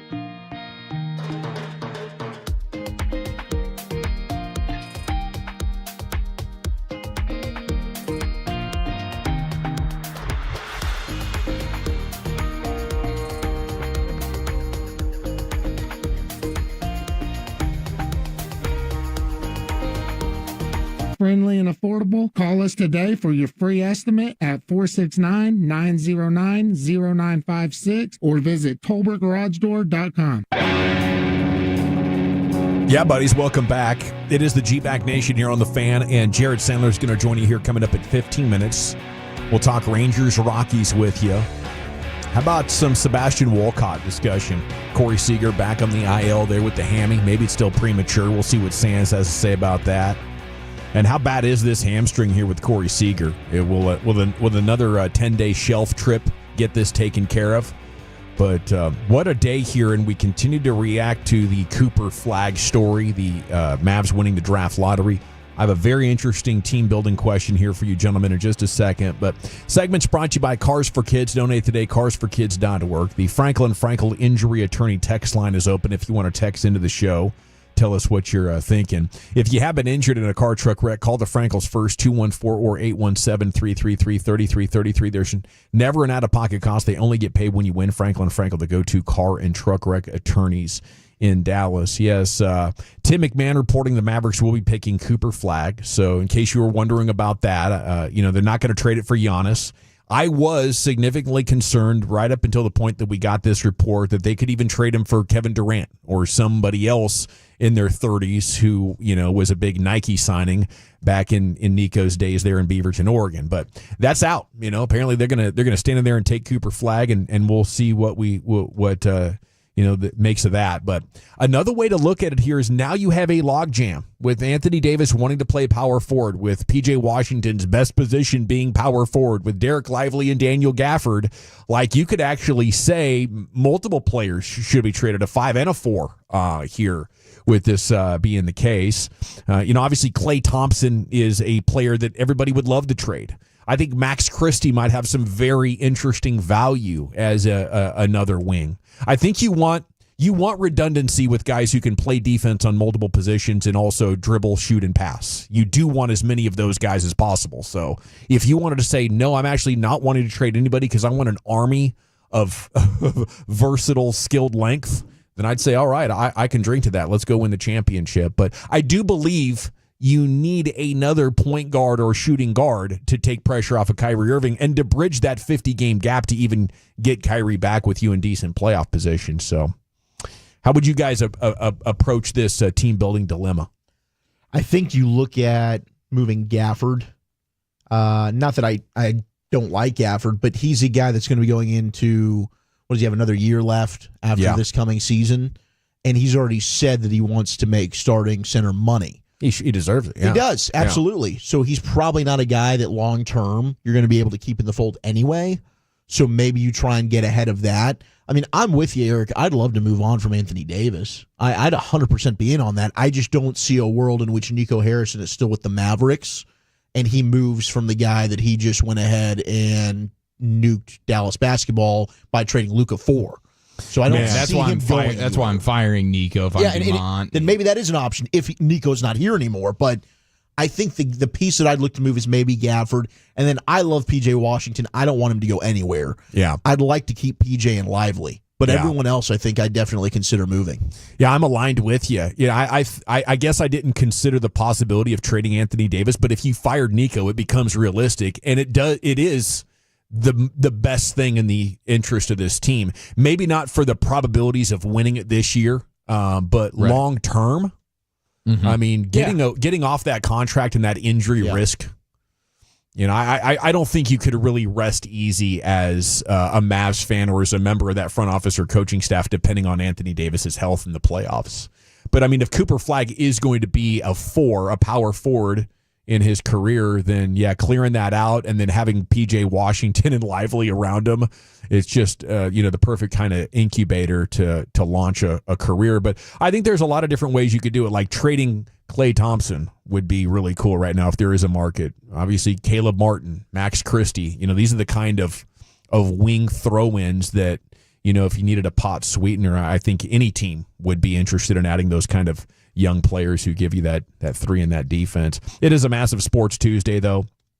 And Stars and Jets getting set for Game 4 tonight. A chance for the Stars really to throw a decisive knockout blow and Miro Heiskanen returning. If you win this game, your chances of winning the series historically 90.8%. Yeah. They're now minus 340 to win the series and about plus 350 to win the cup, Brian. I know you're confident over there in your hockey team. Yeah, I like what I've seen from my hockey team here. I didn't think they'd get to this point, but here we are. The Colorado series, I mean, great job of getting through that. But, this is I think the one thing that you really have to worry about Winnipeg is them getting to play home games. That seems to be where they thrive. And obviously on the road, if you could find a way to get this game done and then, take your chances going back to Winnipeg and seeing if you can win a game. If you can't, then you get the game back here, which, Winnipeg has just had so much problems playing on the road. You do not want this thing to get to a game 7 at all. No, you just don't. No. And you never want the game 7 unless you're the team that's behind and rallying back. But man, if you can get this thing taken care of tonight, then you go to Winnipeg. We'll see what happens, but at least you know that you could come back here and clinch it. And Winnipeg, like I said, they just have not played well on the road. They're 0-8. There's that psychologically is weighing on them right now. Big opportunity tonight. They're going to give you their desperate team look. Can you overcome that? And if you can, now you're up 3-1. You get to shake off the Miro rust and then rest and get set for the Western Conference Finals. A massive opportunity tonight. Now, I don't think they're going to fiddle this away. Rangers and Rockies pregame at 6:30. Thanks to Langford for saving us last night. I want to ask Sandler here coming up in about 10-15 minutes. I mean, almost getting shut out last night. You're one swing away. We just talked about this late last week that they've been shut out how many times, Chief? It hit 5 times? Six times. I think it was 6 times. It's and this guy had a 1.65 whip. He's putting guys on base right and left. He's given up nearly a run every inning. And if it wasn't for Langford's swing, you lose 1-0. I want to believe things are fixed. We talked a lot about yesterday how in their last 7 games they're averaging 5 runs, and that included a shutout. They scored 35 runs over the course of the last week, but then you go out there and have that performance against the Rockies, guys. I have Rangers anxiety once again. So we'll just hope for the best on that, and having to do that without Corey Seager, who once again is 5 times. Yeah, 5. I'm sorry, yep, you're right. 5 times. Yeah. Okay. I mean, what do you guys think of Cooper Flagg? I definitely don't want to be raining on that parade in any way. But I would say, if you look at this as a Luka replacement or a savior, I just don't think he's that good. It's not like Magic Johnson or LeBron James or Luka or, acquiring the next Tim Duncan or Shaq, right? This is a very good player, but I think it's more Scottie Pippen than Jordan. What do you guys think? I mean, that's a lot of the comparisons have thrown out the Scottie Pippens of the world, Kawhi Leonard, Lamar Odom, just all that size, that versatility, two-way player. He certainly has some things to improve on, especially offensively, but you're talking about a guy who has a lot to improve, who averaged 19 and 8 and 4 assists. And then as a year ahead, right? Like he should have been a high school senior. Exactly. He should be graduating high school right now and going to Duke or whatever. But in his final 25 games, almost 21 points, 7 boards, almost 5 assists, 51% shooting from the field, 45% from 3, and 88% from the line. So, and Duke was dominant in that run, even in the Final Four versus Houston, 27, 7, and 4 with 2 steals and 3 blocks in that game. I think this is going to be a guy who ends up developing as I think he will be able to be the best player on a championship team when he's at the height of his powers. Dominant team leader type.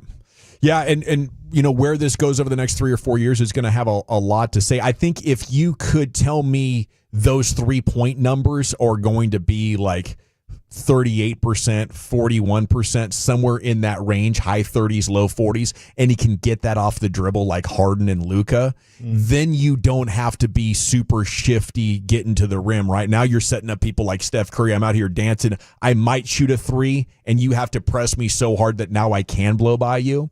But what I see in college is a guy that's not a great outside shooter. Things don't come easy to him. Like he's not getting easy buckets, And I don't see like the point guard traits. So I think in the NBA, I thought he was their point guard. I thought he was. I mean, they didn't have a true point guard, and the offense ran through him, and he was racking up some assists in a pretty nice way. I remember just watching the tournament and being pretty impressed with some of the passes that he had. So I mean, I think he's got that ability to be that sort of point forward to some extent, and again, the two-way aspect of it. And I do think his three ball's legit. Now, how can he get into it? Is he catch and shoot? Can he go off the dribble like that? I mean, that would take it to the next level. But I mean, I think these are all the makings of a guy who is probably going to be 25 points and 5 assists a game. I think that's going to be in the cards, not year one, but in terms of big picture. Yeah, year one, I think he's projected 16 points, 5 boards, like 3 assists as a rookie, at least right now. He definitely needs to round out the offensive game, but I think he's got the ability to do so. There's no question about that. I mean, maybe you're ending up looking like, could you have a Dirk KG-esque type of offensive game?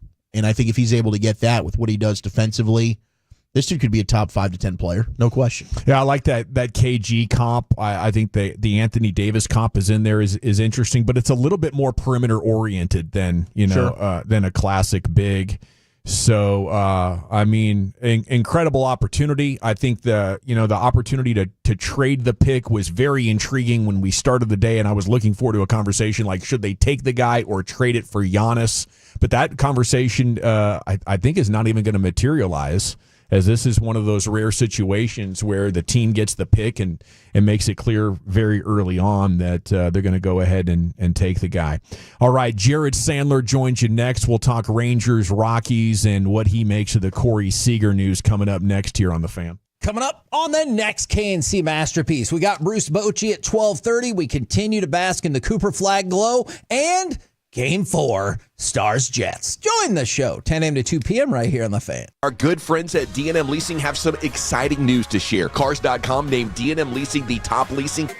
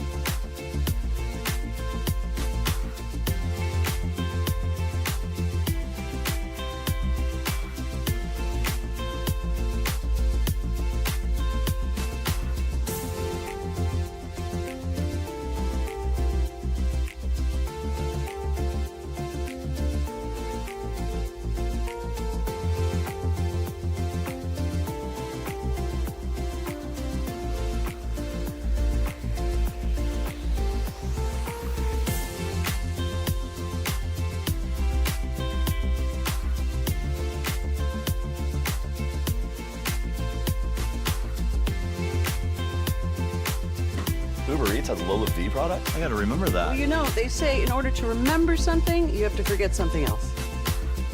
Okay, now that is a very cute haircut. That's like a little shag. I've never seen it before. Well, I mean, of course you have. It's the Rachel. Oh, is that your name? No, I mean, like your name. No, I'm Jen. My name's Jen. Right, but I just mean like this is your haircut. But that's hair on your head. I'm not saying this is your hair. Okay.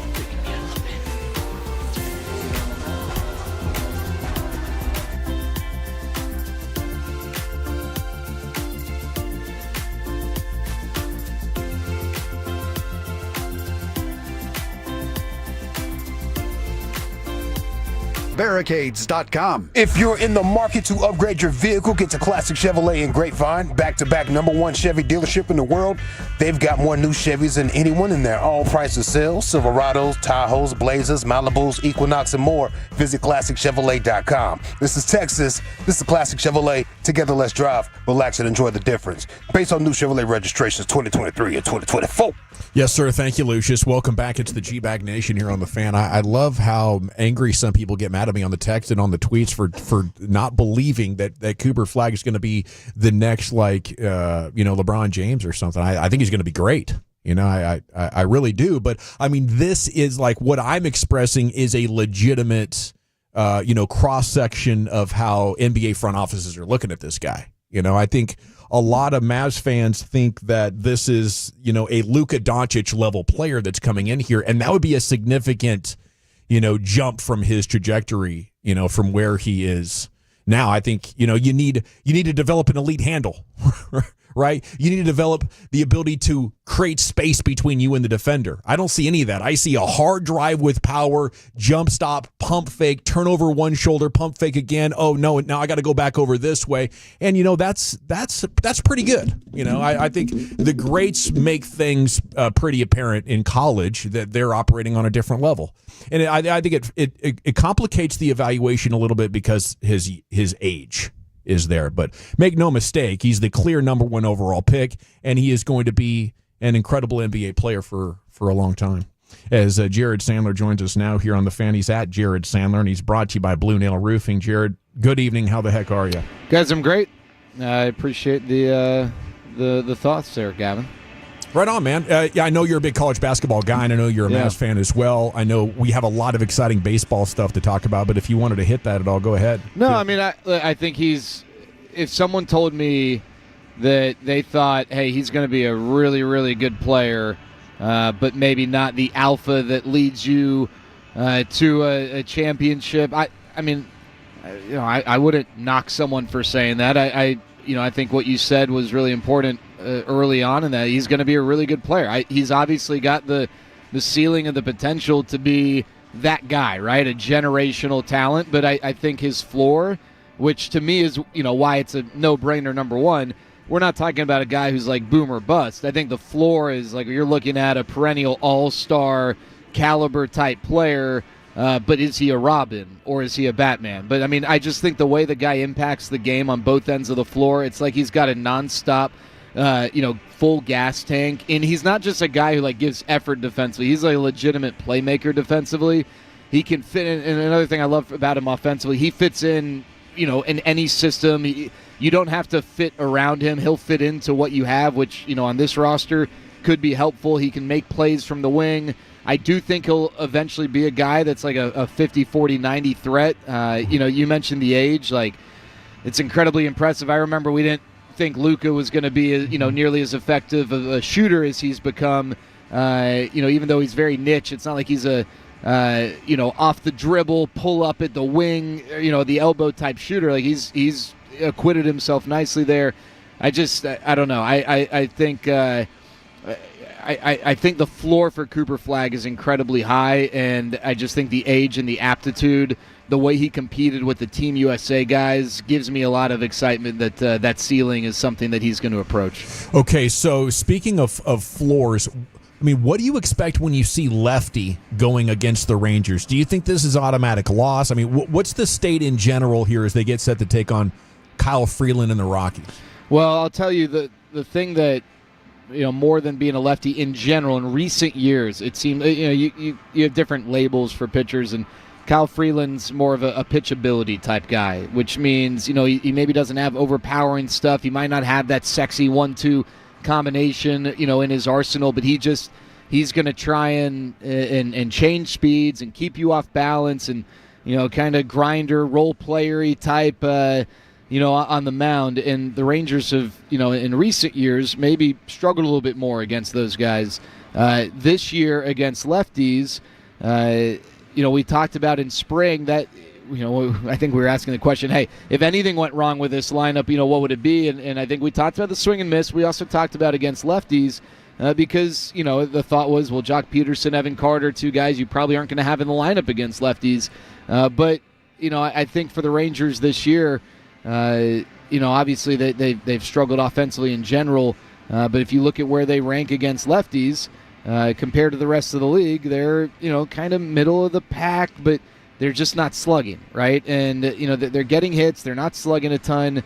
So, I think on paper, Gavin, this is they need to prove that they can consistently get the job done against lefties. Now, I'm not going to hold their last lefty assignment against them in Tarek Skubal because no one hits that guy. But, this would be a good test. If they can hit Kyle Freeland, then, to some degree that's like, all right, you should. If they have trouble with Kyle Freeland, then that's, that maybe raises some eyebrows. Higgy's back. He's in the lineup DHing. Corey Seager back on the IL. I guess that's not a surprise, but are we confident it was retroactive May 11th? It'll just be 8 games, or is this something that maybe they want to give him a little bit longer?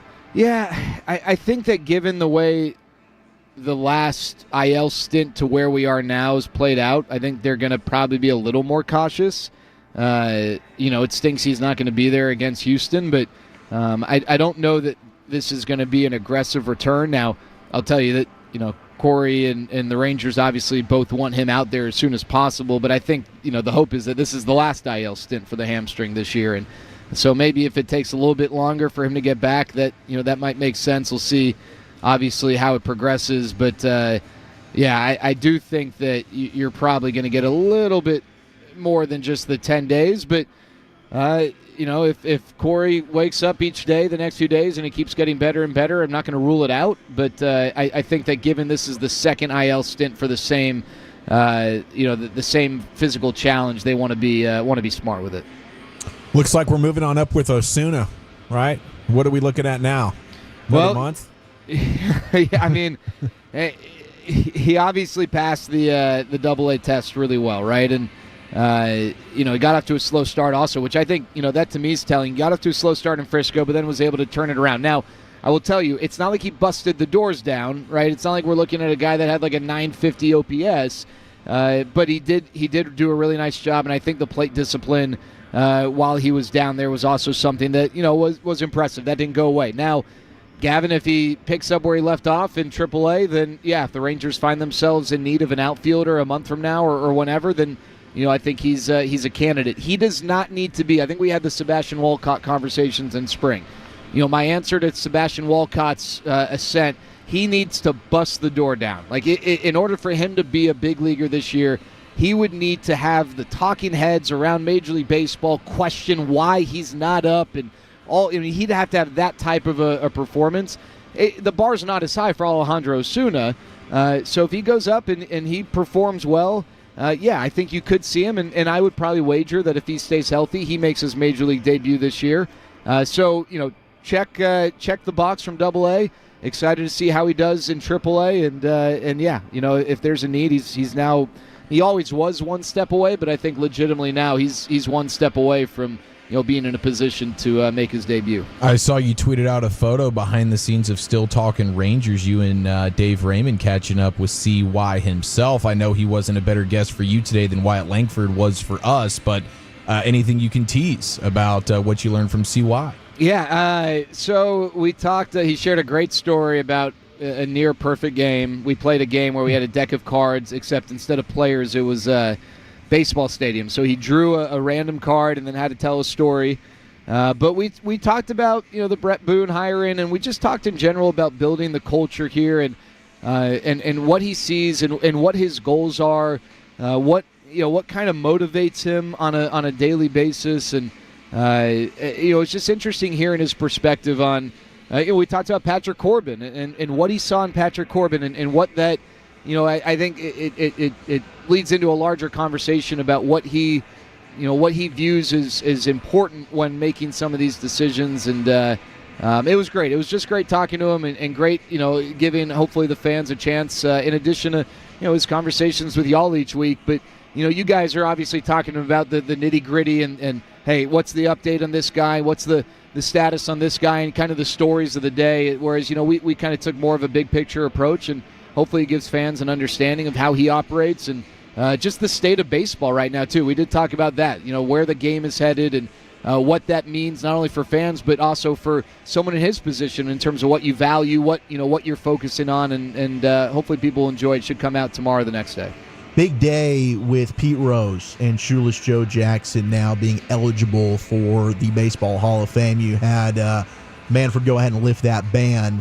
Has that been discussed at all at the park today? What were your thoughts on that? Yeah, no, I mean it's basically a big part of any discussion. It seems like, and I didn't get to hear if anyone asked Bruce Bochy about it. I kind of got boxed out earlier, so I'm sure he's got thoughts. But yeah, I'll be honest. Calling out those beat writers for boxing you out, Sam? No, I was talking to Brett Boone. We're gonna have Brett Boone on the pregame show, so I was just kind of talking to him.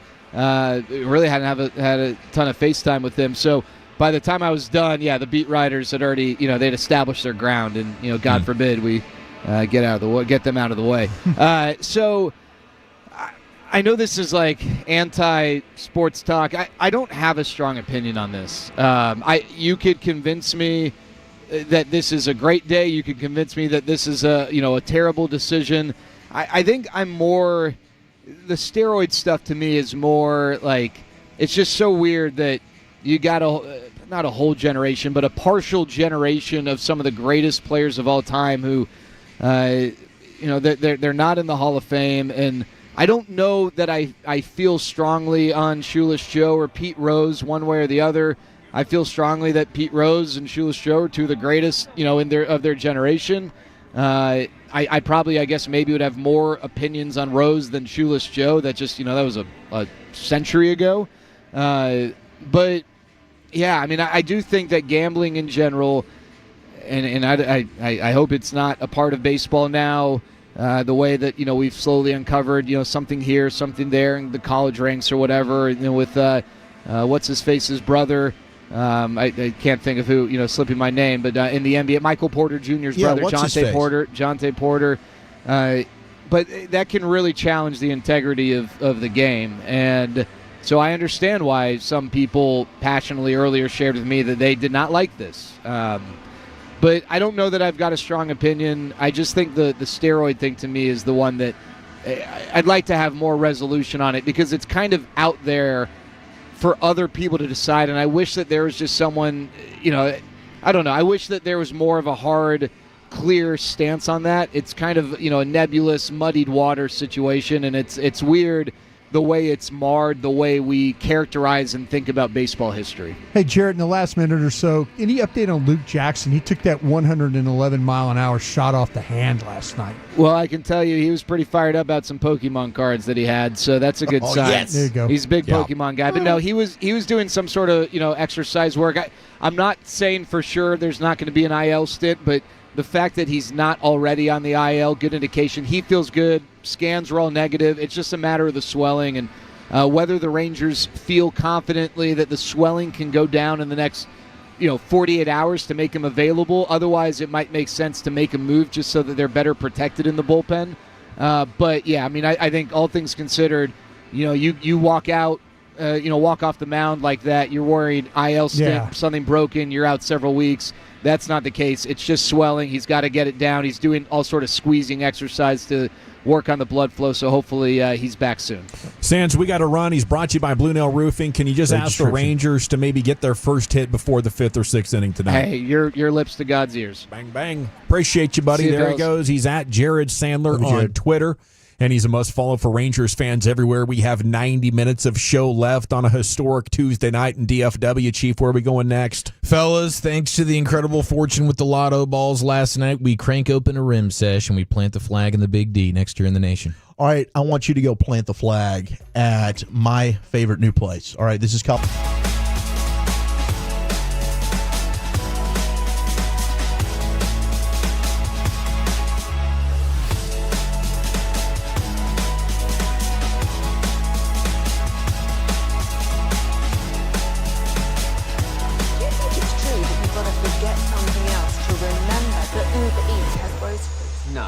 absurd. Hey, remember when you used to be a, what was it, Pepper Lady? Pepper Lady? Wasn't it Cinnamon Sisters? Basil Babes. Saffron Squad? Nutmeg Maidens? Paprika? No. Nutmeg Maidens. I just said that. Was it Spice Girls? Doesn't sound right. Was it Saffron Squad?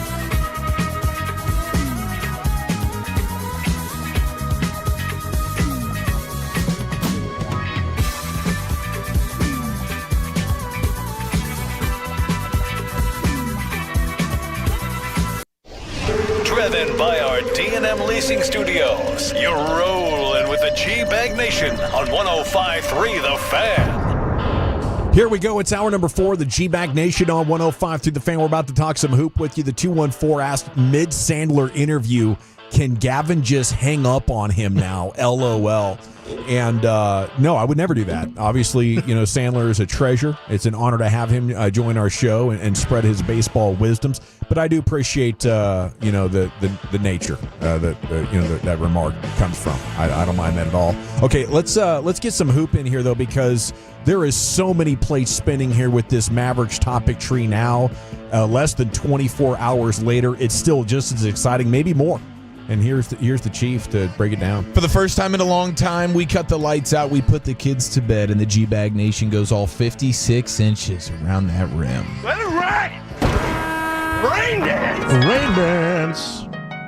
I gotta join here, man. I've been saving for a special occasion. Always a special occasion when Walchuk enters a rim sesh with those tan lines off the cruise ship, and basketball is back in the Big D. Back, baby. Cooper Flagg is going to be a Maverick. And when we went to bed last night, I think we all had questions. I think we woke up this morning with some questions.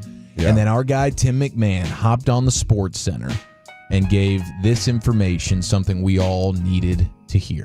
Yeah, and I understand that there's going to be speculation about Giannis. This type of historically dominant player potentially being available on the trade market. What I can tell you is Patrick Dumont, the governor of the Dallas Mavericks, recognizes the gift horse that was delivered this franchise that, frankly, after the Luka Doncic trade, had massive business concerns, had significant long-term concerns with him owing the picks from 27 to 30, either outright or via swaps. He recognizes just how much Cooper Flagg would help mitigate those concerns. Again, it's a gift horse. The Mavericks are not going to look in the mouth.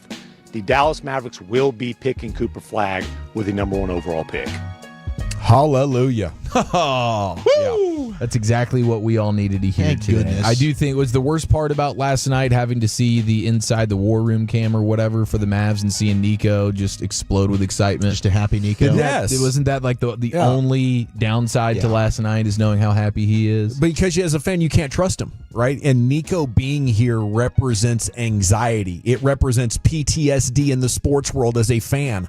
I think the next move has to be getting rid of this guy. At the very latest, by the end of the draft, so fans can have hope and can enjoy these great moments without worrying that Nico's going to screw it up. Would you trade AD? Yes. No. Oh, I'm sorry. Would you trade Luka for AD and Cooper Flagg? Luka for AD and Flagg? Yeah. So you just reverse the trade? I just by you trading away Luka, you essentially took your team from a playoff team to a team that was a play-in team. Yeah. So now you have to look at the trade as potentially you traded Luka for KD and Cooper Flagg. Yeah, if I could go back and wave a magic wand and the trade never happens, I'm still doing that. I think the Mavericks would still be playing right now and have a chance to win the NBA Finals. So this you're season. saying no, you would not. No. Okay. Now I don't know how good Cooper Flagg is going to be. Well, we're talking about him like this type of basketball player that. Yeah. I know Dawson has his concerns. I mean, But he's saying a really, really good player. Now, in we'll fairness, see. He's a better prospect than what Luka was coming out. There's a reason Luka wasn't the number 1 overall pick. But Luka has proven to be an all-time great caliber player. Now, Flagg is a defender, the caliber in which Luka can never dream of being. But Luka has an offensive game that maybe nobody else in the league can even strive for. So it's tough. I would go back and just rather have Luka Doncic. It's a fantastic question. I would probably just lean Luka as well because this Mavericks team is ready-made if Luka was still here. You could feel like, okay, actually, yeah, next year. Still playing. Still playing, but that's, in this hypothetical, this year's done. We're trading now. Yeah. We're doing this now. So now I'm looking to next season, and I'm crossing my fingers Kyrie does come back because the rest of this roster with Luka is legit. I'd be open-minded to it. I want to know what I could get for those combination of assets because I think I'm losing the trade if all I'm getting back for those two is Luka. You got plus I can't lose a trade brutally to the Lakers again. They've already pulled my pants down and spanked me, humiliated me, right? Emasculated me. Now I'm going to let them get a better part of the trade? No. So you got a 1, and you got Max Christie too. You got a first round pick out of this trade. So you got I think it's in 29. Am I right about that? Maybe? Yeah, 29. So you got a first round pick. You got Anthony Davis. You got Flagg and Max Christie for the Luka trade. You feel like you got value now? I mean, the value is somewhere in the neighborhood of okay, acceptable in a vacuum, right? But the value is I have to look myself in the mirror at night as the worst negotiator that just got slapped by the Lakers. And I can't do that. And the 4-6-9, like you still got to hide Luka on defense. They had built this team to do that. Right. This team is ready for it. That's what I don't think. If you want to complain about Luka not playing defense, fine. Nico did an excellent job of building this around Luka's deficiency. True. Where you had PJ Washington, excellent defender, right? You had Lively, you had Gafford, good defenders. He did a good job of filling this roster with competent defensive pieces that now Luka isn't a huge liability on that side of the floor, and he's also giving you 30-point triple-doubles pretty much every night, it seemed like. So, for those that are pissed about Luka not playing defense, I get it. But the way this team was constructed, they were the best team in the Western Conference. They just saw the Lakers, though, play in a playoff series with him, and he was horrible. Yeah, and the Lakers were not constructed anywhere near what the Mavericks were. The Mavericks were a better basketball team than the Lakers with Luka Doncic. They would have beaten them in a series. Yeah. And Luka, he might have played worse with the Lakers defensively than he ever did with the Mavericks. That's what's annoying about him. We've seen him flip a switch and be competent defensively. He just showed no reason to want to do it with the Lakers, and that team didn't have the depth that the Mavericks do, and they didn't have the supporting cast and the starting five that the Mavericks did around him. So here's the way John Hollinger of The Athletic paints the Cooper Flagg picture. He tiered all the prospects. Tier 1, all alone by himself, is Cooper Flagg, and that tier is titled The Dude. He says that best prospect on the board. Doesn't guarantee he'll have the best career because stuff happens, but anybody who says he shouldn't go number 1 is an unserious goofball. He says Flagg was quite nearly the youngest player in college basketball this year, and in fact, he would not have even been draft eligible if he were born just 11 days later than what he actually was born. Wow. So that's pretty ridiculous, but also the best player by a considerable margin. He says won every major award, led the NCAA in BPM, and led all non-centers in the PER category. He's a multi-position player on both ends, one who had extremely high rates of assists and steals for a player of his size, drew fouls at a gargantuan rate. For a guy whose shooting was a question mark, he also shot 38.5% from 3, 84% from the free throw line. Nitpickers will point out 52% shooting mark on twos and a proclivity for spinning into traffic rather than getting all the way to the cup on a straight line. His in-between game and post-up still need work. Whatever, he says. Flagg's medium case scenario is a day one starter who becomes an all-star by the end of his rookie contract. The best case scenario is special. So that's the dude in the draft all alone in the tier 1 category. I like that right up there.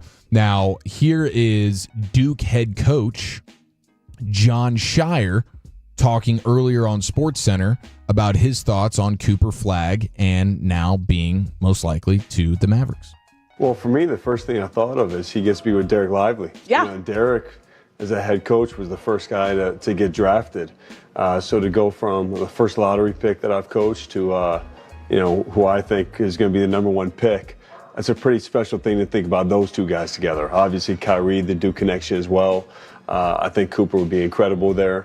And it's crazy. I mean, we never talked about Dallas. We never it's amazing how things work out. But it would be an incredible spot for him. Yeah, it's wild to think about. What does he need to work on at the next level? Well, I think that was the most impressive part for me when you think about the fact that he was supposed to be in high school last year. Mm-hmm. And just his maturity, his approach every day was so impressive. Look, he's got, of course, he would tell you every part of his game he can get better at. But I think the main thing is just continuing not to defer. You know, I think as a rookie, especially when you're on a team with Kyrie and AD, if that turns out to be the case, Cooper's at his best and the team that he's on when he's fully himself. Okay, so that's an interesting point about him, and I think that's the one thing when you start talking about one of the reasons why Luka is on one of those very, very special tiers is the assassin nature in which he plays the game. Yes. Big moments, clutch moments. He knows, hey, get me the ball and get out of the way. I'm going to get this bucket right now. Yeah. And that's not really something that you can teach. And I don't know if Cooper Flagg necessarily has that. He came across like a guy who did want the ball late in a clutch moment, but he didn't always come through. Yeah, he missed some shots and stuff, or slip, fall down. That's his head coach telling you the tendency of being more of a facilitator than, hey, like, let's not forget you are the dude. John Hollinger just told us, go ahead and take over this thing. So from a personality standpoint, that's something that we'll have to learn, and he'll have to mature into something maybe that he's not quite right now. So I think that's one of the interesting things about him and what we love so much about Luka, all the special things, but you knew late in the game this dude was an absolute killer, and he was ready to let the road crowd know about it after he put the dagger on him. Yeah, and it's like in that late game or that late shot clock situation, you have tools at your disposal that can get you an easy look. I mean, part of it's psychological, like believing in yourself or having that killer mindset. Right. But the other thing is when those guys turn the corner, like your Lukas, your Ja Morants, like the path of least resistance glows, you know? And for some of those guys, it's still the fog of war. They see arms and rotating defenses, and he's like, crap, I don't know what to do. So he stops and then turns around and shoots. And, you know, for me, that's the biggest difference. And I don't think you grow from like 18 years old to 25 years old and figure that out. I think you are either born with that as a basketball player or hockey player or soccer player or running back, or you're not, you know? Like, how clear is the path through the traffic? And Cooper doesn't see it. So here's Cooper Flagg talking with GQ recently about who he models his game after. I think somebody I've said for a while is like Jason Tatum, like offensively, like the way he changes his pace, uses his body. Defensively, I watched Jonathan Isaacs a lot from Orlando, and just the way he's versatile, you know, guarding. I think that he just uses his body really well to block shots and then just cover ground and be able to sit down and guard guards. So those are two that I really liked watching this past year. Okay.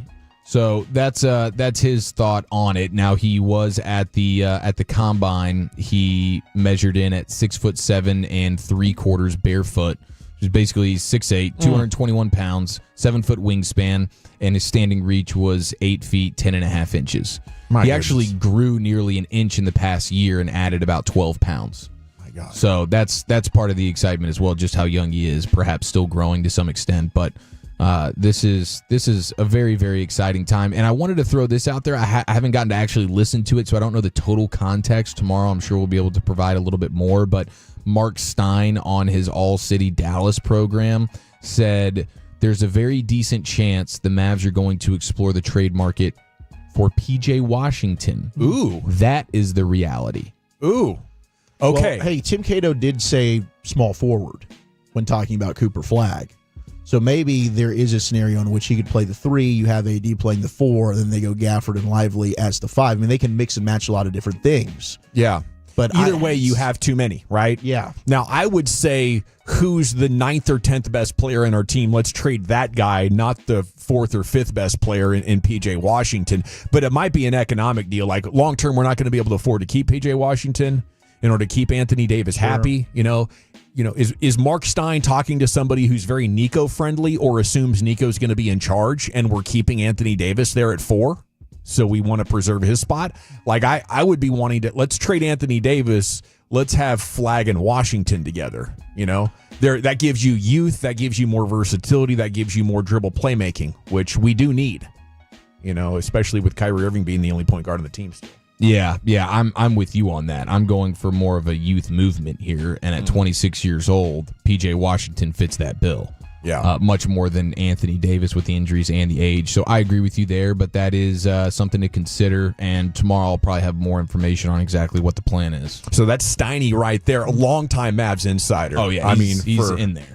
These days, you go to McMahon, you go to Cato, you go to some other guys, but for the long term, like Mark Stein lived around the Mavericks organization for decades, and his influence and insight still resonate. Okay, when we come back, we'll hit the expressway, get you caught up on everything developing in the world of sports. We'll look at tonight's Game 4 matchup in the Stanley Cup playoffs, and then you hand off for the G-Bag of the Day in LA Live coming up starting at 5:30. We're back with all that here in the nation.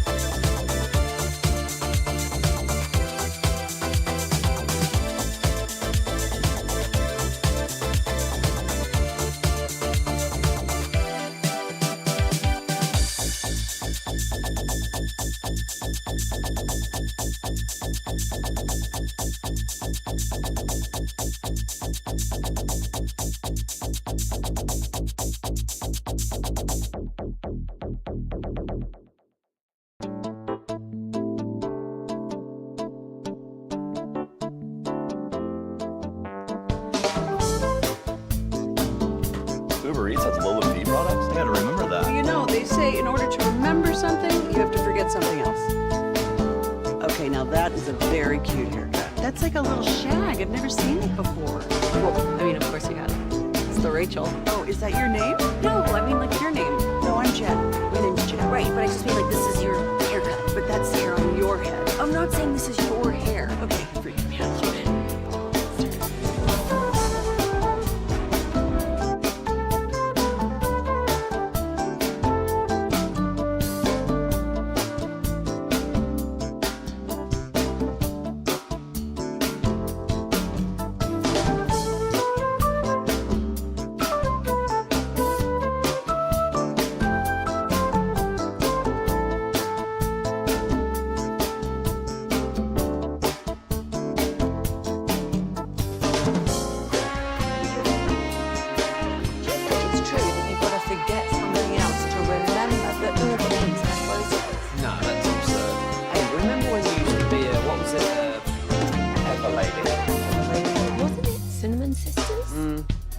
Basil babes. Saffron squad? Nutmeg maidens? Pre-club? No. Nutmeg maiden. I just said that. Was it Spice Girls? Doesn't sound right. Was it Saffron Squad?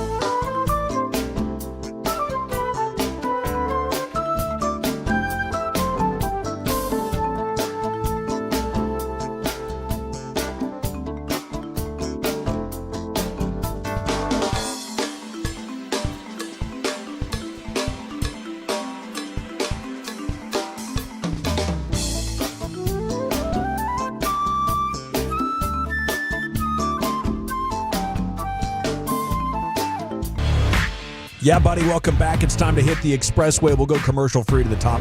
Expressway is brought to you by the On Time Experts. And this segment is brought to you by Cars for Kids. Donate today, carsforkids.org. By the way, if you disagree with me, the text definitely has your back. The 214 says Gavin is a straight hater with bad takes. That's funny. So trust me, your voice is heard. Yeah, Greg Henson, original G-Bag show back in 2010, he invented the straight hating half hour just to give me an opportunity to get all my hate out. So this is that back. This is 15 years running. That's therapeutic for you, huh? 214, yes, it is. It feels good. It's cathartic to get it out. It feels right? good. Just to be, and I appreciate you guys listening. Yeah. And keep me accountable at times when it needs to happen. I like that. Okay, Cowboys have a schedule release live stream tomorrow. It starts at 1 o'clock. They're trying to make as big of a deal out of this as possible. I still have a hard time caring. I like the Pete Rose and Shoeless Joe Jackson stuff today. I was kind of with Sandler, where I'm like, we know who they're going to play, and it sucks. I know right? They got to play two brutal divisions. The schedule release segment that I had planned for today, you wanted to punt on that one. I hear you. I think people like it for scheduling purposes. Those that are like the obsessive fans like myself that plan their life around this thing. People are trying to figure out the Vegas trip right now. The Vegas trip, like a road game maybe you want to go to. Like when's the bye week? Can I schedule maybe a vacation there or let the wife know? Your season ticket holders, obviously. Yeah, there's that type of stuff. 50,000 of them running around. You have schedules to make. I get that. I guess, just without being in there, I don't know where the interest is for the regular fan. Brian, can you help me out there? I used to get like the best passes to Jimmy Buffett when I was in Milwaukee. They had this it's called Summerfest, and there was a girl who ran the marketing department there, and her family were Packer fans, but they lived in Chicago, and they always wanted to come to the Green Bay Chicago Jimmy game. Buffett concert. Well, no, I got the opportunity to go. The trade-off was I would just pick up the phone and go, October 6th. Okay. And then hang up. Let her know what day the Bears played the Packers. Yeah, and Nailed it. and that way she could but that way it was early. It was ahead of. She got the jump on the hotel bookings. She got the jump on the flights, the hotel booking, and all that. And then I got to go to Summerfest and stand basically like row one. Right there. So there was always kind of a trade-off. That's a great trade-off. I mean, I just like looking to see is there a tough stretch in the schedule? Are you going to a cold weather environment in December? We do it for like pre and post game show stuff. Well, yeah, like the selfish reasons. Yeah, we're not into the night game. The night game is hard on us. Yeah, the weekday night games screw us pretty good. Yeah. So you're always kind of wonder how many of those Sunday night games am I going to have to deal with? Miro is back tonight, Game 4 of your Stanley Cup playoff second round, with the Stars up 2-1. Yes, he is. Bully Melrose looking for 5-time G-Bag of the Day status here coming up in just a couple of minutes. How confident are you right now, Wolchuk, that they're going to take the 3-1 lead and all but punch their ticket through to the conference finals? Crotch first. This is what Bully Melrose predicted. This was one of those where you're going to go up 3-1. You're going to go back to winning, and they're not going to go down easy. So then you're going to have to come back to the AAC, and then you're going to go ahead and get this thing done in 6. I mean, first time since January 28th that Miro's going to be playing. The barn's going to be going absolutely crazy. I'm envious, Eric. You're going to get to go there tonight. I wish I could be there with you. I know. I wish you could, too. I was thinking about trying to sneak you into my man purse. Maybe I should have. Yeah, I think talk about that. I think I could shrink a little bit for you. I believe you could. I believe you can. I've seen you do it. I've watched you shrink right in front of me. The one thing I've been thinking about, though, is I do want more fights during playoff hockey. I miss that. You get a couple of guys that get locked up together. They're so close. And then they just, and is that a player thing? Yeah, it's just they don't want to get into the penalty box. They don't want to do. I like to roughen up. I like a good tug of war. Even in the playoffs, playoffs, don't shy away from the box. You circle each other a little bit, and somebody gets a good jab, and somebody just, you get a little tired. You fall on one another. You say, "Hey, that's good, boys." You go back to the either side of the bench. You might see a fight tonight if Dallas wins this game, say 4-1. I could see the Jets get a little scrappy. Like Jets at the end, just trying to send a message to their team.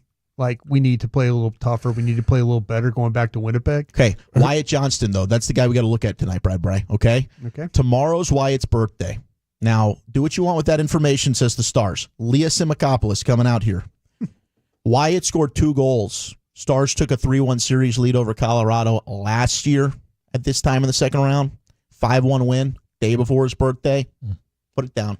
Wyatt Hattie tonight. Let's go. Let's freaking go, dude. Okay. He's got a track record. Let's ask the question Proof's now. in the pudding. Wyatt Hattie, what hat is Eric going to throw? Ooh, oh, that's true. That's true. I'm wearing. Wow, that's a great observation. I have a couple of other hats in my car. Can you throw Yes, a hat be prepared. from the suite you're going to sit in Yeah, tonight? just in case you need to bring a hat that like you're okay with partying. A throwable just hat. in case. Yeah. Just in case. How many hats that are thrown don't make it onto the ice? Yeah, Or like the lower bowls getting peppered with hats. I would help if you were throwing a hat from the upper level and I saw it. You'd be the relay man? I would throw it. Okay, cool. That's big meaning deal. that I have better seats than you. That's the Big kind deal. of guy I am. I'll tell you what I'm not going to be, though. I'm not going to be the guy walking out of the building with a hat on tonight. If a hat trick, if the Wyatt Johnston prediction. And don't do walk it. of shame. Don't leave early like I would do. I will not leave early. Don't leave early. Nope, I will not be doing any of that. We are 1 hour from Rangers pregame here on the Fan. Jack Leiter on the hill against the 7-win Rockies. LA Live's coming up in 10 minutes. Let's get into the Pimp Cup here. Where Lucius has your G-Bag. Get it ready. Get it ready. Get it ready. All right, this is G-Bag of the Day. We do it every weekday on the Fan at 5:30. If you see anything floating out there on the interwebs or you hear it on another TV station or radio station, I do not care. As long as it's entertaining, funny, crazy, a crash out, something, give it to me. At Lucky Lucius P on social media. Lucius Alexander on Facebook. That is Lucious on Facebook, which is still sad, by the way, y'all. Every time I go to Facebook, I'm like, this is a sad-ass app. Yeah, man, everyone's kind of surprised it's still up there. It's the graveyard. It's the obituaries. It's sad, bro. It is. It's so sad. It's where I go to post stuff that I feel like needs to be out there, but I know would be boring to somebody. Yeah. Well, I posted it. I do like how you can have a conversation on Facebook, wise, but other than that, The Messenger app is nice. Is you it? know, it's a way of keeping in contact with somebody. Is it? They're like, Yeah. I don't have that person's number. I bet I can find them here. okay, I got you. Yeah, you're right about that. Navigating Messenger is awful because you once you press back, you're lost I again. have no idea what's going on. Yeah. All right, follow us off. You find G-Bag Nation on Twitter. Our winner right here, Bully Melrose. He's in the building. He's back in flesh, live in flesh. Let's get into the proceedings.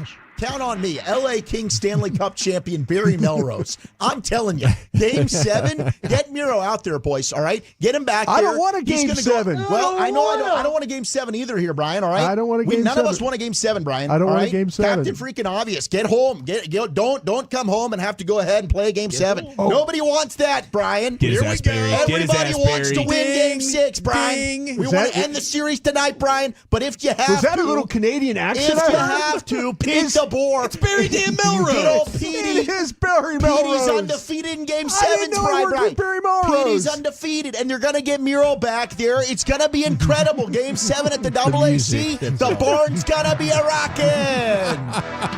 I think that's Bully Melrose, actually. Let's go. I can't say anything to that. But He's we're not going to have to worry about it. They're not going to need Robo. They're not going to need Miro. This thing's going to end tonight. Game 6. Let's go. Granlund, Duchesne, they're going to get it done. Otters pitching the shutout. Screw you, Cale McCarr. Screw you, Nathan McKinnon. You boys ain't got bleep on us. Texas hockey, baby. Let's go. I love Broadus not realizing what's happening in real time. Wait a minute. I work with Billy Melrose. Yeah, that is Barry. Wait. Oh, my gosh, Barry, where'd you come from? What's going on here, guys? What the hell? Oh, well, I'm sorry, Broadus. No, man, I was hoping I'd get a trial update from you today, Lucius, by the way. Oh, yeah, I've been watching. I have been watching. There has been some, I just looked over. It's crazy. There's like some lot of testimony. urine? Well, there's a lot of testimony about where products were put on people. Oh. Yeah. Product placement's a key. After said events. Postcoital. Yeah. Oh, It's crazy stuff, bro. Yeah. Midcoital. Precoital. When I say John Kruk, you guys familiar with that name? Yes. Rocky. Phillies. He got a text from his broadcast partner's son while on air. Have you seen this, Eric? No, okay, you're looking at him like you've seen this one. Yeah. Broadcast partner's son. Yeah, he got a text from his broadcast partner's son talking about how do I prepare for, like, what do I eat to prepare for, like, a doubleheader? Oh, that's a great question. Good question. King Swings, by the way, is a great company. And, they provide the swing sets around the ballpark here, but also down in Clearwater as well. Don't you have one? I have one also, yes. Phillies? Phillies, yeah. It's got a broadcast good. booth in it. That's good because your son just texted us. Which one? Patrick? Yeah. So that means we've heard from everybody except for the Braves. Well, he didn't offer anything other than the fact that they have a day-night doubleheader and what he should eat between games. I don't care what he eats. Did you tell him that? Since he's a Mets fan, I hope he chokes a little bit. Jeez. 1 and 1. But since he's your son, I hope it's not fatal.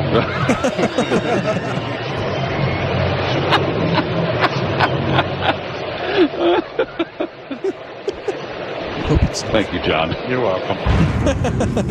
That's great. That's so good. It's not fatal. What would you say? I mean, Uncrustables? Is that probably the move there? I've never had an Uncrustable in my entire life. Oh, they're delicious. Dude, okay. I've had one in my entire life, bro. I just welcomed Uncrustables into my household. My kids tried them last week for the first time. They're not cheap. They're going crazy. They've gone berserk. Yeah. They want it for everything. Breakfast, snack, dinner. Running straight missions to the kitchen while you're not looking. Yes, dude. Go in there and I'll wash the closet to make sure. Lucius, they're incredible, bro. I'm keeping my eyes on the hall. Just go in there. It's above the kitchen. Aren't they like 1,000 calories? Not that many. They are pretty rich, though. I mean, you're basically eating dessert. It's just disguised as lunch. Yeah, I've subbed it for like the popsicles when they're going for the popsicle. Might just there have you an go. Uncrustable, dude. Yeah. Or you keeping them frozen? Get some protein Keeping them in there frozen, still. Yeah. I gotta see those things. They're good. Dude, they're awesome. I gotta check them out, see what they look like. All right, let's see here. But this is not one. Winner. It's not one really. But I was listening to the Cam and Mace sports show. It is what it is. Mm-hmm. And boy, they almost had Mace. They would have gotcha moment, right? Oh, really? He was like, I don't want to go on record saying that because, no, I'm not on record. Anyway, you're here. Yeah, he believes Indiana like that. Well, need so much more to beat this Indiana team because they're playing with purpose. It look like they're trying to win the East. It doesn't look like they're just trying to win this series. I wouldn't be surprised if they win this and beat whoever else is in the East. I'm not going on a record of that. You actually already won a record and said that. You said whoever wins this series is going to beat whoever wins the next series. You're on the record. Okay. Well, I'm off the record.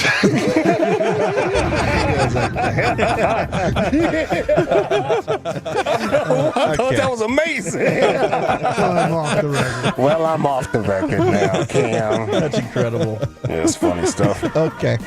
Yeah, I'm off the record. Ralph Kiner's son. Yes. Ralph Kiner's son was on television. Ralph Kiner, the baseball player? Baseball player. Okay, all right. Is it Ralph Kiner Falefa? Exactly. His son was on television. Listen to this, bro. Story of Ralph, the family man. So what can you tell us about Ralph as a father, the type of person that the public didn't know? Well, I would say that I'm in the lucky sperm club because my dad is such probably one of the greatest ambassadors of baseball that's ever lived. Yeah. Lucky sperm club. All right. Well, thank you very much. Us as Mavericks fans are in the Lucky Balls Club after last night. Okay.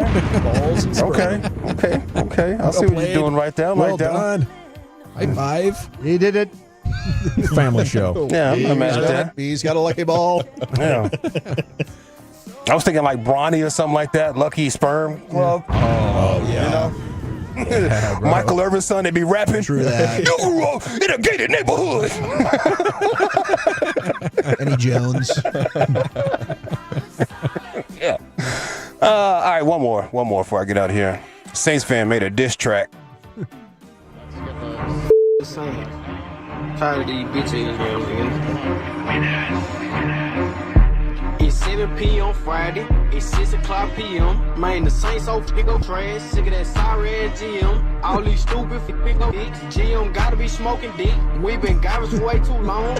It made me go sick. Chris Olave always hurt. He be getting his Mac. No, we shoulda got Shadur, but we got a white ass quarterback. We in the sorriest division, and we still in flank of ass. Every time I watch a game, the other team put belt the ass. Drew Brees need to spin the block. We ain't won there since he left. We woulda got a ring of friend. Hate that cheating ass ring of breath. Sick and tired of being a fan. Finna switch my stick of team. Hold up, we made the Super Bowl. Psych, it wasn't from stick of ring. I love this genre. It's good stuff here. Yeah. I mean, the sports hype-up songs like Winnipeg does, it comes off corny. But when you're just mad at your team for losing and you're complaining about it with bars, it's good. Yeah, the belt to ass line. Is it the bully, our 4-time champ, looking for 5 right here on the doorstep of greatness. John Kruk hoping his partner's son chokes on his lunch, but survives. Cam tells Macy's going off the record. That was pretty funny. Ralph Kiner's son on TV saying he's in the Lucky Donor Club there, and a Saints fan diss track is nominated as well. I'm going to vote for our guy to make it 5. Chief, how about you? Yeah, I thought Crucky was doing a nice job. Gave it all he had, but give me the Bully Melrose. Lucius? Yeah, I got to do the right thing. All righty. I'll go with Crucky. All righty. Brian? Yeah, I'm going to do Crucky as well. By a score of 3-2. And I feel like it was kind of a D move to vote for myself. Now a 5. Mike Bassett, what? He put the crown on that. Yeah. He goes Voting for first. myself. Yeah. Hey, that's me, boys. I'm awesome. All right, salute to Mike. He'll have Rangers TV tonight. Jared Sandler and the guys have your Rangers radio call coming up at 6:30. But congrats to Wolchuk. Coming off vacation, has the vacation energy, the tan. He's very relaxed and has been firing takes all day, and now he's a 5-time G-Bag of the Day champion. See that, Bobby? Congrats. 5 times. 5-time champ, Bobby. That's how you do it right there. Woo! Thanks, boys. And it's time for all of us to be winners as we go back into the Pimp Cup where Lucius has LA Live. It is a Toxic Tuesday. All right, you squares. It's time you smoke. Fire up this funk and let's have a toe. It'll Take make that, you dance take to some of that, take everything. Everybody get high. The American government doesn't care about you until they find out how much oil you have. Like, we didn't care about Iran or Iraq until we found out how much oil they had. We didn't care about Libya. Nobody cared about Diddy. Until they found out how much oil he had. Until we found out how much oil he was sitting on. Like, oh, it's good. Like, damn, old boy got more Johnson & Johnson than a COVID vaccine center. Like, that's amazing. Boy, it's wild, man. Wild times out here. This is LA Live for Tuesday, May 13th, 2025. Yes, day 2 of the Diddy trial. I have been keeping up with Diddy. Diddy, run, girl! It's just crazy because his whole family is there supporting him. Yeah. And I'm talking about this trial is salacious. You got to hear about some wild things about your pops, your son, your uncle, your boss, whatever. Be a stay away. God, oh, bro. I'm talking about some wild things. I want to know if Cassie's new husband is in the midst of all this. Did she just testify? You said today? Yeah, she was testifying earlier today. I don't know if she finished up or whatever. Like, I don't know. But yes, her husband has to leave. Or at least that's what the defense asked. Could he leave? Because we don't want her to get caught up in, like, not explaining things right because he's there or whatever. We want straight up and down. A lot of people scared of him. That's what I learned today. What, Diddy? A lot of people scared to talk in front of Diddy. Tell the truth. Yeah, 100%. Yeah, 100%. God. Gotta be to pull off what he did. I mean, we're still trying to figure out what he did. Yeah. Because he's saying, yeah, okay, I might have slapped a few girls and WWF'd a few. Might have been Royal Rumble in the crib. But I'm not a trafficker. That's right. That's fighting for your life. That's not me. That's not me. I may have DDT'd that broad, but I didn't traffic her. I'll grant you the DDT. Yo, Tables, ladders, and chairs. The DDT, the T does not stand for trafficking. Bro, that is fighting for your life right there, dog. This is a Toxic Tuesday here in LA Live. Welcome in Tolos. Welcome in first-time listeners. Welcome in last-time listeners. Welcome in long-time listeners. LA Live is sponsored by Greystone Roofing and Construction. That is greystone-roofing.com. When I say Will Clark, what comes to mind, boys? First baseman. High-pitched voice. Rangers. Yeah. Giants. I like that. I like that. Mississippi Okay. State Bulldog. We're 100% talking about. We are 100% talking about. He's toxic, too. It's Toxic Tuesday. I had no idea. Okay. This is what I'm talking really about. toxic. I did not know that Will Clark was just toxic. I had no idea. Came across my timeline. I was like, wow, son. Yeah, former first baseman, San Francisco, the Rangers. Podcast is called Deuces Wild with Eric Burns. Is that a former baseball former guy? A's outfielder. Yeah. MLB Network. Yeah, bro, he's a wild boy. Like, every take is a hot take. Burnsy is a wild one, dude. Like, he used to. Burnsy's a wild guy, too, so both these guys are wild together. As a player, he would come on sports radio and just tell crazy stories about stuff, you know. Okay. Yeah. They might need a balance just in case if they want to be successful with this podcast. Because, bro. Yeah. It's going to get eyeballs and it might get canceled. Yes. Yeah, it's definitely on the cancel list. It's teeter-tottering. He's not a fan of, Will Clark is, he's not a fan of hitting coaches out here. You know, like go to the Little League games or a high school game or something like that, or, you know, some phenom is working with a dude.